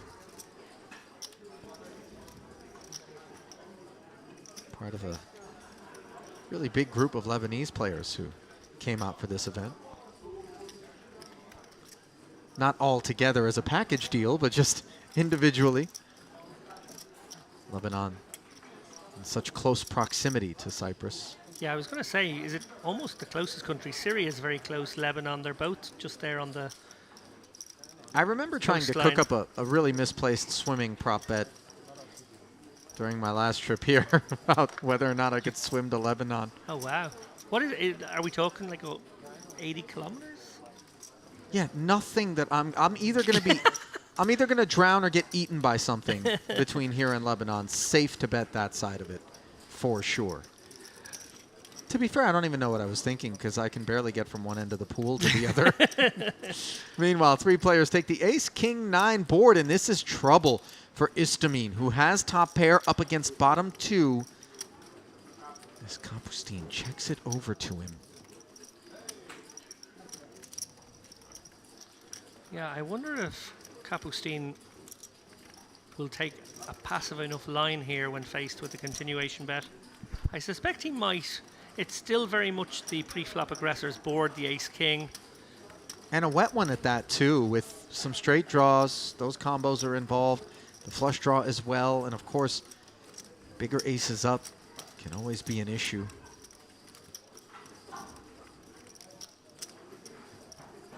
He may just come with the call here. Let's see. If you can Smush folding to the 22K. Okay. And a flat. Yeah, the feeling being your opponent may do the betting for you here, even on a lot of dry turn cards where they are unimproved with ace-queen or ace. Oh, hello. Well, that's a terrible card for Kapustin. He'd be delighted that he has taken the passive line now. He's obviously suddenly gone behind an awful lot. He thinks it's terrible, but in fact, it's... if it's going to happen this way, as opposed to maybe a jack rolling off, it gives you an escape hatch. Obviously, he had the best hand, so it's a poor development in that regard. Yeah, in some scenarios, these 3-pair hands make for very good bluff candidates, but this is not one of them. He cannot plausibly rep boats here. Sometimes on certain textures, that is an option, but we won't see any of that. What we will see is Kapustin contemplate whether he's actually good right now with the king, with very little opportunity to improve. Realistically, what are the combos that would barrel not once but twice here without having King 9 beat? Is it the heart, Queen Jack, Queen 10s of the world specifically? Maybe some Jack 10 of hearts that opt to take the higher variance approach in lieu of checking back to realize equity, and specifically that? Yeah, and I think a couple of unnatural bluffs come to mind as well. Maybe the smaller pairs may decide that they have to pluck from that category at some small frequency as well. It is very much the pre-flop aggressor's board here, the ace, king, ace. You know, that's basically all the strong hands with the pre-flop aggressor. Ace 9, basically the best hand that Kapustin can have in that spot. And he does let it go. Great fold, well played from both players. Kapustin saved himself an awful lot by taking a more cautious route there. He sure did. And, you know, in particular, the bottom 2 pairs on those sorts of flops, ace high against an early opener, just treacherous. Treacherous, you're not sure where you stand, you're not sure where you'll be on future cards, and actually your opponent may bluff often enough because it's their board to more than compensate you taking a passive line.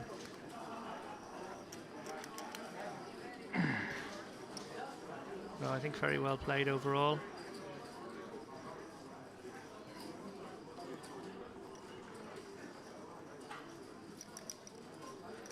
And there's that hand again.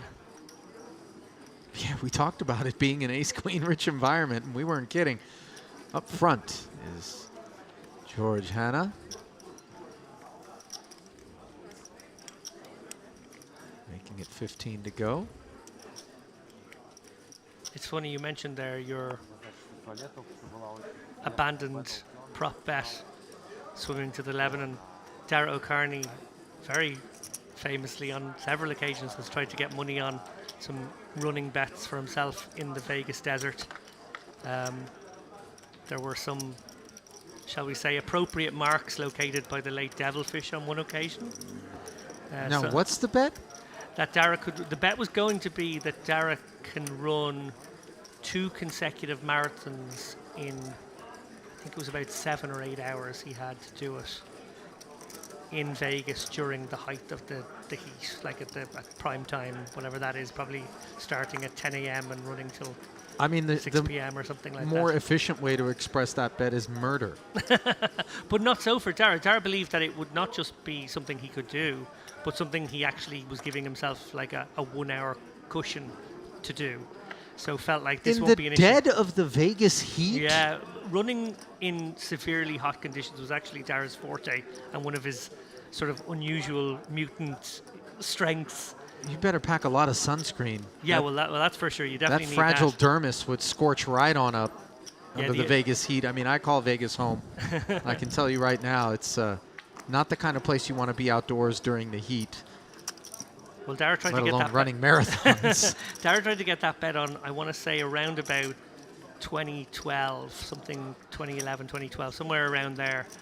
And I think, unfortunately, I think the bet was going to be that I can find somebody, Devilfish was going to say, I can find somebody in the main, who's going to play the main event who can do this. And then they'd see Dara and they'd be like, oh, it can't be that guy. Yeah, yeah. And then it was definitely going to be that guy. But they did some Googling. They weren't complete marks. The lads from Texas, I think they were, Googled, you know, Irish poker player, ultra running. Yeah. And they found him pretty quickly. Yeah. Cancel that bet. Kapustin doesn't like the smell of this cutoff open from Anar, and he's decided he's going to just flat this King 7 suited. Yes, two, no, together. Yeah. Okay. Which is now reminding me Yeah, of the last 2 premise hours of I- Vince Van Patten's movie. Yeah, which was lovely, by the way. Is it like, did he have a week or 8 days or something to walk LA to Vegas? Or maybe it was No, longer. I thought it was. Might have been a How month many or something. active I thought it players? was like 48 hours or something. Oh, wow. What do you mean? 179. I haven't seen it yet. It's good. You enjoy it? I can't remember. Maybe it was more. Yeah, I did. I did enjoy it. I went to the premiere out in Vegas, actually. And Great. 179, but it's a good time. We had Vince on the show just before WPT win there about a month ago. Great interview with him. Really nice to chat to. He's a lot of fun. Not quite as much fun flopping Jack 10 6 of clubs with Ace 5 offsuit as we see this level, Anar defer was 202 or 3 Kapustin, and this Yeah.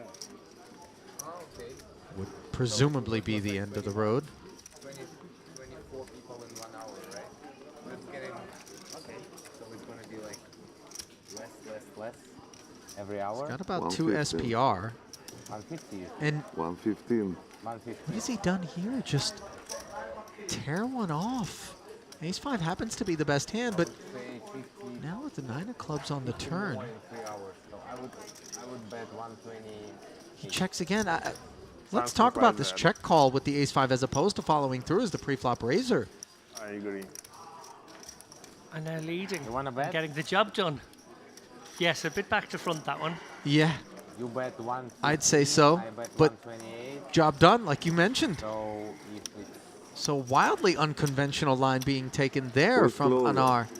yeah, the difference is 13, right? Okay, we will It's like see. 6. Really fortunate not to have been up 121, against you a win. club. If it's 122, I win. Certainly was. No. Yeah. Shout out in the chat to a few people here. I see Katie Swift, who's been difference joining us for a Yes, few you of the told evenings. 128. Great to have you Yeah, here, and Katie. you 115. And I see Andy 115. Payton as well, who's wondering what's happened to Dara's voice. We see who is closer, right? Okay, how much money would you like to bet? Oh, let's just bet friendly. I don't know. Of course, friendly, not 1 million. Some people contemplating 10 bucks, what 20 bucks. I don't know. different You choose. GPI awards should be included in categories here. bucks. We've got Go a few 20. good 20 Scandal bucks. of the Year. I 20 like that bucks. one. You want to go? Slow Roll of the Year. Bad Alright, Beat so Tantrum you of the Year. 115, I 128. 115? Who is closer? Yeah. 121. Definitely like to see you a few win. categories 122, I win. introduced in that one. I Ali, already you calculated. were the Okay, we host, I will want to say, count in it. 2019 for I'm those not so awards. Maybe good at 2018. mathematics, so I seem to remember we will Podcast of the explain Year it. being awarded during that specific ceremony. You remember who won that category?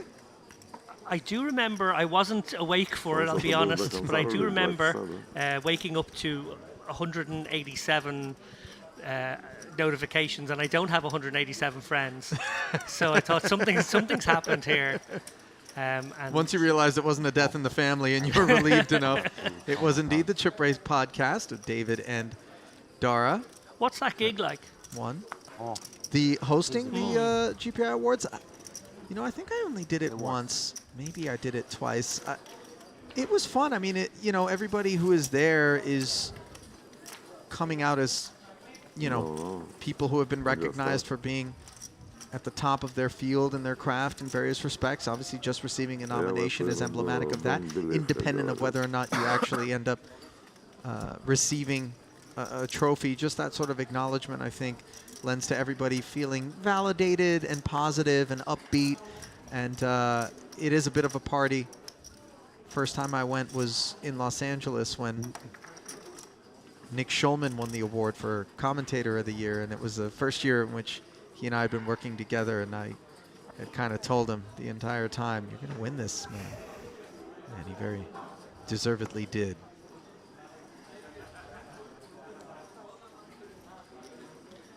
Yeah, it does seem like a fun ceremony. Credit to Eric Danny, who we mentioned in the last segment as well. Puts on a good show, puts in a tremendous amount of work. He really does. And basically just gets abuse from people Welcome to for the month before the, Yeah. the ceremony. The thankless What did they do wrong this year? But let's industry of everyone do a poker, right. podcast episode about Right, it. right.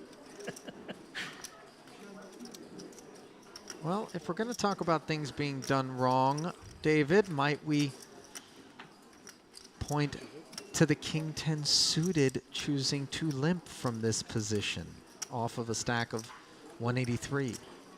It's different. It's not impossible to balance this sort of behavior. It's difficult. I won't lie, I would prefer to see an open here. It's actually quite a nice hand to open from any seat off this stack depth. But maybe, just maybe, NR has a few tricks up his sleeve where he'll have some light limp raises. He might have the right amount of trap hands in there as well, aware that people may try and pounce on the weaker portion of his limp range. So yeah, I've seen very good players like Dominic Nietzsche deploy these types of limping strategies off sub 30 very, very effectively. But it is hard. You make the game very, very difficult.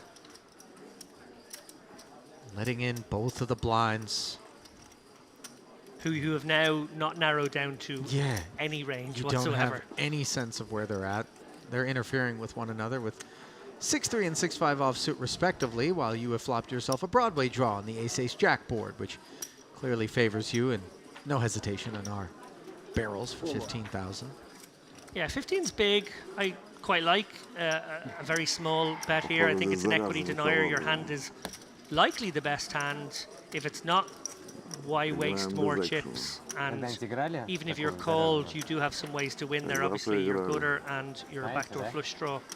I don't hate how he played it, but I do think he could have got away with a smaller sizing. I don't know how to say in English.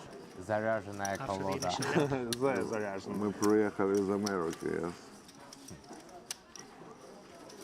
In any case, Anar stacks a pot. All flops, ace, ace, ace. How can I play? Right. Every hand ace coming the flop. Ace, king, ace, king. Yes, unbelievable. We need action, 2-4-7, like something. In the main event. Once again, Oh. we're gonna play another 3 levels for tonight. In Smush the looking down at Jack 10 off. Will be done at the end of level 19. 3 more levels. Will open. The information that I can give about the last tournament for tonight will start at 10 o'clock. The name is Mix Max, 8-handed.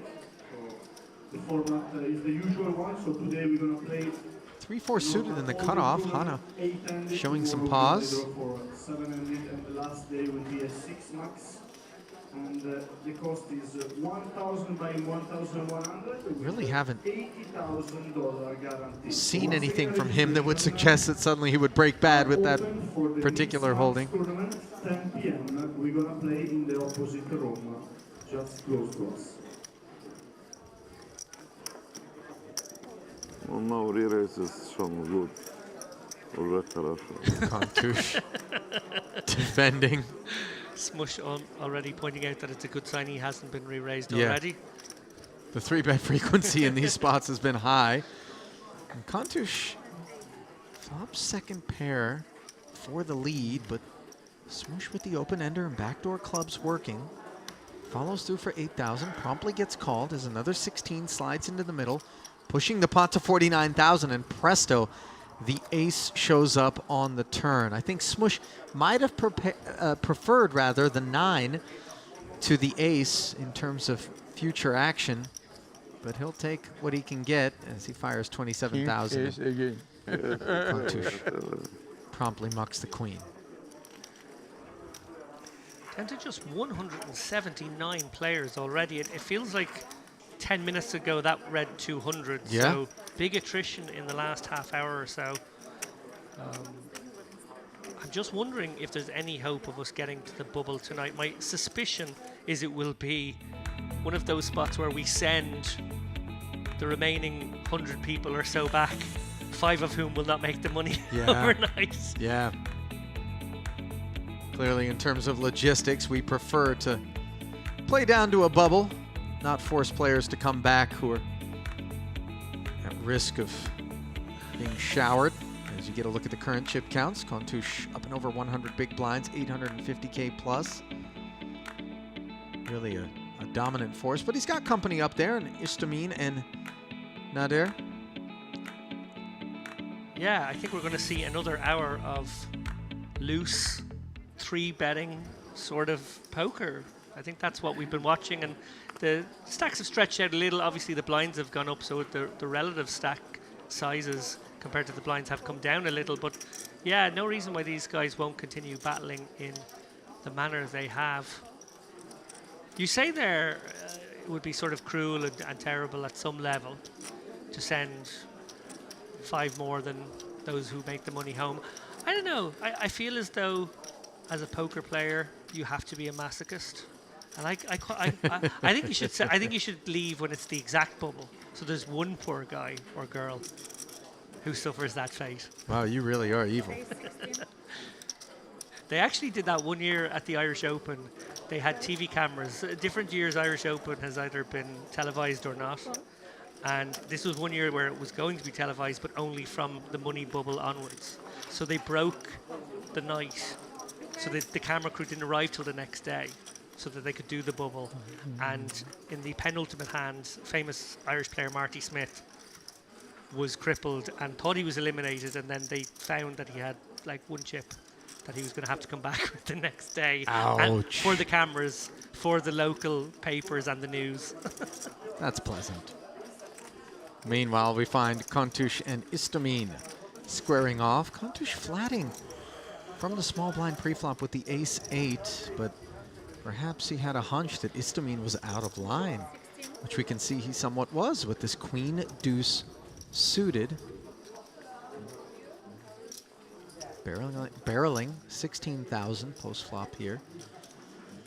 Interacting with the 10-jack and the jack of diamonds, and the ace will find the mug. Yeah, great board actually for Istamine to continue on. He had a lot of barreling cards there. When you do get out of line in that sense, you do hope that the board brings you something to play with. Often making top pair in those spots is actually murkier than flopping backdoor equity that you can really reliably go with. То, что в трансляции здесь.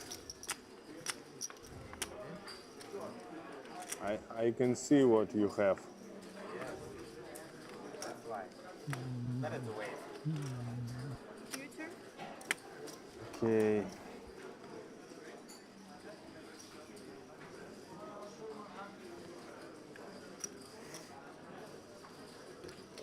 Raise 16. Fold.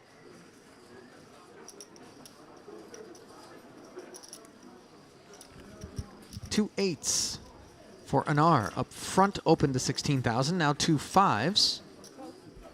Making an appearance behind him. Don't love this call from Nader. Obviously, the opener has come off a relatively short stack here, just 25 bigs. You're not closing the action, far from it here. +2. This can get you in trouble here. You can get squeezed out very easily, and you aren't getting the right implied odds to flop a set, so you have to navigate some other kinds of boards, and that's always dangerous with 5s, which is probably going to see a whole lot of overcards. Ace-jack of spades really a candidate for exactly that sort of squeezy play too, isn't it?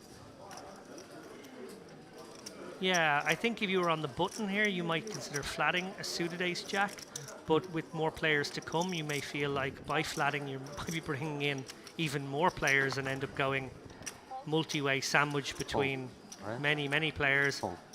Rakimov could consider an overcall now as well. He doesn't. And, well, Montanu will be in there for sure with the ace-10. In fact, he might consider the squeeze worthiness of this holding. I'll tell you what, those squeezes feel so much more comfortable when it's a razor and 1 caller, but out of position with a razor and 2 callers with non-zero frequencies of traps, those in-between calls. The flat begins to feel a little more comforting for Montano. The presence of an ace-jack, obviously, of great discomfort. Don't love this call here from Smush. I know there's an obvious point, which is that it's 7-2, and you don't love playing 7-2. He's getting such a great price, but actually, it's very hard to realize with this hand, and I actually think tossing away the 7 deuce is good, even when you only need 7 or 8%. Queen 10-9, the board in the 5-way affair. Montanu with second pair, backdoor diamonds. Checks. Pre-flop razor. Dummy end of the gut shot and an under pair. Not looking to follow through, understandably. Same story for the 5s. And now backdoor spades and the 2-way straight draw for Hannah. The king is obviously a dynamite card in the event that there's a jack somewhere out there in someone else's hand. Yeah, I think that's a crucial point, actually, and a great reason to check here is that you almost want to make the best hand when it's very obvious someone could make the second best, and not turn your hand into a semi-bluff in this spot. He does that, actually, and that's well played from Hannah. 3 of hearts doesn't help anybody.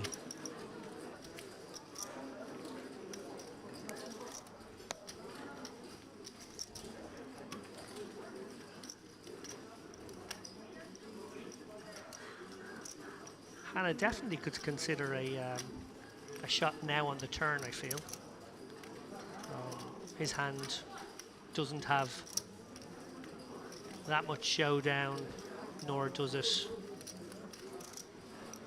Yeah, lovely. Look at this. This is great, actually, because if he does get raised, he's not throwing away a huge amount of equity, and maybe to certain raise sizes he could consider calling.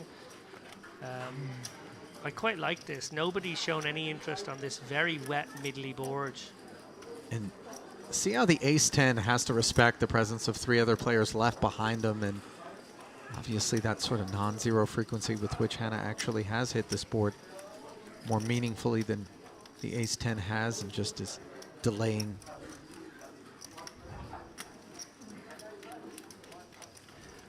And are considering stickiness by virtue of the fact that he's drawing to the bad end of this straight draw as well.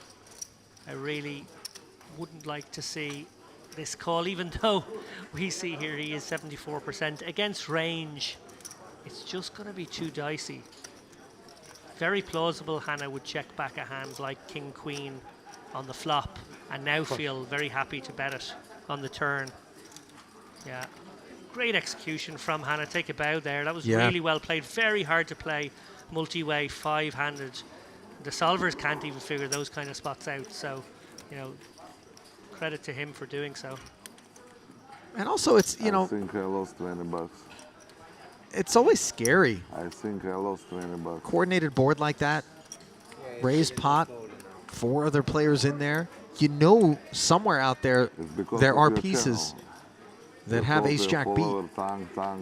Exactly, and just really well recognized that his hand made a very good flop check back, but turn bet.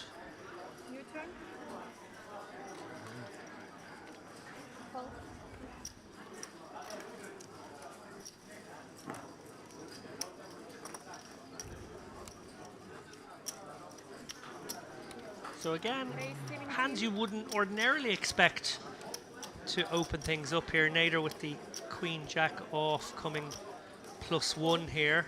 Certainly the suited variety, an auto open, but offsuit just a little murkier.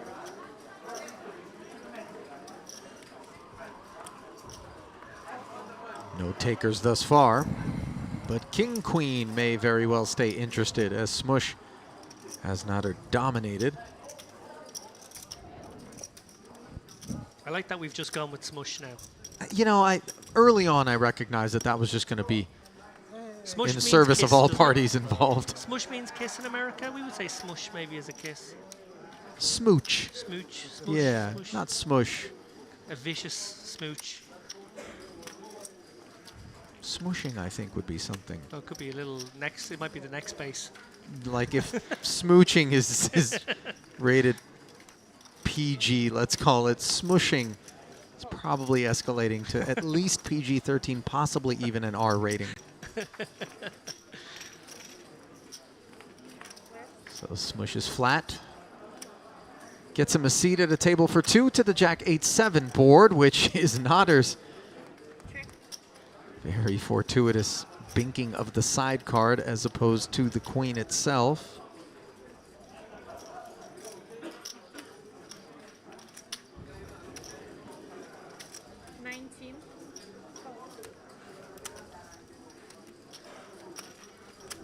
$19K follow through. And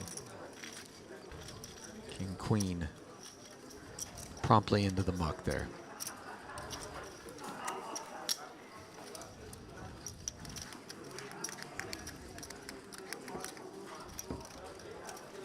Well, on whatever platform you happen to be streaming our coverage here of day 2 of the Merit Western Poker Series main event, we are certainly glad to have you. Ali Nejad alongside David Lappin, bringing you through a full 10 levels of play on the day.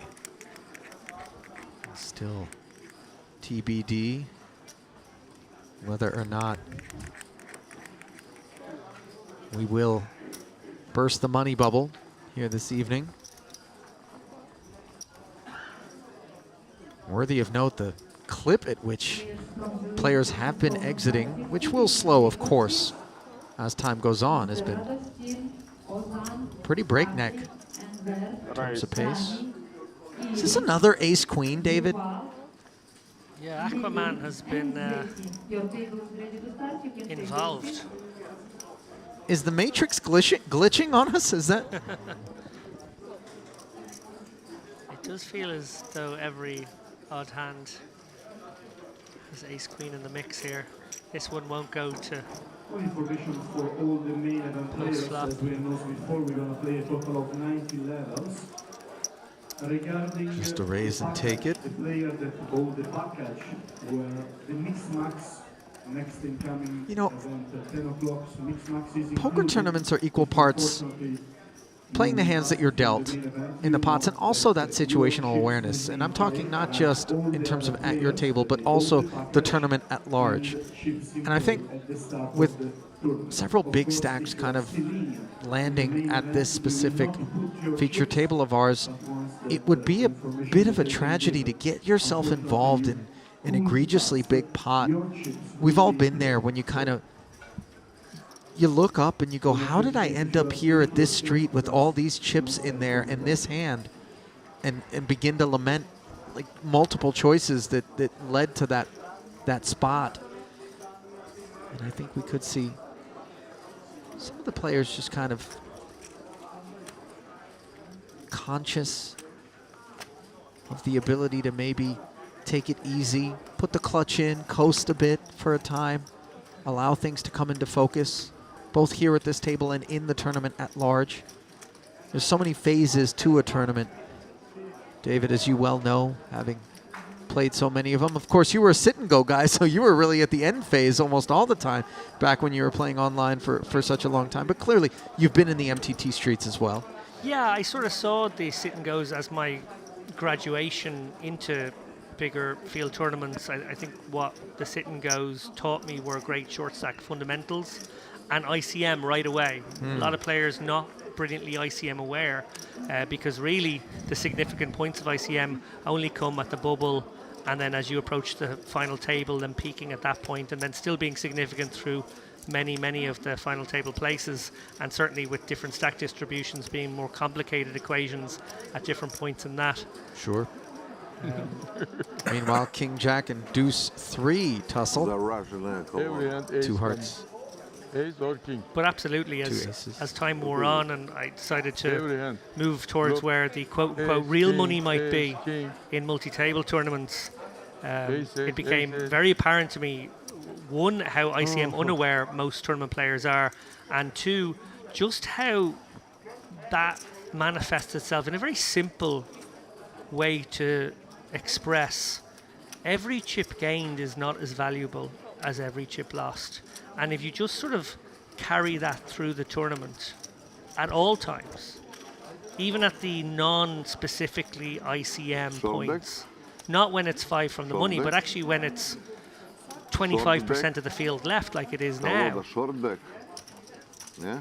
I said the other day, if you were listening on stream, how ICM is a creeping factor from basically the moment the tournament starts. Well, it's actually crept up to being pretty significant already, much more significant than the vast majority of people would think. And therefore, it incentivizes people on small, medium stacks to tread very carefully at times in a way that they won't. And mistakes will be spotted. And I think in terms of really being able to expose someone's inexperience, it is when you get into the ICM stages of the tournament that it truly becomes kind of unequivocal and no need to wonder whether or not a particular pot was just an exploitive deviation and really just more of a function of lack of experience. So we see Rakimov. Don't need a ton of experience to know Jack 10 suited's a good bit of kit to open a pot with, as he has done.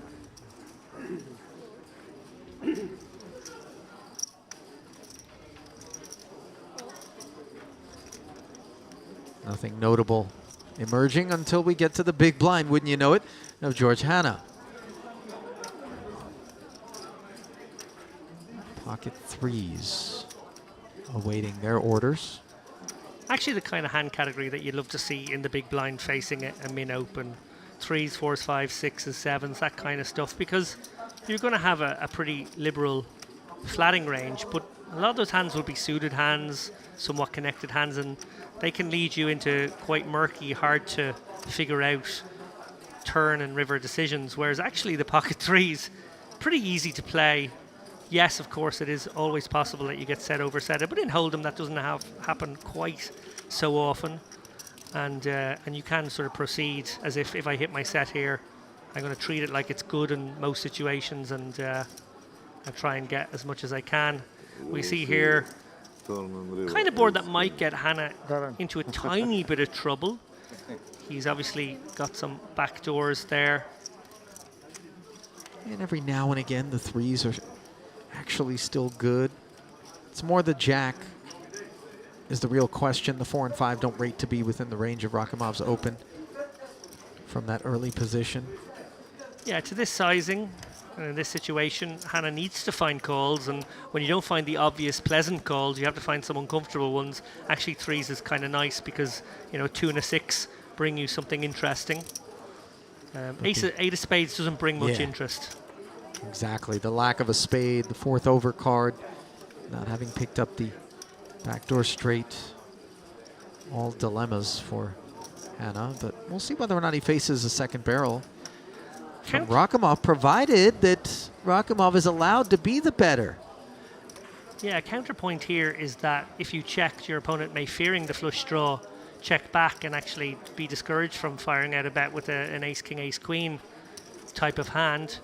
The other side of that coin is Hanna can actually use some of the no showdown worst parts of his range and turn them into bluffs representing that very flush. And that is actually what he's gone and done. And you know, there's some deep thinking gone into this one, I have to say. Again, Hanna, very impressed with his play so far. On this occasion, Rakimov clearly has to be sticky. He did actually connect. This is going to be a great bet to work as a equity denier against big overcards.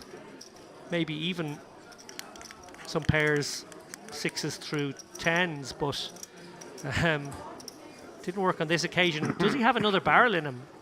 Well, the 4 straight on the board should not be of any concern, provided that Hanna has what he is saying he has, which is spades.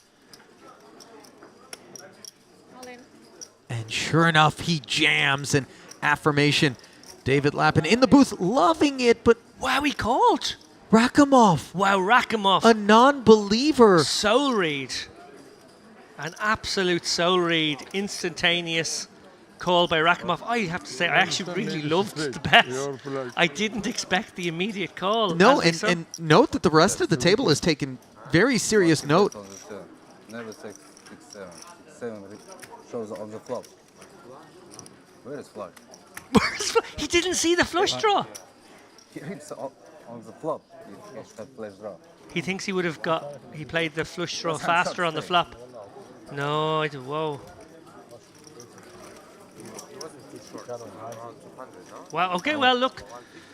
Feels like Rachmaninoff maybe not considering a lot of possible 160. holdings that were being represented there. Figured he had an easy decision, but this is interesting. I was thinking like, wow. Nice reading.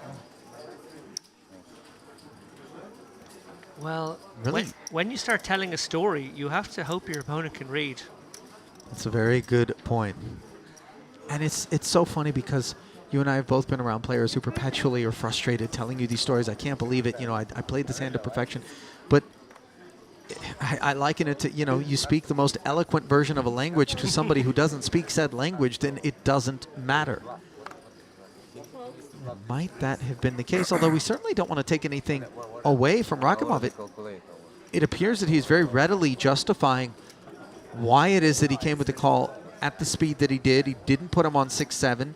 He didn't put him on spades. Not certain whether or not he saw the spades. When he says where is flush, it may be that he didn't notice the flush was out there, or it may just be his way of suggesting the line that was taken by Hannah does not contain a flush in his estimation. Yeah, or that it didn't become a one-card flush by the river. Oh, right. But it does strike me that he discounted completely the possibility that a flush would have flattered the flop. He said, well, he would have raised if he had a flush draw on the flop. And that's absolutely not certain. And in this fact, is it's unlikely. Such a beautiful moment for Hannah to pick up black aces, by the way, when it looks like the lug nuts are loose and the wheels rattling on the axle, ready to just go careening off this runaway train. He's 3-betting to 50,000, and for Kapustin, it's frustrating, but the Queen 10 belongs in the muck. Well, but that's because we can see the aces, maybe? You feel as though he's supposed to make the call of the 3-bet at that sizing? 34K? yeah, no, like he could have lived a bit more dangerously and gone smaller. It would have felt a bit exploitative, but also given the pot he just lost, maybe it would look kind of funny and tilty. Certainly nothing wrong with the size he chose out of position. They're still reeling through all the possible hands. I think they're very much playing a different game right now. I feel for Hannah in this spot. There's an old expression in poker that's, you know, it was the right operation, but the patient died. I feel like it was the right move right there, but it wasn't the right opponent, it turned out, to try and get that one through. Yeah, I remember. Now I remember this time.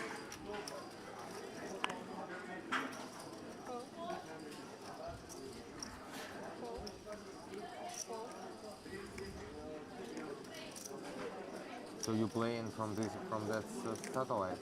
No. No? Okay. Ace 10 in the cutoff for Nader. 18.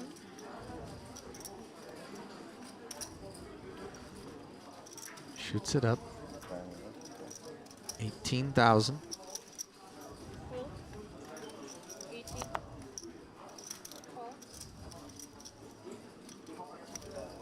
Really, you saying fold like it's a call?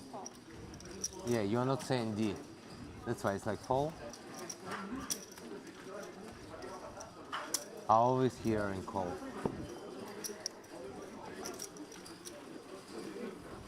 I want to give a shout out here while we have a little lull in play to the people over at Poker News who are providing coverage of this one as well. We're obviously covering feature table, but there are outer tables and there are updates coming on the stuff on those outer tables. So if you are enjoying this coverage but want to supplement it with another medium, maybe like to read a few hand updates or whatnot from outer tables, I would encourage you to go to Poker News, check that out.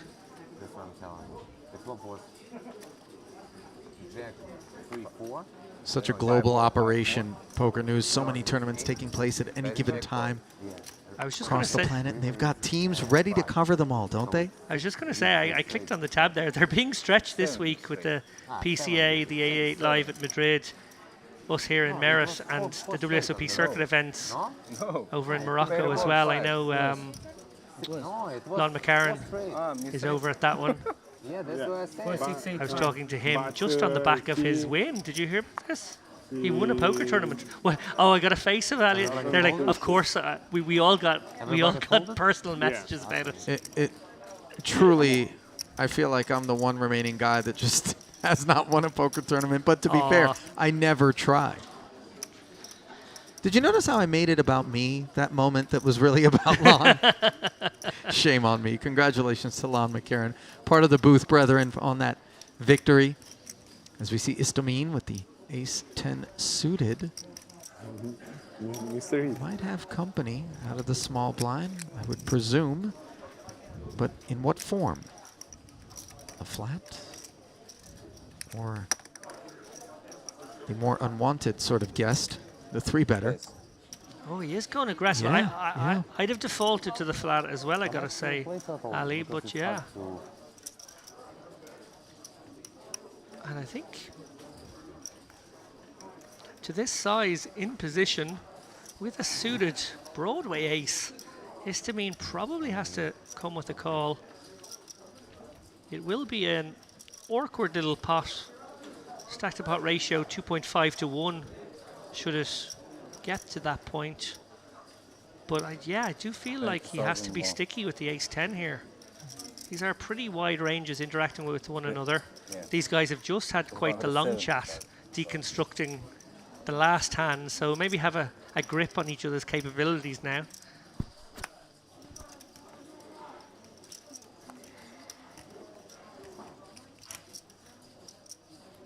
Some dynamics at play here. He does make the call. So, eyes down. This one could be fascinating. And the dynamics, I wonder, of that conversation as we see an open-ender for Rakhimov. Absolutely dynamite texture, especially where Istamine is going to be compelled with backdoor hearts and that wheel gutty to make the call. The deuce would be downright disastrous for him. But just to kind of button up that thought, when you talked about the dynamics and the context, what did Istamine glean in terms of Rakhimov's thought processes and aptitude after that big call that he made with the Jack-10 on the 3-spade 4-straight board? I imagine there are a lot of complicated things he gleaned, but the very simple one might be, don't know if I want to bluff this guy. Fair. As we see the bet and call produce the King of Diamonds on the turn. Ooh, door open now for Istamine to stab at this. It won't work, I feel. Rakhimov obviously open-ended to go with his pocket pair. 2 is the dynamite card, doesn't come. And Rakhimov, interesting whether Istamine feels like he had just about has showdown, or if he thinks I need to try to get ace-queen to fold. Something like that. Could I get pocket 9s to fold? They're hard stories to tell over one street. He has a smidge of showdown, but I don't think he will figure it to be likely good. He probably would have got bluffed on the king or on the jack. So he does just shut down, and yeah, a bit of fear factor maybe there, Rakhimov. You call the river, huh? Of course, Rakhimov, of course I will. I never fold the river. You remember me, right? I'm the guy that had the Jack-10 right? Yes. that called for my tournament live. But he doesn't push the straight. I feel like if we... Kontush has support, apparently, for Rakhimov's call. Yeah. I feel like if we return to these guys with one of our roving cameras 4 hours from now, Ali, they'll still be talking about that. You're right. You know what it reminds me of? Those sort of divisive memes where, what do you see here? The gold dress or the black dress? You know, and you fall into one of two camps. It's going to be, do you fall into the Rakhimov made a great call camp, or do you fall into the what was that guy thinking camp? Button cut off. It was button small blind. Button small blind. Never mind. 169 remain. We've lost another Good hand. 8 or 10 off the clock there in the last few minutes. So, yeah, pretty much losing maybe 30 people an hour right now. That will slow, obviously. It will become more a function of the percentage of the field remaining, but this is a particularly bust-intensive period as the pressure goes on the likely shorter stacks.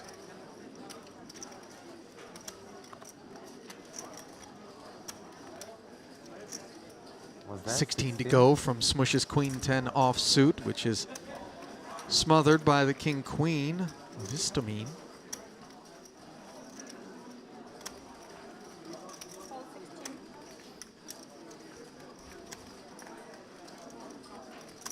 And flats. Rakimov exits. Another Queen 10 into the muck. And very unintrusive 3-4 offsuit being laid a tidy price for Montanu, who makes the call.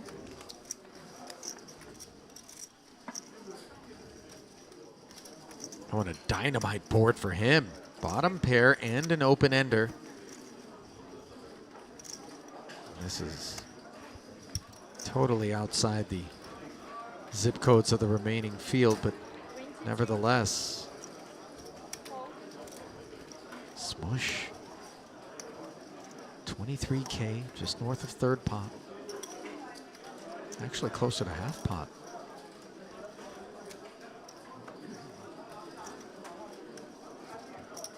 Jack, you say it's high? Yeah. I knew I'm Montanu not going peeling to out win, calling but chips. Seems like the decided to logical give up this continue. Now a 9 on the turn is Queen 10. Is truly flapping in the wind.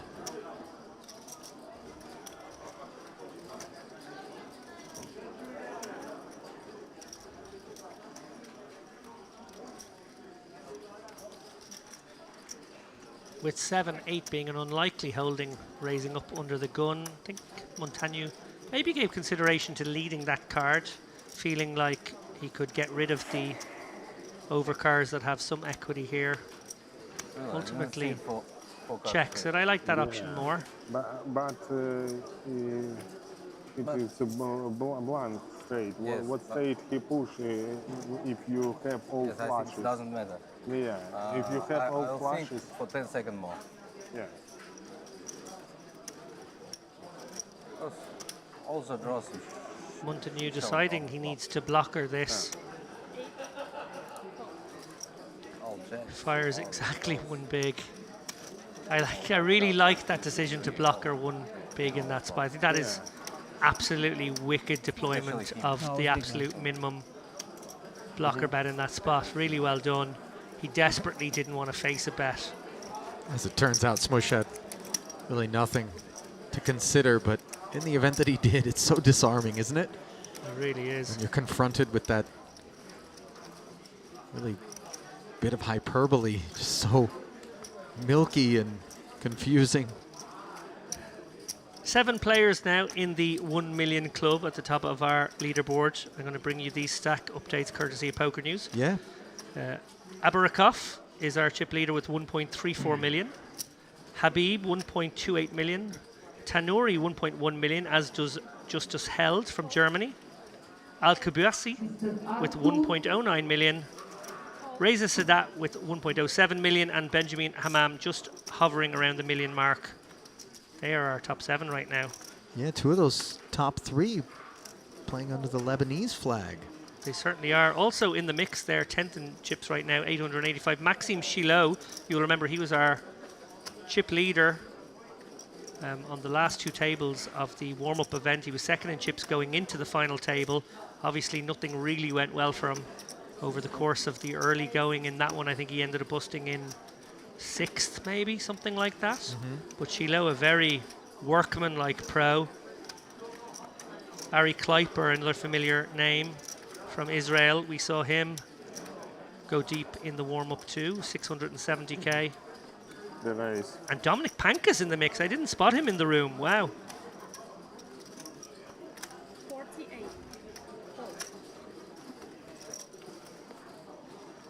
Kontouche getting out of line here. King 2 of diamonds. Really leaning on Rakhimov.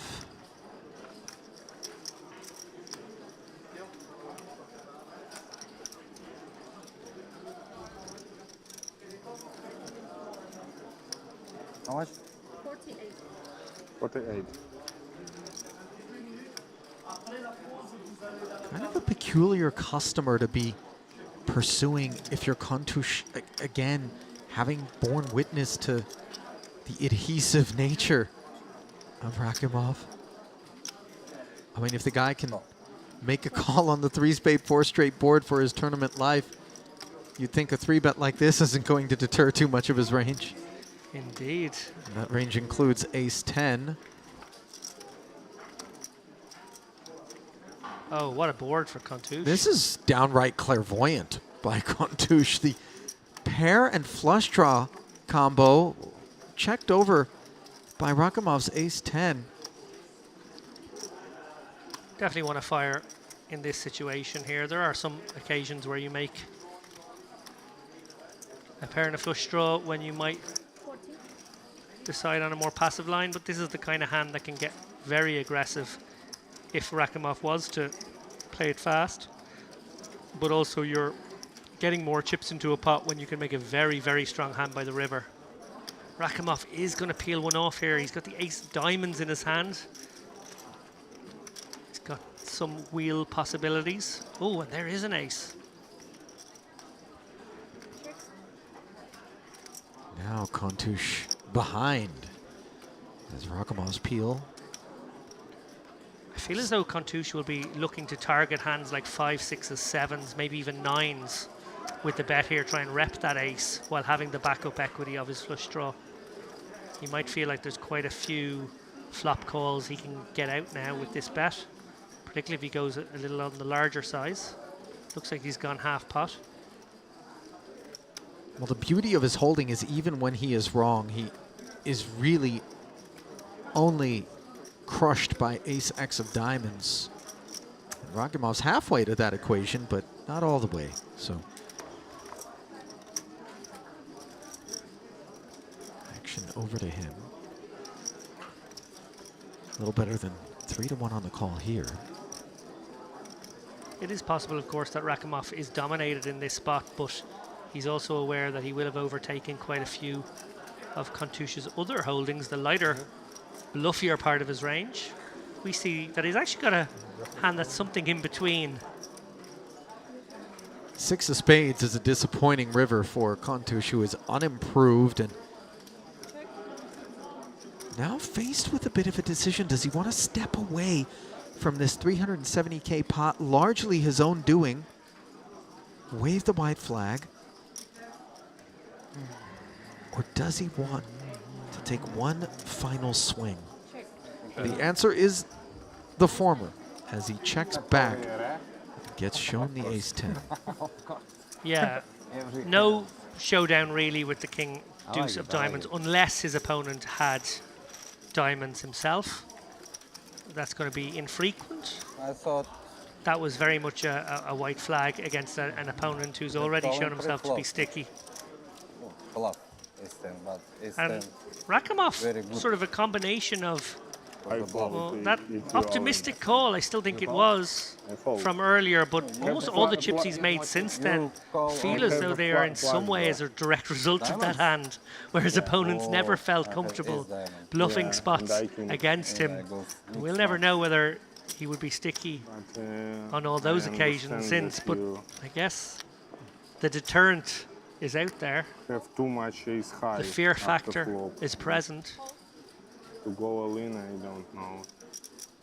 And I blocked your flash draws.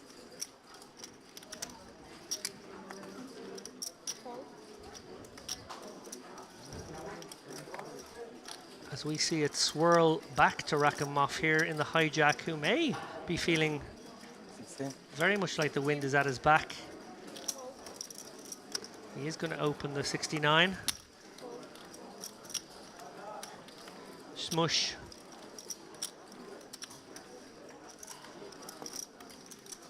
Tricky stack here. 281K. Out of position. King juice? What? King juice Yeah, or clearly diamond? valuing keeping in the hands he dominates here at a 35 big blind depth. I like that, I gotta say. You really don't want to raise fold your hand in that spot. Oh my goodness, look at this board. Rakimov with It was when you said a heart redraw on the second nuts. Well, you mentioned clairvoyance there. I feel like Rakimov is Nostradamus. Yeah. It was a deuce. After this one. It's pretty scary, isn't it? Oh, really? Yeah. Wow. You're really out of line. Smush does call. Rakimov clearly feeling as though he could go for a very kind of exploitable small sizing on a board. You'd normally go with a lot of checks and a large sizing if you did continue. Clearly with the second nuts he decided, let's go small. He's even got flush backup plans. As bad a turn card as Rakimov could have seen in terms of whether his hand could ever get overtaken, but maybe a very good card in terms of whether he can get value if he is up against some trips, combos, queen tens, jack tens. They've been emboldened. Buttons, suited king, the lowest. It's okay. King 9, it's okay to call. Right. Fairly straightforward check fold from the ace queen. And not just the decision to flat there. So you had Plays the out juice on the quite flop well, and not to be flop. results oriented, but You were already like. if you 3-bet and then you feel suddenly compelled to continue to lay claim to the board, Sure. Indeed. How much did you bet on the flop? you torch off a good chunk. I mean, of that 40%. sort of precarious No, 280K. It was 35 blinds, plus plenty, but something, and you're keeping big company here at this feature table. You sure are. it's too strong. It's too strong on the flop. Just caught a glimpse of the time. There's only 15 minutes left on this level. I feel like this session has absolutely flown by. Some fascinating hands. King Jack I'm out. up front shoots it up, and now Rakimov is going to peek down at ace king. Truly the medicine for Nader. Good run. 65. 65. Fold.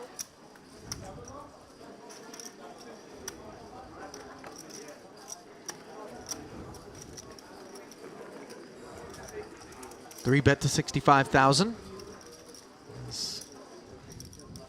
One of the kings these two are hunting. Finds its way into the muck from Smush's hand. Definitely like a fold from Nader in this spot. Not sure it's forthcoming though.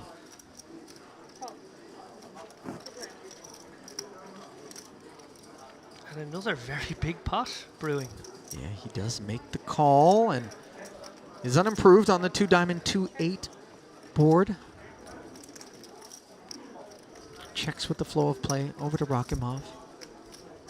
And these ace-kings are somewhat balanced in these spots, and with these boards in particular. Sometimes they begin to weave a tail. Others content to take a more passive line.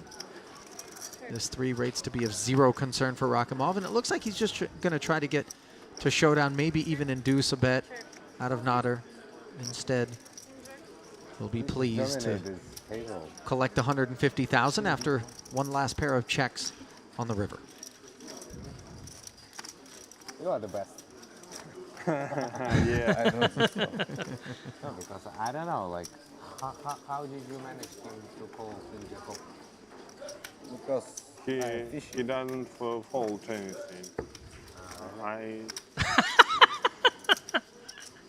The table talk is absolutely brilliant. He says, you're the best. How did you manage to call there with the ace-10 and hit the ace? And his opponent said, because he doesn't fold with anything. Yeah. I had ace king, he has ace queen.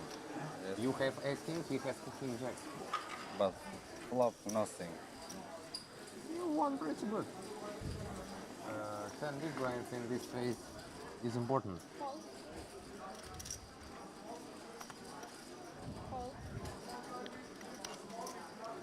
Desperately searching the web for intel on Azizjan Rakhimov and can't find any. So been flying under the radar thus far in his career, playing under the Uzbek flag.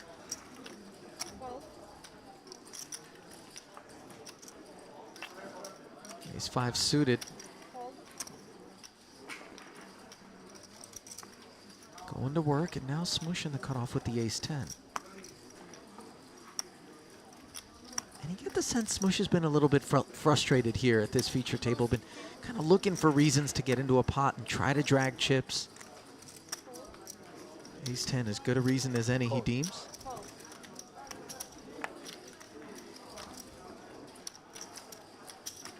The flat, though, does allow Nader in there from the big blind to contend with. 160 people at Yeah, I'm probably gonna win this bet.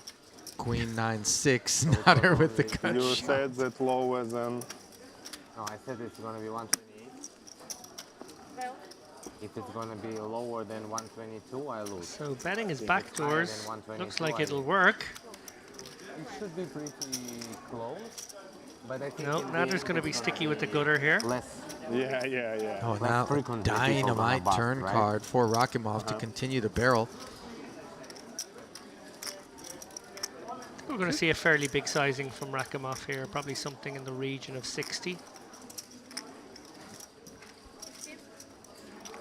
We'll go with 50. Same idea. Oh, wow. What is this? This is surprising from Nader. Wonder if he has designs on bluffing this river. Well, he got a good river 2 bluff. What? Are No, we he seeing really the was right just hunting a hands? 7, it would appear. Wow. I was going to say there's no way Nader is calling on the turn unless he's planning to lead river. But you're right, he was just looking for Okay. that magnificent 7. All right, thank you. You bet river? No. No? What was it? Looks like the guys are getting their marching orders as they will make way for this new group of players. And among that group of new players, we find Tunisian, Polish, Romanian, Saudi Arabian, Russian, Italian, Turkish, Lebanese, and American participation in Reza Sadat, the American representative. Sometimes more on Sundays. Yeah, we eh? featured Reza on the feature table. I think it was day 3 of the warm-up as well. Good to see him back. The table 6 will be after the Istamine up front with King Jack suited here. As we close in on Sorry. the end of the level. Ace 3 suited into the It mug. would be better if you call and then this happens. It's always a bad sign. Surprised to see it, David? At this table, yes. I mean, this is the same man who 3-bet a cutoff open from the button with King Deuce suited. Now, granted, he's probably got a different sense of Rakhimov than he does of Istamine, does Only Yahoo online. and Kontush, 15 years but online. nevertheless, somewhat First time offline. unexpected.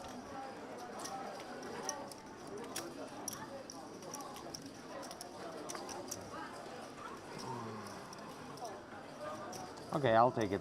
And a No simple problem. raise and take it. Beautiful hand, but what can I do? Well, you can take down the blinds and antes. Alexei? How about that?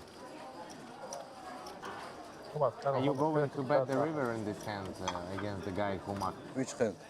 Against Last hand? When king on the Oh, I river. check. You check back? Check back, yes. I put 10-8 or 8, 7-8. Only But nines. what he marks? Flush draw. I don't no block. flush I draw on the haven't. floor. Jack 10, maybe Jack 10. Queen, he never folded. Because on tilt. Oh. Only 9. Which 9? On turn for that ball. I don't know. Yeah, it's hard to mark there, right? Just having a look You at are really- the it's outer really table curious what chip we counts. had.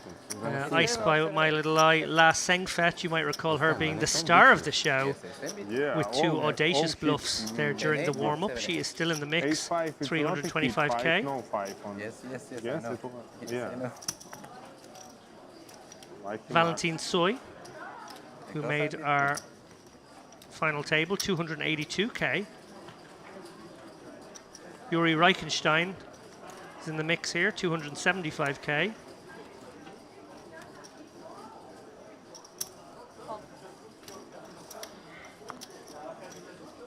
Accomplished pro Luke Bindell, he's in the mix as well with 227. So quite a few notables out there in the field.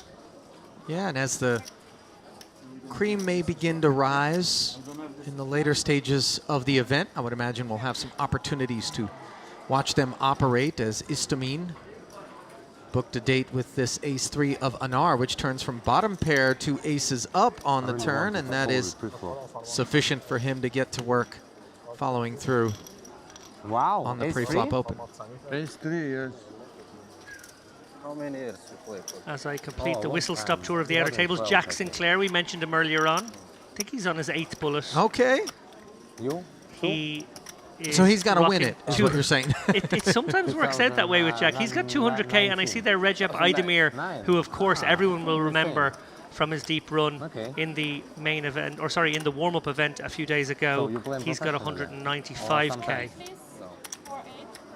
Because I earned with poker. Okay, but I never saw We you. have time for just one more hand, after which I will bid ye a good night. Wow. Dara O'Carney will be taking my place in the booth alongside Ali for the next segment, the final session of play. Yeah, a couple of levels left. All time. You want to smoke? All time. You mean weed?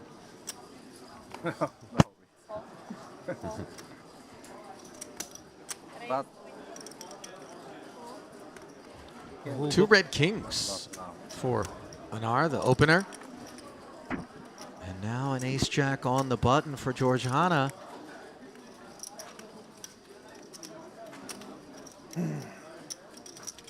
Anar just showed that he opened with ace-3 a hand to go. Fresh in Hana's mind, you wonder how he'll react.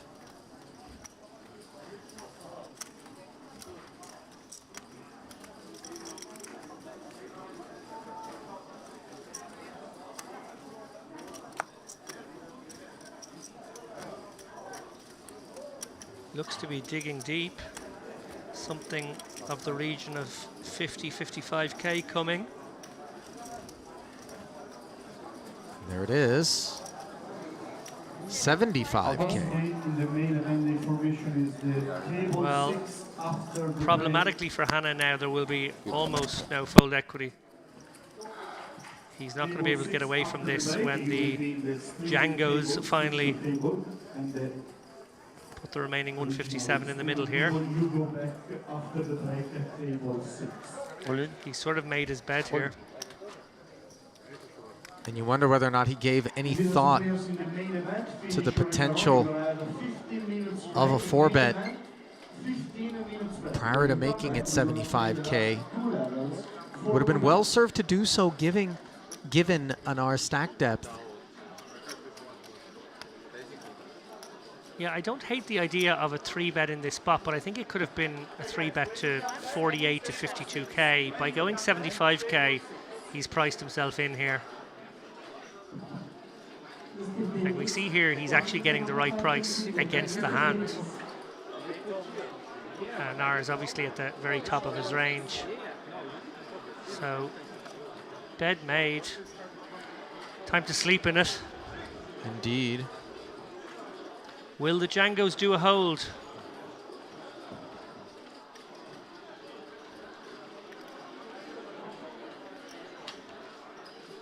Hannah does have the benefit of having Anar covered.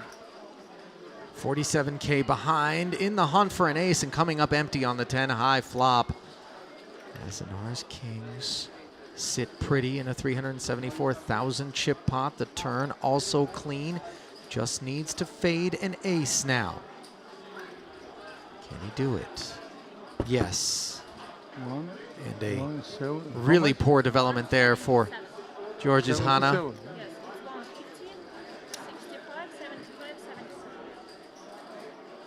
65, 70, 77. How much is it? 170.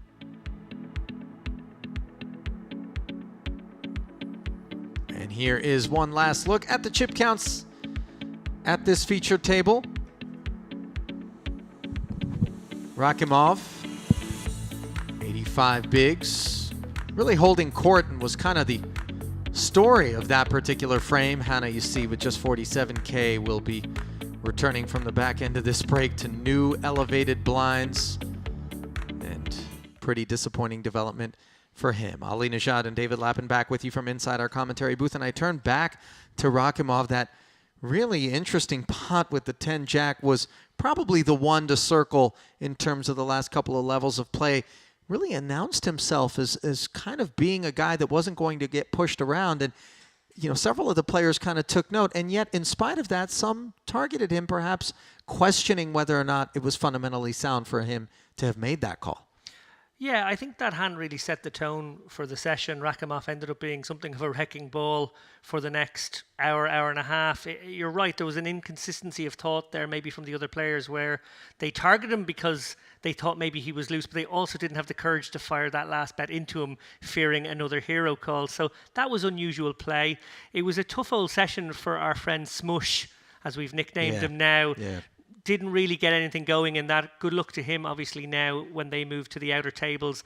And then, obviously, right there at the end, Anar, what a miraculous moment to wake up with the Kings just as everyone's walking away from the table. That double up will put him in good stead now as they go forward through the day. I would imagine that as this tournament draws further along, we may see some of those stacks from that feature table that we just watched begin to escalate, begin to grow. I saw some really interesting stuff, in particular out of Alexei Istomin as well, who had some real aptitude on him. Meanwhile, we will take this break. We will say goodbye to David and bring back Dara O'Kearney. Don't go anywhere. Continuing coverage of Day 2 of the Merit Western Poker Series main event comes back your way in just a few minutes.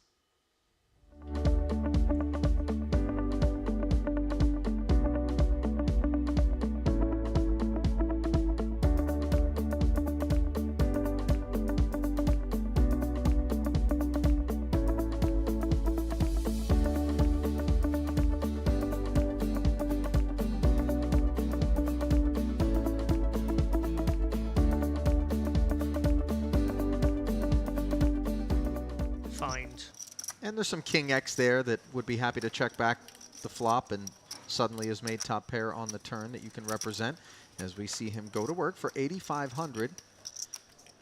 Surely Kodanov won't be finding the muck, but to be determined whether or not he finds a semi-bluff check raise here.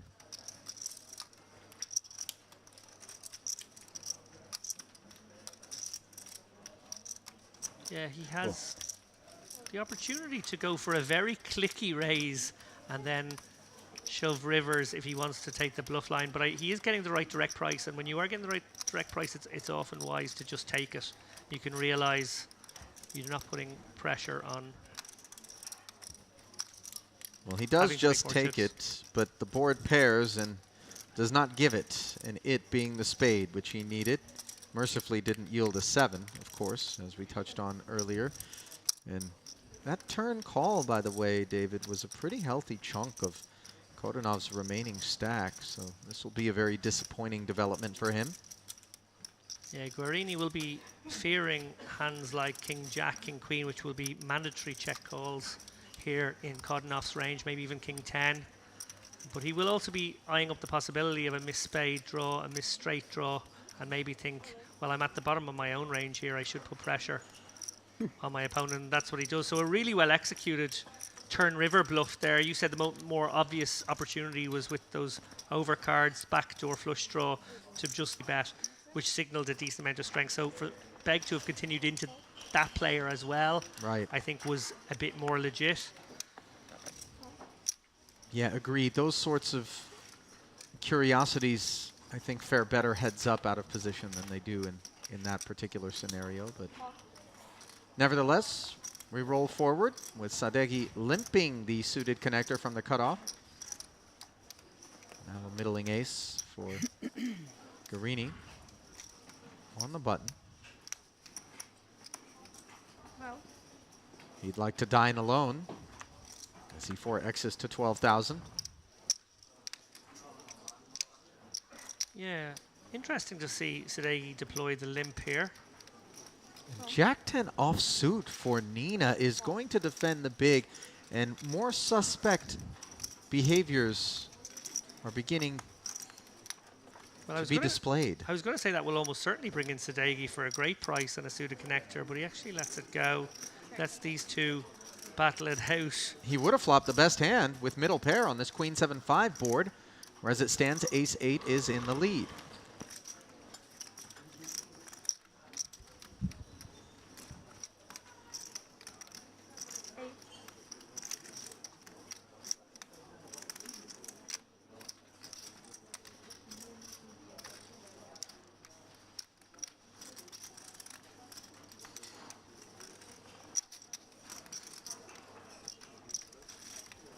K bet does get called, and Krasilnikova binks a jack on the turn.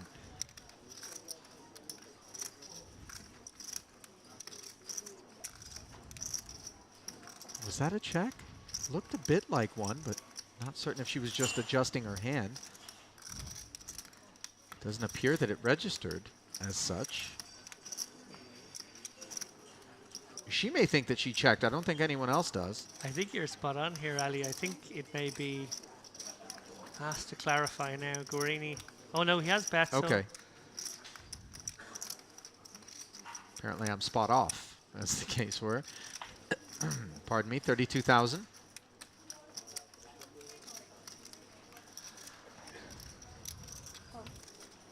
Does get called as another 64 slides into the middle.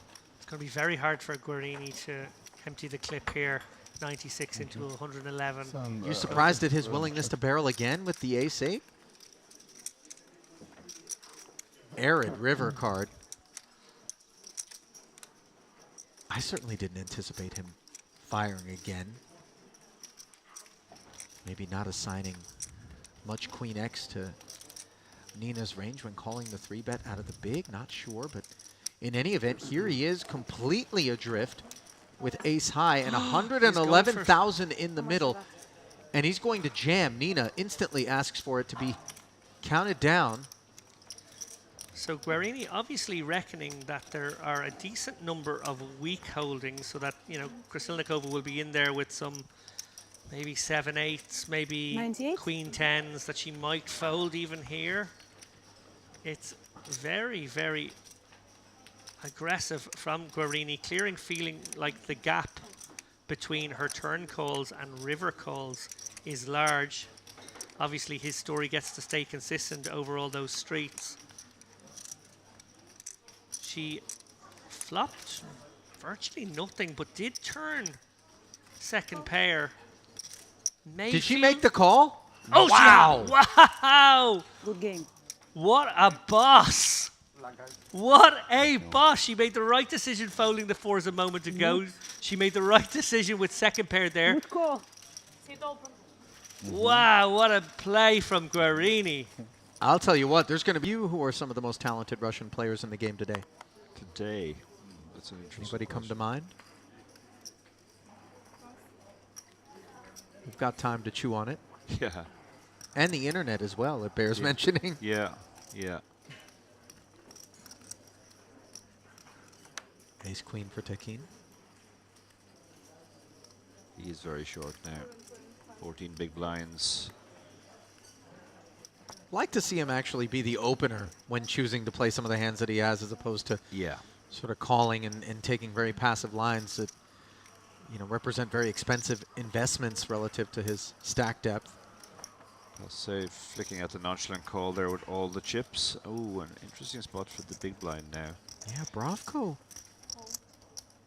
could have maybe thought about a little mild squeeze, but off of his 117,000, he plunks in the necessary cost of admission and takes the queen 9-4 flop with the field, which yields an open ender for the jack 10. Top pair, top kicker is about all you could ask for here. Best case scenario. Yeah, he's stack to pot ratio is much more than 1.5 for him now, so he just has to think about the best way to get the money in. Probably start off with a fairly small bet and then maybe shove the turn if called.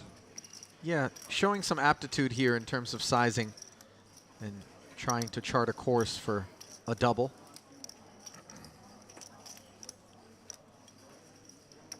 Of course, one does not defend the small blind with jack 10 to simply check fold open enders, as we see Aset's call.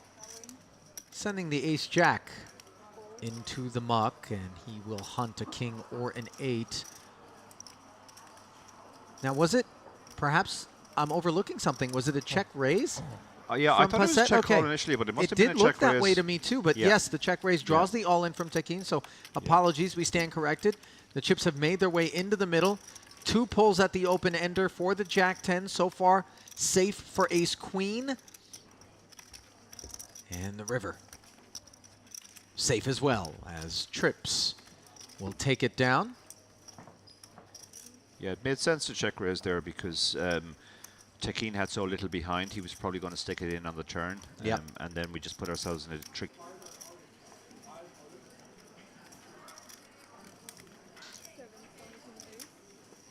Snowmen for Sejimesh.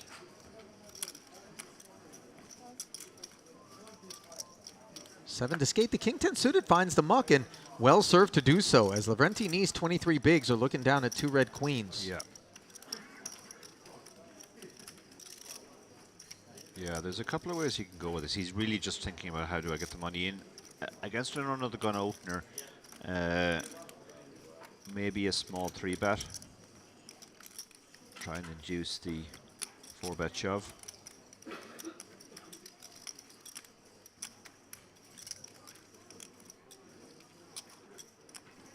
It's tricky because anything he does is going to look ridiculously strong.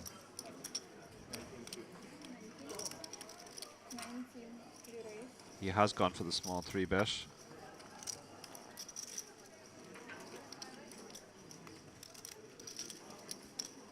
You're right, it does look strong regardless of whether or not he jams or makes the small 3-bet. And Sejimesh, very seasoned. That fact not going to be lost on him. The statement is obviously a little more meaningful when it comes outside of the re-entry period. Yeah. But nevertheless, he doesn't appear to be the type of customer who is stepping out of line in this spot. Okay, he's going to call. He's going to mostly figure he's set mining here, and he's going to feel that he's going to get the rest of the stack if he does hit his set, given how shallow knee is. Yeah, the implied odds not quite as handsome as they would be against a player this is who was a little bit deeper. Yeah, this is one board he might get into a little bit more trouble on. This is a very safe board for pocket 8s, and if we put stuff like ace king, ace queen into knees range, and we could imagine him firing, I'm not sure the 8s are going to be able to give up here. How will knee seek to deploy this remaining 63,000 with 46.5 in the middle? It's going to be at least in 2 parts. Yeah. As 13.5 is the sizing, and what a perfect amount with which to target the specific hand that Sejimesh has. Yeah. Yeah, a lot of Sejimesh range is are hands like this, and they really can't give up to this size because then they get exploited by ace king, ace queen. Sejimesh makes the call. And when you find yourself with the 2 8s, which are unimproved on this 4 of diamonds, facing these sorts of sizings, it almost annoys you because you recognize the compulsory nature of having to proceed, but also in context, the increasing unlikelihood that the 8s are good. Yeah. No, you're exactly right. It's annoying. There are spots in poker where it's extremely annoying to have a hand that's not quite. That's a little bit too strong to fold. Yeah. But you kind of know deep down. It's it's like when you've grudgingly defended your big blind and you flop bottom pair.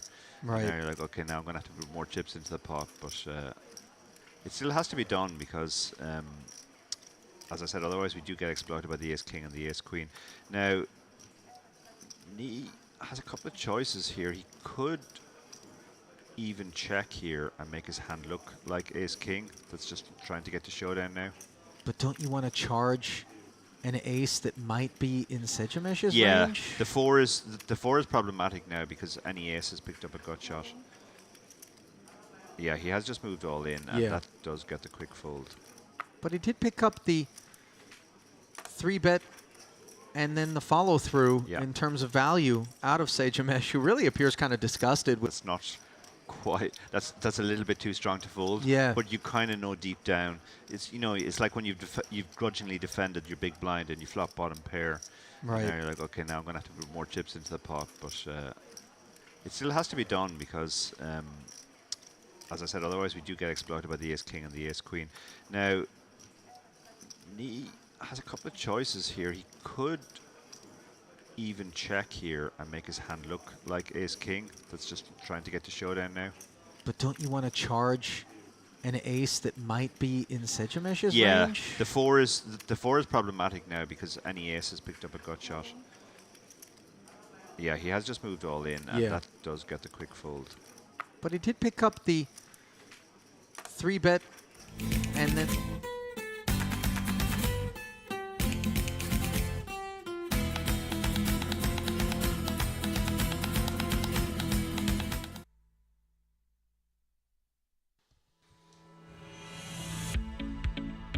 And back with continuing coverage from the Marriott Crystal Cove Hotel Casino Resort of the Marriott Western Poker Series main event. Day 2, 10 levels will be played. 2 remain. Ali Najad and Dara O'Kearney, who is subbed in for David Lappin, who is all done for the evening. And here is our new featured table. Reza Sadat playing under the U.S. flag, 125 big blinds, 1.248 million in chips, almost a quarter of all the chips here at this featured table, Dara. And of course, the presence of that short stack of Italo Modena might very well create some interesting opportunities for that big stack to perform. Fadi Al-Hani, not exactly extra deep either, along with 7th and 6th place stacks. Should be fun to watch, though. Certainly the last couple of hours that David and I were covering, we saw some unorthodox lines, to say the least. We've kind of grown accustomed to expecting the unexpected out of this very diverse field in terms of experience. And it's made for some very interesting viewing, that's for sure. Thanks again to all of you for joining us for this coverage, whatever platform you may be streaming us on. Glad to have you with us. Blinds at 5 and 10,000.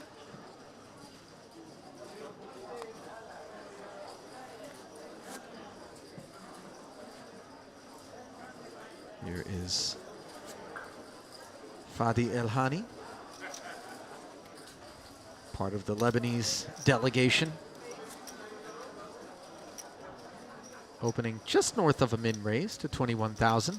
Little extra sprinkle.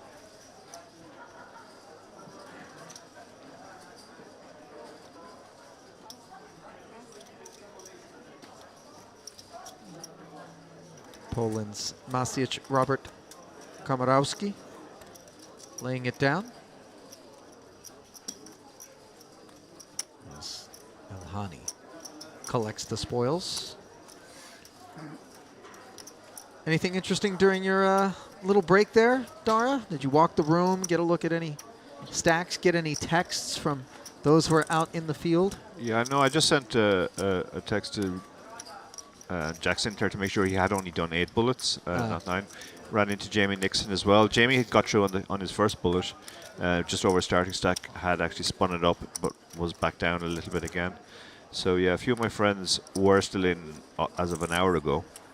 On this table, I can see Makarowski in. He's certainly spun it up. The session myself and David did, he was the short stack. He was down as low as 60k at a point, and it looks like he has at least 10 times that now. Fadi Elhani now with 2 8s, choosing to limp, Dara. This is interesting. Yeah, we saw this in our session, and also the session I did with David. People were limping sometimes, and it did seem to be this class of hand a lot.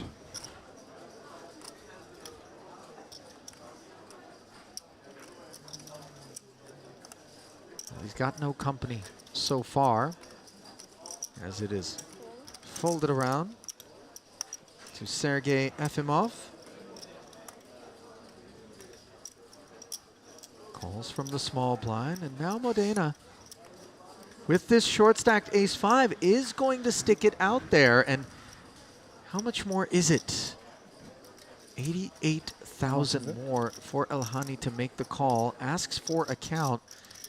Has 333 back. And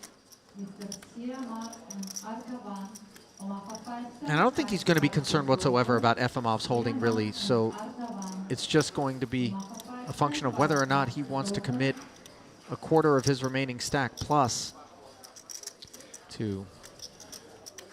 Yeah, this is a tricky, confusing spot now, that given that he's limp. If he'd raised, it would be slightly different, but in a sense, his odds are worse because he's only limped, but there is the dead money, almost dead money of Efimov behind, and also his, I think 8s should be far higher up his limping range than his raising range. So if he's going to fold this hand, he's going to be folding close to everything he limps.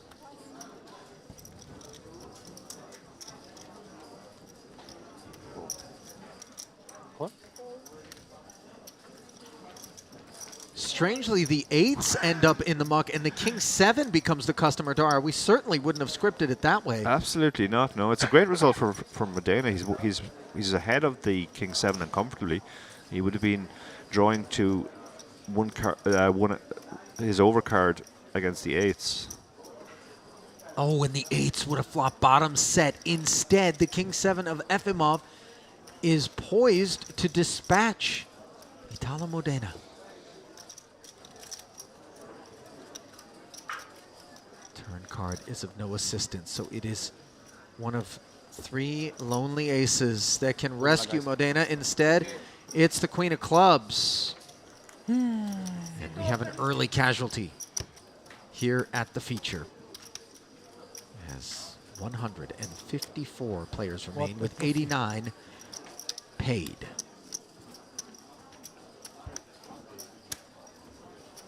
And had he not shoved there, that would have been quite an interesting pot, given that the King 7 flopped top pair and the 8s flopped a set. And in spite of having as deep a stack as he did, Efimov really didn't need to call the all-in off of sub 800,000. It was still over 10% of his remaining stack in a hand like King 7. Yeah, he was quite lucky to be in as good shape as he was, and he was still well behind.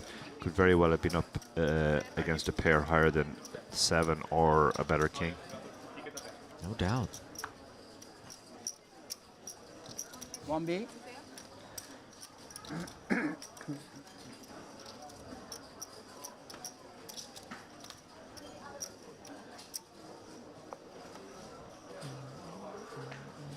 I think the fold was even more, the fold of the 8s was even stranger though, because essentially he limp folded to a 10 big blind shove.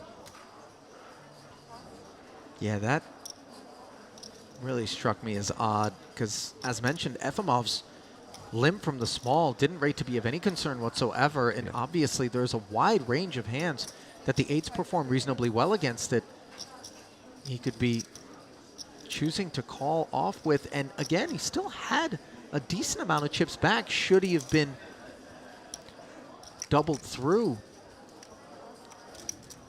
So we see Ace Jack suited, raising it up to 20K under the gun and picking up a customer in this 10-9 suited.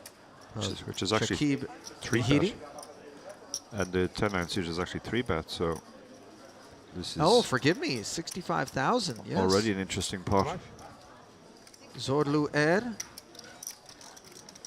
now faced with a higher ticket price than he was charging to get to this flop.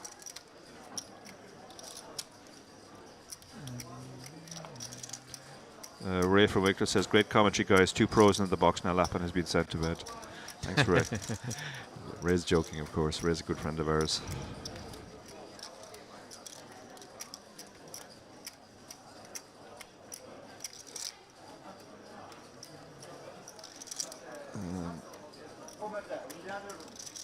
This is a tricky spot. Ace Jack is not a hand you would normally want to call a 3-bet, but the fact you're suited would make the call reasonably standard. But he's let it go. He sure has, and maybe we're getting a couple of data points here that this table is wound a bit more tight. Yeah. It's also possible they're thinking already, even though it's 2 hours off, about the end of the day. Sometimes trying to get to day 3. Yeah, yeah, that emotional bubble of wanting to bag.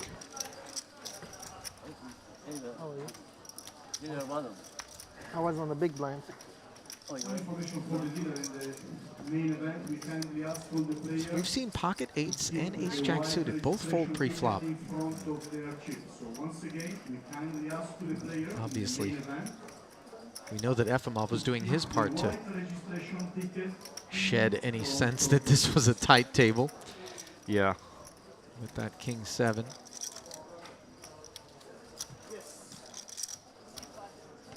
Yeah, he's not. He's not. He can play.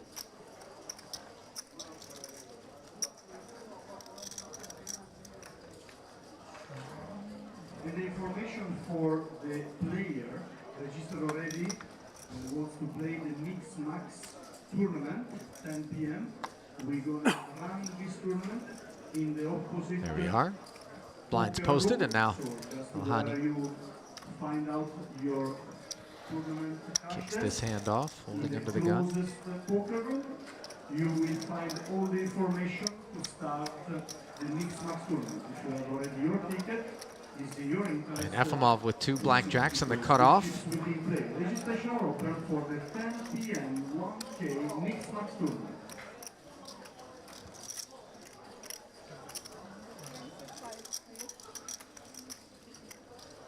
Raising it up to 25,000, 2.5x here.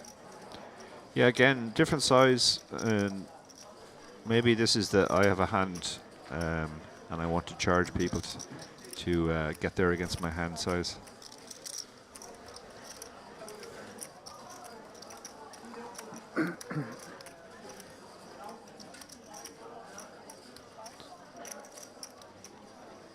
So that lays it down. How much? 25? Now surely 5 deuce offsuit for another blind and a half. Yeah. If we recognize the playability of a hand like that, then the ace jack suited would have been making the call. So slight bit of posturing there from. Yeah, I think so. I think so. Air. Kale Cleaton in the chat. I'm sure you know Kale well. Ali says, loving the stream, my guys. Looking forward to catching up with you when you head back to the States.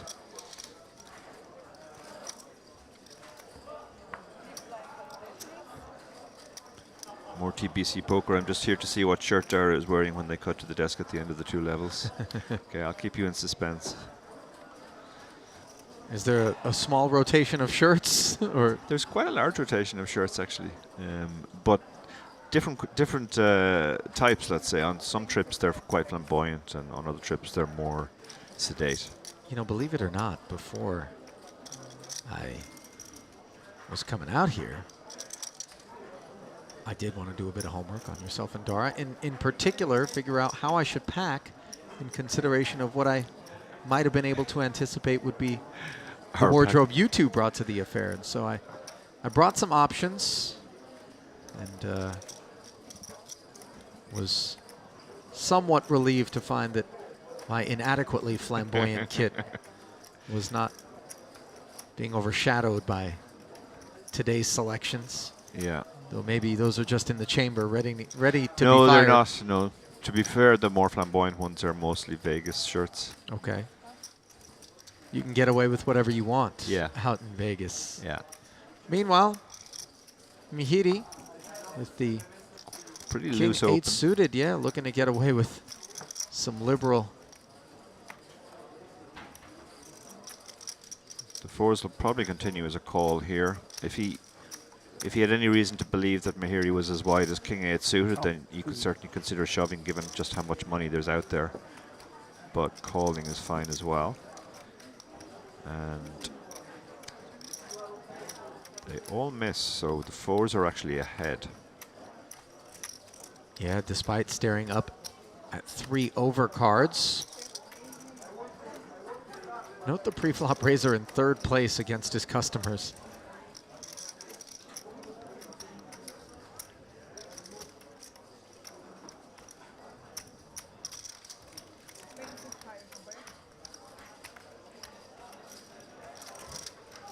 Mihiri's follow-through sizing.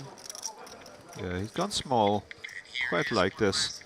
The 5 and the 6 shouldn't be interact with too much with either range, so it's really only the jack he has to worry about. And if he gets called, he has lots of cards he can barrel. This is what we call a double backdoor hand. A 7 makes him open-ended. A 9 or a 4 would give him a gut shot, and a heart would give him a flush draw. And as such, the Romanian makes the call. Forgive me, it was Elhani that you were talking about a moment ago, but it is Todorita who is called first, now allowing Elhani to close the action on the strength of what you outlined. Yeah, he does have backdoors with his 4, and that is one of the backdoor cards, and it's a very safe card. It's not a card. It's a card which interacts with neither range. So if he felt his 4s were good on the flop, they're likely still good, and if he felt he was behind on the flop, he's picked up a gut shot.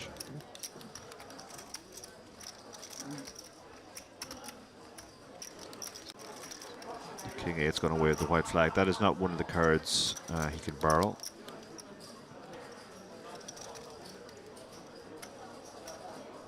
This is an interesting bet. How much? 62? Yeah, sort of unanticipated. It was liberal enough that Todorita, with Elhani left to act behind him, was willing to tear one off. Yeah. With the 2 overs, looking maybe for some Broadway potential. Yeah. But here, with 2 checks in front of him, maybe also recognizing that the deuce doesn't rate to be of any concern, viewing this passiveness from the pre-flop raiser Mihiri as an opportunity to pounce on the pot. If Elhani had anything to speak of, he would have spoken up on the flop. Yeah, Elhani's range is somewhat capped. Apart from the fact that he could have 4-3, it's not beyond the bounds of possibility, given he was the big blind. But here he almost always has nothing now. He just took a stab on the flop, and then once he checks the turn, he almost has nothing. So Todorita is thinking, I just have to get through Elhani. It's a difficult spot for Elhani too, because he's being asked to put in another 6 big blinds with only 27 behind. And unless he hits his 3 or his 4 on the river, it's unlikely he's going to be comfortable calling another bet. And that's provided that he were to face another barrel. And look what he's done here. Yeah. A set of 4s, but backdoor diamonds and the straight both showing up. And Todorita bets the 140,000. Did he get snap called or jammed on? I believe he got jammed on. I think I heard all in, and then he just threw his cards forward immediately. I'll tell you what, it might be splitting hairs here, but for Elhani, the jam is really, it would seem reckless, considering that the only hands that would call his set of 4s are hands that have him beat. Agreed, the 7-8, the diamonds, and the 3x combos. It's a spot where you're almost always good, but like you said, when you get called, you're almost never good. Yeah, what's the upside, right? Yeah.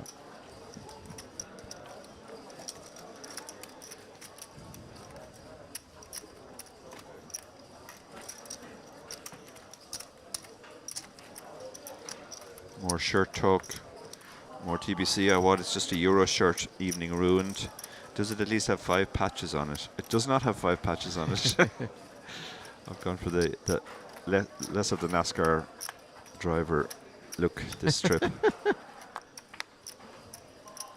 Ace King suited now for Komorowski.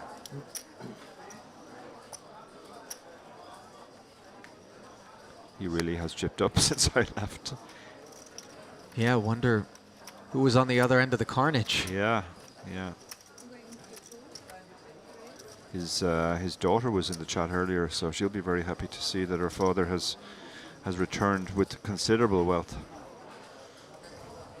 Well, I think Dad returned with considerable wealth is only after he's done with his time here at the Western Poker Series and comes home with a satchel. Yeah. And we do a count, find out if there's more cash in it than there was when he left for Cyprus. But I understand what you're saying, and it's always nice to know that kinfolk are out there supporting you from afar. Oh, in fact, she is in the chat. She says she's very happy.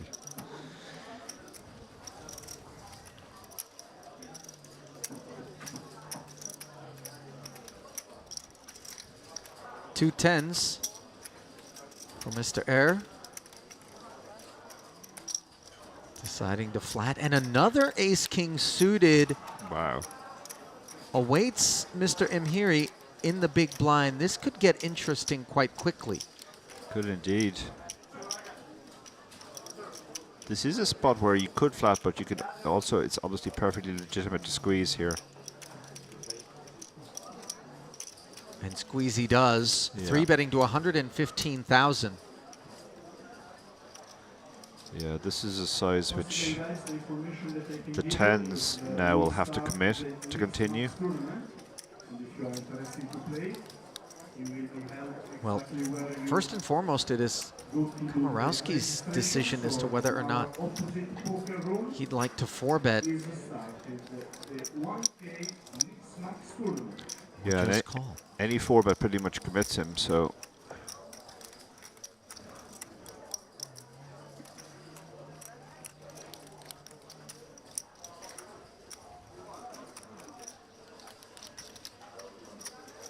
Looks like he might be going with the just call line.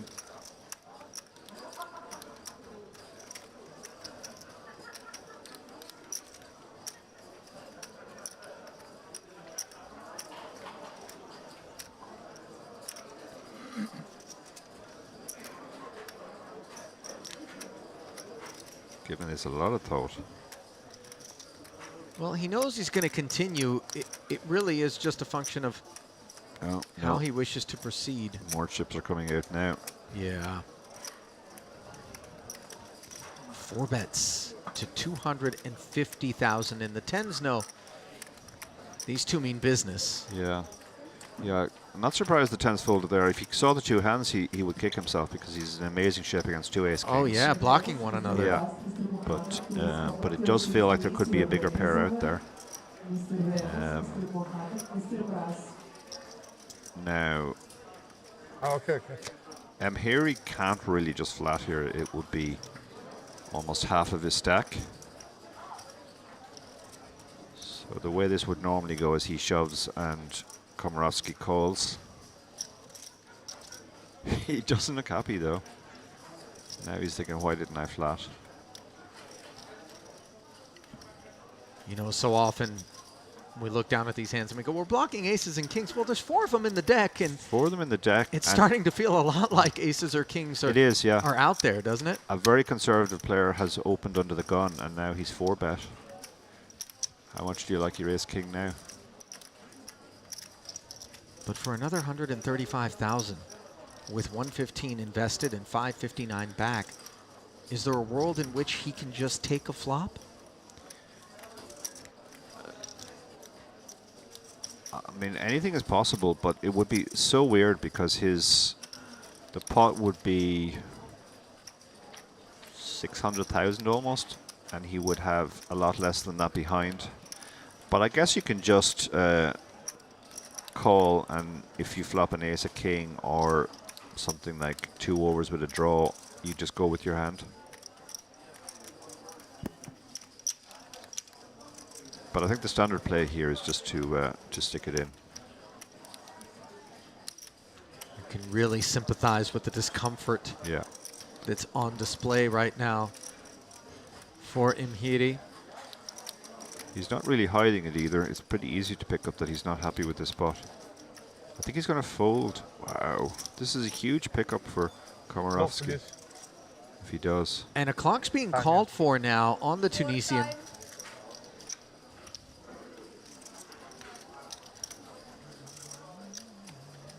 And the trouble here, if he were to elect to call at this point, is that his range is so capped. Yeah. So capped, and his specific hand is going to miss the flop most of the time as well. He's out of position. I mean, if I'm Komorowski, there's almost no board in which I wouldn't be willing to barrel away. Yeah.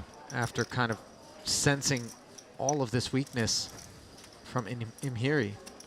And there is what you called earlier a teachable moment here. He should really have thought about this before he squeezed. You whenever you're going to squeeze, you should know whether you're going with the hand facing further action or you're happy to give it up. Well, he does end up making the call. And super interesting, they've both missed by a mile now.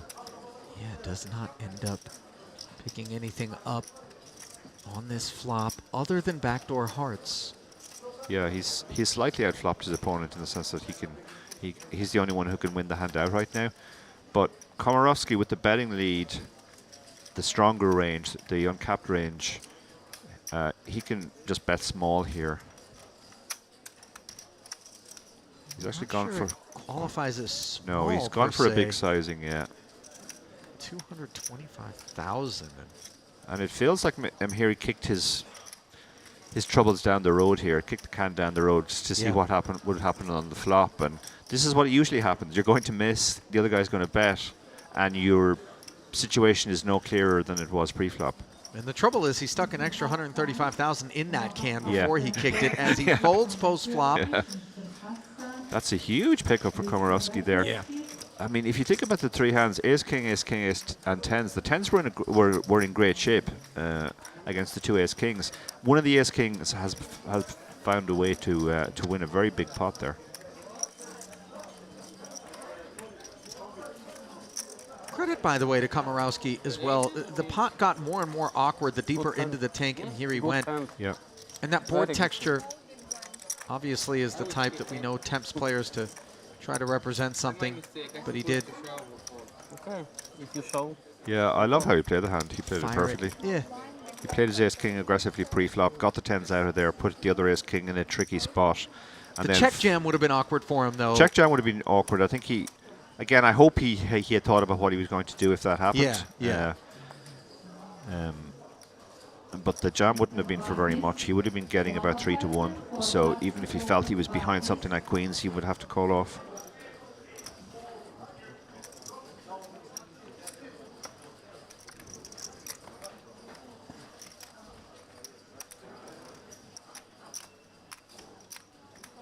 Mr. Badis, on question for 20,000 Badis.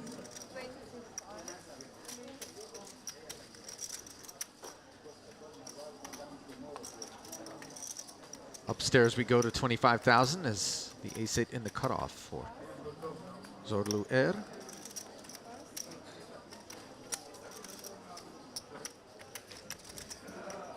$25?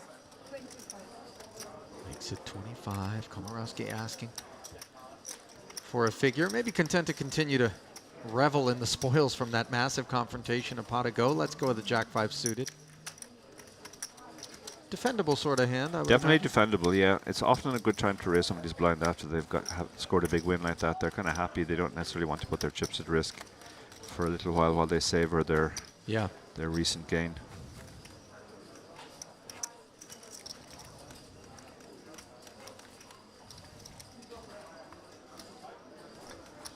For me, that's like when you bring a particularly lovely plated dish out from the kitchen and set it in front of me, and then I don't want to attack it like a wild animal. I just kind of sit and look at it, and yeah, feels a bit irreverent to carve it up, but it does need to be eaten. So jacks again. I've seen jacks already a few hands ago.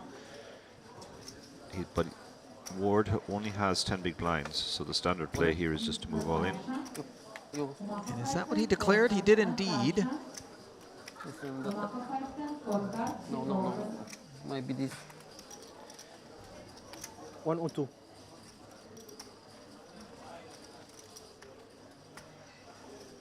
Let's see if he can get a customer.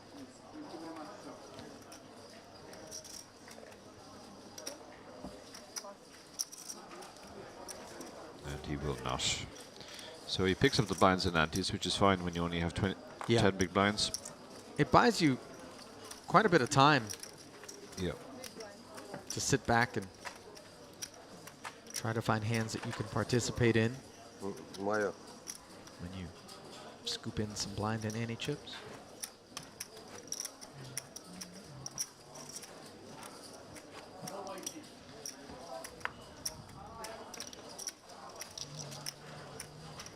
Look like Sadat sprucing himself up a touch here. It's been quite a long day. One can't blame him for feeling the effects.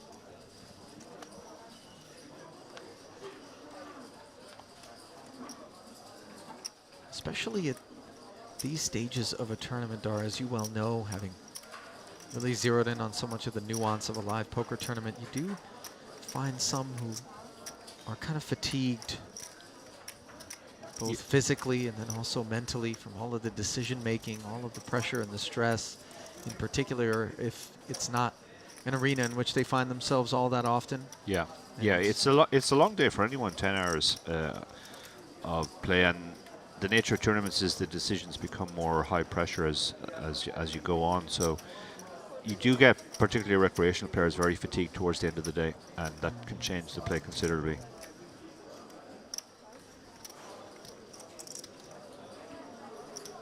So now we have a 4x, so we're seeing everything now. Alhani taking his turn with an ace-king.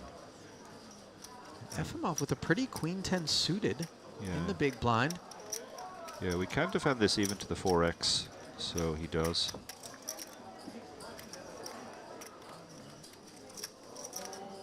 Jack-high paired flop here. Lots of backdoors for Efimov. He's wrapped around the jack, and he has the backdoor flush draw as well. Alhani with the best hand right now. This is a difficult board to hit, so this is a board where you can just try out a small bet with your entire range.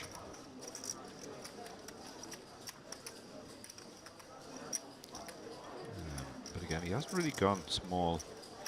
Doesn't look like he does small. 60 into 95. Big pot poker. Big pot poker on thus far. Yeah, pretty much only getting called by a jack or a 4. But it is a concept that you and I, perhaps it was David and I in the previous frame, so it bears letting you kind of weigh in on the discussion. If you aren't particularly comfortable navigating future streets in those sorts of spots, then sizing up in order to provide yourself some more clarity and focus in terms of your opponent's holding isn't something we can necessarily fault one for. Absolutely not. No, it's very good strategy. There was an entire book written about this maybe 20 years ago called Kill Phil. The Phil being referred to as Helmut. And the whole premise of the book was if a recreational player is playing a more skilled professional player, then they should play tighter and they should increase all their sizings. Obviously, the more decisions that you are forced to make against stronger opposition, the more likely it is that you are going to have a misstep that could prove catastrophic. So, trying to remove opportunities to make mistakes on future streets, not at all ill-advised. You got to play to your strengths. Yeah, absolutely. During the last frame, David alluded to a bet that Devilfish Olliott, was among the dearly departed, passed away many, many years ago, was trying to get someone to bet him that he knew someone that was going to be playing in the main event that would run a double marathon in the Vegas heat, that being you. Yeah. That was correct. Yeah, it was my first summer in Vegas, and Devilfish apparently had been doing all sorts of prop bets with some English businessmen. He was known for that. And had been getting the worst of it and was determined to get the better of it. And he heard that I was a top class, at the time, ultra runner.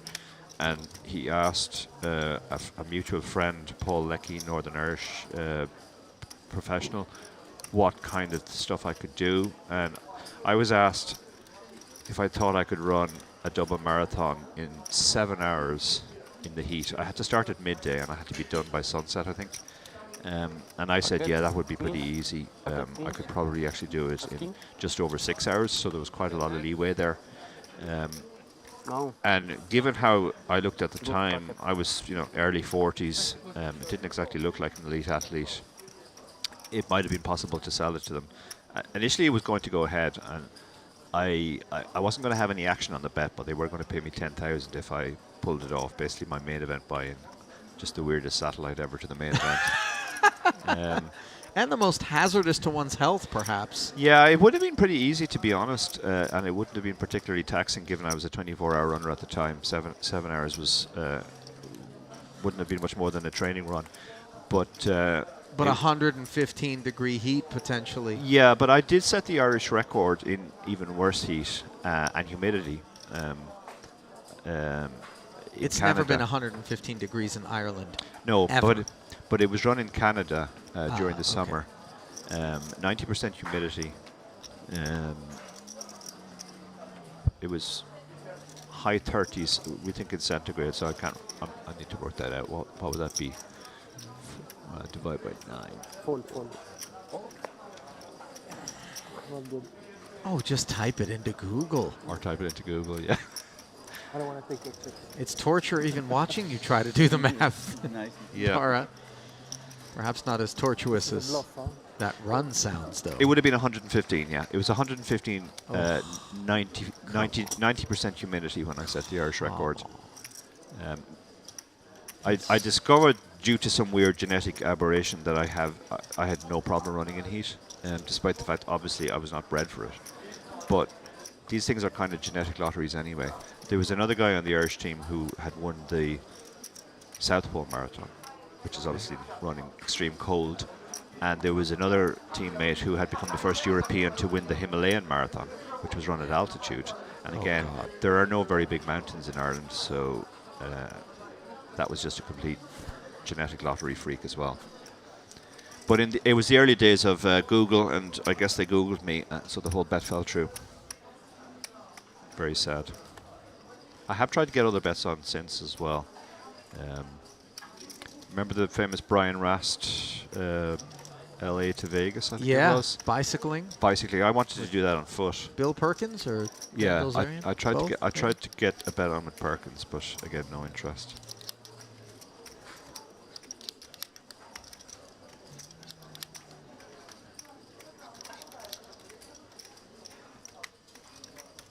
Small blind limp here from Sadat, and a finger wag from Zorlu Air with bottom of his range, 10-3 offsuit, just prefers not to take a flop. Yeah, I quite like this. This is such a bad hand that you can turn it into a bluff, and if you get raised, you're giving away very little there.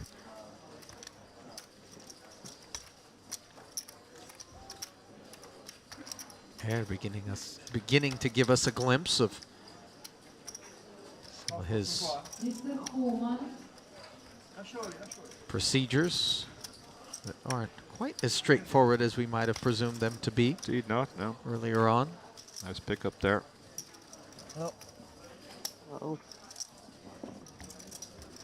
It really is important, though, isn't it, Dara, to have kind of a balanced approach, not fall into any sort of very predictable, straightforward patterns of play, in particular as the field gets more and more lean and we anticipate the ratio of professional players to recreational players to begin to grow, and we're faced with stiffer competition. Yeah, the professionals will pick up on any spots where, like in that blind on blind spot, for example, often when a player limps the small blind, it's always a weak hand.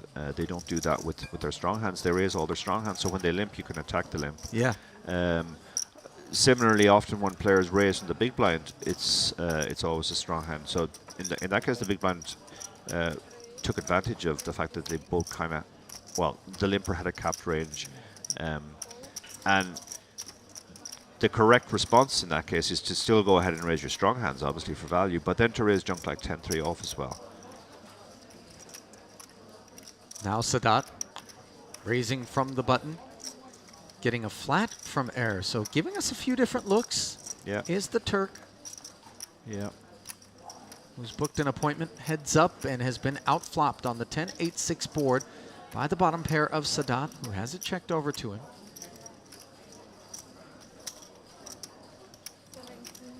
The follow-through figure. Yeah, although he's missed, he does have prospects on this board. He has backdoor straights, backdoor flush, and his hand will sometimes be the best hand right now as well. 22K bet and called. And the 5 of no assistance to Air, who did tear one off. Now faces second barrel. Yeah, his hand has shriveled up in value now, but there's only one card to come. He didn't get a card which improved him in any way. So Credit to Sadat, by the way, who didn't automatically crawl into his shell on the turn by virtue of having been called, in spite of the 2 overcards on the flop. Yeah, possibly recognized that a lot of, particularly the 10x, would have check raised.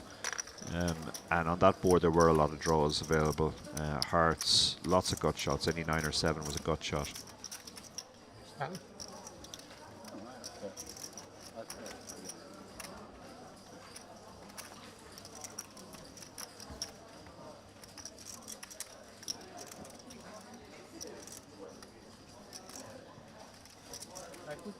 Anta. No. You put 10.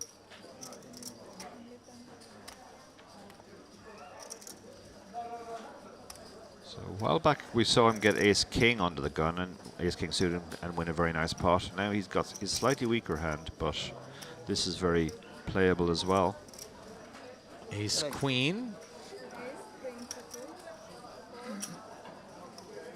Makes it 22,000 to go. Todorita with the king queen is dominated, but elects to come along. Yeah, dominated, and he's quite shallow as well. He has 23 big blinds behind, so if he hits his queen, he could be in trouble.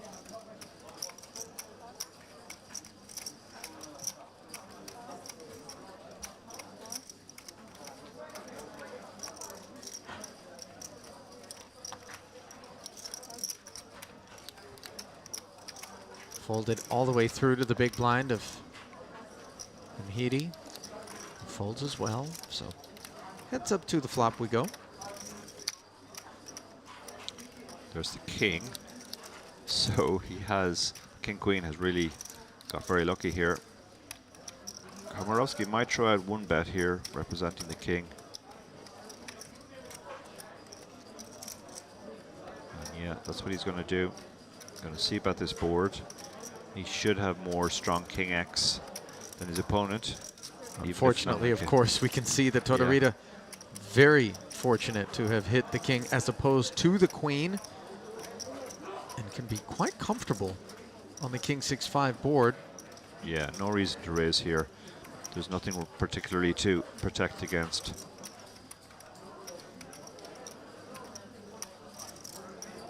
The only bad card on the turn for him really is an ace. Arthur and Robert. Arthur and Robert, we have still open for you guys on 25 for the Thomas, 5 cards only. Arthur and Robert. Looks like he might have raised. Yeah, he has raised here. Did think I heard the dealer mention raise. What the sizing is? 40,000. It's a very small Not raise as well. big, yeah. This is almost a goading raise.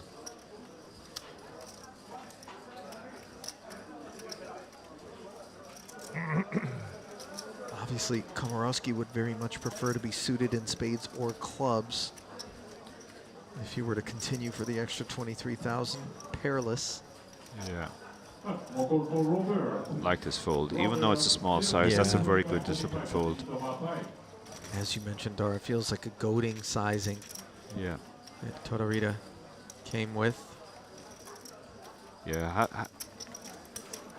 Another aspect of that hand is he got phenomenally lucky there. He was dominated pre-flop. He essentially pinged a 3-outer on the flop, and that was the only way he was probably going to win the hand. And he still didn't really get paid. He didn't win a very big pot. So all of that kind of underlines that the flat pre-flop wasn't really a great play.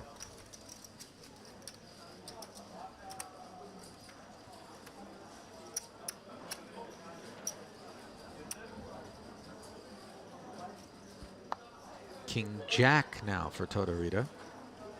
King Queen performed so well.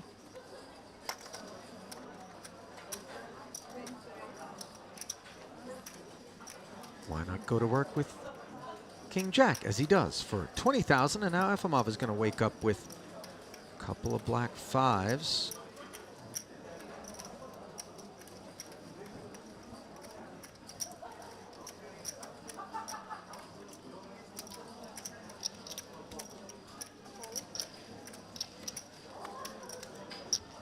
So he does call.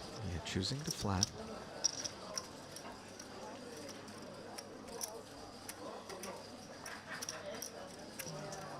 And that's fine. That's not really the kind of hand you want to have in your 3-betting range that early, but it's strong enough to play in position. Komorowski will probably come along as well with the 8-7 suited. Right sort of kit. What is the link to what Price is right. And in goes the extra 10K. So we'll have a 3-way pot with 75,000 in the middle.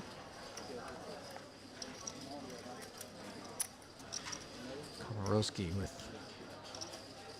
bottom pair. No diamond to speak of. Gut shot draw for Todorita, who is going to go to work. Yeah, I like this bet. We obviously can't just bet when we only have the ace, and if we are going to balance it with some bluffs, a hand like this, which can improve in a number of ways, but also get better hands to fold, is a good candidate to bluff with.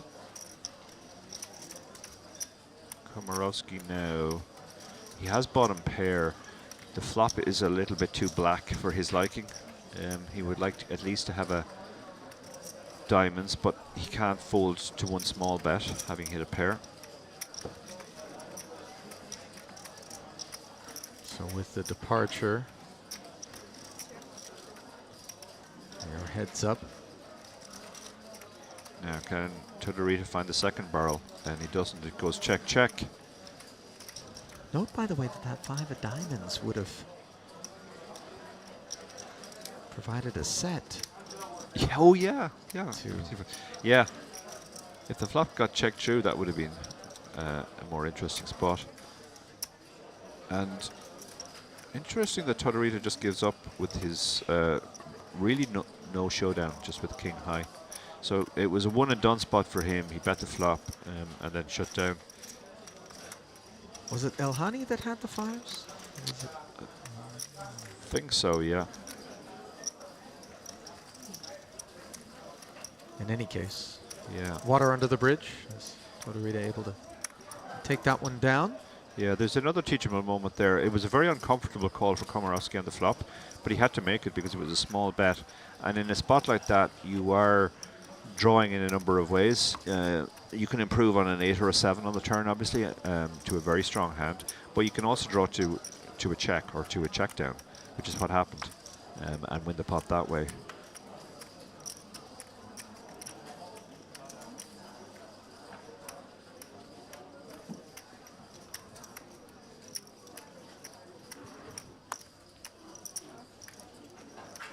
Disinterest from Tantillo and Efimov.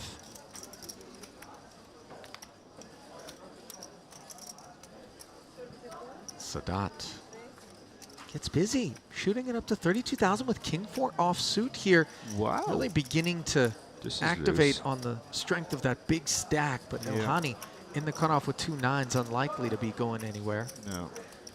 Even King 4 suited would have been a loose open from here. King 4 off is really out there.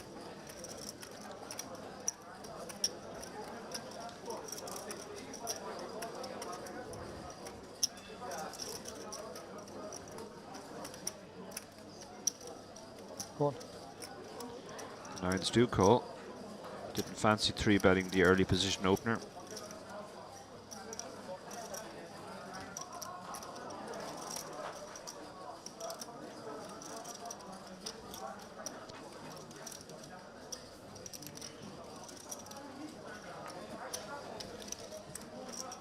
King Queen suited for Todorita in the big.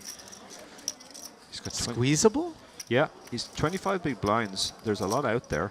There's 89k. This is a spot where you could just shove, and if it gets through, you add a third to your stack, and if it doesn't get through, you'll often be in reasonably good shape flipping. But he elects to flat, which is fine too. It's the kind of hand which defines itself on the flop. The flop comes ace 7 2 no hearts. We give up almost nothing, check folding.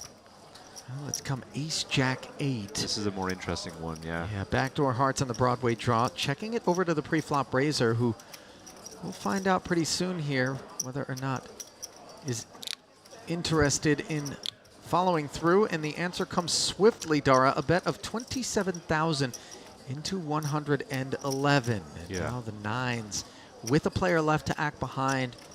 Far less attractive than they were pre-flop, although note that a 3-bet pre-flop may very well have gotten it through.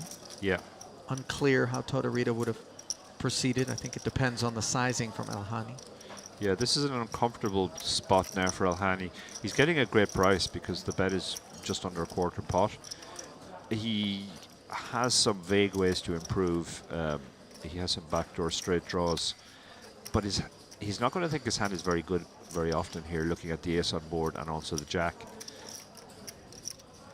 Yeah, he does let it go. Can't really blame him for that. But the king queen will hang on. The king queen has an immediate gut shot, has a backdoor flush draw, and once in a blue moon, and this is one of those occasions, is actually ahead right now. Yeah, this is one of those occasions. Little does he know it, and one cannot blame him. And the board pairing is really a disastrous development for Todorita, in particular, without a heart on board. Yeah, that's a turn which gives him absolutely nothing. And Look at this sizing from Sadat. 13,000 into 165? Can that possibly be right? that is absolutely tiny. Less than 10% a pot.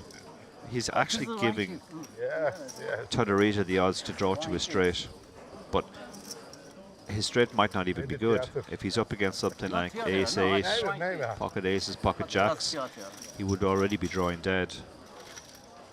I mean, it's strangely leveraging the smaller bet to look stronger than perhaps its bigger counterpart. Yeah. Given that board and the way the hand played out. Yeah, he might very well take that line with aces or jacks just to try and squeak a little bit more money into the pot before the river.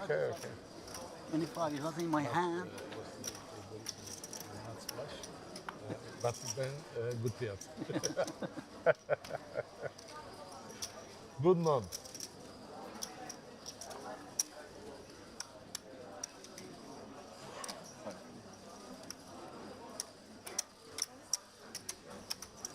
King 4 making another appearance.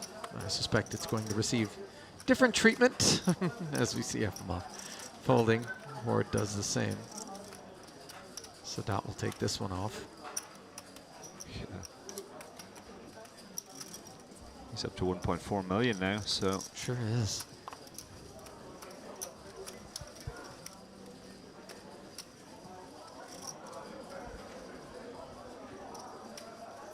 Pocket sixes here for Elhani, who has the option to open as he sees fit. And he sees 21,000 as the preferred methodology.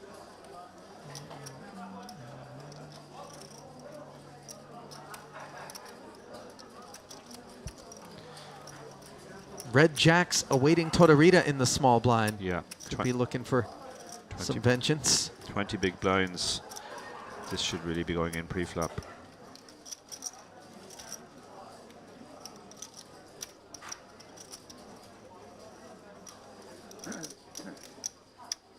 And indeed, all of his remaining tokens pushed forward. Ace-6 suited has far less decision making. How much is it? To do. 200 total. Something like this.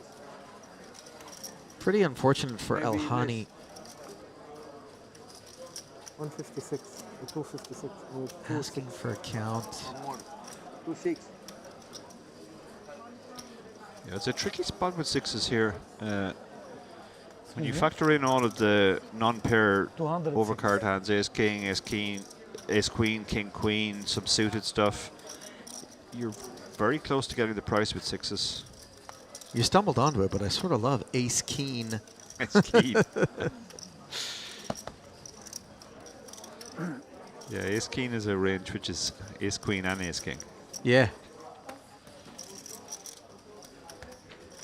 And Elhani folds the 2 6s, so well done there. Given he was crushed. It's always with a bit of reluctance when you know you can see a full 5-card board, and there's a lot of that ace-keen type Ace of king, range yeah. that But you then perform even- decently against. Even if you are up against ace king, you are going to have to win a flip. So it's one of those spots where you're hoping it's a flip, and then you're hoping to win the flip. And you can just fold and say goodbye to your 2 big blinds.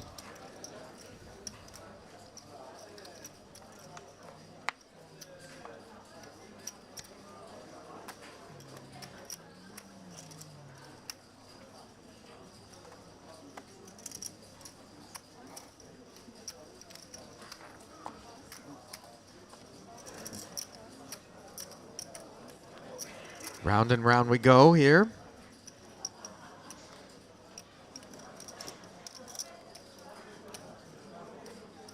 Komorowski, openable hand here in the cutoff. Ace-3 off of that 7-figure stack. 22,000 is shaved off and deposited.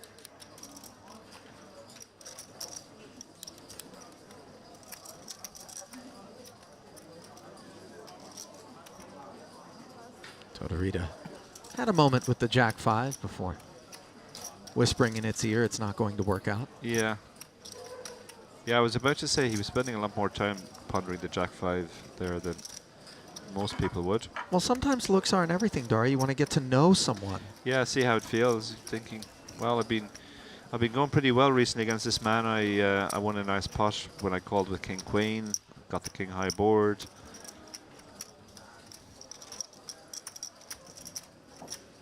Yeah, it's after you do spend a little time with the Jack-5 suited, you realize not only is it not pretty, but it also has a bit of a shit personality.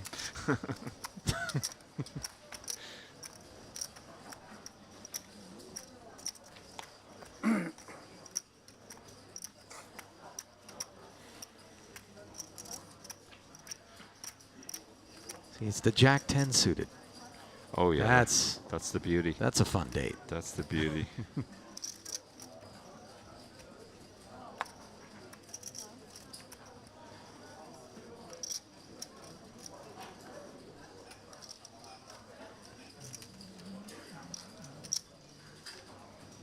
Ace-6.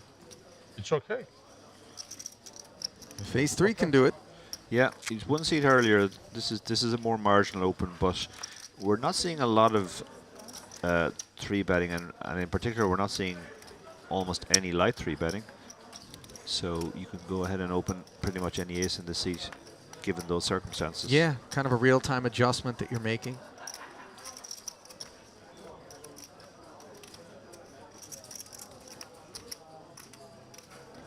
Nine-7 suited on the button for Tantillo, who really seems eager to participate in a pot. Voter in the chat, my friend Colin says, I guess you can call me Jack-5 suited from here on out. I think you have a wonderful personality, Colin.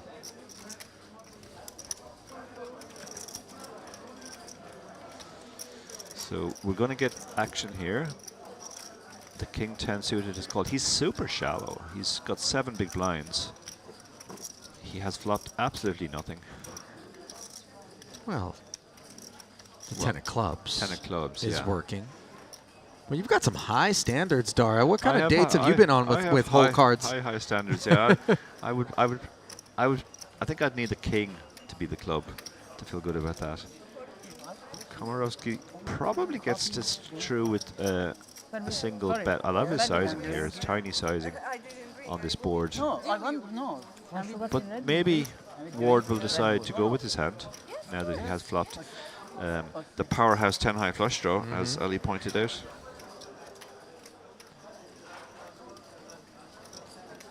Yeah, he's going to continue. He now leaves himself 5.6 big blinds behind. Every one of those blinds, oh so precious, as the turn is the right color, but the wrong suit. Ace 6, still the best hand. Yeah, Komorowski does think he has showdown here, and in fact he is ahead right now. And he has a weak draw. Now, no, Ward can't find the bluff. King high. And Komorowski will be very happy to see that he won that with ace high. Ward leaked a lot of chips there, just chasing his draw fairly passively. I would have liked to seen him, if he wanted to play it, take the more aggressive line on the flop. Just check raise all in. Yeah, it would seem that being able to take 2 streets for the rest of his chips would have been the more advisable way to go, but instead he whittles his stack down even further, trying to hit the club right away. 10 of the king, as we know, would have worked as well. Yeah. And it would appear we've got some sort of festive occurrence. Yeah. Maybe somebody just won the 7 deuce bounty in a cash game. It did sound like that kind of clap, yeah.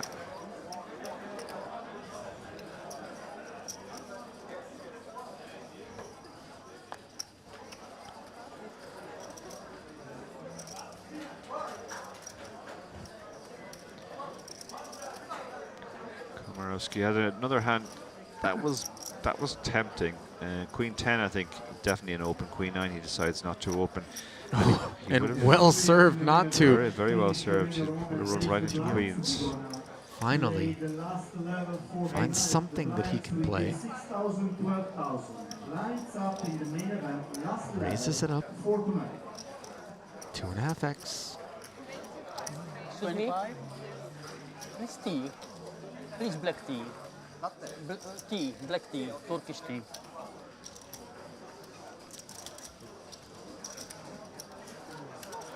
Just gets blinds and antes, and with that the blinds go up, so we're into the last level of today.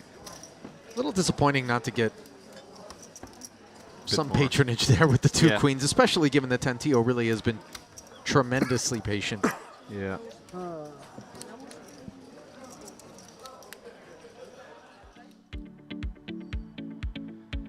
And as the dealer push comes in and the blinds do go up to 6 and 12,000, we get a full look at the landscape here, where Jad Ward has just 4 bigs. Really dire straits for him, going to need a spin up. Sadat, the chip leader. Komorowski closing in on him. Bit of a drop off there to Efimov, and then you got that cluster of middling stacks. That's the main event, day 2. The Merit Western Poker Series continues.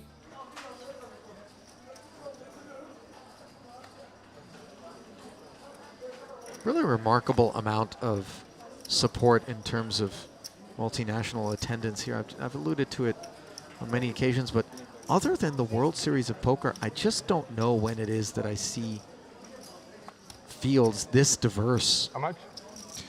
Yeah, I had heard that the fields were very diverse here, but this, most of the tables I've commented on have had 8 or 9 different nationalities. It's truly remarkable. But the diversity does extend beyond geography, as we've borne witness to, Dara. So many different levels of experience Yeah. and aptitude, just a real, also diversity of approaches from even within each category of player. The pros are not all playing one straightforward manner. The Yeah. amateurs are not all playing in one straightforward manner. And Yeah. it's delightful to watch.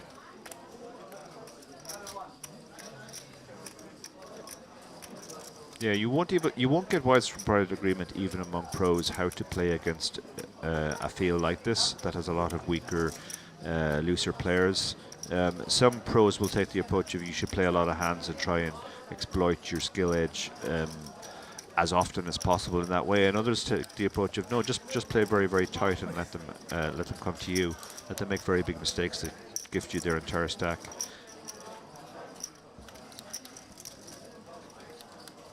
Two nines and ace jack squaring off, and this is an interesting one brewing. Queen 10-8. Gut shots for both players. Two-way straight draw, rather, for Komorowski, who has a royal flush draw. Nines for Imhiri. Following through for 18,000. Thinks he's got the club working, along with the gut shot and the pair. But yeah.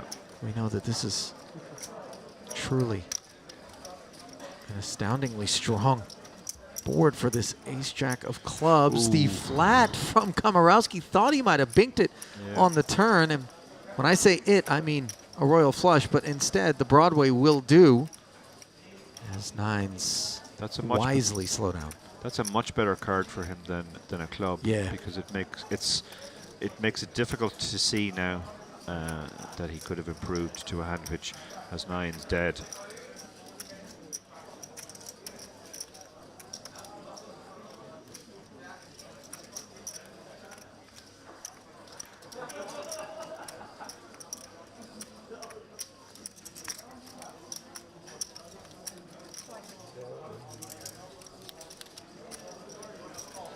$40K, the bet Imhiri is facing. And of course, the gut shot has really just become almost worthless, given that the jack gives any ace-x Broadway. Yeah, it would be a four-liner, and a particularly ugly four-liner. Especially in a race pot pre. Yeah, I don't think he can continue here. Again, Komorowski has sized it very nicely. He's gone on the small size, and it has earned him the call.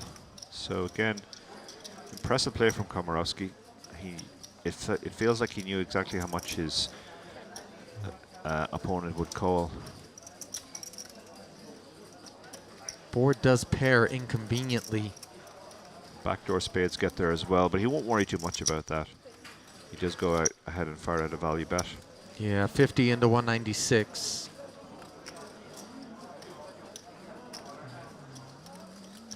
And if we didn't like the call on the turn from Imhiri, we would certainly hate one on the river here. Yeah, beating absolutely nothing. The only thing he's beating are missed clubs that don't have anything else.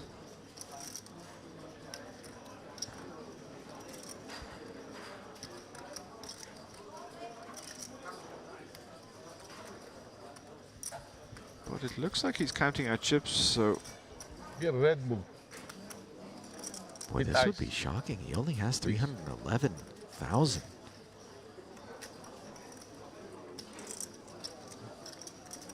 Do you want Red Bull?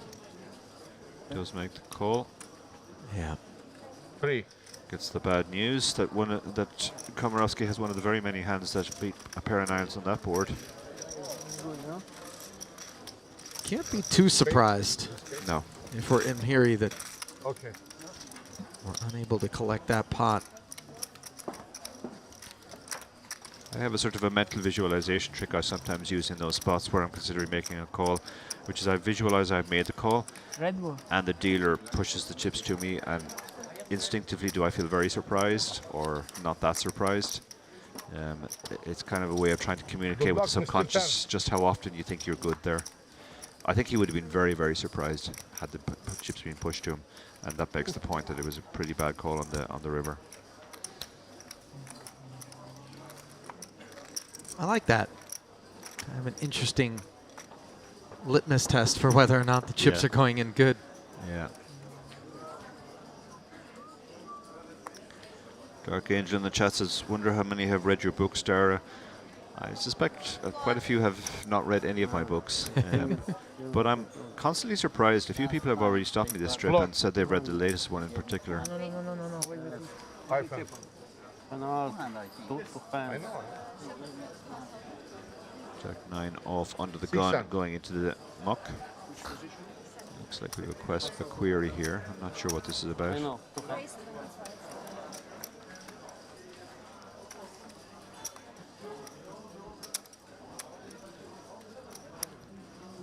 25 to go, and Efimov looks down at King Queen.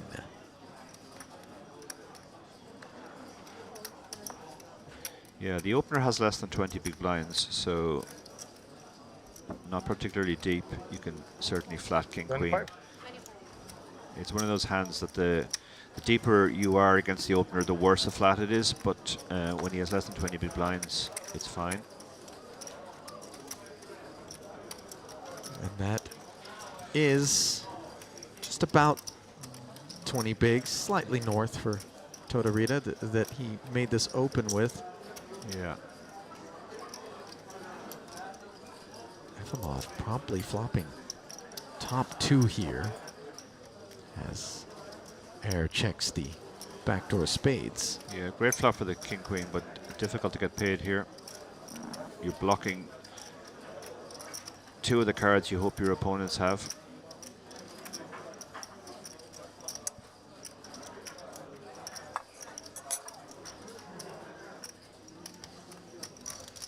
$22,000 with 200 back.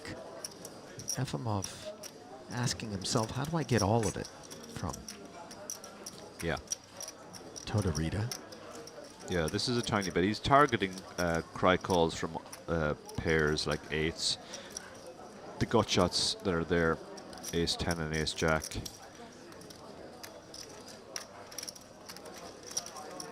And he slow playing it. Yeah. 7 doesn't really change anything.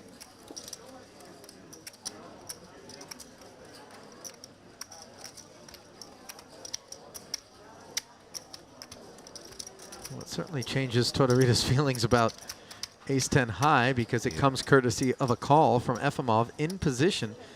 And now Totorita beginning to realize that perhaps it would be wise to slow down, which will allow Efimov to sort of determine. He has to put chips in here. There's no point in checking back. You have to try and target either the draws or something like Ace Queen.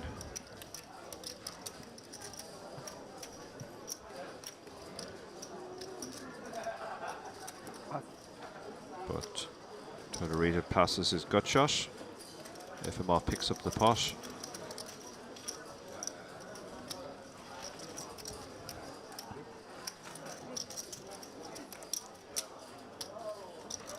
Nice pickup there for the Russian. Bro.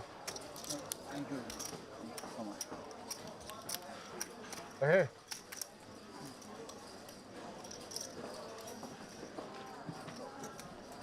Yes.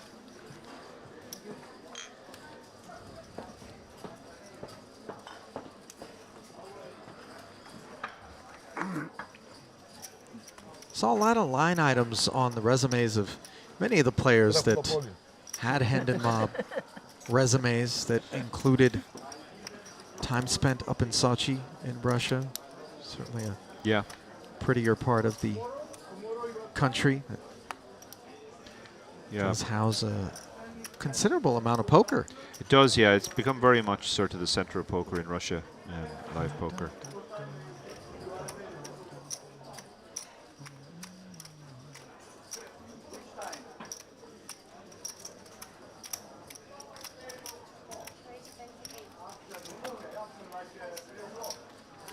While Sochi might be the center of live poker in Russia, right here in northern Cyprus, we find effectively the new epicenter of poker in Europe.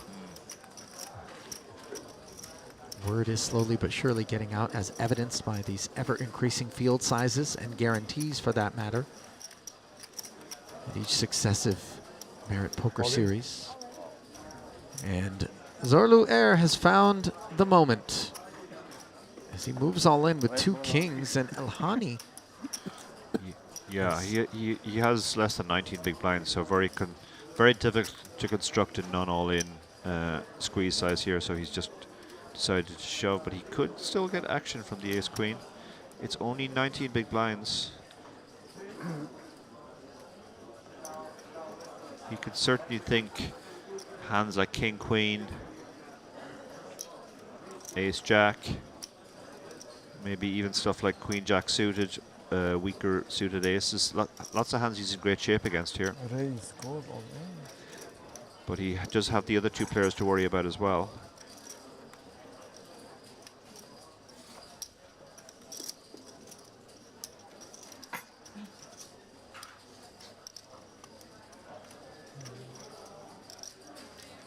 Around 200.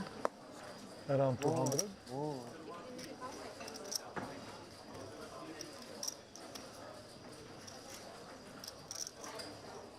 It's a difficult spot for him. Yeah, he would have had to commit well over a third of his stack, and he was concerned about the other 2 players.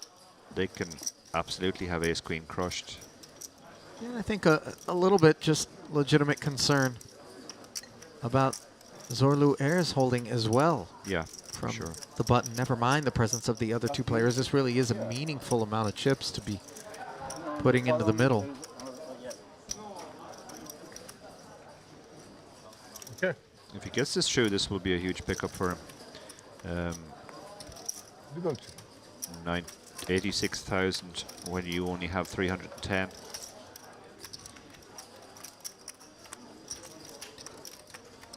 What is Sadat thinking about? He has 5 high. I was about to ask the same question. I mean, maybe he's thinking, well, if he happens to have exactly ace king, I might have the price, but... Oh, I thought we were going to rabbit hunt for a second there as we took the Yeah. flop cam. Yeah. Do you know Ali Yıldız? Ali Yıldız, do you know? Turkish boss.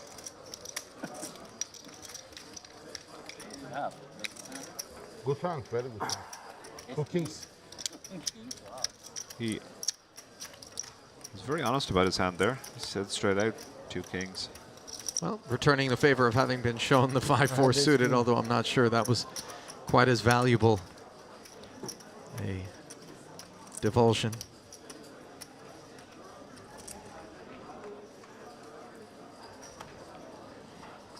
Deep into the day's play we go, Dara. And certainly you and I here in the booth are not the only 2 that are beginning to stretch out and unwind as the day comes to a close here in Cyprus. Yeah, we have roughly 45 minutes left. This is the time of the night where some of the players might already be starting to mentally bag up. And that's the moment when many of the pros will kind of sense the opportunity before them, and with the sort of battle-tested stamina, seek to cobble value out of that last 45 minutes. But unfortunately for Sadat, he is now facing yet another all-in from Zorlu Air. And he I don't bet anymore. says, I won't bet anymore. Air picks up another hand he can shove, and Sadat releases that one very quickly, interestingly. The 5-4 suited was worth a tank, but the King-9 suited is a snap fold. Well, it's the intrusiveness of the King-9 suited, I would imagine, that weighs on him more so than the strength of the hand. 5-4, he knows he's unlikely to be in the contested territory. Wish we would have kept that shot. I wanted to know whether or not Air was going to the cheers and then not drink. They call it beer level during the World Series of Poker, the last level of play on the day. Oftentimes the liquor does begin to flow, some beers as well.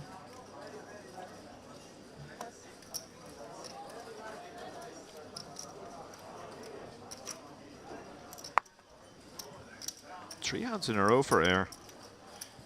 Now he's up to just over 30 big blinds, so he's going to raise this. No need to shove it. At what point, if any, are these raises going to start to look speedy? A question that might be asked by Imhiri now. Yeah, here he has 19 big blinds. Not surprising at all. He's just elected to shove this. I'm not sure he's going to get an exit out of this. Ace, queen. Tortorita with the 4s. Has made some really sound laydowns, by the way, in the face of these sort of squeeze plays that he's been ensnared in. Yeah. This is a tricky enough spot for the ace-queen now. There's a couple of factors going on here. The first is that this is almost all of his stack. Okay. The second is he has to think, well, they've seen me shove the 2 previous hands, so they might think I'm just opening super wide here.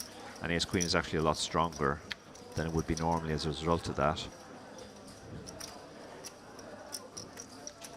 Then it depends on what he thinks of Imhiri. In a vacuum, this would be a call, given the positions. Hijack against button, but if he thinks Imhiri's shoving range is a lot tighter than optimal, then ace-queen does actually shrink in value.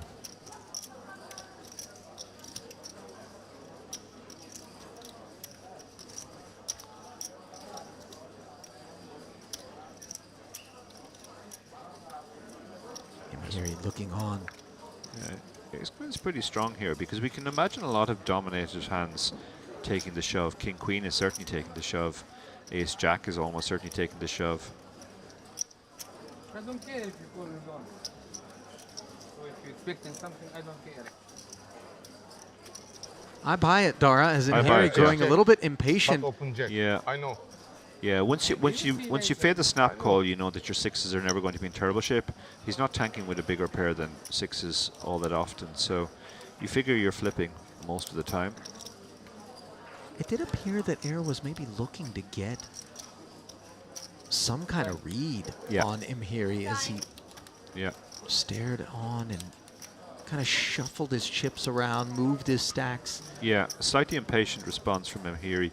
And in my experience, that's generally this type of hand. Not super weak, not super strong. He kind of knows he's flipping if he gets called. If he actually had aces or kings, he probably stays quiet, not to lose his customer. And if he actually has a really weak hand, like ace-5 suited, he probably stays quiet as well. So his willingness to engage here kind of puts him in the middle of his range. I fold. You win. You open. He says he folds. If I fold, you open. Oh no, he's asking the old "Will you show if I fold?" question. Open. Okay, no problem.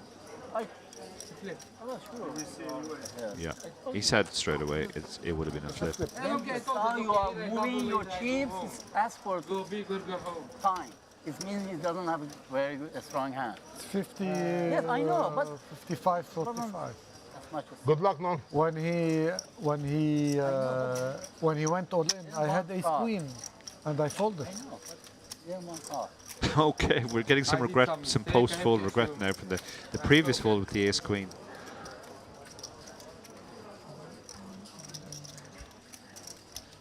Interestingly, at one point, Air asked the dealer to back up so that he could get a full view of Imhiri, and I think the rest of the table really kind of took issue at that point with just how much of a meal Zorlu was making of his spot, especially given that he wasn't the man who was all in for his life. Yeah.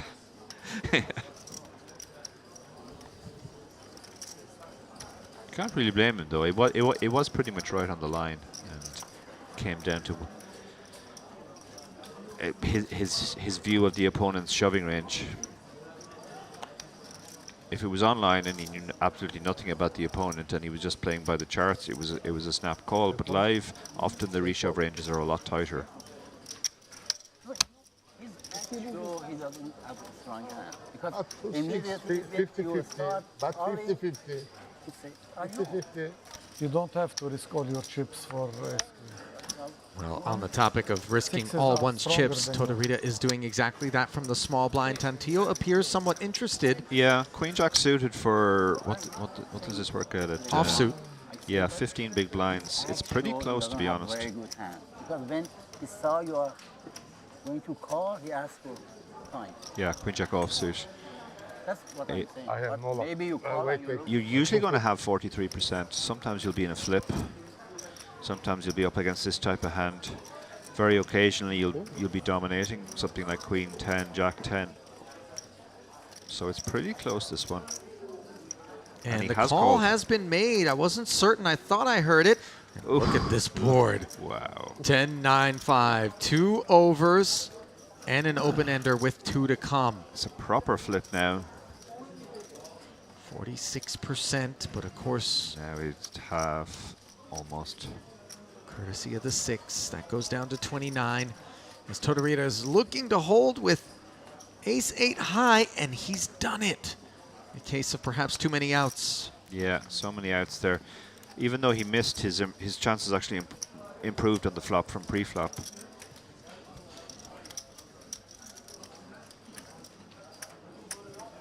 And a very welcome double up inbound. Tantillo being dealt a very healthy blow.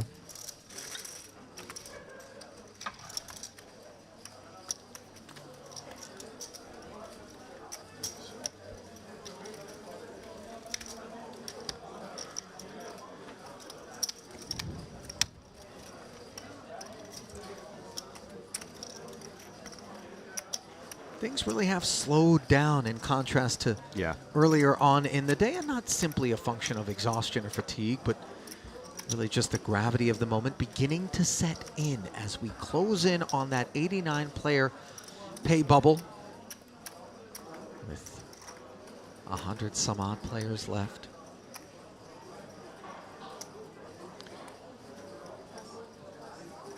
Starts to get real. Does indeed, yeah. 129. So the bubble is definitely not going today, but we won't be that far from it when we come back tomorrow.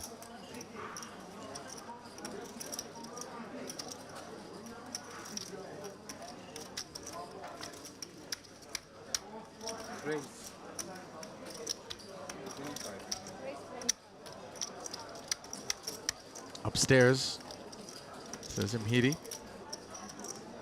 25K to go.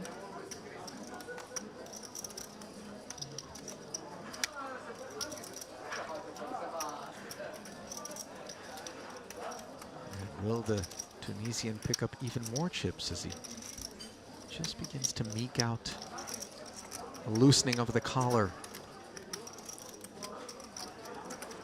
Tough to keep pace with average chip stack depth when the blinds continue to go up every hour. Do have to constantly outpace the dilution.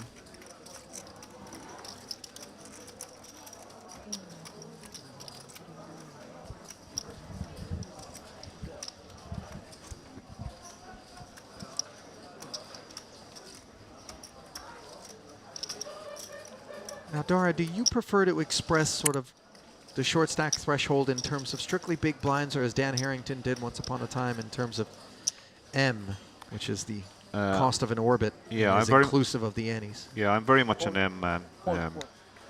Now it's kind of become standardized since the arrival of the big blind ante, but pre-big blind ante there was certainly a big difference between, say, the small blind was 10%, or sorry, the ante was 10% of a big blind, or at some levels it might be as high as 16%, and that does change the ranges considerably. I think it's easier for people to sort of think in terms of big blinds, but really it's always risk to reward, so you have to take the ante into account. And Tantillo looking for some reward off of his 163K. 2 blackjacks. Very loose open from Komorowski here. He's obviously decided he's with the big stack, he's going to apply the pressure in this final period of play. About 30 minutes left tonight. Yeah, kind of a palpable gear shift. Yeah, very palpable. From him. Gonna get his wrist smacked Maybe by I have to Tantillo. pull without looking. Tantillo's down to 27k as well in the big blind. That's crucial to this hand. Okay. He's got such a short stack, just over 2 big blinds behind. He's going to take this spot. Yeah, eager to maybe get a triple up as opposed to just a double. Yeah. His ward, so the queen 5 suited. He'll take its chances. Fortunate to have an overcard to the pocket pair of Tantillo, but an active side pot. Can't imagine Komorowski's calling here. Inactive side pot, I should say, should Komorowski call. There would be no more betting, but I'm with you, Dara. 7-8 offsuit. I have a monster. I have to call. I have nothing. Goes into the mug. Only the queen is good. The queen is good. He says the queen is good. He's relieved to see that he has the overcard. The queen is good. He's actually got 32% here at the end of the day. This is a really Pretty good remarkable, spot for him. isn't it? Yeah. And there's 121 in the pot, so quadruple up here if he can find a queen or a lot of hearts. He's found neither on the neither, ace-10-9 board. And in fact, a queen doesn't allow him to skate free and clear to victory. The 5 is useful, though. Yep. It's a couple of outs to the board. And the river is a 9. It's a bait check. So another casualty here at the feature table.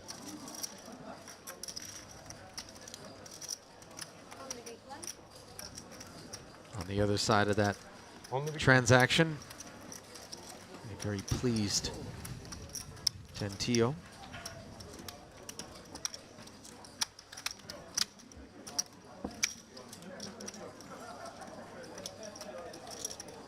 Wearing that Triton gear. Obviously paid a visit to the gift shop when the tour was here. Yeah. In 2022 on a couple of different occasions.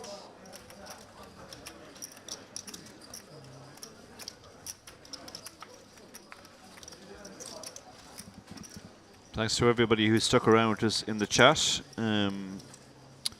Dark Angel says, "Is it safe with everything going off?" Yeah, I have to admit, I wasn't too clear what the situation was in Cyprus before I booked this trip, so I did read up on it. It's actually very, very safe. There's really no fighting going on at all. It's a historical dispute, let's say, but there's no real violence at the moment. Have you had your eyes closed for this entire broadcast, Dara? There is absolutely fighting going on. Just at the poker table. Different weapons. Yeah.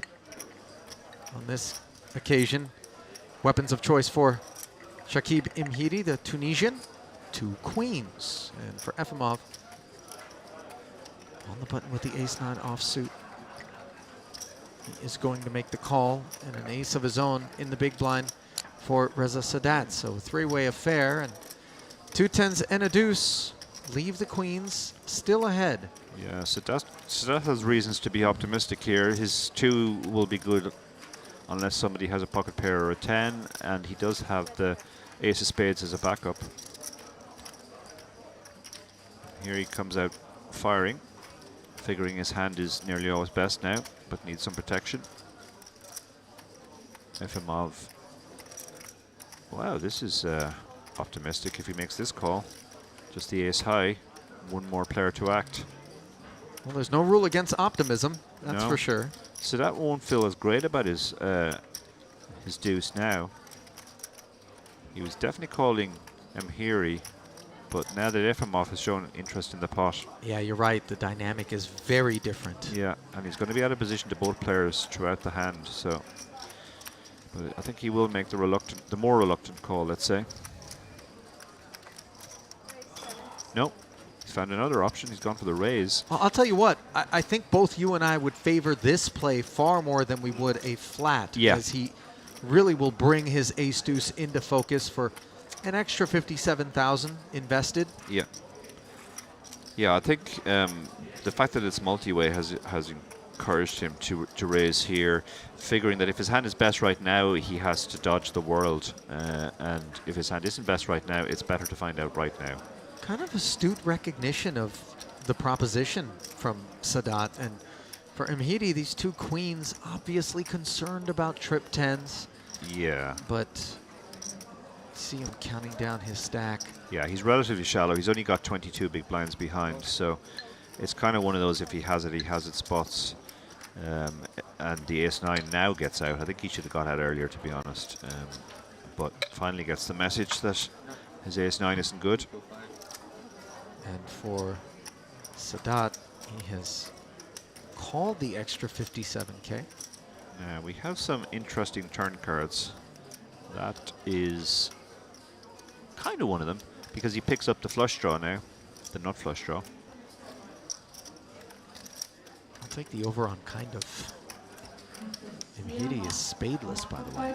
Yeah, and here he is spadeless. Won't be liking these spades at all. But he does have queens on a 10 high board. Stack to pot ratio considerably less than 1 now. This might be the moment to just put all the chips in. One more or last? If he has a 10, we're going bust anyway. And if he has a single spade, we would very much like him to fold now. But Sadat's bet is so big that even if he shoves, he doesn't really have fold equity against anything other than a complete airball. The shove would only be another 100K, so Sadat would be getting almost 5 to 1 on the call.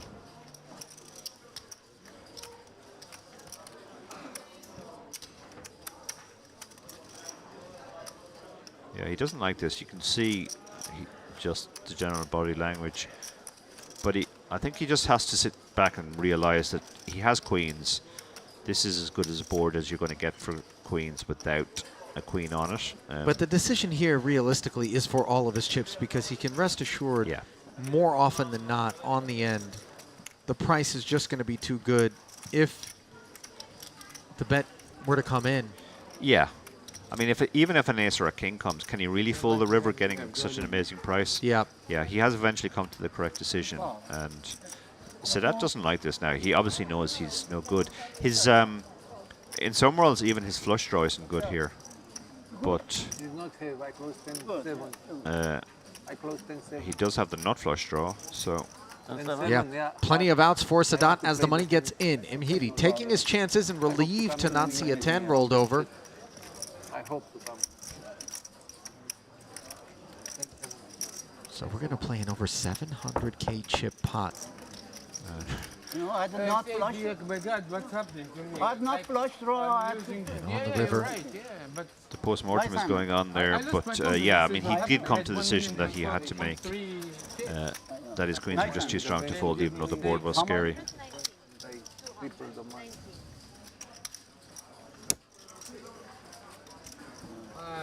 a lot of intimidation. It really is. I mean, if I'm playing another table, it's easier for me.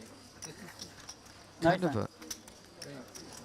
a rite of passage to conquer some of the fear that we're left with in specific situations in favor of leaning on what the math dictates. Having kind of a command of a lot of the numbers that present themselves with frequency that help inform and guide you at any given table lets you sort of have your eyes a little bit wider open. Yeah.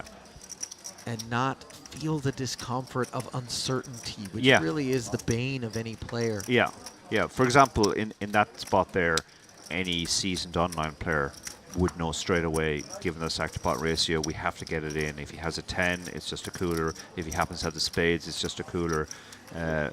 And even if we call, and that's the case, they won't feel bad afterwards because they'll know that they made the right play. It's the uncertainty which gnaws at you. And exacerbates the sort of discomfort of thinking, well, I actually could be beaten here, and maybe I'm making a mistake if I call.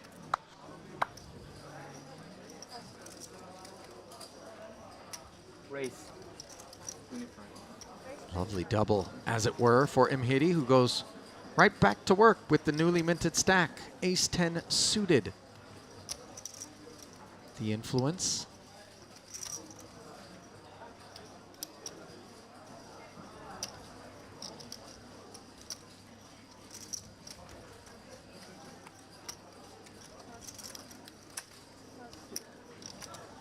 No takers thus far.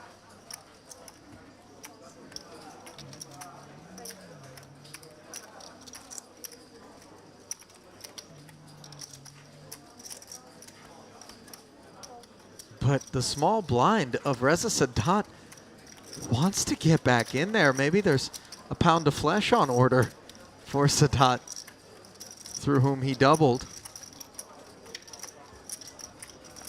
Definitely not the kind of kit that I would have anticipated Sadat to get after this Imhidi Open with, but he does flop himself a gutter on the King High Rainbow board texture.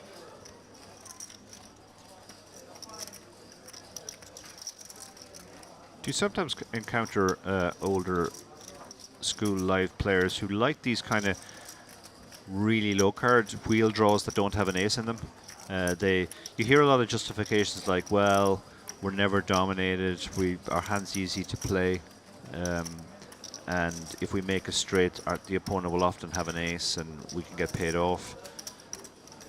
There's a certain superficial logic there, I guess, but it's not really profitable to play this type of hand from the small blind. Yeah, over the long run, the numbers don't lie. No. No, every so often you'll get a really big payoff where you flop a straight and he does have the ace and you win a big pot. And the human brain remembers all those occasions much more than the lots and lots more times when we just miss completely, or we, as happens here, we flop a gut shot and we have to put some more money in, or we flop bottom pair and we lose some money.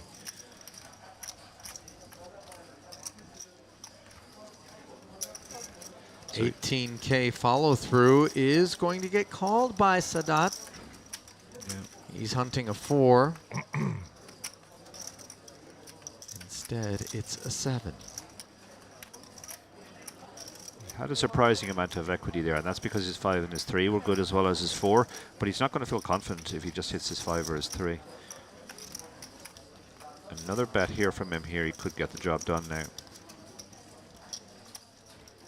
Easier said than done, of course, when you're out there on these big stages.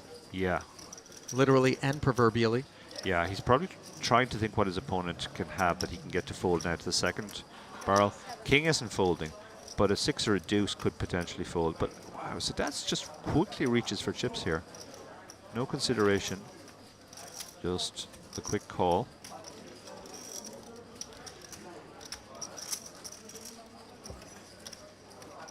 Another 74,000 into the middle. Imhidi.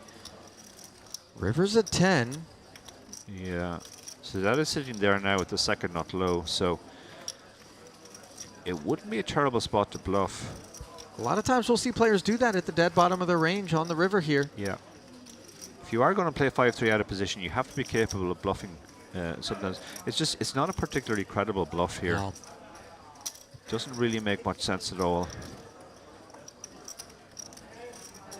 On occasion, however, when things don't make sense to us at the table, we err toward the side of caution and end up just stepping away from the pot. Yeah. Well, David and I did some commentary with James Dempsey, Flushy, in Tallinn at the Patrick Antonius challenge last year. And one of the points Flushy made was this particular line, check call, check high lead river, is almost never a bluff. But here we see an example that it actually can be a bluff. Here, the fact that he river the pair made it much easier to call there. His opponent could conceivably have been betting a worse hand for value. Somewhat unfortunate, actually, for Sadat, who it would be interesting to see whether or not he would be getting called by had it been a 9. Hitting unimproved, right? Yeah, if it was a 9. You can see how relieved he is. He's doing that inhalation of breath. He's had some difficult spots last few hands with the queens, with the ace-10. He's made the right decisions, and they have transformed his fortunes late in the night. Once that we will announce the hands left, we're going to proceed with the chip raise of 1K before the backing out. So once again, we kindly ask all the different chip leaders of the table to start to collect the 1K chips before the backing up dealers in the main event. We're going to proceed with the chip raise 1K. Tournament staff advising the players that the 1K chips are going to be raced off prior to players bagging. We are closing in on the end of today's action and by proxy today's coverage as Todorita Has some decent coverage with ace-jack suited. Although, I suppose I can't really say that until there's a board. Yeah. King-queen for Tantillo. Yeah, so their hands are nicely interlocking here. Tantillo has just over 20 big blinds. This is a spot he can consider the all-in move.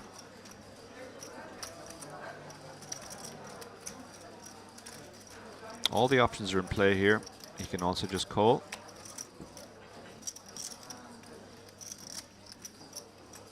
He goes for the non-all-in 3-bet. This is interesting. I mean, I doubt he's inducing here. How much? Tortorella has been on the friskier side in this final level or two, and now Zorlu Air with ace-queen suited. 25.75 big blinds. This is a great spot to just stick it in now. There's so much money out there. 124k. He only has 309k. His hand is actually in good shape against the ranges. Wow, he just lets it go really quickly. Interesting. Boy, he had both of these hands in trouble. Yeah. Now, what does the ace-jack suited do? Well, firstly, he thanks Zorlu Air for having folded. Yeah. He's found himself in a really amazing spot where he's actually ahead of the hand he's up against, but this is a tricky spot out of position. Again, you can see the discomfort. If he shoves here and gets snapped, he knows he's in trouble. It's a lot of the effective stack to just call. Tantillo only has 175 behind.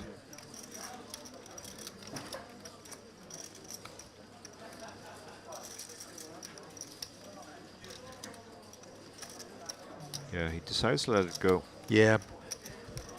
It's perhaps a function of just, again, this late stage, that desire to get yourself to day two. You touched on it time and again. And it seems, honestly, when you hear it, like some sort of self-evident logic. Well, of course. But not until you're out there do you really realize the prevalence of it. And it kind of creeps up on you because it's, you know, it's up to you to be taking note of kind of the increased frequency of deference, folds, laydowns, you know, reduction in 3-bets or inflated pots from these particular players as well. Yeah, you do see it time and time again in live tournaments because there's a kind of an emotional investment. The longer you spend in a tournament, the longer you spend in a day, the worse it's going to feel if you bust. If you bust last hand of the day, that feels particularly bad because you think, well, I almost made the day. Now, it actually makes no difference because it's not a real bubble. But it's an emotional bubble, as I call it.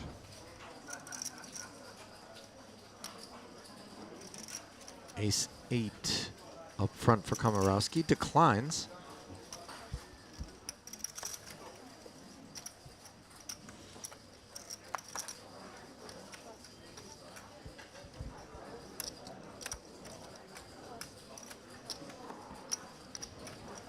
Right. Going for a non-standard raise here. Yeah, Zorlu Air really kind of in a hyperbolic manner demonstrating that he recognizes the differences between an open and a 3-bet in front of him when he looks down at ace-queen suited in the small blind versus folds all the way to him on the button with 9-3 of diamonds. Getting after it, Mhidi defending. And neither player makes a pair. Advantage Mhidi with king high.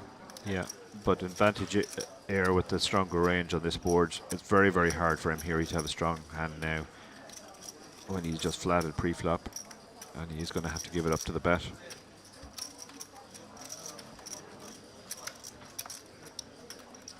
Tidy pickup for the 9-3, courtesy of Air not getting bashful in position on the flop, following through with the course that he had charted.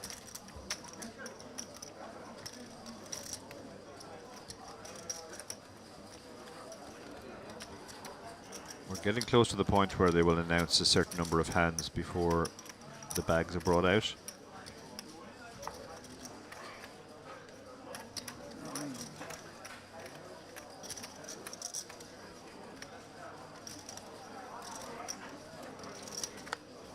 How many hands? Suited connector up front, highly speculative and off of a stack of 340. with so many bigger stacks behind you. Closing in on the end of the day. Into the muck it goes. And now, ace, king for Tentillo.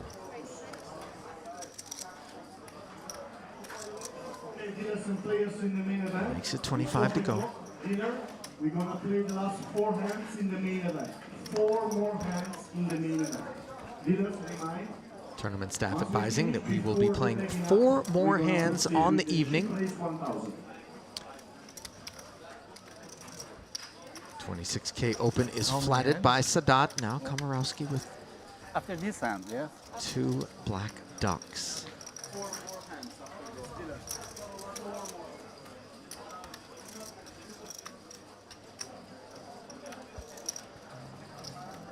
26. The rate of attrition has been quite high in the tournament in general as we approach the end of the day. We're down to 114 now. So we won't be that far off the bubble when we come back tomorrow. Queen 10-4. And Tentillo with the gut shot straight draw up against second pair, Dara. Yeah, so that hits the front there with the worst hand pre-flop.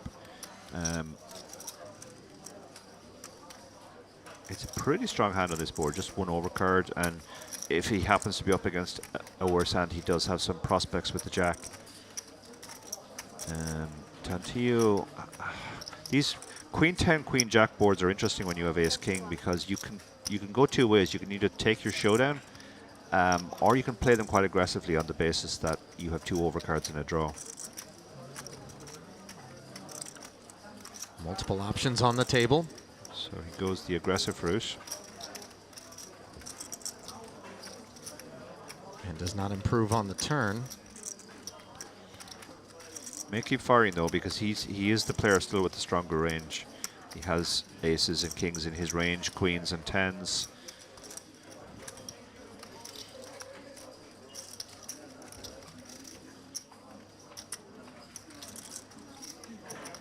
He did thin the field as well. So when you're up against just one more player, if they had both called, it might have been time to raise the white flag, but against one player, you can fire again. Draw heavy texture too, which... Yeah, in the end he decides not to. And I think Sadat will now bet. And unless he bets really small, that's probably the end of the hand. Into 158,000. It is a small bet, yeah. 39,000 out of Sadat.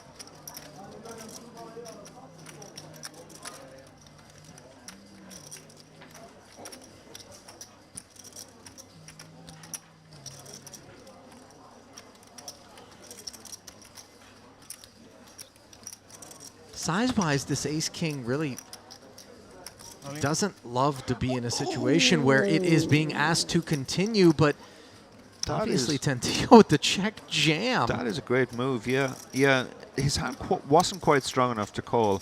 You could see there that even though he was getting 4-1, he only had 20% equity, and it would be very difficult to get more money in on the river if he improved out of position. So his hand was just below the calling range, and those are the hands that generally make the best bluffs. His opponent's small size did make it look like he had a pretty weak hand, that he just wanted to buy a check on the river. And picking up on that, he went for the check raise all in and got the snap fold. Yeah, late stage heroics and not a meal of it made by his opponent. His opponent knew exactly what he was doing against the check raise all in, which is good to see as well. Yeah. The bet was exactly what it looked like. It was a bet designed to either get the fold or get the check on the river. And having received neither of those 2 options, but all you can eat, he knew he was folding instantly. Ace Jack for Efimov.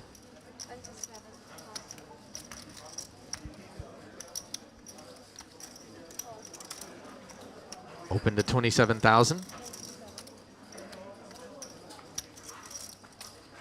And I confess, Dara, here inside the booth, really running out of gas in the tank. I can only imagine what the players are experiencing here at this feature table during these last 4 hands. But one little misstep, right at the end of the day, and you can find yourself It can ruin your entire day. headed for the locker room. Yeah. Now ace queen in the small blind for Komorowski. He's very deep against Efimov. This is a tricky spot. Efimov has raised an early position of 70 big blinds. You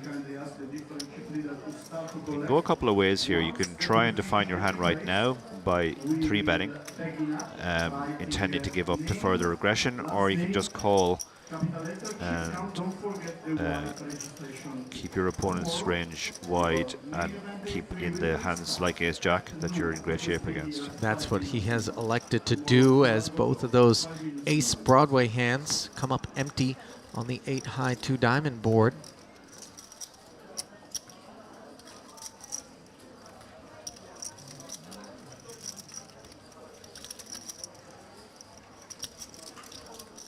Efimov mulling it over with the action check to him. Did bet 20,000. Tiny bet. Yeah, certainly not enough to get Zorluer off of these 2 sixes. No. And maybe even not enough with the opportunity to close the action for Komorowski to stay interested. Although the lack of the ace or the queen of diamonds in his hand means that he'll be contending with a 3rd diamond on the board a decent amount of the time if he improves to a pair. So lays it down. Yeah, I think you nailed it there. I think if he had a diamond, he would have continued, but without the diamond, he just let it go. And actually, Air must have raised, I guess.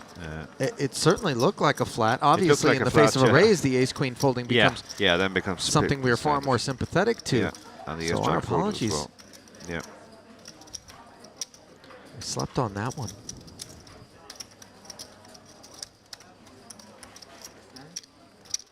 That's 3 hands. That's 3 hands. It's the second.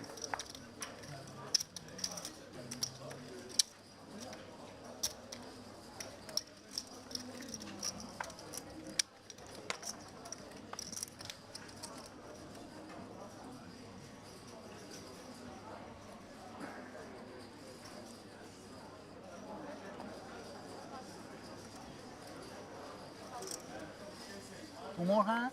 Mr. Frankello in the chat says, Air is a beast, proud of the pride of the Turkish poker community. Certainly put on a great display here on the feature table. No doubt. He's shown great awareness in different spots of the relative value of hands. It's not just a case of he's looking down at anything half decent and getting aggressive with it. As you said, he recognized the difference between ace-queen when you're facing an open and a 3-bet, and then the very next hand it's fold around to you 9-3 suited.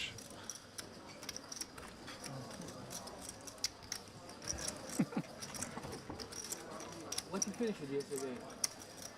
Yesterday, what you finished it? With congestion? Yes. You yes, I win. I was unlucky actually. Ace queen 9. But I don't know. I think he didn't see my big stack, my big chip, because he snapped. It was 560. He snapped one with pocket Yes, nine. yes. He did not think even a second. It's crazy. Wow. So just a couple of hands now remain here before we draw the curtain on day 2 of this main event. Still a decent bit of runway between now and the money bubble.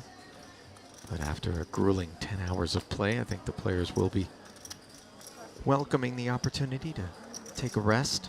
Yeah. Unwind a bit, decompress from the rigors of the day, where there was a tremendous amount of attrition in the field. And truly, this has to be the most ace-queens I have ever seen during a stream. Yeah, ace-queen has been the hand of the day. It really has been Seems just like every hand somebody's got ace-queen. the ace-queen machine.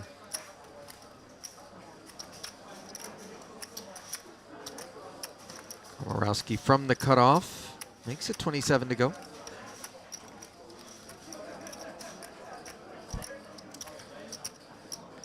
Tricky spot for Tantilio now with ace-7 suited in the small blind. This is the kind of hand you can definitely flat. He's deep enough, over 30 big blinds. You can also turn it into a light 3-bet, intending to fold to a shove. I think that's the option he's gone for. Yeah, he's 3-bet this to 106. This is a tricky spot for the ace-queen. He has to ask himself if he's willing to commit 30 big blinds with this hand. Yeah, strangely, Tantillo is able to sort of leverage the lack of depth relative to Komorowski of his stack to great effect. Yeah, he has exactly the right stack size for this bet.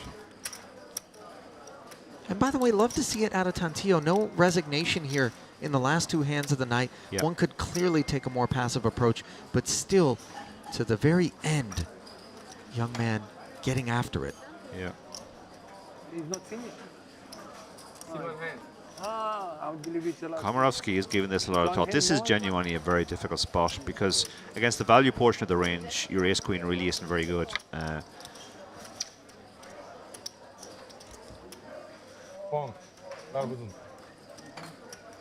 You can certainly stick it all in here, and that will fold out hands like ace-7 suited. You can also call. You are in position. See what your opponent does on the flop. Even if you're not playing, you should not use your phone. So I think he's considering all the options here: shove, call, or fold. On the normal table, regular table, you can use it, but here,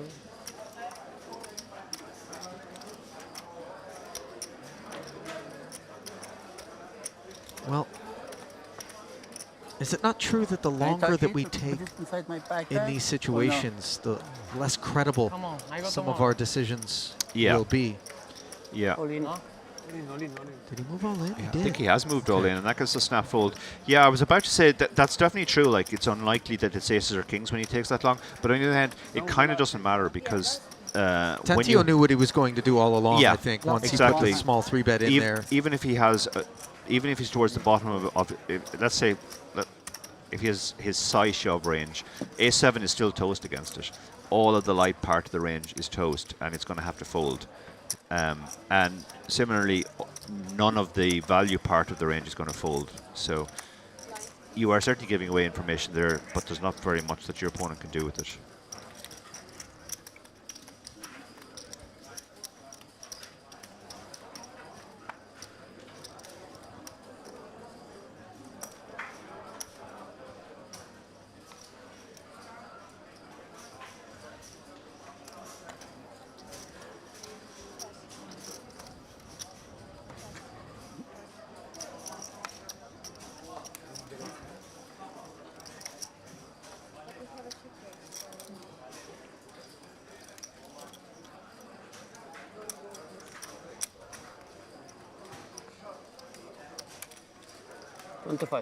Komorowski back at it now, this time armed with 7s. Todorita with pocket 4s. Now he's down to... Todorita has 26 big blinds. Deep enough to call. If he really thought Komorowski was out of line, he could also just shove.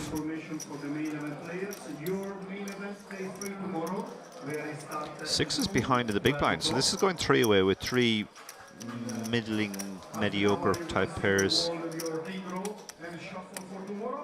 will suggest to be here 5 minutes tomorrow. Here, main event day 3. At the moment, So high card board would be interesting here. Komorowski would presumably win in that case. There it is. It's very, very hard for Sadat and Todorita to continue now. Komorowski probably range bets even though his hand hates this flop.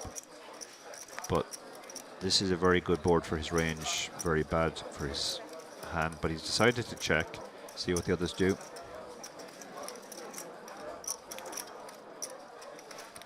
They are content to check as well. Yeah, this looks like they might all just... It's all coming together between being the last hand of the night, the 3 overcards to the 3 small pairs. Yeah. To kind of suggest that it might be checked down to showdown, but I speak too soon. I thought the same too, but it does make sense for Komorowski to bet because he didn't really cap his range by checking the flop.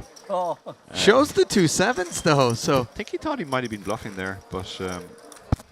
or maybe... I guess he thought any better hand continues.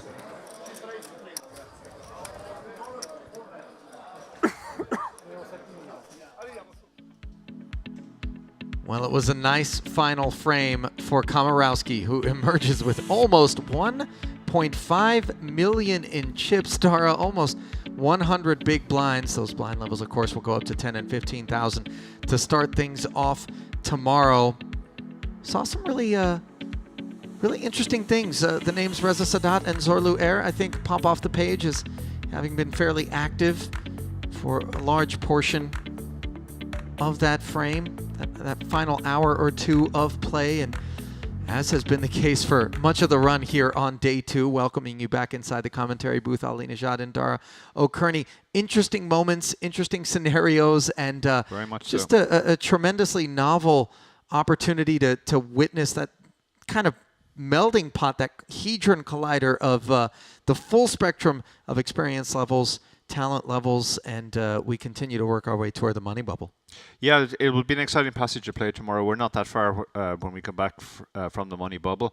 Players have the whole night to think about how close they are to it as well.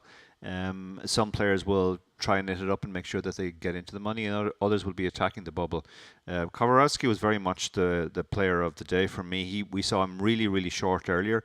I believe he was down as low as 60k, and he ends the night significant chip leader on this table. Yeah, absolutely. Obviously still some tremendously deep stacks elsewhere in the field, and we're going to count things up, bag, and then bring you a lot of those new, fresh faces tomorrow during our coverage. Certainly hope you enjoyed today's day 2, but much more fun in store as we approach and pop the money bubble tomorrow. In the meantime, on behalf of our entire staff here, my partner Dara O'Kearney, Ali Nejad, saying thanks for joining us, and we will resume with you all tomorrow for day 3 of the main event of the Merit Western Poker Series. Good night.